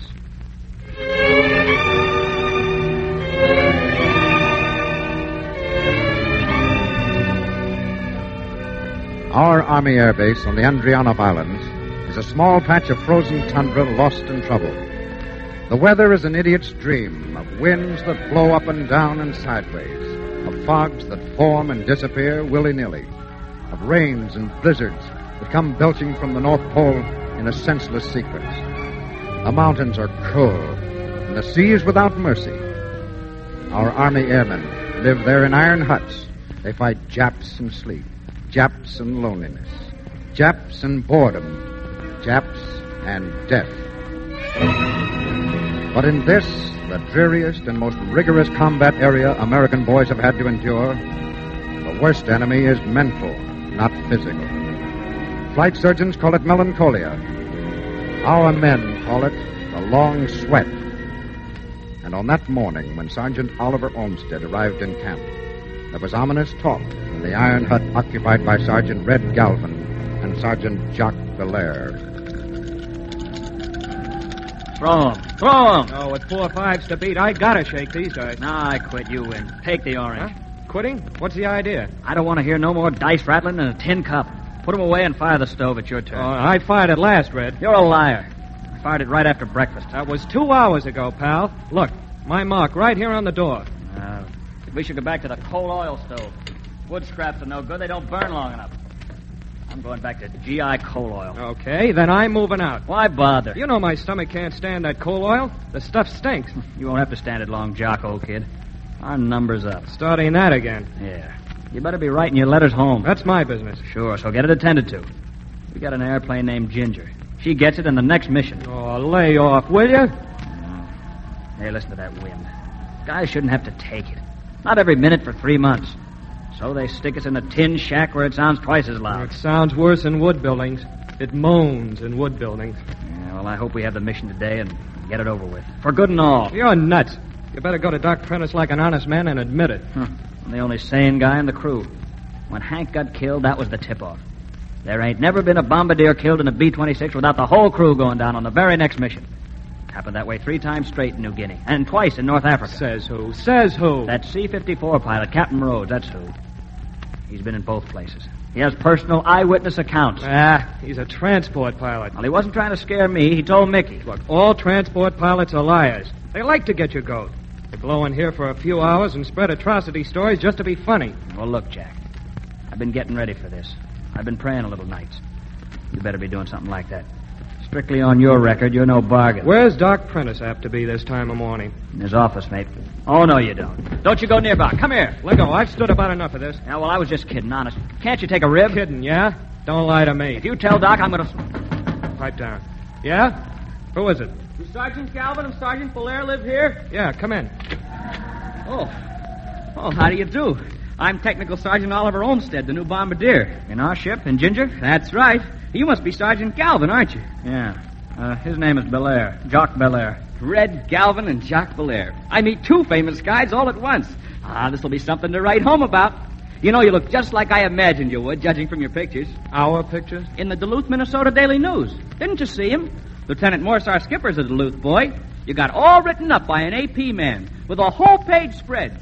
Ginger got her picture in Look magazine, too. And I don't know nobody in Duluth. Boy, howdy, this makes everything complete. It does. Yes, sir. You see, I was afraid they'd send me to the Solomons or Tunisia. But what a break being in Alaska. Yeah, I trained in Texas, and I almost died from the heat.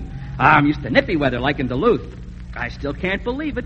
Ginger, the famous B-26 bomber, and me, the bombardier, and this weather. Hey, you mind if I hold the door open a second? Do we, Red? Huh? No, but just a second. Thanks. That good old wind. Sounds like Duluth when a blizzard blows off the lake. Hey, hold on. Are you sure they assigned you to Ginger? Yes, sir. Captain Loomis said that the... Oh, my gosh. I wonder if it's a mistake. Have you got a new bombardier already? No, but I better go find Lieutenant Morse and nail this down right away. Excuse me. It's an honor to have met you. I'll see you later. Wow. So he's the next one. How old do you reckon that kid is? Oh, maybe 19. Oh, at least 20. Oh, what's the diff? He won't live to be much older. Stop it, Red.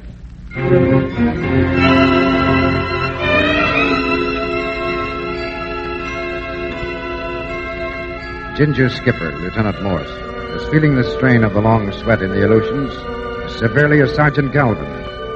He sat with his co-pilot, Lieutenant Levering, in a corner of the pilot's lounge, drinking his 5th cup of black coffee and trying not to look at the gray madness of weather outside a frosted window. Oh, what's the use of thinking about it, Bill?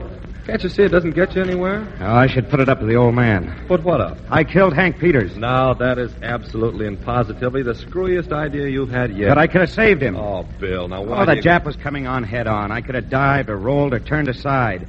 That's what I should have done. Hank would be alive if I'd done that. Oh, that's nonsense. Hank was our nose gunner as well as our bombardier. It was his job to shoot it out with the Jap. He did shoot it out. He got the Jap, and the Jap got him. Yes, with an incendiary in his lungs. Snap out of it, Bill. Hey, come on. Let's go talk to Doc again. Oh, Doc's no help. Nuts to that. All right. Hey, how about a gin rummy game? Oh, haven't you heard? Doc's invented a better little game than that. He's talked the old man into holding a contest to see which one of us is the best writer. What, you mean short stories? Nope, we're supposed to sit down and after the next mission and describe our experiences. Well, maybe that's not so silly. You know, it might help some of us to put it all down on paper. That Doc's a pretty shrewd old bird, Skipper. Well, you can write it. And be sure not to miss any detail. Tell him how it feels to have a boy you know dying in a cubbyhole right under your feet. Tell him how I could have saved that boy and I didn't. Tell him how Quiet, Skipper. There's a kid moving our way. I think he wants to talk to you. Oh, sorry. Excuse me, sir, but aren't you Lieutenant Morse? That's right. Well, I'm Sergeant Olmsted. Captain Loomis assigned me to be your bombardier. Oh, bombardier, yes. Oh, have you got another man, sir? I'd like to, but if you've already picked one... Or... No, I haven't. Whew, what a relief. I was afraid from... Well, is it okay for me then, sir? You're going to take... I'm Joe Levering, sir. Oh, I'm sorry. Lieutenant Levering is my co-pilot. Oh, glad to meet you, sir. I recognized you from your picture. I've already met Red Galvin and Jock Belair. Oh, that's good, Sergeant. The sooner you get acquainted up here, the better. Lieutenant Morse and I are from the same town, I believe. Duluth? Yes, sir. Oh, Duluth, huh? Well, don't tell me we went to the same school. No, sir. You see, I lived on the west side. You were at Minnesota while I was in high school, but well, all of us kids followed your brilliant career. You sure are a big hero back home. I got a whole scrapbook full of clippings. So I've kind of set my heart on flying with you and Ginger. It's my big ambition. Well, that's a hint, Skipper. Well, I'm sorry, Sergeant. I can't talk to you about this now. I appreciate it. You'll see me after lunch. Certainly, sir. What, did I say something wrong, sir? I didn't know. No, it's all right. But he walked out Well, his nerves are a little bad this morning. Sergeant Peters. Did they tell you? Oh, yes, sir. Well, Hank was a great favorite of his. Oh, I see. Well, that makes me admire Lieutenant Morse even more than I did. You say I could write back home for letters of recommendation to him if that would help. No, that's not necessary. You just assume you're a member of our crew until you're told otherwise. Oh, gosh, thank you. Thank you, sir. Excuse me, I got to tell Red and Jock.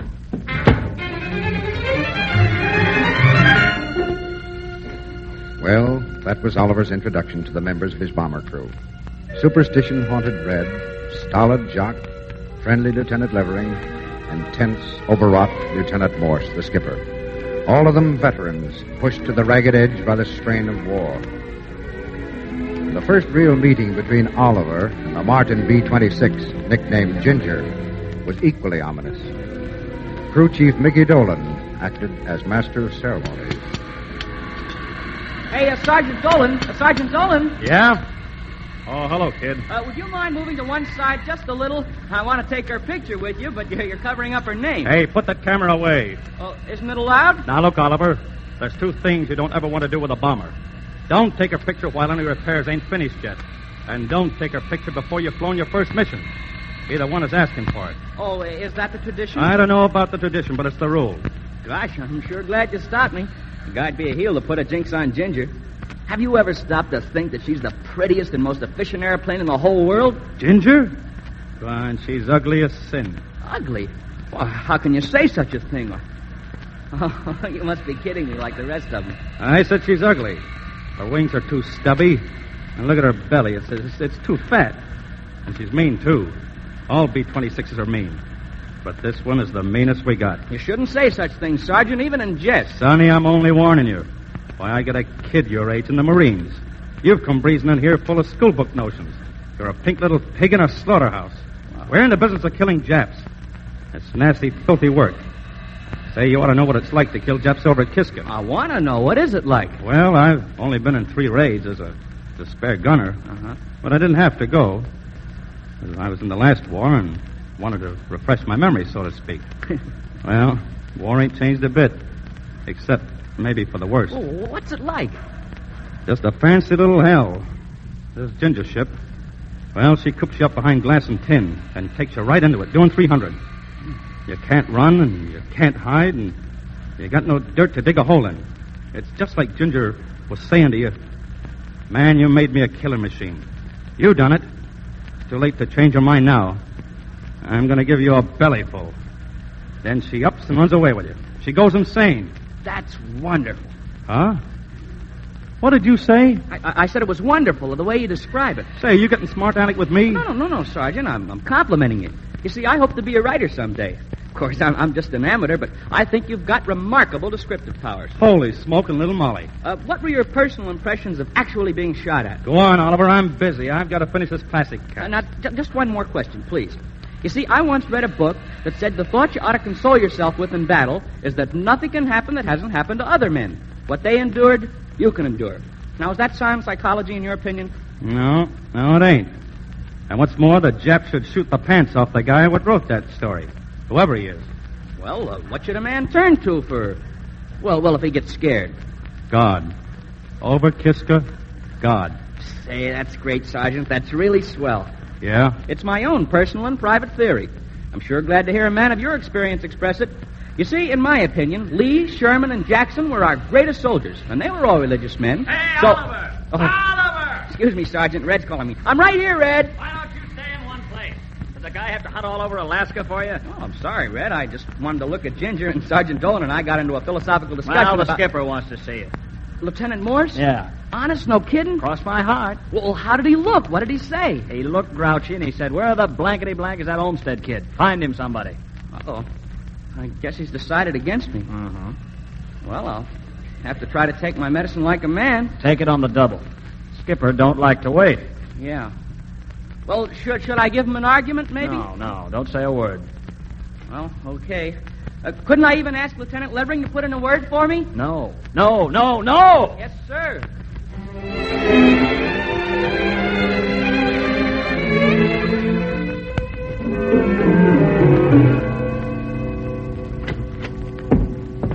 Sergeant Olmsted reports as ordered, sir. Oh, yes. Sit down, Olmsted. Thanks. I've been hoping, You sir... still want to be in my crew, do you? Yes, sir. Well, we'll get to that. Another matter, I've had to censor one of your letters. This one to the Duluth Daily News. Censor? Doggone, I clean forgot. Well, all letters have to be censored, and we usually let the old hands be their own censors. But in your case, well, I'm glad I caught this. You shouldn't write such things to anyone, much less a newspaper. Oh, I was just giving my own opinion, sir. Well, it sounds like romantic nonsense. Your descriptions of Red and Jock and Lieutenant Levering and me, well, they're too far-fetched even to be flattering. Men of heroic mold, best combat team in the service, dedicated to their country. Oh, I can't pass any of this. I suggest you tear that letter up and forget it. But I sincerely believe every word I wrote, sir. Well, I hate to spoil your dream up, kid, but after a couple of months up here, we learned to be honest. Ginger's a she-dog of a ship, and she's got 4 crocs for a crew. I'm going to duck the next mission. You mean you're going to ground yourself? Yes. Oh, you're kidding me, sir. I'm not kidding you. You better go to the old man and ask him to assign you to another plane for your debut. I've killed one bombardier, and I don't want to kill another. Why, Skipper, you're the greatest bomber pilot in the world. None of that, please. But you are. Why, I followed you since I was 14 years old.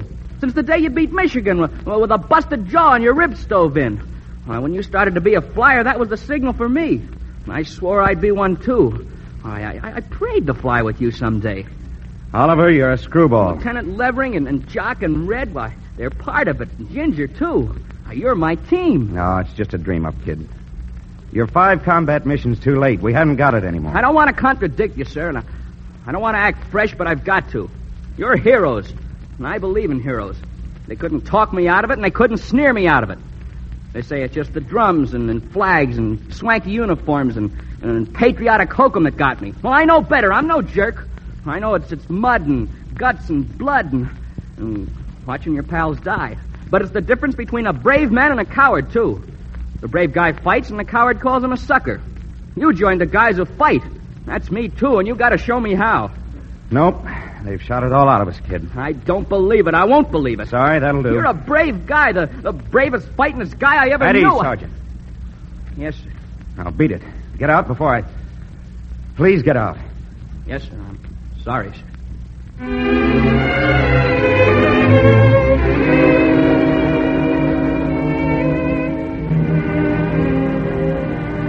The next afternoon, Captain Loomis, the bomber squadron CO, got a report the 2 Japanese destroyers of the Hibiki class were lying off Kiska Harbor. He ordered 5 Martin Marauders to attack them. But the Martin bomber nicknamed Ginger was not on the operations list. Her skipper, Lieutenant Morse, had asked to be relieved of this mission. But at the last moment, Lieutenant Morse had 2 callers. They were Sergeant Red Galvin and Sergeant Jock Belair. You busy, Skipper? No, what is it, Red? Well, Jock here, he said he'd do the talking. All right, Jock, go ahead. Well, it's about the kid. You know Oliver. Yes, I know Oliver. Well, he's sitting out there in Ginger's greenhouse, sir. He's been sitting out there since after lunch. He's nuts or something. He's expecting us to fly him to Kiska. It's going to break his heart, Skipper. Ain't it going to break his heart, Jock? Yeah. He thinks we're some kind of heroes. He hero worships us. Well, I've tried to explain the facts of life to Sergeant Olmsted. Yeah, so did we. I've been telling him there's a jinx on Ginger. I even wrote the farewell letter, didn't I, Jack? And Jock did, too, and, he still don't believe us. He's making us look bad out there, Skipper. Well, if you boys are that sensitive, tell him to get away from Ginger and stay away. There goes Captain Loomis, sir. They're all going, sir. Look, Red, look at him. Hey, yeah. Hey, he sold Mickey Dolan, Skipper. Mickey's pushing Ginger out to the line. Hey, the whole crew's pushing her. Hey, and Oliver's swinging his guns with a cartridge belt loaded. Skipper, I think we ought to go. Yeah? For a headline in the Duluth Daily News? No, sir, I never read that paper. What do you say, Red? Yeah. You want to go, too? Yeah. Jinx or no jinx, just to make Oliver happy? He thinks you're the greatest guy that ever fought a war, Skipper. He thinks you're George Washington and Stonewall Jackson and Robert E. Lee, all rolled into one. They're all gone now, sir. Well, okay, we'll give Oliver what he thinks he wants. I'll give him a belly full of war, and I'll cure him of this hero nonsense once and for all. Sound off for Joe Levering. Let's go. Thanks, Skipper. Oliver's sure going to be a happy kid. Yes, or a dead one. Come on.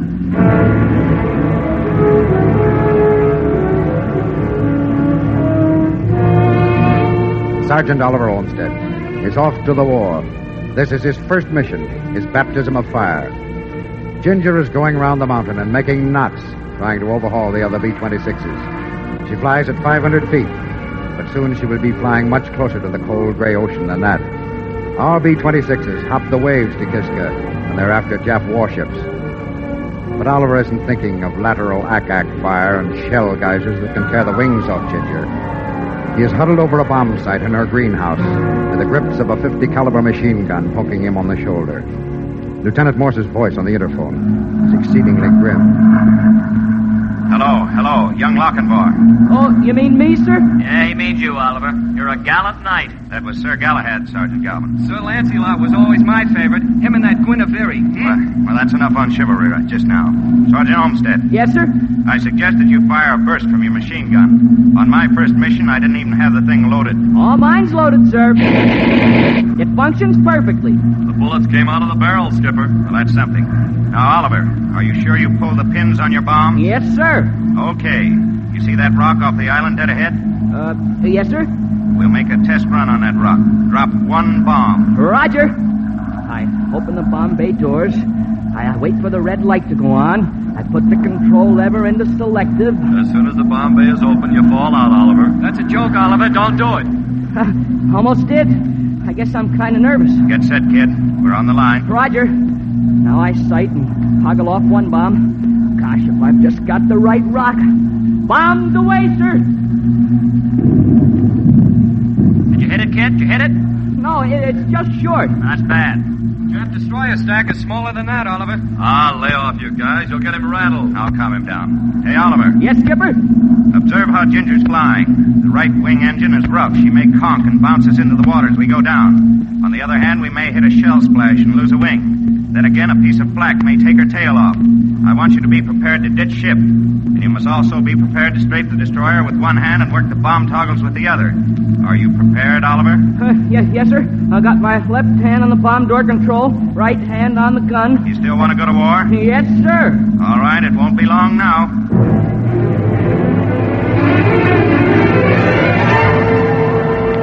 The 6 Martin Marauders, winged out of the gray overcast, went down to an altitude of 50 feet. They skidded across a rough sea toward Kiska Island. It was shrouded in mist and gusts of rain. They sighted the 2 Jap destroyers on the horizon. They started circling, one plane after the other's tail, like Indians around a wagon train. As Ginger took her place in the attack formation.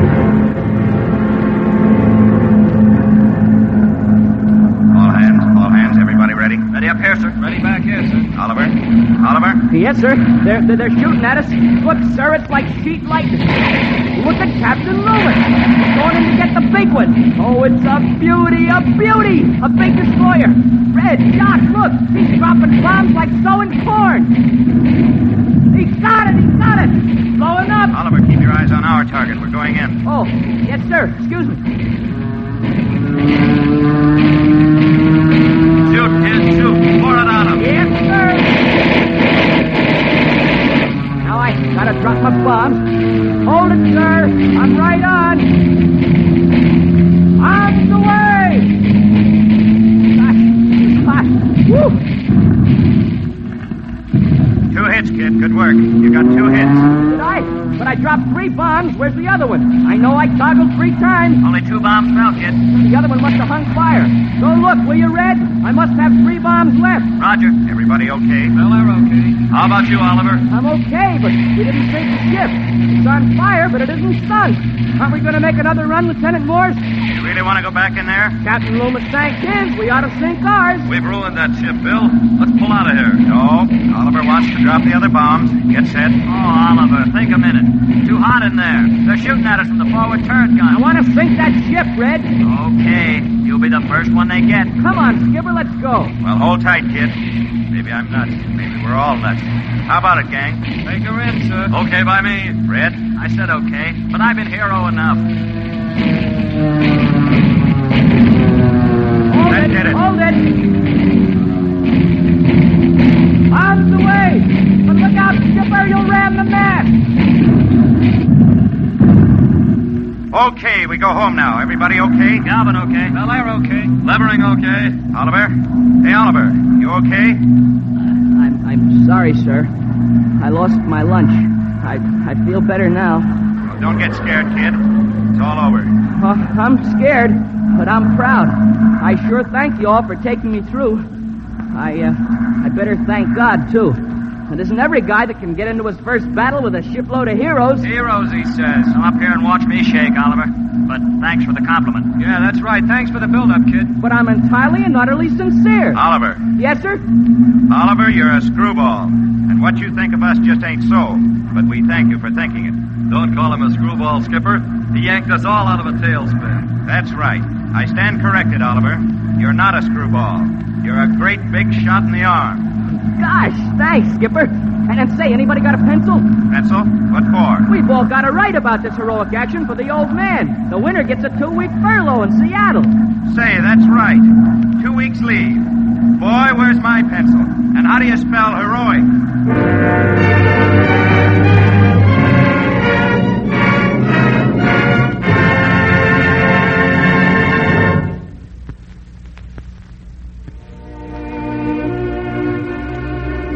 When a nation fights for its life, as the British did after Dunkirk, as the Russians fought at Stalingrad, and as we ourselves fought at Midway, there is no reality but courage. We speak of the United States as a mighty continental power, a great treasure house of mines and farms and roaring factories. The topless towers of Manhattan, the raucous bustle of Chicago, the pioneer legend that is San Francisco excite our pride, and we boast of them in song and story. But when our country is attacked by rapacious enemies, all the physical bulwarks of our strength and every possession we hold dear becomes a mirage. They no longer exist by their own right alone. They exist only by the courage with which we defend them. The land of the free must literally be the home of the brave. In war, cowards are slaves. All is courage, or all is lost. The gods of war are jealous gods indeed. They say to us, you must buy America back. Our price is blood and courage. And already some of us, each in his own fashion, have tossed the last coin upon the iron scales. Is the sunset glorious beyond the Golden Gate? Some boy in a war hawk who will not see a sunset again in this world paid for it at Guadalcanal. Do we sing of amber waves of grain rolling from Kansas to the Dakotas? American lads in fortresses at Midway went down in bloody waves to repurchase those pleasant acres. Are the skyscrapers of New York firm upon their foundations? They rest on the courage of merchant seamen who gasped out their lives amid fiery pools of oil in the North Atlantic. The imperious skyline of a city means less in this war than one frayed echelon of fighting planes with brave men in their cockpits. And when the last shot is fired, shall this land be an American republic or a barbarian's prison camp? Courage, and courage alone can answer. These are the silent days of deeds. We have come to the wordless time of the hero. God grant to each American his own one act of bravery, for only an entire nation of heroes can deserve the holy ground we tread and the victory we must win.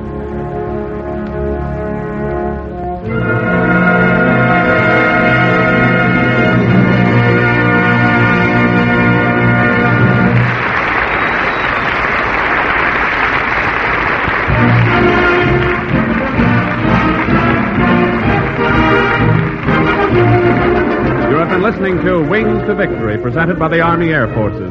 Sergeant Hal Gibney speaking. This war service program came to you from the West Coast. This is the Blue Network. Well, it all started as a joke. Jane had asked Mr. Ace and Neil to cheer up Cokie by telling some jokes. So Neil laughingly said, who was that lady I saw you with last night, Mr. Ace? Well, that's all Jane needed to start her worrying about an unknown lady. In the meantime, Mr. Ace, unaware of Jane's worry, is busy with a new customer for the farm to which the Aces have moved in order to supervise repairs. This episode is in alternating scenes between Mr. Ace's office and the farm. But first to the office, where we find Mr. Ace, his partner, Mr. Neff, and the attractive lady interested in the farm. Listen. Well, now, Mrs. Adams, first I suppose Mr. Neff told you where the farm is located, didn't he? Well, only vaguely, Mr. Ace. It's south and east of here, isn't it? Well, almost. It's north and west, but I... Really? Yeah, I thought Mr. Neff said that... Mrs. Adams, I told you distinctly it was out on Belair Road. That's northwest. Oh, I'm so sorry, Mr. Neff, but you see, Belair Road means nothing to me. Oh, you don't know the country around here, is that it? I haven't the faintest idea. You see, when my husband was alive, we lived in Janesville. That's 100 miles from here. Oh, yes, I know. My Jane. brother lives here, though, and it's really for him that I'm buying this farm, or thinking of buying. Oh, I see. He's the only relative I have, really. He's just completed a course at the Agricultural College. Oh, I understand. A scientific farmer. That's it. Well, Mrs. Adams, you couldn't find a farm better suited for your purpose. Not too large, it's still quite productive. I'm dying to see it. Well, we're going to show it to you, but I have some plans here of the place I'd like to have you look over first. Here they are. We're making a lot of improvements on the place. Yes, we're doing a lot of repair work and painting. Now, you see, here's a general layout of the place. This is the farmhouse itself here, bungalow. Runs all the way back here. This is the roadway leading up to the house. It's nicely gardened. I'm afraid you're wasting your time showing me this blueprint. It's Greek to me. Well, I thought you'd get a general impression. Oh, I have an idea. My brother would understand all this. He literally eats up figures and drawings. Why can't you come to dinner tonight and show it to him? And you too, Mr. Ness. Well, I'll be delighted. Dinner? Well, I'm at the Terrace Hotel. I'll have Bud there. Then you two men and he can pour over these things to your heart's content. Yeah, that'll be very nice. Well, now, I don't know. You see, I usually go home to dinner, and I don't know. Oh, nonsense. Can't you call up and let your wife know you're staying downtown? Well, yes, I guess I could call. Well, that's settled then. Shall we say at 7? At 7 will be fine. We'll be there. I must be running, really. I have some shopping to do. See you then this evening. Yes, thank you. We'll be there. And don't forget to bring along those blueprints. Goodbye, Mr. Ace. Goodbye, Mrs. Adams. It's been a pleasure meeting you. Thank you, and I hope you'll be able to buy your farm. I hope so. Goodbye, Mr. Ness. Goodbye, Mrs. Adams. See you tonight.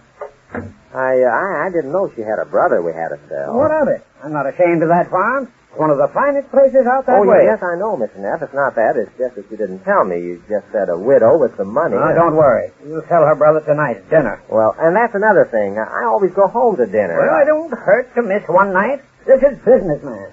If we can sell this farm, we'll make some real money. Yes, I know that. Well, I guess I better call up Mrs. Ace and tell her I won't be there for dinner. Yes, you better do that. But not a word now about this customer. Oh, I won't.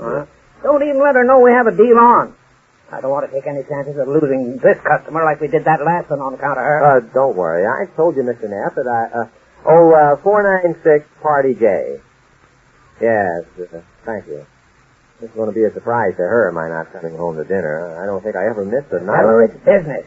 Don't tell her what the business is. Oh, I understand about... yes, operator, this is E4022. Yes. Hello, Jay. Oh, is that Laura? Call Mrs. Ace to the phone, please. This is Mr. Ace, yes. Oh, that girl we got there. Brilliant girl. That college girl? No, I was just... hello, Jane. Listen, I won't be able to get home for dinner this evening. No, not that I'll be late for dinner. I'm going to dinner with Mr. Neff. Got some business to talk over. Don't tell her what the business is. I said with Mr. Neff. Am I sure? What do you mean, am I sure? No, I guess you didn't hear me. I say Mr. Neff and I are going to have to talk over some business, so we're having dinner downtown so we can talk it over. Yes, I know it's no trouble to put on a plate for one more, but I tell you, we have to be alone. So don't worry if I'm late getting there. Oh, I see. You want to be alone. Well, you said you want to be alone. Oh, business, huh? Yes, I see. Well, goodbye then.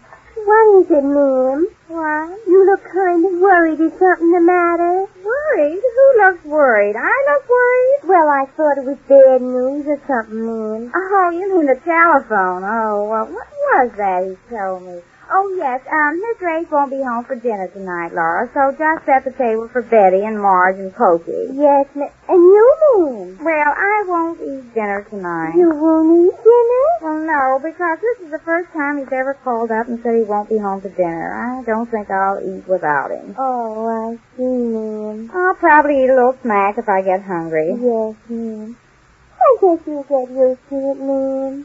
Get used to what? The mister calling up and saying he won't be home for dinner. What do you mean, get used to it? Well, ma'am, it's like the people I used to work for before I came here. He was always calling up and saying he wouldn't be home for dinner. Well, after all, Mr. Ace doesn't always call up. This is the first time. He has some business to attend to. He said. Yes, ma'am. That's what that Mr. Winters always said, business. Who's Mr. Winters? Mr. and Mrs. Winters. I used to work for them. Oh.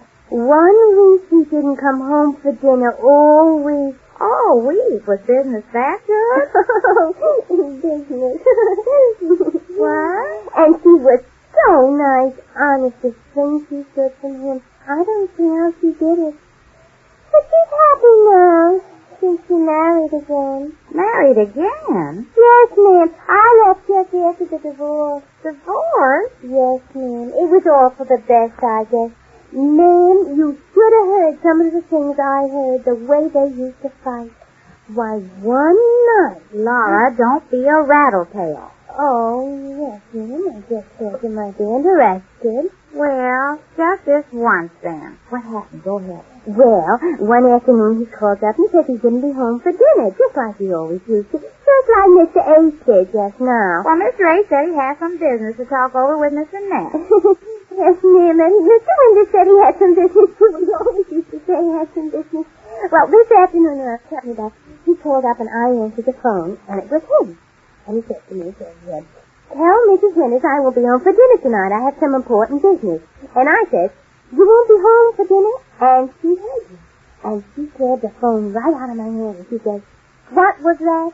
And he told her he won't be home for dinner, and I kind of have some business. And she said, what kind of business? Monkey business? Oh, that's cute. I wish I'd have thought. Go ahead, Laura. What happened? Well, she hung up on us finally, like she always used to when he called up like that. And then she went upstairs and cried. Cried? Yes, ma'am. Oh, we all felt so sorry for her. Cook and me especially, because the chauffeur used to tell us all about Mr. Winters. We knew all about it, and we felt sorry for her. He was a terrible flirt. The chauffeur? Oh, no, ma'am. Mr. Winters. Oh, some men are so gullible. Why, I feel sorry for her myself, and I don't even know her. But like I said, ma'am, she got used to him calling up all the time and saying he won't be home for dinner. You'll get used to it, ma'am. I will? Oh, yes, you'll get used to it in time, just like she did. But I don't think this is like her case. Isn't it, ma'am? No, in the first place, we haven't got a chauffeur. Oh, no, ma'am. So there. Yes, ma'am. The only thing alike is that he called up and said he wouldn't be home for dinner. Yes, ma'am. Well, I'll just put on one less place for dinner, ma'am. Yes, I guess so. Laura? Yes, ma'am? What did Mrs. Winters finally do? She divorced him, ma'am, like I told you. Oh, no, I don't mean that. I mean, did she ever find out any more about it? Oh, yes, ma'am. She was very clever. The way she did it, I mean. What did she do? Well, one day she called him up and disguised her voice and talked just like some other woman, and she made a date with her. She did? Yes, ma'am. He found out who the woman was that way. How? He called her by the woman's name. He thought he was talking to this other woman. Oh, he did? Yes, he did. He called him up and talked like another woman, and he called her by the other woman's name. Is that the way? Yes, ma'am. Well, now, let me see. What could I say to him? Oh, are you going to call her? Well, I'm just going to find out who she is, that's all. How you do it, Laura? What did she say to her? Oh, I didn't hear her, ma'am. I just heard about it. Oh, well, I wonder what I should say. I don't know how to start it. Well, ma'am, how is guess who this is? Guess who this is? No, he doesn't like it when I do that. Besides, he might know who it is, too. I don't want it to sound like me. Well, I guess some of them say, hello, tall, dark, and handsome. Hello, tall, dark, and handsome. No, that doesn't sound like him now. I better make it hello, tall, blonde, and fairly good-looking. How's that? I think he might recognize your voice, ma'am. Well, I'll say it real low, then. Hello, tall, blonde, and fairly good-looking. When are you coming up to see me sometime? Oh, that's better, ma'am. It is? Well, I'll call him up now. All right, ma'am. Oh, I hope he's there. I guess he is. He just called me from his East 4022. Oh, that's good, ma'am. Thanks, Laura. This is 49640J. That's good practice that way. Yes, ma'am. I hope it works. Oh, I hope so. I mean, I hope it doesn't. Oh, I don't know what I mean, but I have to find out who... Oh, here he is. Hello, tall, blonde, and fairly good-looking. When are you coming up to see me sometime? What was that again? What did you say? Hello, tall, blonde, and fairly good-looking. When are you coming up to see me sometime? All right, May. I get it. What do you want? May? Oh. Hello? Hello? Hello, Jane. What is it? Well, so Jane has a May to worry about now. Just what her next step is, we learn when next we meet the Easy Aces.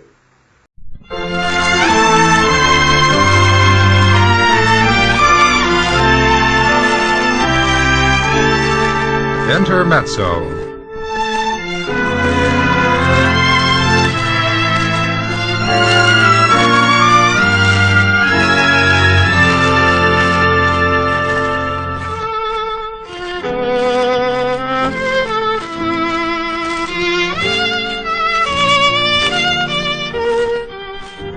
The Armed Forces Radio Orchestra brings you Intermezzo, a half hour of music with Private Erno Neufeld, violinist, and as your guests, the duo pianist Ted Sadenberg and Edward Redner.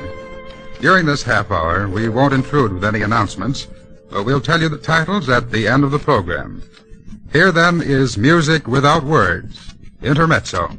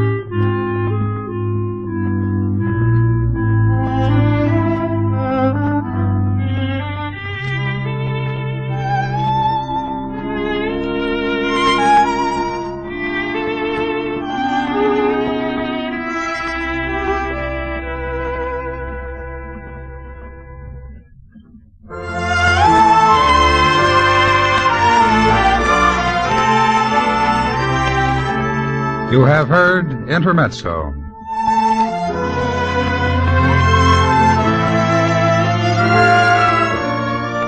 This half hour of music was played for you by the Armed Forces Radio Orchestra under the direction of Major Meredith Wilson, and brought you the following selections: Serenade, Jeannie with the Light Brown Hair, I'll Remember April, Nobody Knows the Trouble I've Seen, The Meadow, Dance of the Sugar Plum Fairy with Sergeant Gene Plummer at the celeste, Love Walked In, Moment Musicale, A Love Like Ours, The Continental, and American Lullaby.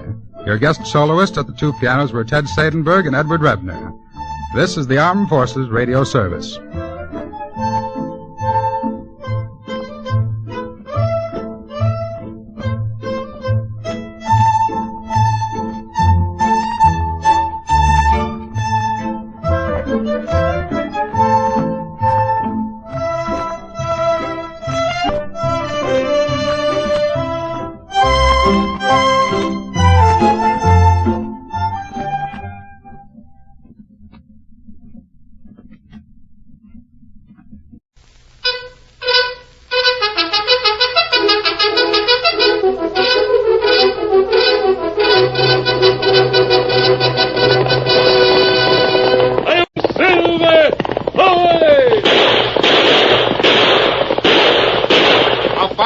With the speed of light, a cloud of dust, and a hearty hi-yo Silver, the Lone Ranger.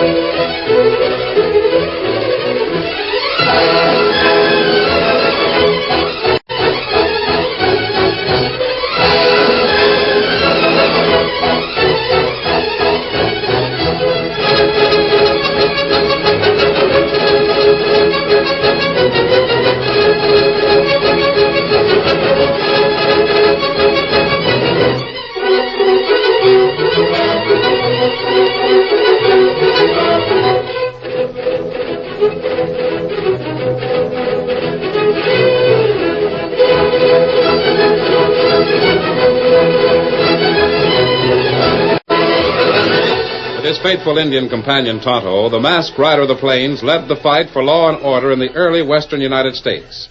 The stories of his strength and courage, his daring and resourcefulness, have come down to us through the generations. And nowhere in the pages of history can one find a greater champion of justice. Return with us now to those thrilling days of yesteryear. From out of the past come the thundering hoofbeats of the great horse Silver.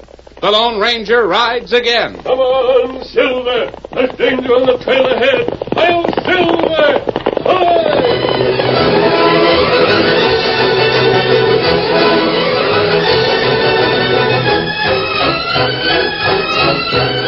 A fat man seated at the table was writing hurriedly on a small slip of paper. Or perhaps it was merely by comparison that the paper seemed small. Everything in the room was dwarfed by the enormous bulk of the bearded fat man. Even Cass Gentry's 6 feet of height and his weight seemed like a miniature figure as he nervously waited for the writer to finish. Only the fat man's hands were of normal size. And now they folded the slip of paper quickly and beckoned to Cass Gentry. This is it, huh? The directions are all written down? The fat man didn't speak. He merely nodded his head in answer to Cass Gentry's question. For a moment, Cass seemed to be puzzled. Then he remembered that the fat man never spoke. His orders were always written. They were always obeyed. Oh, I see. This note's for Lacey. He's waiting outside. I'll give it to him.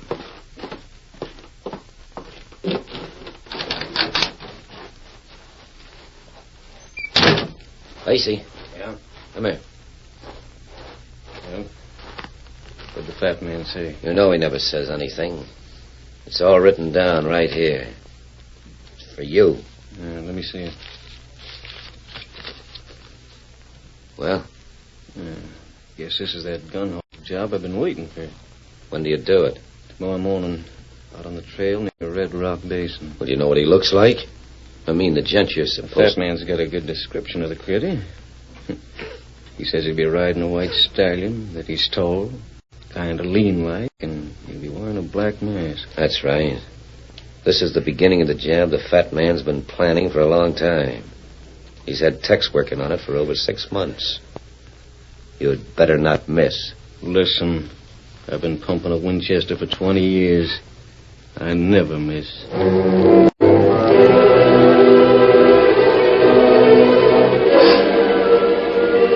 Early the following morning, the Lone Ranger saddled his horse and prepared to leave the camp where he and Tonto and Dan had spent the last few days. Say, big fella, I won't be gone long, Dan.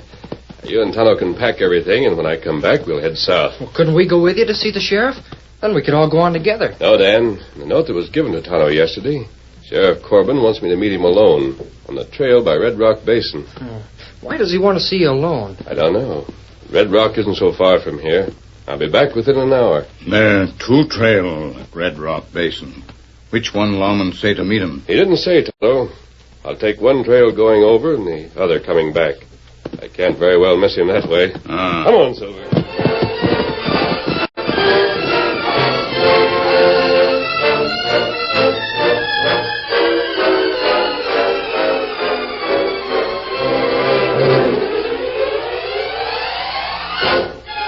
A high-powered rifle is a deadly weapon, especially when it's in the hands of an expert marksman such as Lacey Coleman. He rested the long blue barrel on the edge of a sandstone cliff that was high above the Red Rock Basin trail. He smiled grimly as he trained his gun sights on the figure of a horseman who was tall and lean and who wore a black mask. Then with slow, steady pressure, he squeezed the trigger. I ain't got time to go down there and see. But I'll lay 10 to 1 that one landed right between the eyes.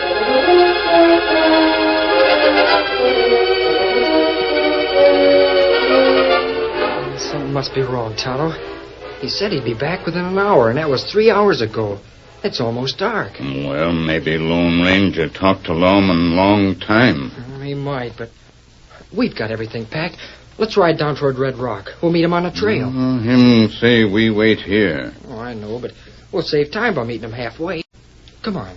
When Lone Ranger say wait, Tonto wait. All right, then. I'll ride alone. Come here, Victor. That not good, Dan. It's bad country for you to ride alone. Then why don't you come along with me? All right. Tonto go. Here, Scout. Maybe this make Lone Ranger plenty mad. I know it won't. He'll be glad to see us. Come on, Victor. Get him up, Scout.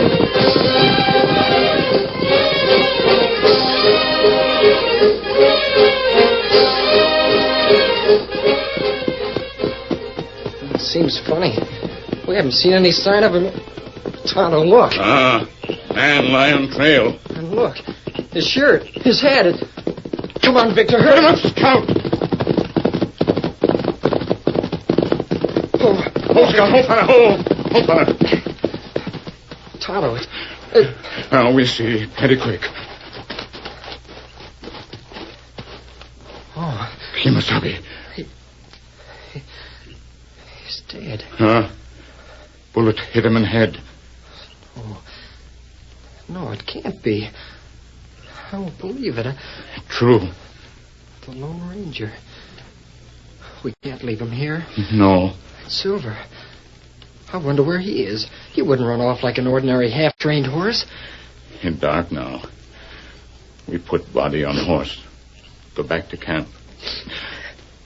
You help carry him? Of course I will.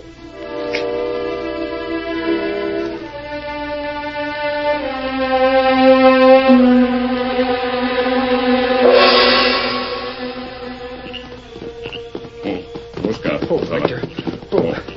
Now, you spread blanket, Dan. He carry body of Lone Ranger. Sure. Just a minute.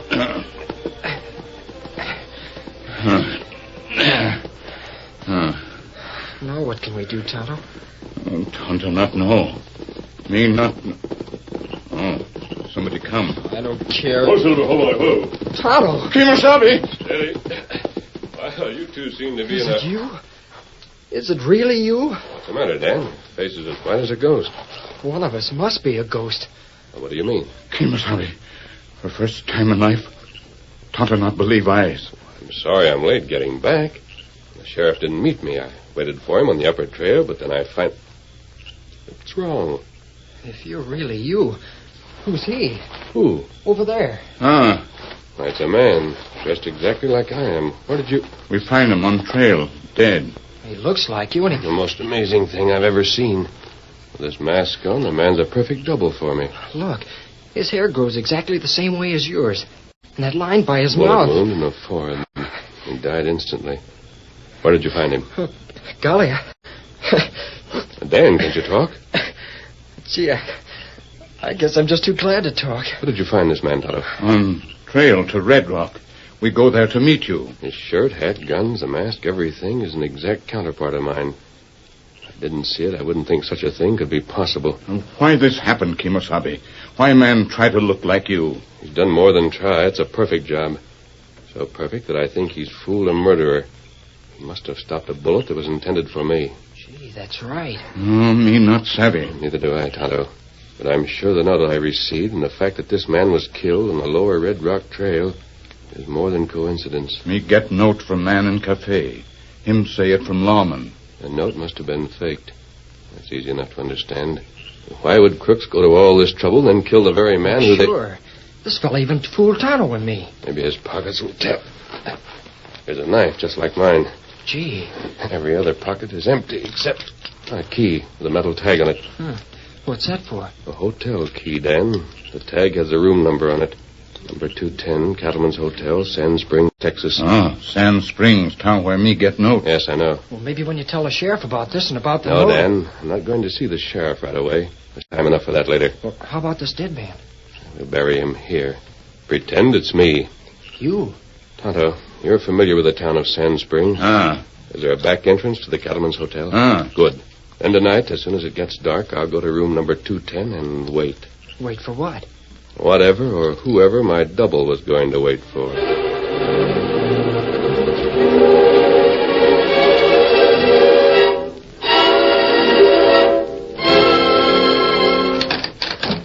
We'll slip in the back door of the hotel here. It's easier this way. What's the room number? 210. Up one flight. Come on.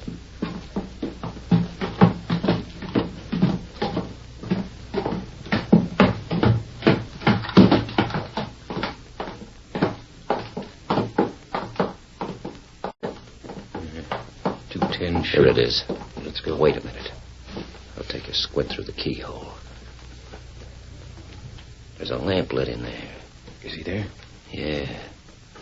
There's somebody in there. He's got his back to the door. But keep your gun handy. We'll play safe. I'm ready. Reach! I've been wondering how long you were going to stand out there and talk before you came in. Still think you're a pretty smart dude, don't you, Tex? Not very. If I was smart, I wouldn't be standing here with my back to you, with my hands up. All right. Put him down and turn around. We're just playing safe, that's all. Thanks. Tex, this is Lacey Coleman. Howdy. What? Why, he's wearing a mask and everything. Just like the Lone Ranger. Sure, what'd you expect? I never saw a better get-up. Oh, I've been practicing. Ain't you, Tex? Quite a bit. You can take off that mask now. Ain't no sense in wearing it all the time. No, I think I'll keep it on so I'll get used to it. Well, yeah, maybe so. Come on, let's get going. Where? What do you think? Why did you come up here to Sand Springs? To meet you. Tex, I worked with you for a year in El Paso. Remember? Yeah, I think I do. You think? Don't you Stop know? gabbing. The fat man's waiting for us. Let's get out of here. Yeah. The fat man wants to see Tex. I'm sure of that. He can't be any more anxious than I am. Maybe. We'll go out the back way, Tex. You go first. Lacey and me will follow you. All right. Come on. Open the door. Yeah, I thought so. There's something wrong here. Keep your hands away from that hardware, and I'll split your spine with a hunk of lead. What's wrong, Cass? This critter reached for that doorknob with his right hand. And the Tex I know has been left-handed all his life. I use either hand. Yeah, maybe you do and maybe you don't. We'll let the fat man decide. Just don't try any tricks. And get moving.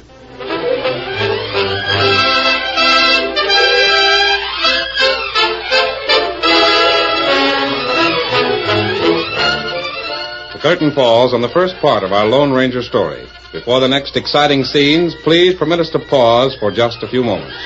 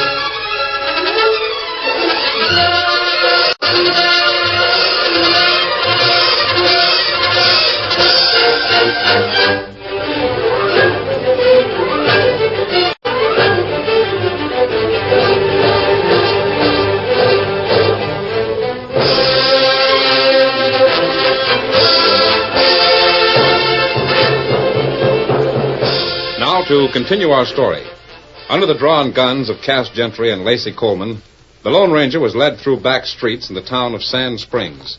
Finally, they arrived at the doorway of a little shack on the edge of town. Is this where the fat man lives? This is where we meet him. Go on, open the door, Lacey. Not a very cheerful place. What's the table for? That's where the fat man sits. Now, you and Lacey stand right over there. I'll tell him we're here. We brought Tex. He'll be right out. A box of cigars on the table. Guess I'll try one. Watch it. Here comes the fat man.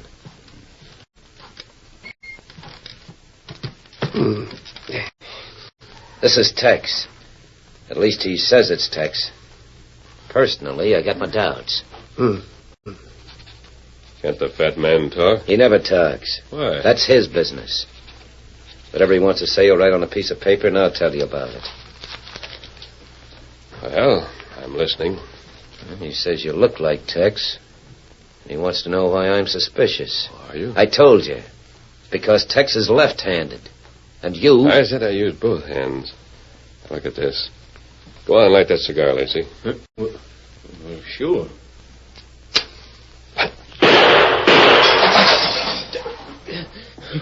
Well, I'll be... Shot the cigar right out of my hand. Snuffed out the match with his other gun. I'm sorry about breaking that mirror over there. I didn't intend to do that. Well, that's all right, Tex. I'm convinced you're plumb handy with a shooting iron in either hand. Good. Now maybe you'll tell me what this is all about. Oh, sure.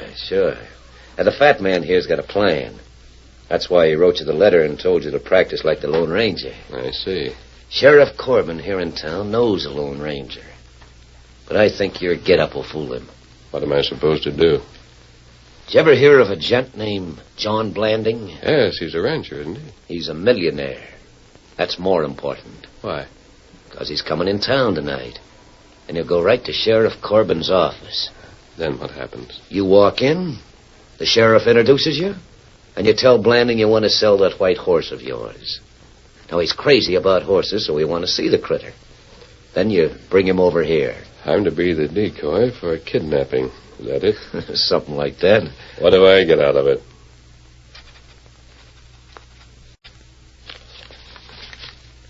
The fat man says $5,000. How do you know I won't double-cross you? We figure you're too smart for that, Tex. But just in case you get any ideas, I'm coming with you. Then why do you need me? Because John Blanding's a skittish customer. He don't trust anybody but the sheriff. And the sheriff don't trust anybody but the Lone Ranger. All right, let's go. Just one more thing. What's that? Can you imitate that That yell of the Lone Ranger's? You might have to use it. Oh, you mean... Hail Silver! Hoy! Well, doggone. Sounds good enough to be the genuine Autry. Yeah. I guess you'll fool them all right. I hope I can fool somebody.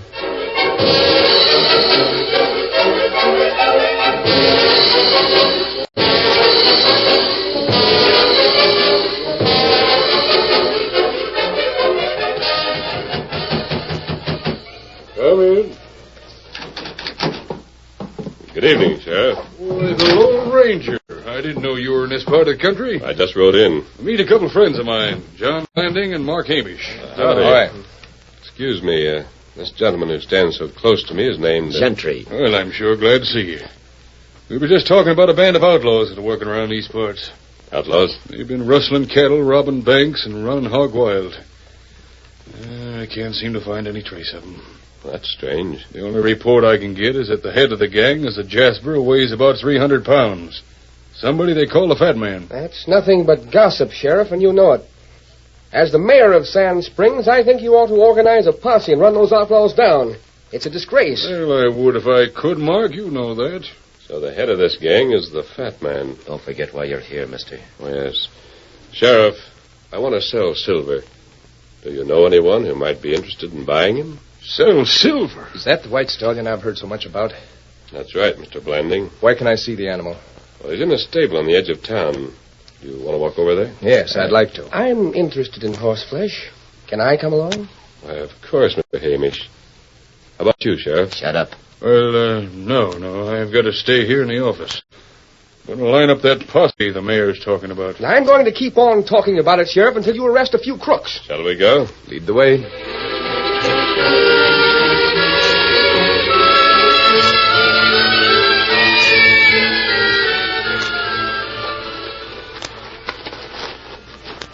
It's a funny place for a stable. Go on. Open the door. All right, Landing Race. Hey, what the... Grab him, Lacey. What's the meaning of this? 50,000 in cash, and we know you got it in gold out at the range. This is an outrage. Shut up. So this was all a trick, huh? Sheriff Corbin has almost told me how honest the Lone Ranger is. I'm sorry, Mr. Blanding, but I have a gun at my back. Yeah, and just for your information, he's not the Lone Ranger. Not the... I don't understand it. Oh, I guess you're all crooks together. You can understand that six-shooter Lacey's pointing at your head. All right. What do you want me to do? There's a pencil and paper over there on the table. Write a note to your wife. Tell her to come into town pronto and bring the 50,000 in gold. All right. Now, where's the Fat Man? He ain't here. Lacey and me do the work, and he does the thinking. I see. Here's the note. You won't hurt my wife? It won't hurt neither of you. If we get the money. Who's going to take the note out to his range? I'll take it. Oh, no, Tex. I'm not that dumb. You stay here. One of us has got to go. Well, I saw an Indian hanging around outside. Why not send him? Sure. That's it, Cass. Dumb redskin can't force any of us. You crooks will suffer for this. The sheriff will track you down. We'll be in Mexico with Blanding's gold before the sheriff knows what happened. I'm the mayor of Sand Springs, and Listen. Unless you want to get hurt, you'd better go over there by the wall and sit down on the floor. But I... Move! Or I drill you. You can't... Sit down! Keep quiet. I can't sit down. There's glass all over the floor. Anybody who's careless enough to shoot holes through a mirror... Shut up! How did he know? What are you gabbing about? Oh, nothing at all. Well, how about getting that Indian to deliver the ransom note? Good idea. All right. Open the door and see if you can spot him anywhere. But leave the door open. Don't think you're going to vamoose. Oh, you've got the wrong idea, Gentry. I don't want to leave. I'm waiting to see the Fat Man. Is the Indian out there? Yes, he's standing right across the street. All right. Walk over there and hand him the note. But remember, I'm watching you. I won't forget. Say, Cass, I've been wondering the same thing Tex was asking. Where is the Fat Man? Yeah, he'll be here later, don't worry. Yeah, but what if he does... The Indian will take the message. May I ask what we do now? Wait, Mr. Blanding. Wait for your wife and $50,000. She ain't here with the money inside of an hour. You're going to stop a slug with your head. You forgot one other thing, Gentry. What's that? We're also waiting for the fat man.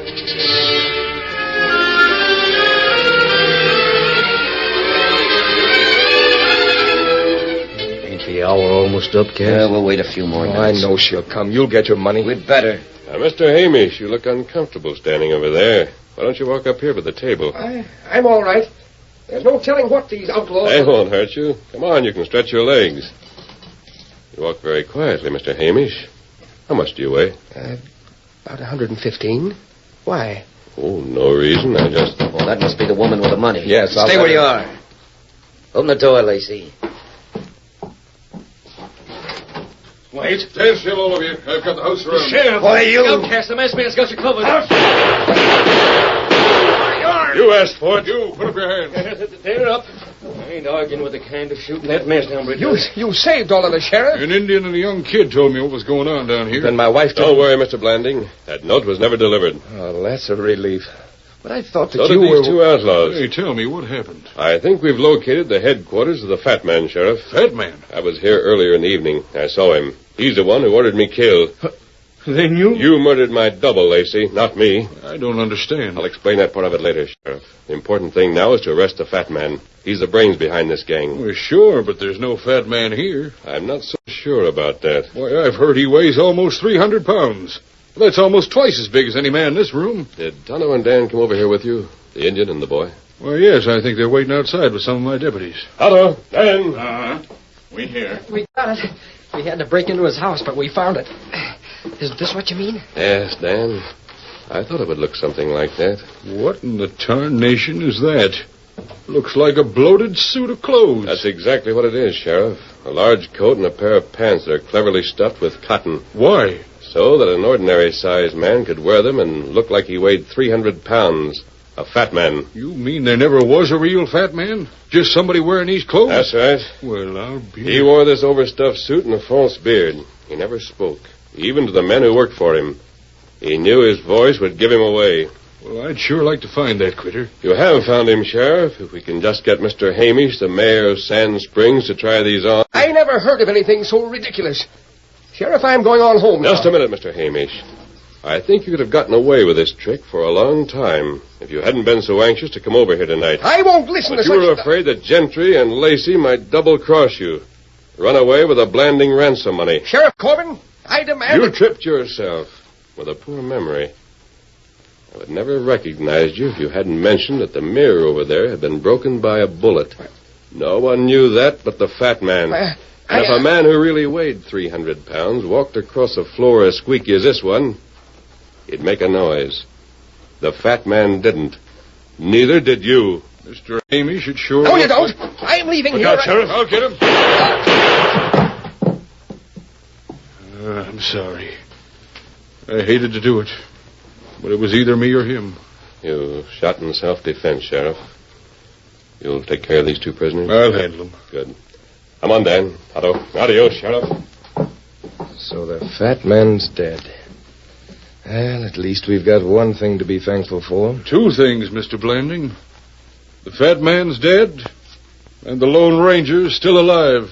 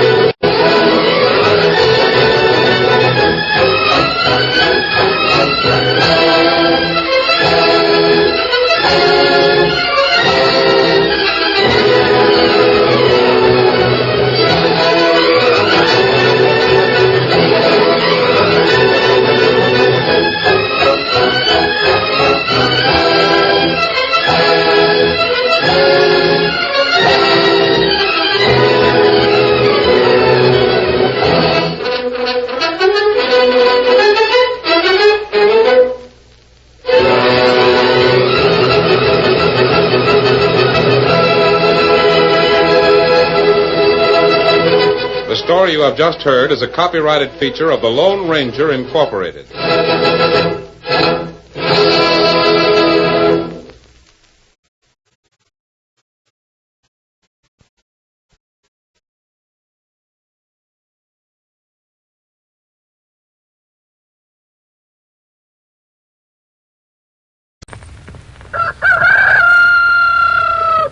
Wake up, America. Time to stump the experts.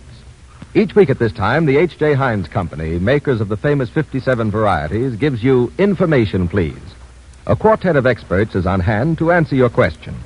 Send them to Information Please at 570 Lexington Avenue, New York City. We may edit them a bit, and in case of similarity, you'll have to accept our judgment of who shall be paid. If we use your question, the H.J. Heinz Company sends you $10 in war stamps, plus a set of the 12-volume Britannica Junior Encyclopedia. If we muff the question, you get $57 in war bonds and stamps, plus a 24-volume set of the regular Encyclopedia Britannica. All questions remain our property. Information Please is presented under the supervision of Dan Golenpaul. And now, our master of ceremonies, the book reviewer of the New Yorker magazine, Clifton Fadiman.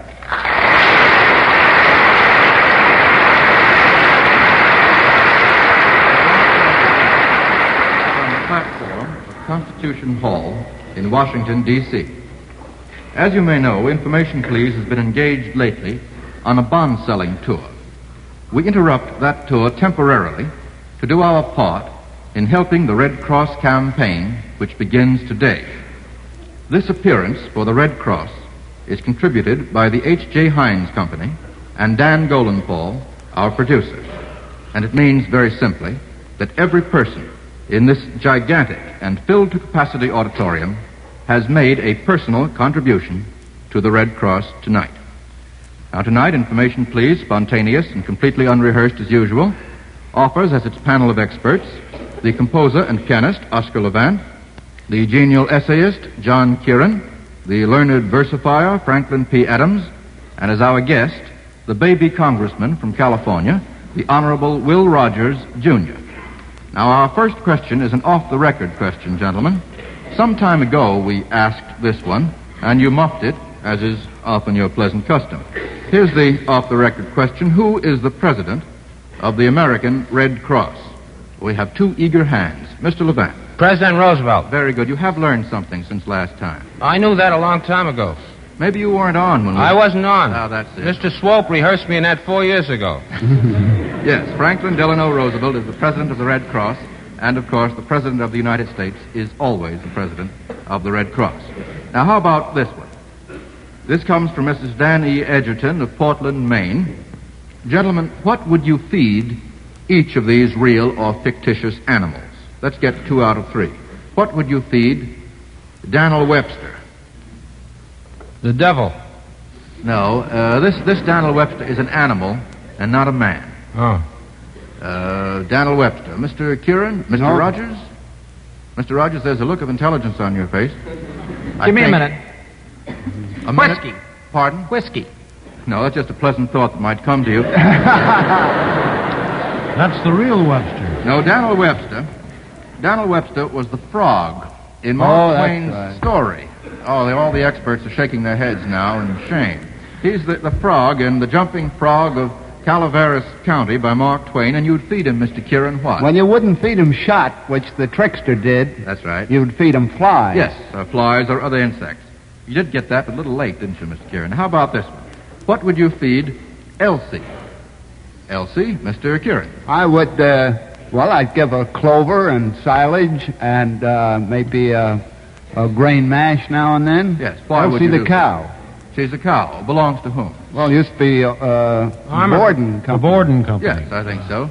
You don't still insist on whiskey, do you, Mr. Rogers? No.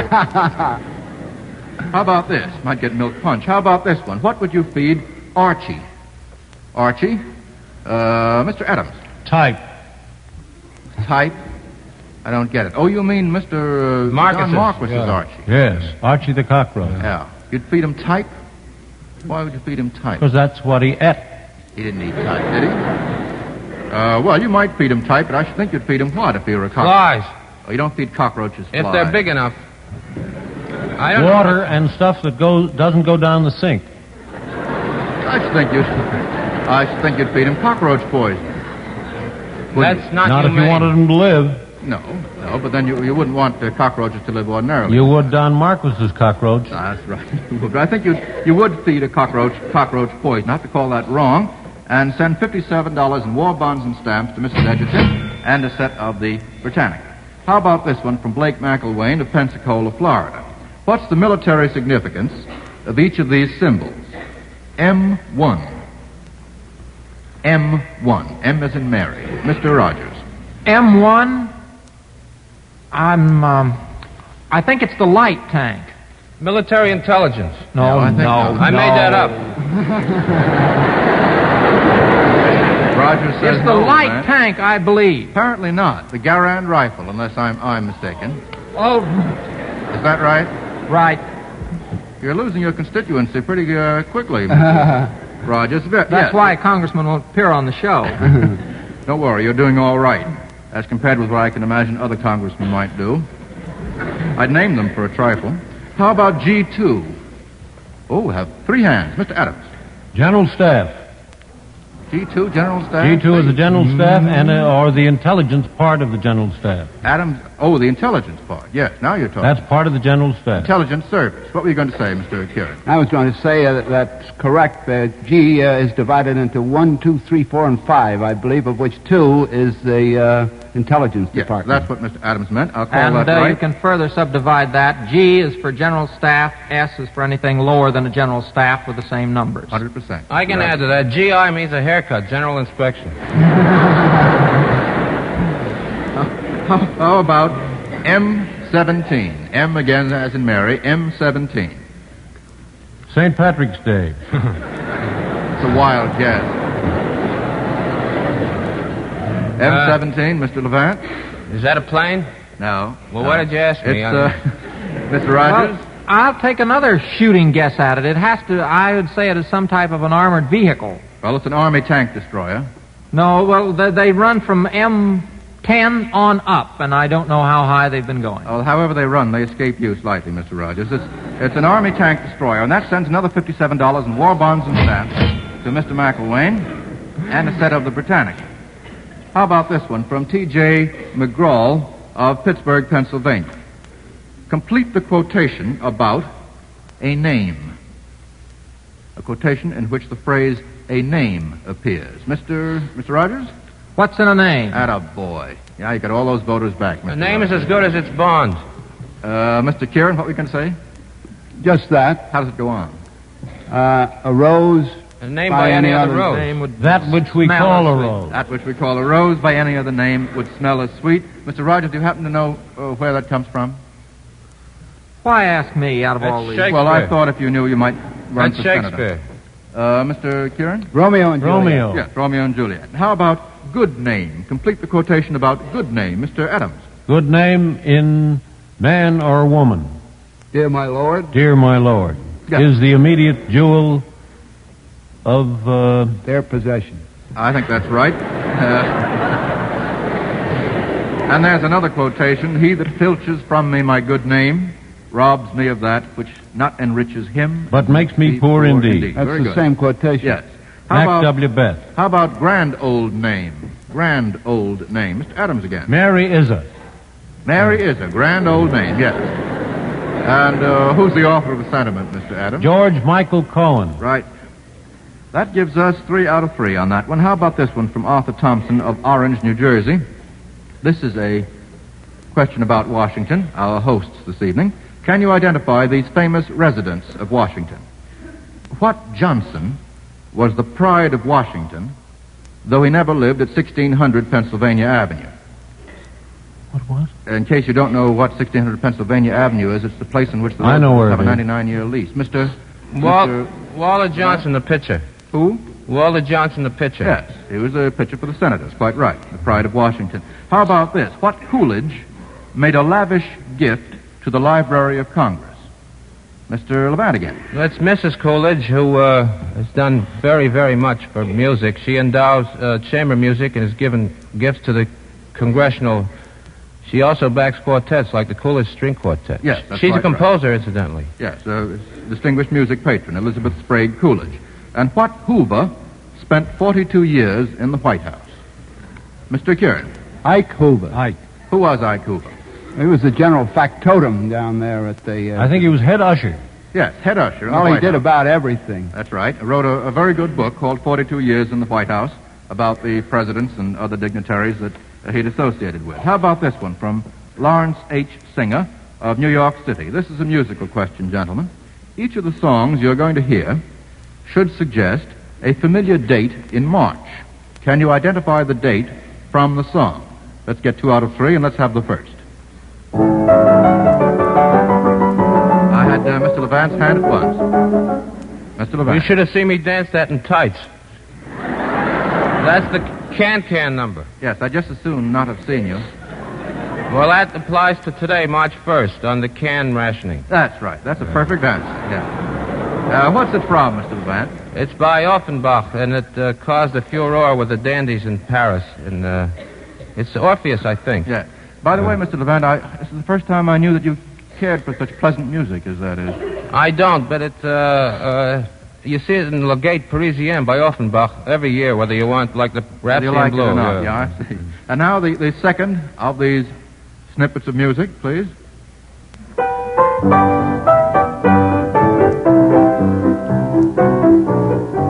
Now, that should give you a Is that St. Patrick's Day? Go ahead. I'm just guessing it has an Irish lilt in its eyes. What's the name of it? It's a great day for the Irish. Yeah. Is that right? Right. Now, how about the next one?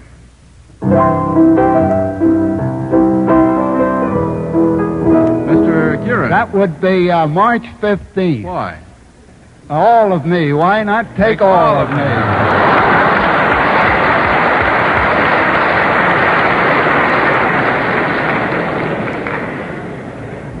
And now our Heinz reporter has a few pertinent pointers about point rationing that are of interest to all of us. If you please, Ben Grauer. Many of you folks had a brand new experience today shopping under Uncle Sam's point rationing system. And from now until victory, that's the way you'll be buying most of your favorite prepared foods. So if you'll follow a few simple rules right from the start, you'll find you can save yourself considerable time and trouble. First of all, give your grocer a break. And at the same time, make sure your family gets plenty of nourishment by planning your menus a week in advance. Then make it a habit to add up your ration points before you go to the store. Now, that's a mighty easy way to speed up service and avoid the danger of running out of points. In many of today's newspapers, the makers of the 57 varieties publish the Heinz Ration Budget Form for this very purpose of simplifying your food buying. If this handy form appeared in your paper, clip it and fill it in before you do your shopping, or else work out a simple form of your own. The important thing, whether you use the Heinz Ration Budget Form or your own, is to figure out your ration points carefully before you leave for the store. You will be helping yourself as well as your grocer. Thank you, Mr. Grauer. And now we'll go on with a question from Frederick Roy of Belrose, Long Island. To what persons or places were these firsts applied? And the first phrase is, first to fight. First to fight is applied, Mr. Kieran. United States Marines. You bet. United States Marines Semper is right. Fidelis. Right. How about this one? First to cry, hold enough. What does that recall to you, Mr. Adams? And damned be he who first cries hold enough. That's quite right. And what's it from? Macbeth. Macbeth. Yes, whom was he challenging when he said that? You remember? Macduff. Macduff, yes. Mac W. Duff. That's the one. Now, how about this one? First in war, first in peace, and last in the American League, Mr. Kieran. That's an old baseball thing, and it was very impolitic of you to bring it up in the city of Washington. Yes, it is. In fact, I wonder why it's down on the card here. Yes, the Washington Senators, as Mr. Kieran has subtly suggested. Well, that gives us 3 firsts out of 3, and sends us on to a question from Lewis C. Moore of Norwood, Ohio. Can you identify these quotations from poetry or song, all of which are concerned with a voyage? The first is, for you sail at break of day. For you sail at break of day. Does that recall anything concerned to you? With a what? For you sail, S-A-I-L, at break of day. How does the question begin? Well, identify that quotation. That's about all. Oh. Well, it comes from Anchors Aweigh. Drink away, for your sail at break of day are the lines that are familiar to you if you happen to know Anchors Aweigh, Mr. Adams, which you apparently do not. Now, how about the next one? Then down from the skies came the wooden shoe, bringing the fisherman home. Oh, excuse me. Did you call on me? I did indeed. Wink and blink and a nod. Yes. Mr. Rogers, what were you going to say? I was going to say that. I'm awfully sorry. I should have called on you. Wink and blink and a nod from Mr. Rogers. Who wrote Wink and blink and a nod?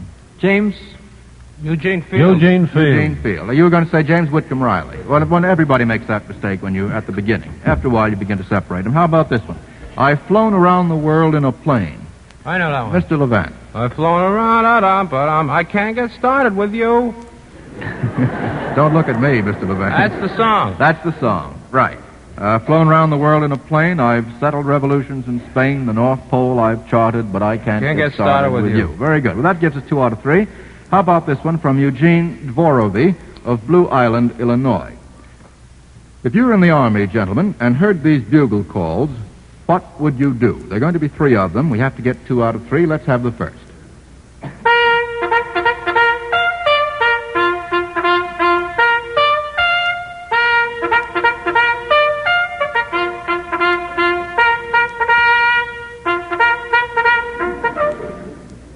How about it, Mr. Yes, Mr. Rogers?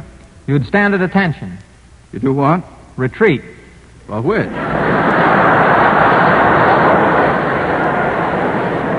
How about it? No, I think that's wrong. Mr. Kieran? Well, you could get ready to go to bed if you wanted, but you wouldn't necessarily have to hurry. Yes. That's tattoo. Tattoo, yes. The tattoo is right. You extinguish all lights in your living quarters. It sounded at what time, Mr. Kieran? Well, in our army, which was a very old-fashioned army, it was sounded at 9 o'clock. I think the same is still true. It still sounded at 9 p.m. Have to call that wrong. Now, how about the next one?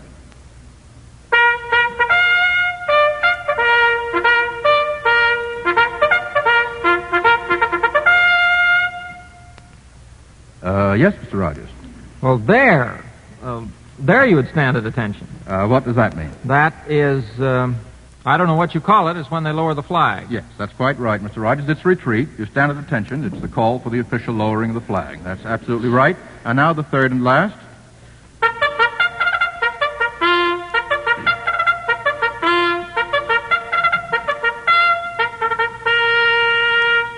I don't know the answer, but he plays those bugle calls very well. He plays them very well.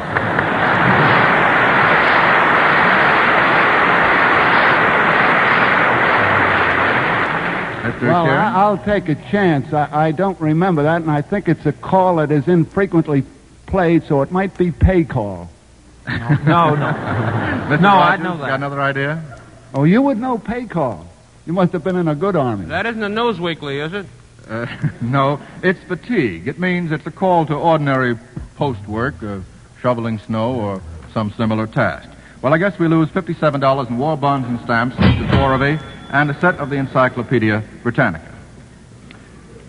Ladies and gentlemen, the H.J. Heinz Company is surrendering its commercial time tonight so that we may listen to a few words from Private Carl Drake of the Army Air Forces. Well, Mr. Fetterman, there isn't much of a story. I'm Private Drake of Oklahoma.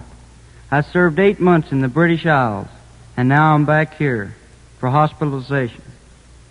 When we got to Britain, the first people to help us were Red Cross workers. When we got to London on leave and felt strange or lonesome, we went to Red Cross clubs and got bed and breakfast for 4 vets, and free tickets to the theaters, sightseeing tours, and everything to keep a fellow from getting homesick. Well, I was wounded. I can't tell you how or when, and I wouldn't be here tonight if it wasn't for Red Cross blood plasma. When I came out of the ether, the first thing I saw was an American Red Cross nurse smiling at me. An American smile. Folks, the Red Cross is our lifeline to home. Don't cut it. Don't weaken it. Make it stronger. We need it, and we can't do without it. Well, I don't know how much...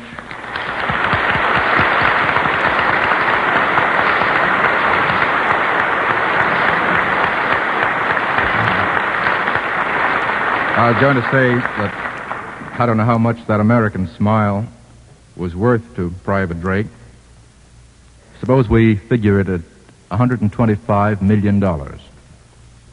Ladies and gentlemen, the rest is up to you. And now we'll go on with a question from Helen Gray Solomon of Nashville, Tennessee. We have to get 2 out of 3 on this one, gentlemen. Identify the soldier of fiction who joined an army after rescuing the woman he loved from a burning city. Mr. Levant. Gone with the Wind. Yes. Rhett Butler. Rhett Butler is right. Perfect response.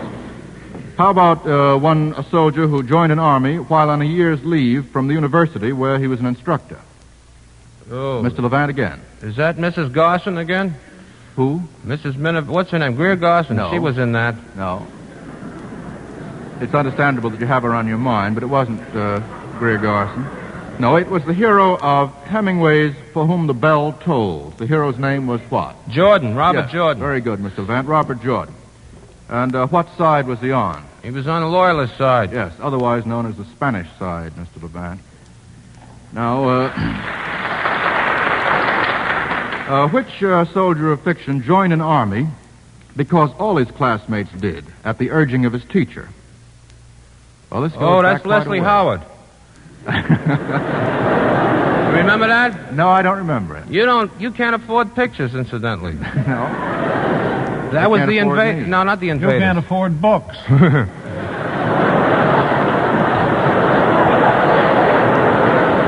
Now, Mr. Levant, how about straightening us out?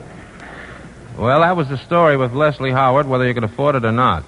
But what picture was it? He was a professor, and they took a tour through Germany around 1939, in the summer of 39. Well, I don't think that is the answer, though it sounds kind of convincing to me. It's All Quiet on the Western Front.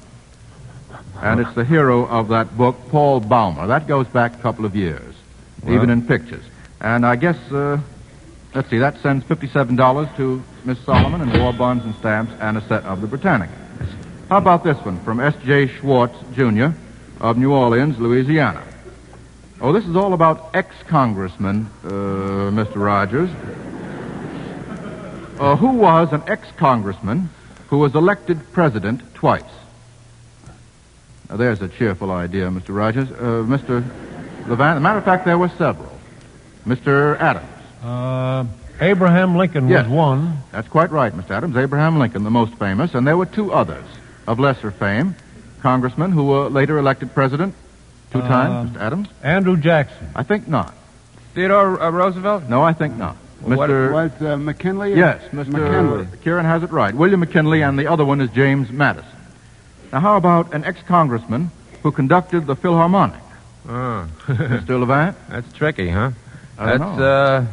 LaGuardia. Yes, he did conduct the Philharmonic. He does it every week with those air raids.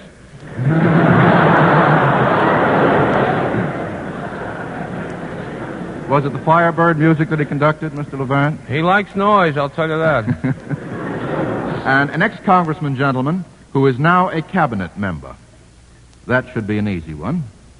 A very distinguished public servant. An ex-congressman who is now a cabinet member. Oh, come. Mr. Rogers? Was Secretary of War Stimson? I think not.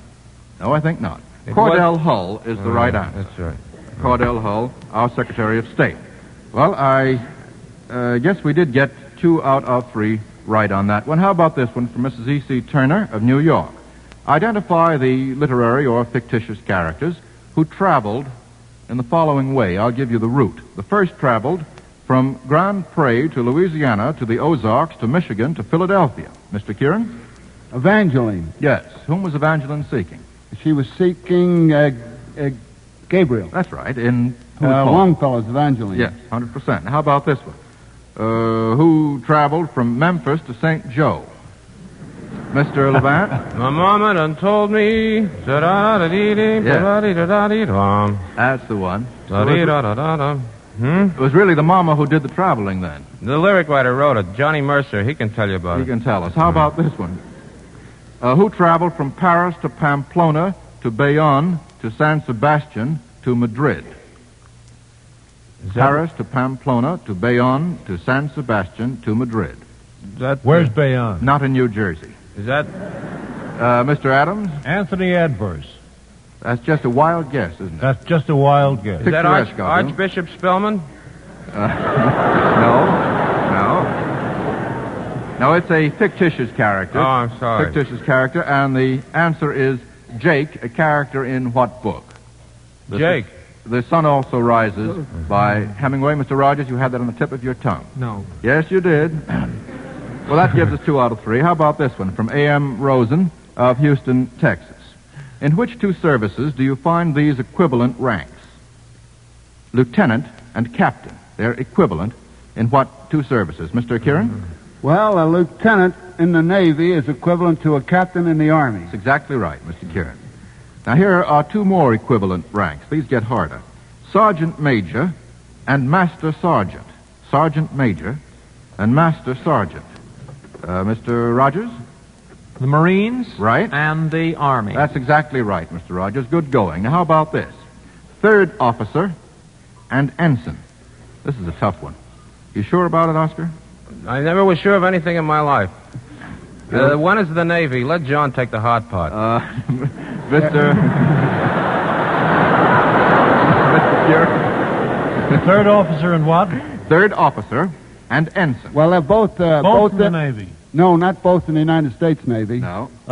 One British would Navy be... and the United States Navy. Let's stick to our own service, Mr. Adams. Let's stick to our own. I think the other would be in the Merchant Marine. Don't think so. Well, then it might be in the British Navy. Maybe it's a ball player. It is the Merchant Marine. You've got me thoroughly confounded.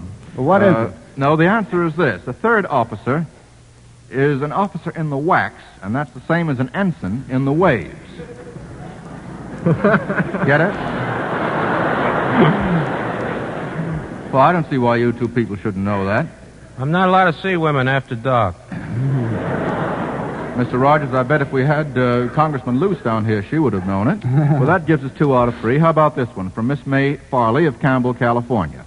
Who is the it referred to in these lines?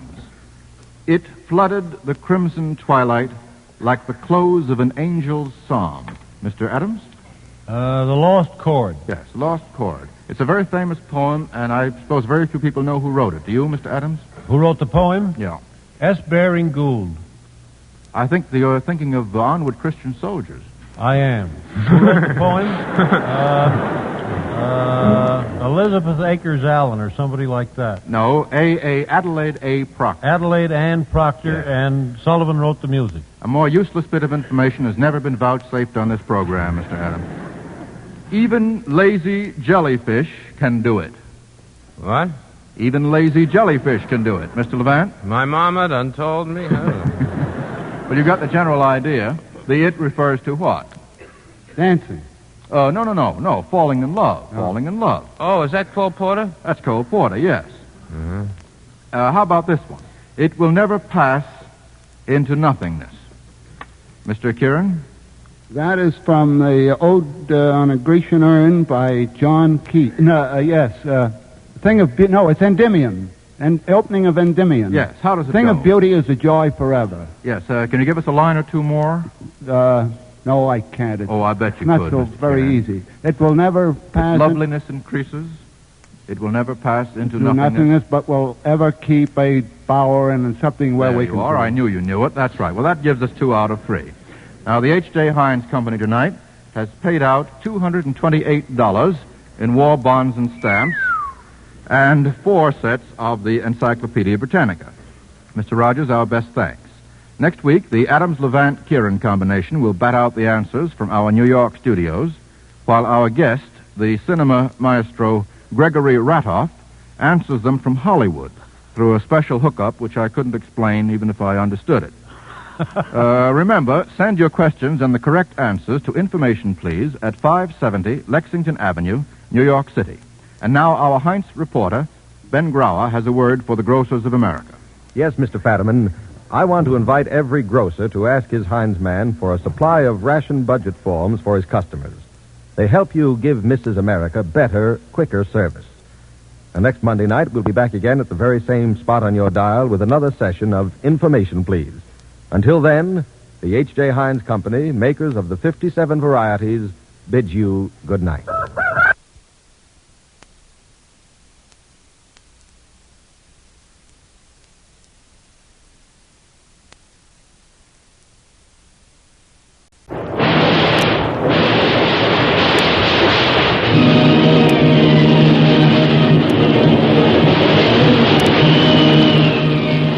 Presenting the adventures of Jungle Jim.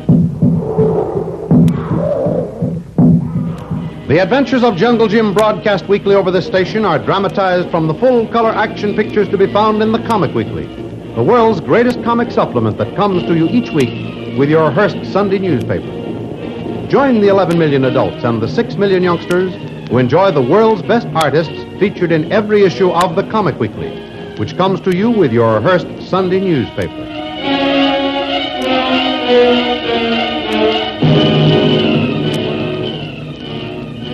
Jungle Jim was the only survivor from the Albatross. He was picked up by a destroyer on patrol, more dead than alive. However, his rugged constitution responded so quickly to rest, good food, and the best of medical care that in a short time he was up and about the ship. While sharing the captain's watch on the bridge, the lookout's warning cry told of a torpedo on the port bow. A deft split-second maneuver avoided the deadly missile, and like a greyhound, the destroyer was on its quarry, and one more sub had a one-way passage to the locker of Davy Jones. In the meantime, word of the sinking of the Albatross reached Shanghai Lil at Puerto Rico, and while talking to Kolo, he handed her a telegram. Oh, Kolo, why didn't you give me this news the moment I came in? Missy Lil, don't ask Kolo. Do I have to ask you? You knew I thought Jim was lost to both of us.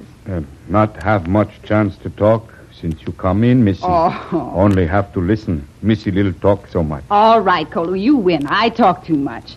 But right now, I could scream, turn cartwheels, stand on my ear, anything. He's safe, Kolo, alive and well.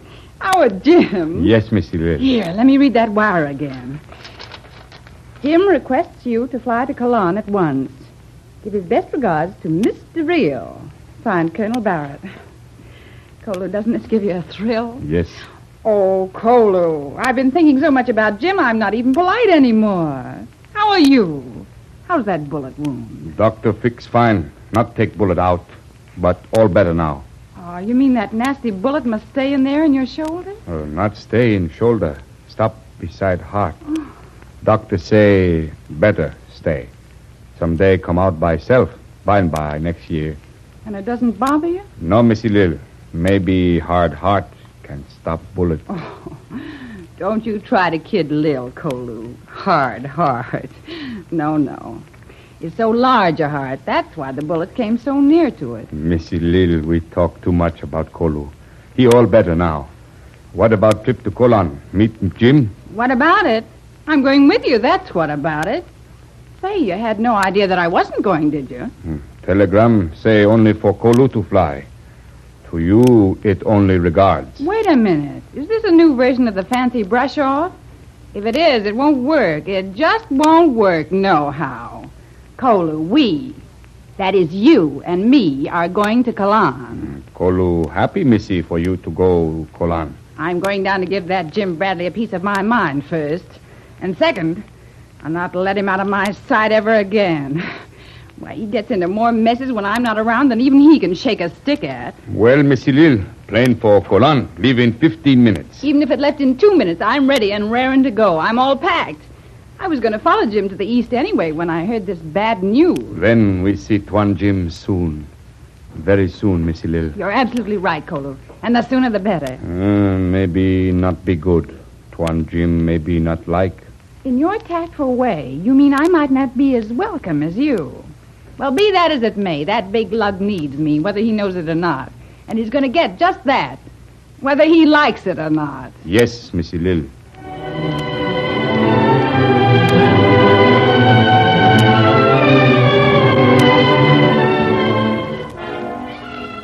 Meanwhile, Jim has arrived at Cologne and contacts Colonel Barrett at once. Yes, sir. Well, I say wants to see the colonel.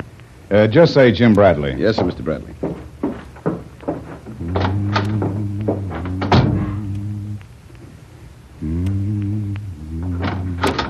Right this way, sir. The colonel will see you right now. Oh, thank you. Hello, Jim Bradley. How are you? I'm fine, thanks, Colonel. Fit as a fiddle. Come in. Tell me all about yourself. Thank you. You know, Jim, I didn't know you were aboard the Albatross. Why, you could have knocked me over with a very small feather when your wire came from that destroyer. Even then, I couldn't be sure you'd been aboard her. Well, I was, Colonel. And as far as I can find out, I'm the only survivor. The only one out of hundreds of crew and passengers. Of course, there's little satisfaction, but a certain poetic justice attached to the fact that Hacker O'Neill, the spy who gave away our position, went down with the ship. And the sub, which more than likely did the job, well, we sunk that, too. I'd like to get a detailed report on the entire incident when you have time, Jim. Well, that's a cinch, Colonel. I made one for the Navy Department. You can have a copy with any additional information you want. That is, if I have it. Thanks, Jim. Who was this Hacker person? He was in the pay of the enemy. Never did find out his direct connection. He might have been working as a contact with Thorson. Must have had some connection, because he gave the signal to the submarine. How did you discover who he was? Pure chance, Colonel. Came across him having an argument with his wife. I helped her out as well as I could under the circumstances. Then later, she told me enough about him to cause me to watch him very closely. And you caught him. Too bad it didn't happen sooner. Well, let's see. That was on December 6th. Of course, I hauled him up to the captain, who clapped him in irons. But then, even though we didn't know it, it was too late. He had gotten in his dirty work first. Well, there's a good side to everything, Jim. You had decided to go east for a rest. Yes, Colonel. I've been pegging away pretty steadily for the last few years now. I thought I was tired and due for a rest, till I heard the news from the Pacific. Bit of surprise, Jim. No, Colonel, not so much. It had to come. Only I didn't expect it so soon and so sudden. Well, that's the way they do it. Quick, dirty, and below the belt. How would you like to get in on this show, Jim? Like it? Why do you think I wired you? I want to go to work in any capacity. And you know the East. Well, as much as a white man can learn in a few years. The Orient gives up its secrets with some reluctance, Colonel. Yes, I know, Jim.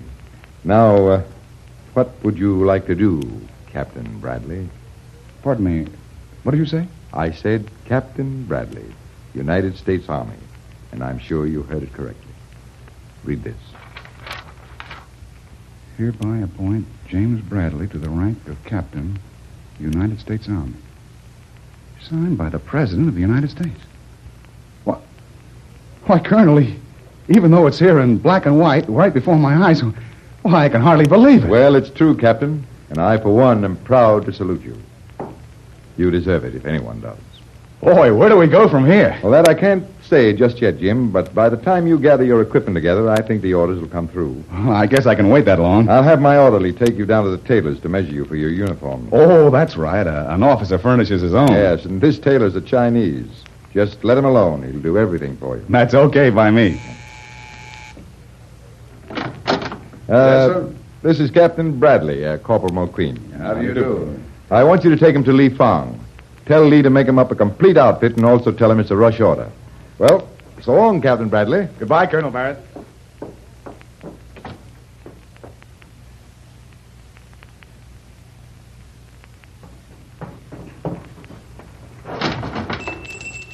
Good morning. Hello, Lee. This is Captain Bradley. How do you do? Hello, Lee. Welcome to very humble establishment of very unworthy tailor. How can Captain be served? Well, Colonel Barrett says a complete outfit, and for every wrinkle in it, you'll get 3 days in the guardhouse and a week of KP extra. Oh, so that's how you get good tailoring in the Army, eh? The couple always make such story, but Lee, keep out of guardhouse all same. Lee's all right, Captain. He's the best tailor in the canal zone, too. Maybe that KP gag isn't such a bad idea after all. Keeps a lot of our boys on the straight and narrow, so why not a Chinese tailor? You step up, please, Captain. Couple, you write down, please. Yeah, say, where's your honorable assistant? He leave last month. Fly airplane now on Burma Road. Well, in that case, I'll pinch hit for him, but you can't run this place alone, can you? Oh, have new man come last week. Very good tailor. He not Chinese. He not speak English, too. Hold up on, please. Okay. Waist, 30.5. Yoke, 17. Neck, 16. Chest 42. Hey. Hey, what's going on back there, Lee? The boys giving a dance? No, very busy. Well, whoever it is, they're serious about it. Excuse, please. I see what they do. Well, that sounds like a full-size riot in the making. Funny guys, these are animals. They're not usually noisy except on New Year's. Police! Mother! One of those guys is running amok. Get out of the way, Captain. Hey, you, put down that knife. Don't attract his attention. He'll come after you. But he'll kill Lee. That's their way of playing. That's not play. Hey, you! Save me! Save me! Lee dove right through the door. Hey! Let him go. He's crazy. I get you now! Now you got him coming this way. Let him come. Put down that knife or we'll shoot. I get you! Now he's throwing them things. Oh, so you want to play, do you? There. Here's another. Take that. You got him. Confident with a flat iron, too. Boy, did you ever pitch in the big leagues? No. But what's good for a burn? Burn? Sure. Don't you think those irons were hot? Holy hat. Gee, it almost burned the skin off your hand. Oh, there is only one remedy for burn. Have ready in jiffy. What's that? Tea, plenty strong. Yes, he's right. Contains lots of tannic acid. Here, Captain. Here you are. All right. Oh, that feels cooling. Say, why don't you keep a holder handy, Lee? Base, I will do always now. Well, what about your boyfriend? Oh, him? He's all right. Got a crease in his skull from that iron, but he'll live to serve his sentence. He knocked off 2 guys in the back room. They'll give him life, manslaughter. Glad you had that tea ready, Lee. You like a bandage? Yeah, just a light one. What, more customers at a time like this? Tuan Jim. Colo, when did you get here? Colonel Barrett sent wire to come at once. Tell me, how's Lil? She's fine, you big lummox. Well, I guess nothing permanent can ever happen to you, Jim. You're unsinkable. Something permanent almost happened to him just now, lady. What? A guy ran amok, killed 2 fellas in the back room. If it wasn't for Captain Bradley, he'd have gotten us, too. Did you say Captain Bradley? Yes, lady. Captain Bradley? Oh, Jim.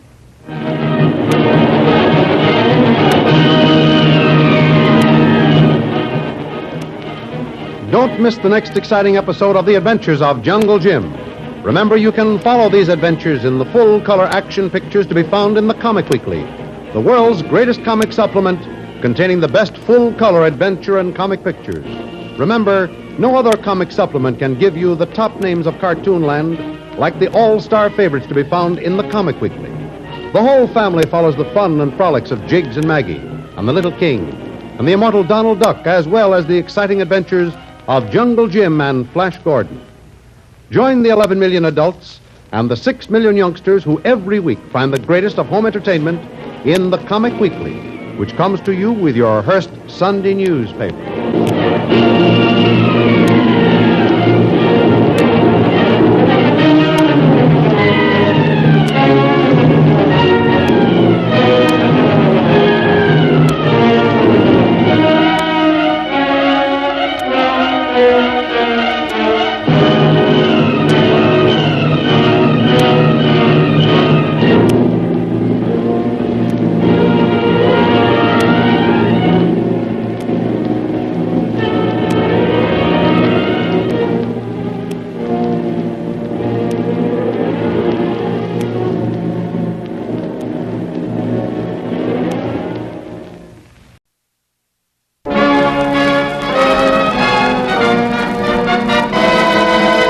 Treasury Star Parade.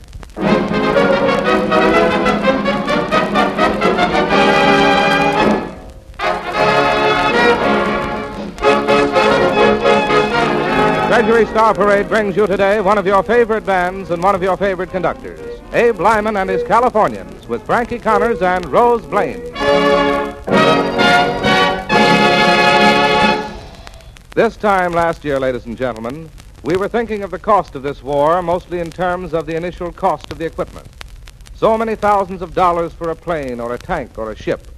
This year, that war equipment is in action, attacking on many fronts in all parts of the world. We want our fighting men to attack, but attack costs more money. So we must help meet that increased cost by buying more war bonds.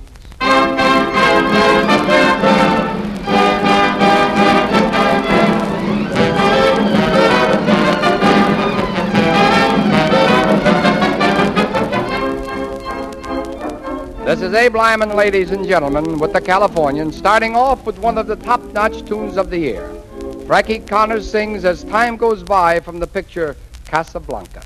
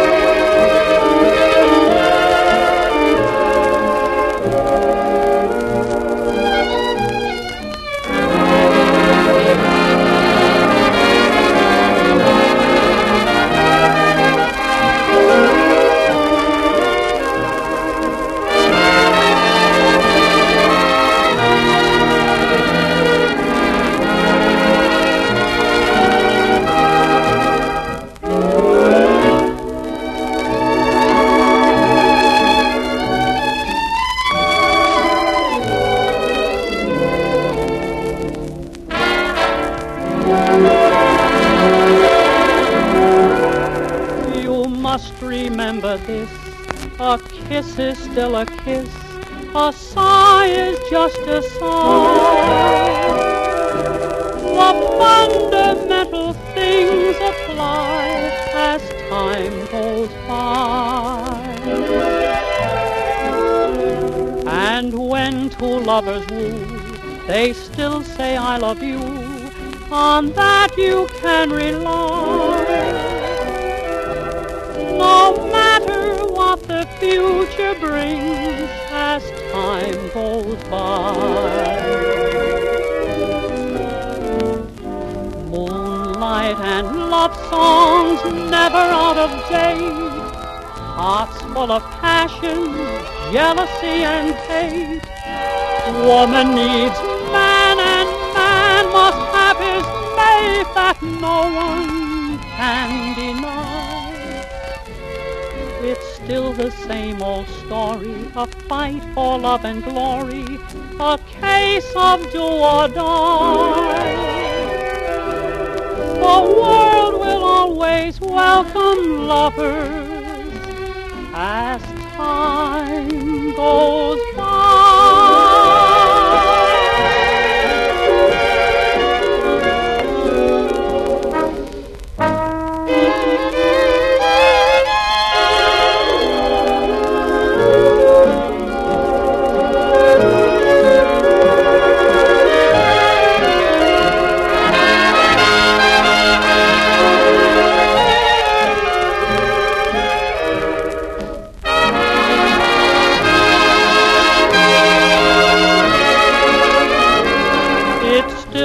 Same old story, a fight for love and glory, a case of do or die.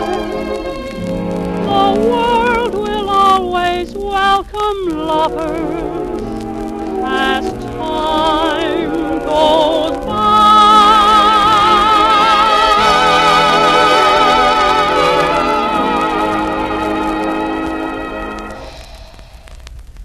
As it must come at one time or other to all young lads and lovely lassies, romance has come to Rose Blaine, who sings, I've got that wonderful, worrisome feeling.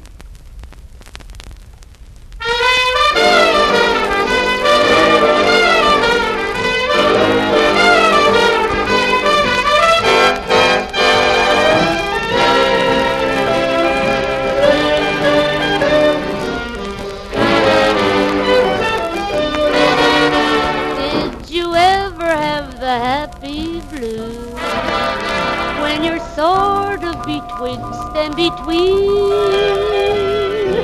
Maybe it sounds kind of crazy, baby. Here's exactly what I mean. I get that wonderful worrisome feeling because I need you and want you to stay. I get that wonderful worrisome feeling that maybe someone will steal you away.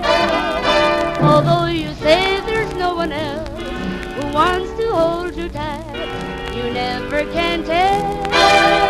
Someone might. I get that heaven is near me sensation whenever you say you'll meet me at 8.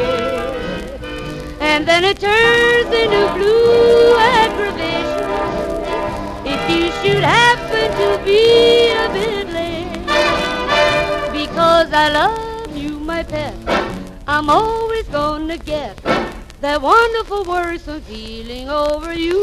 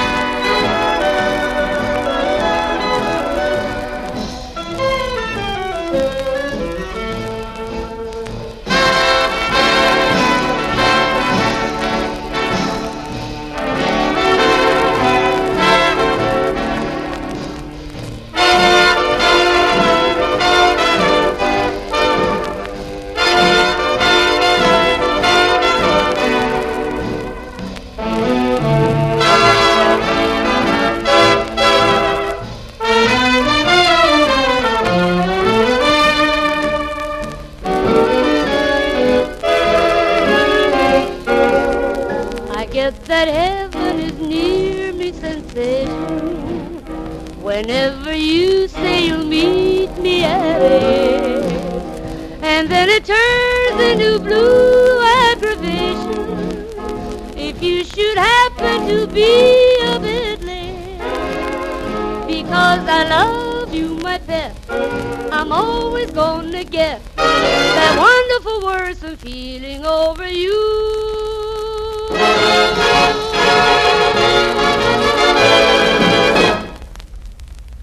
Something hot but not loud. A tune that takes its name from two grand California towns, Oakland to Burbank.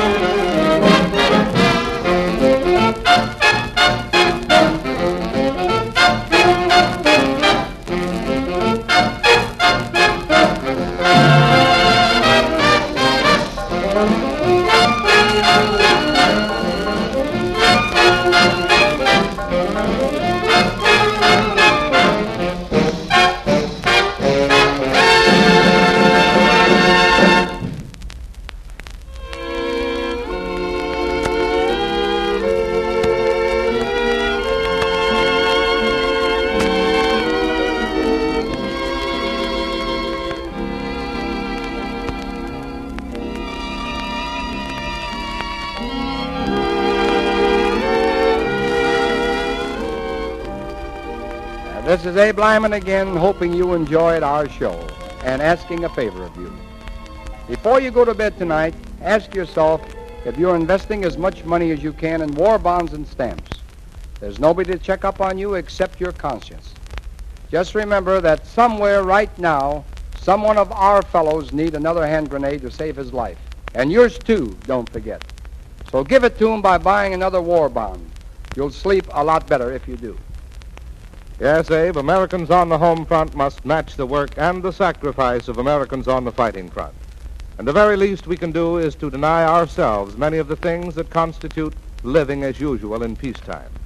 Make what you have do. Your furniture, your clothes. Get along with less expensive foods. Use what you have carefully to avoid waste and expensive repairs. All those things save money, and that money belongs in war bonds. Chances are you're already in the payroll savings plan, buying war bonds, doing your bit. But don't stop there. See if you can't boost your ante. Do your best. Buy more war bonds.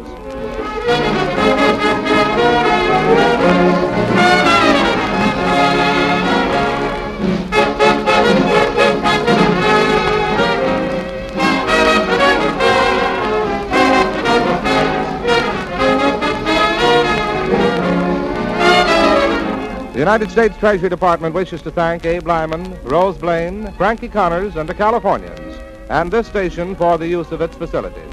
Writing was by Malcolm Meacham, Joe Moran, and Thelma Ritter.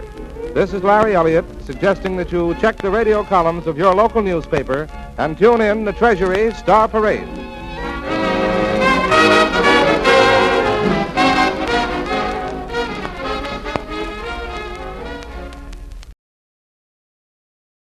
Here it is, men. It's Downbeat.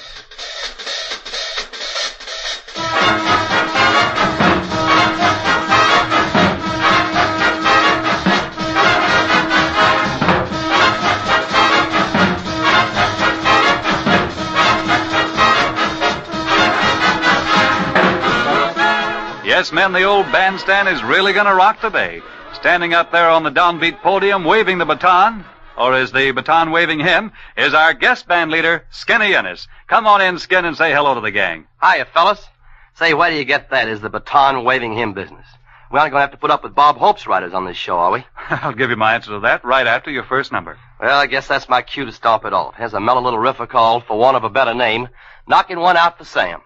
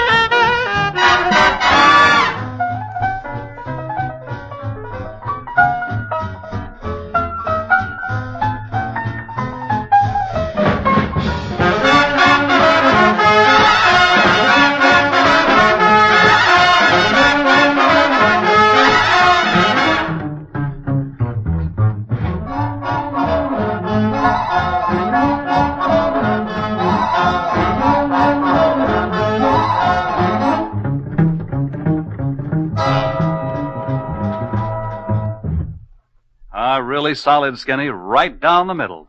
Well, now, do I get that answer to my question? Well, yes, you do. And the answer is no. From here on, for the rest of this session, we're not going to make a single mention of your lack of blood, your lack of corpuscles, your looking like a walking skeleton, or any other of those anemic atrocities they've pinned to your name on the Bob Hope Show. Well, you better not do anything as drastic as that. I just wouldn't feel at home on the program. Well, Skin, anyone with 2 eyes and a good pair of glasses can see for himself that you're a fine physical specimen and not at all like that skinny-looking character we imagined you. Calling me a physical specimen is laying on a little bit thick, isn't it? But I'm definitely not anemic. Why, I even have muscles. Hey, you have it that. Not exactly Superman, but they do sort of feel like the village smithy's iron bands. And after that, I feel like the fellows might like another number. Well, how about a song from you? Well, you've twisted my wrist. How would Night and Day be? Perfect. Let's hear it.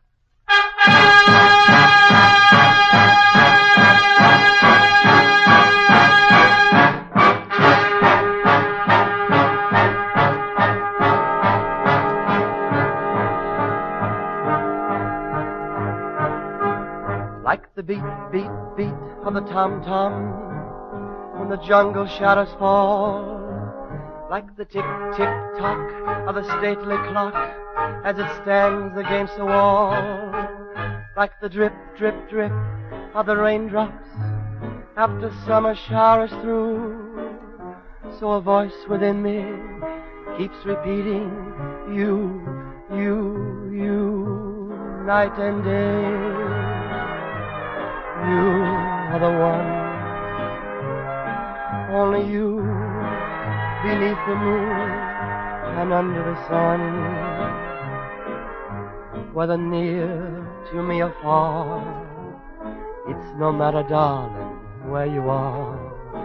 I think of you night and day,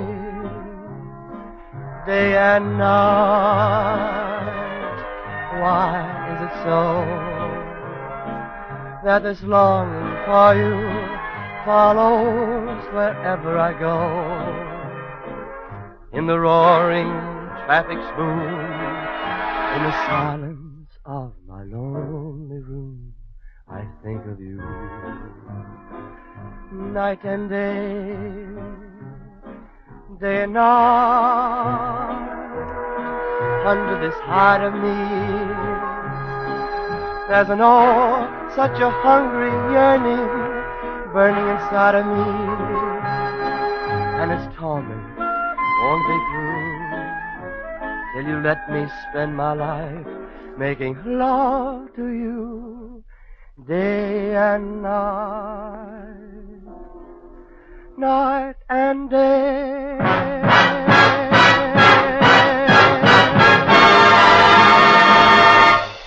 The boys in the back room are yelling for an encore, Skin. They say they would like to hear you sing that song you made famous, and vice versa, back in your days with the late Hal Kemp. Oh, you mean Got a Date with an Angel? No other. Well, by a very strange coincidence, all the boys in the band have that very number in the very next slot of their music racks. Well, then let's hear all about that famous date of yours with that angel.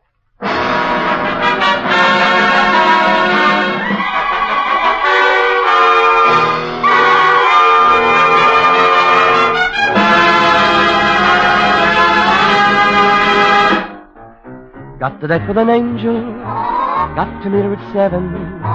Got a date with an angel, I'm on my way to heaven. She's so lovely beside me, and whatever betide me, got an angel to guide me, so I'm on my way to heaven.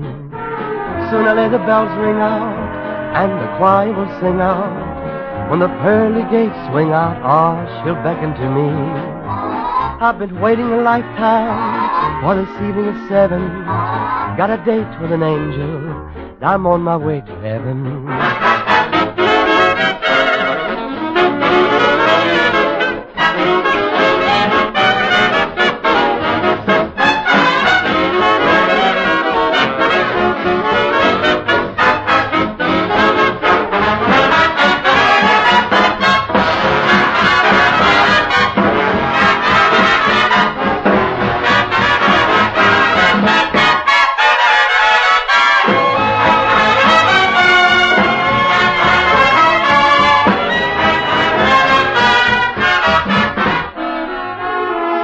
Soon I'll let the bells ring out, and the choir will sing out. When the pearly gates swing out, she'll beckon to me. I've been waiting a lifetime for this evening of 7. Got a date with an angel. I'm on my way to heaven.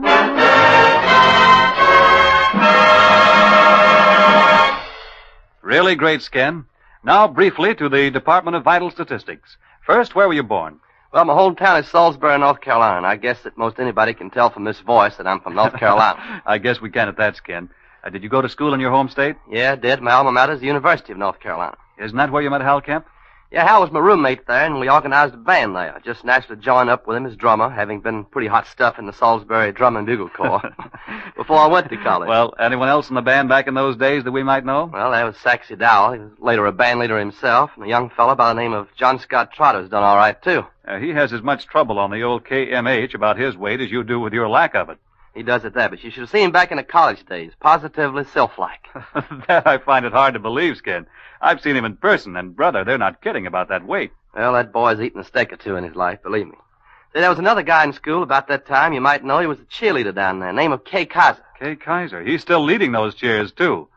That must have been quite a school. Yeah, it was. But don't you think it's about time for another tune about now? Right.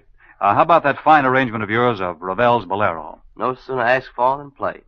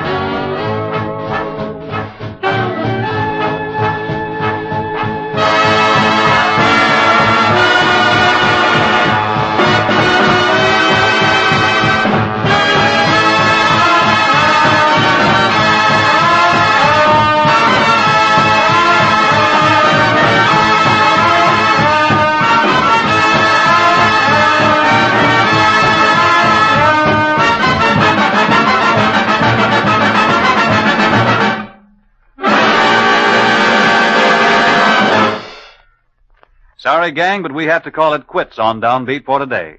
Our guest band leader has been one of the finest guys in the business, Skinny Ennis. Thank you, Harfield.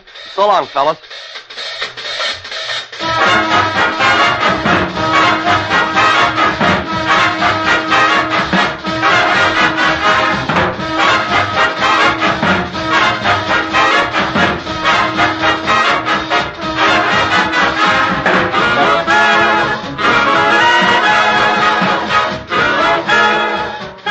This is the Armed Forces Radio Service.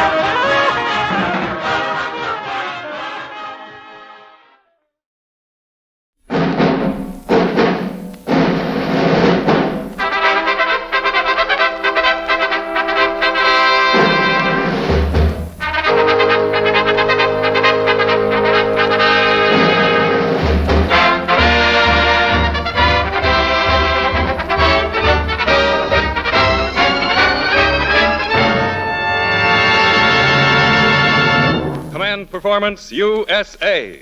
The greatest entertainers in America, as requested by you, the fighting men of the United States Armed Forces throughout the world. Command Performance, presented this week and every week, till it's over there.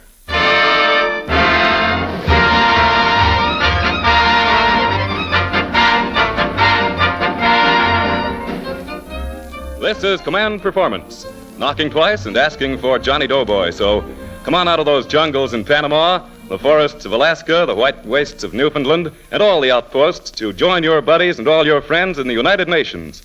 And listen to the stars on the entertainment front answer the mail from you guys on the fighting fronts. Your big show, presented by the Special Service Division of the War Department, starts rolling out of Hollywood with a swell gal who's back home from a visit with Uncle Sam's finest up there in Newfoundland, and pops into Command Performance tonight by worldwide acclaim of the AEF. Your mistress of ceremonies, Joan Blondell.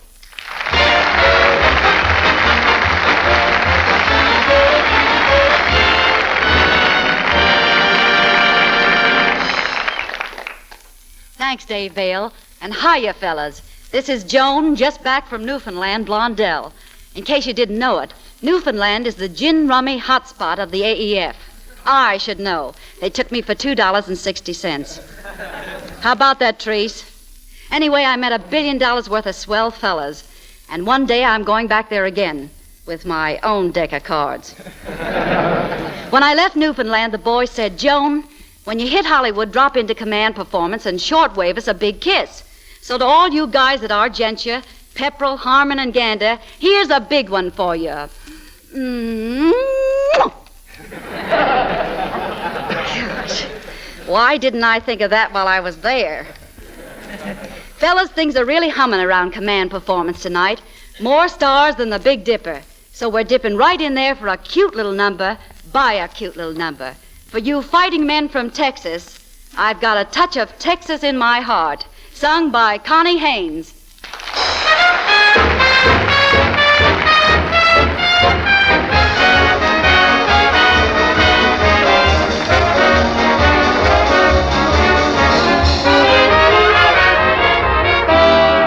Got a touch of Texas in my toe. Got too much of Texas in my toe. Oh, this place will be my ruin, Kaya yippin' and wahooin'. Take me back to New York. Got a touch of Texas in my hair. Got too much of Texas in my hair. Yes, the sand from Amarillo keeps a scratching on my pillow. Take me back to Times Square. For I've seen every part of what I'm deep in the heart of. Got a touch of Texas in my toe. Got Got too much of Texas in my wall. Rode a Bronco down in Dallas, so be careful of my callus and take me back to New York. Got a touch of Texas on my brain. I got too much of Texas on my brain. Oh, the brush that's full of rabbits got me in these jumping habits. Put me back on that train. For I've seen every part of just what I'm deep in the heart of. Got a touch of Texas in my talk. Got too much of Texas in my walk. Oh, the sage may be a bloomin', but for miles there's nothing human. Take me back to New York.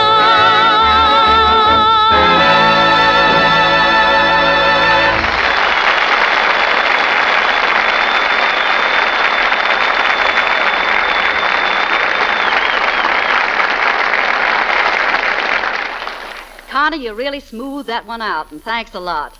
On Command Performance, we never neglect culture, a good old culture. The Back Bay city of Boston has long been a symbol of culture, and according to a Boston soldier now in the Pacific, Private Bean Blossom, that's Boston Bean Blossom, there's a band and a tune that have really set culture to music. So fellas, relax, and let's think of the finer things. For here's an arty little number called A Back Bay Boogie by the great band of Benny Carter.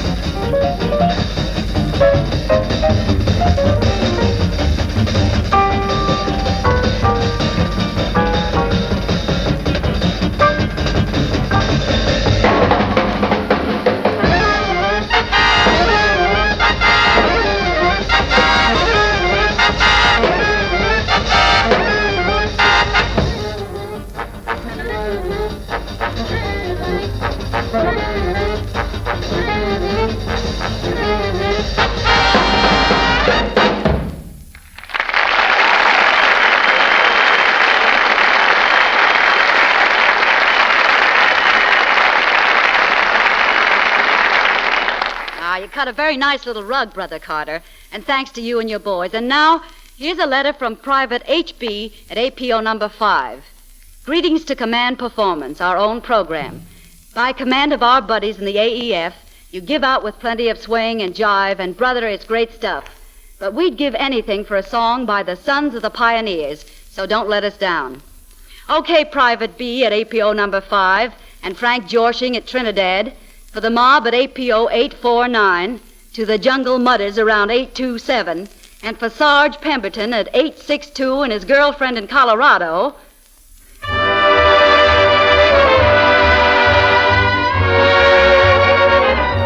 Here they are, those aristocrats of the range, Bob Nolan and the Sons of the Pioneers.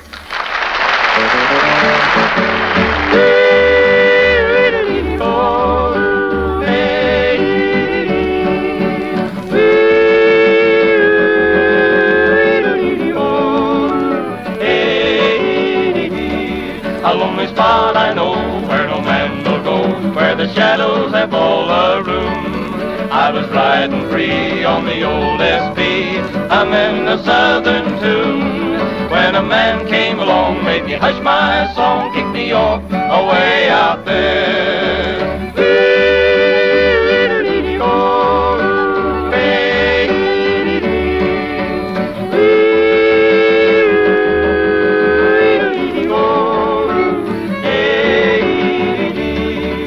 I closed my eyes to the starlit skies, lost myself in dreams. I dreamed the desert sand was a milk and honey land, and I woke up with the stars. There's a train coming back on that one-way track, gonna take me way from here.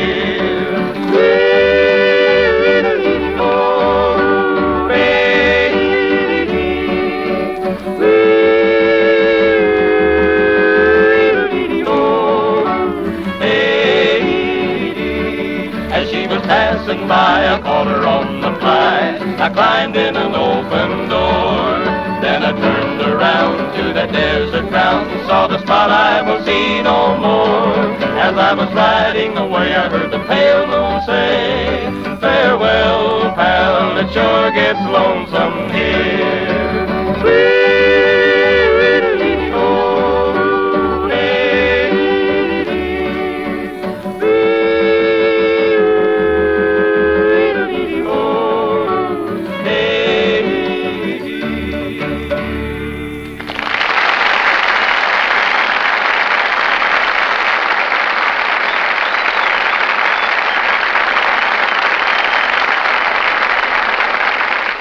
That's easy listening, gentlemen, and our gratitude to you, Sons of the Pioneers. Stick around, we'll open up another tune in a jiffy. A shortwave call now to Barracks T-487 in Alaska, and to St. Louis Lagerman Brothers, serving Uncle Sam.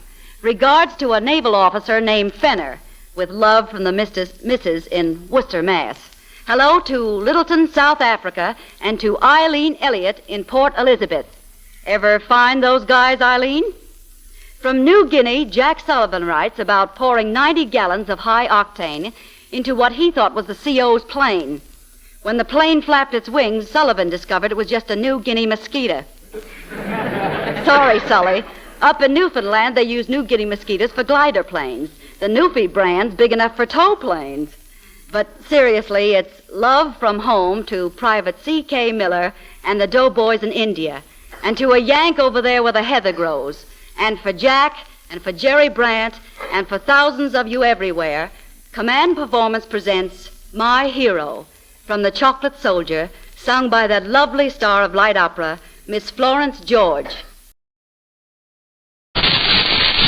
Yanks, the Army Weekly, presents G.I. Jive.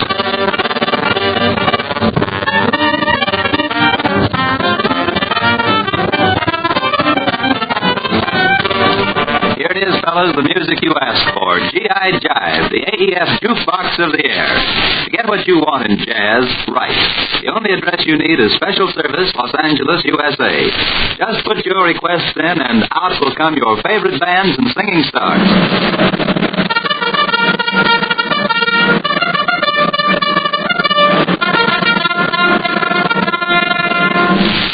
men, it's another session of G.I. Jive, and happy day. Today to pass out the Jive, here's that American beauty, Ann Rutherford. Furthermore, she's brought along an armful of her favorite records. So, men, it's here and it's mellow. Welcome back to G.I. Jive, Ann. Thanks, Soldier. And hello, fellas. I know you want to get right down to the serious and the solid, and I hope you go for what I brought you. Here's a new recording of a new arrangement of an old favorite. It's Eddie Miller's Sockaroo, Shortening Bread. Give it that backbeat, Eddie.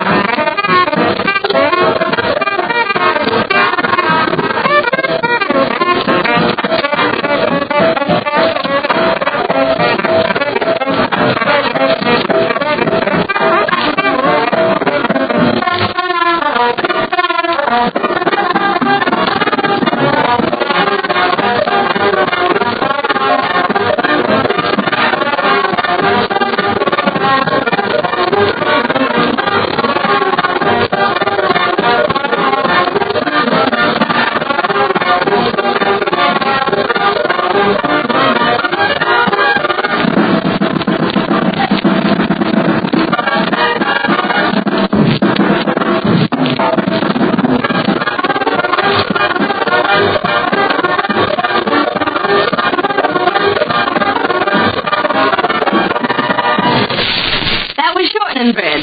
And Eddie Miller, you made us know it. Now to keep everybody in the mood, here's some more foot-warmer stuff. It's a Razzmatazz Ride Man giving a solid beat to Beale Street. It's that hot man, Jack Teagarden, and the tune is played especially for Clifford and the Cats of the 109th Ordnance Company somewhere overseas. Oh, music a talk. Yeah, music a talk. There's a lot of married men I know, but I can take their beds and walk. Except one or two who never hit that blues, and the blind man on the corner who sings his Beale Street blues. I'd rather be dead than any place I know. Oh, I'd rather be dead than any place I know. It's gonna take a sergeant or to make me go.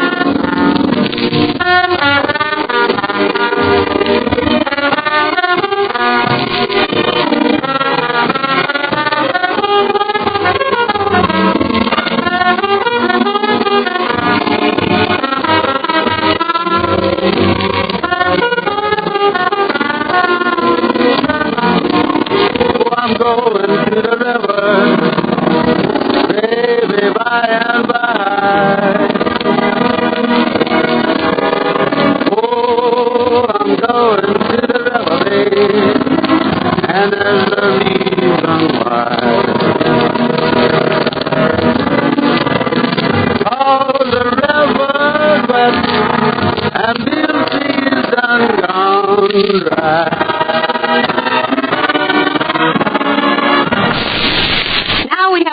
and 3 sailors who call themselves the Music-Minded Gobs.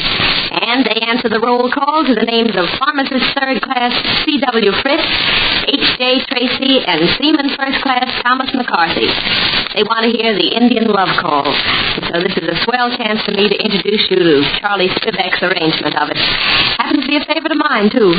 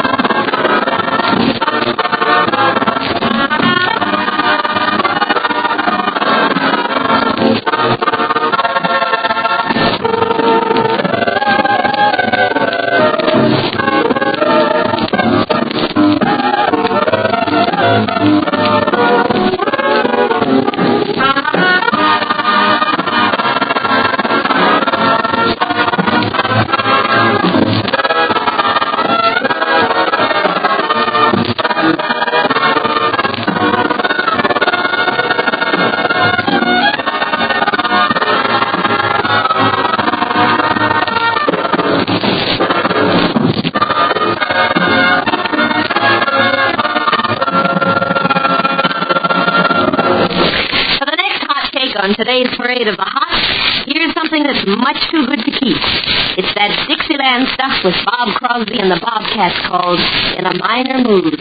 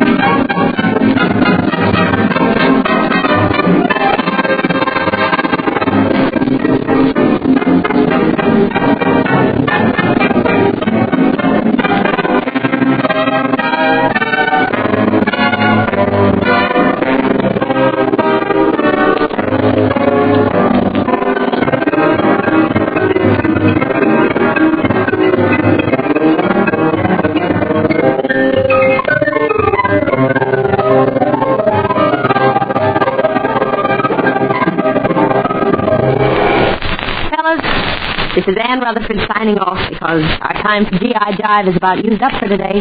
But it's been a lot of fun being with you and spinning some of my favorite records, and I hope you enjoyed them. So long. Lots of luck. I'll be seeing you. Thanks very much, Ann Rutherford. I know that the men overseas really got a kick from your words and music. And by the way, men, remember this is your show and you call the shots. If there's anything you want to hear, just write. Address Special Service, Los Angeles, USA.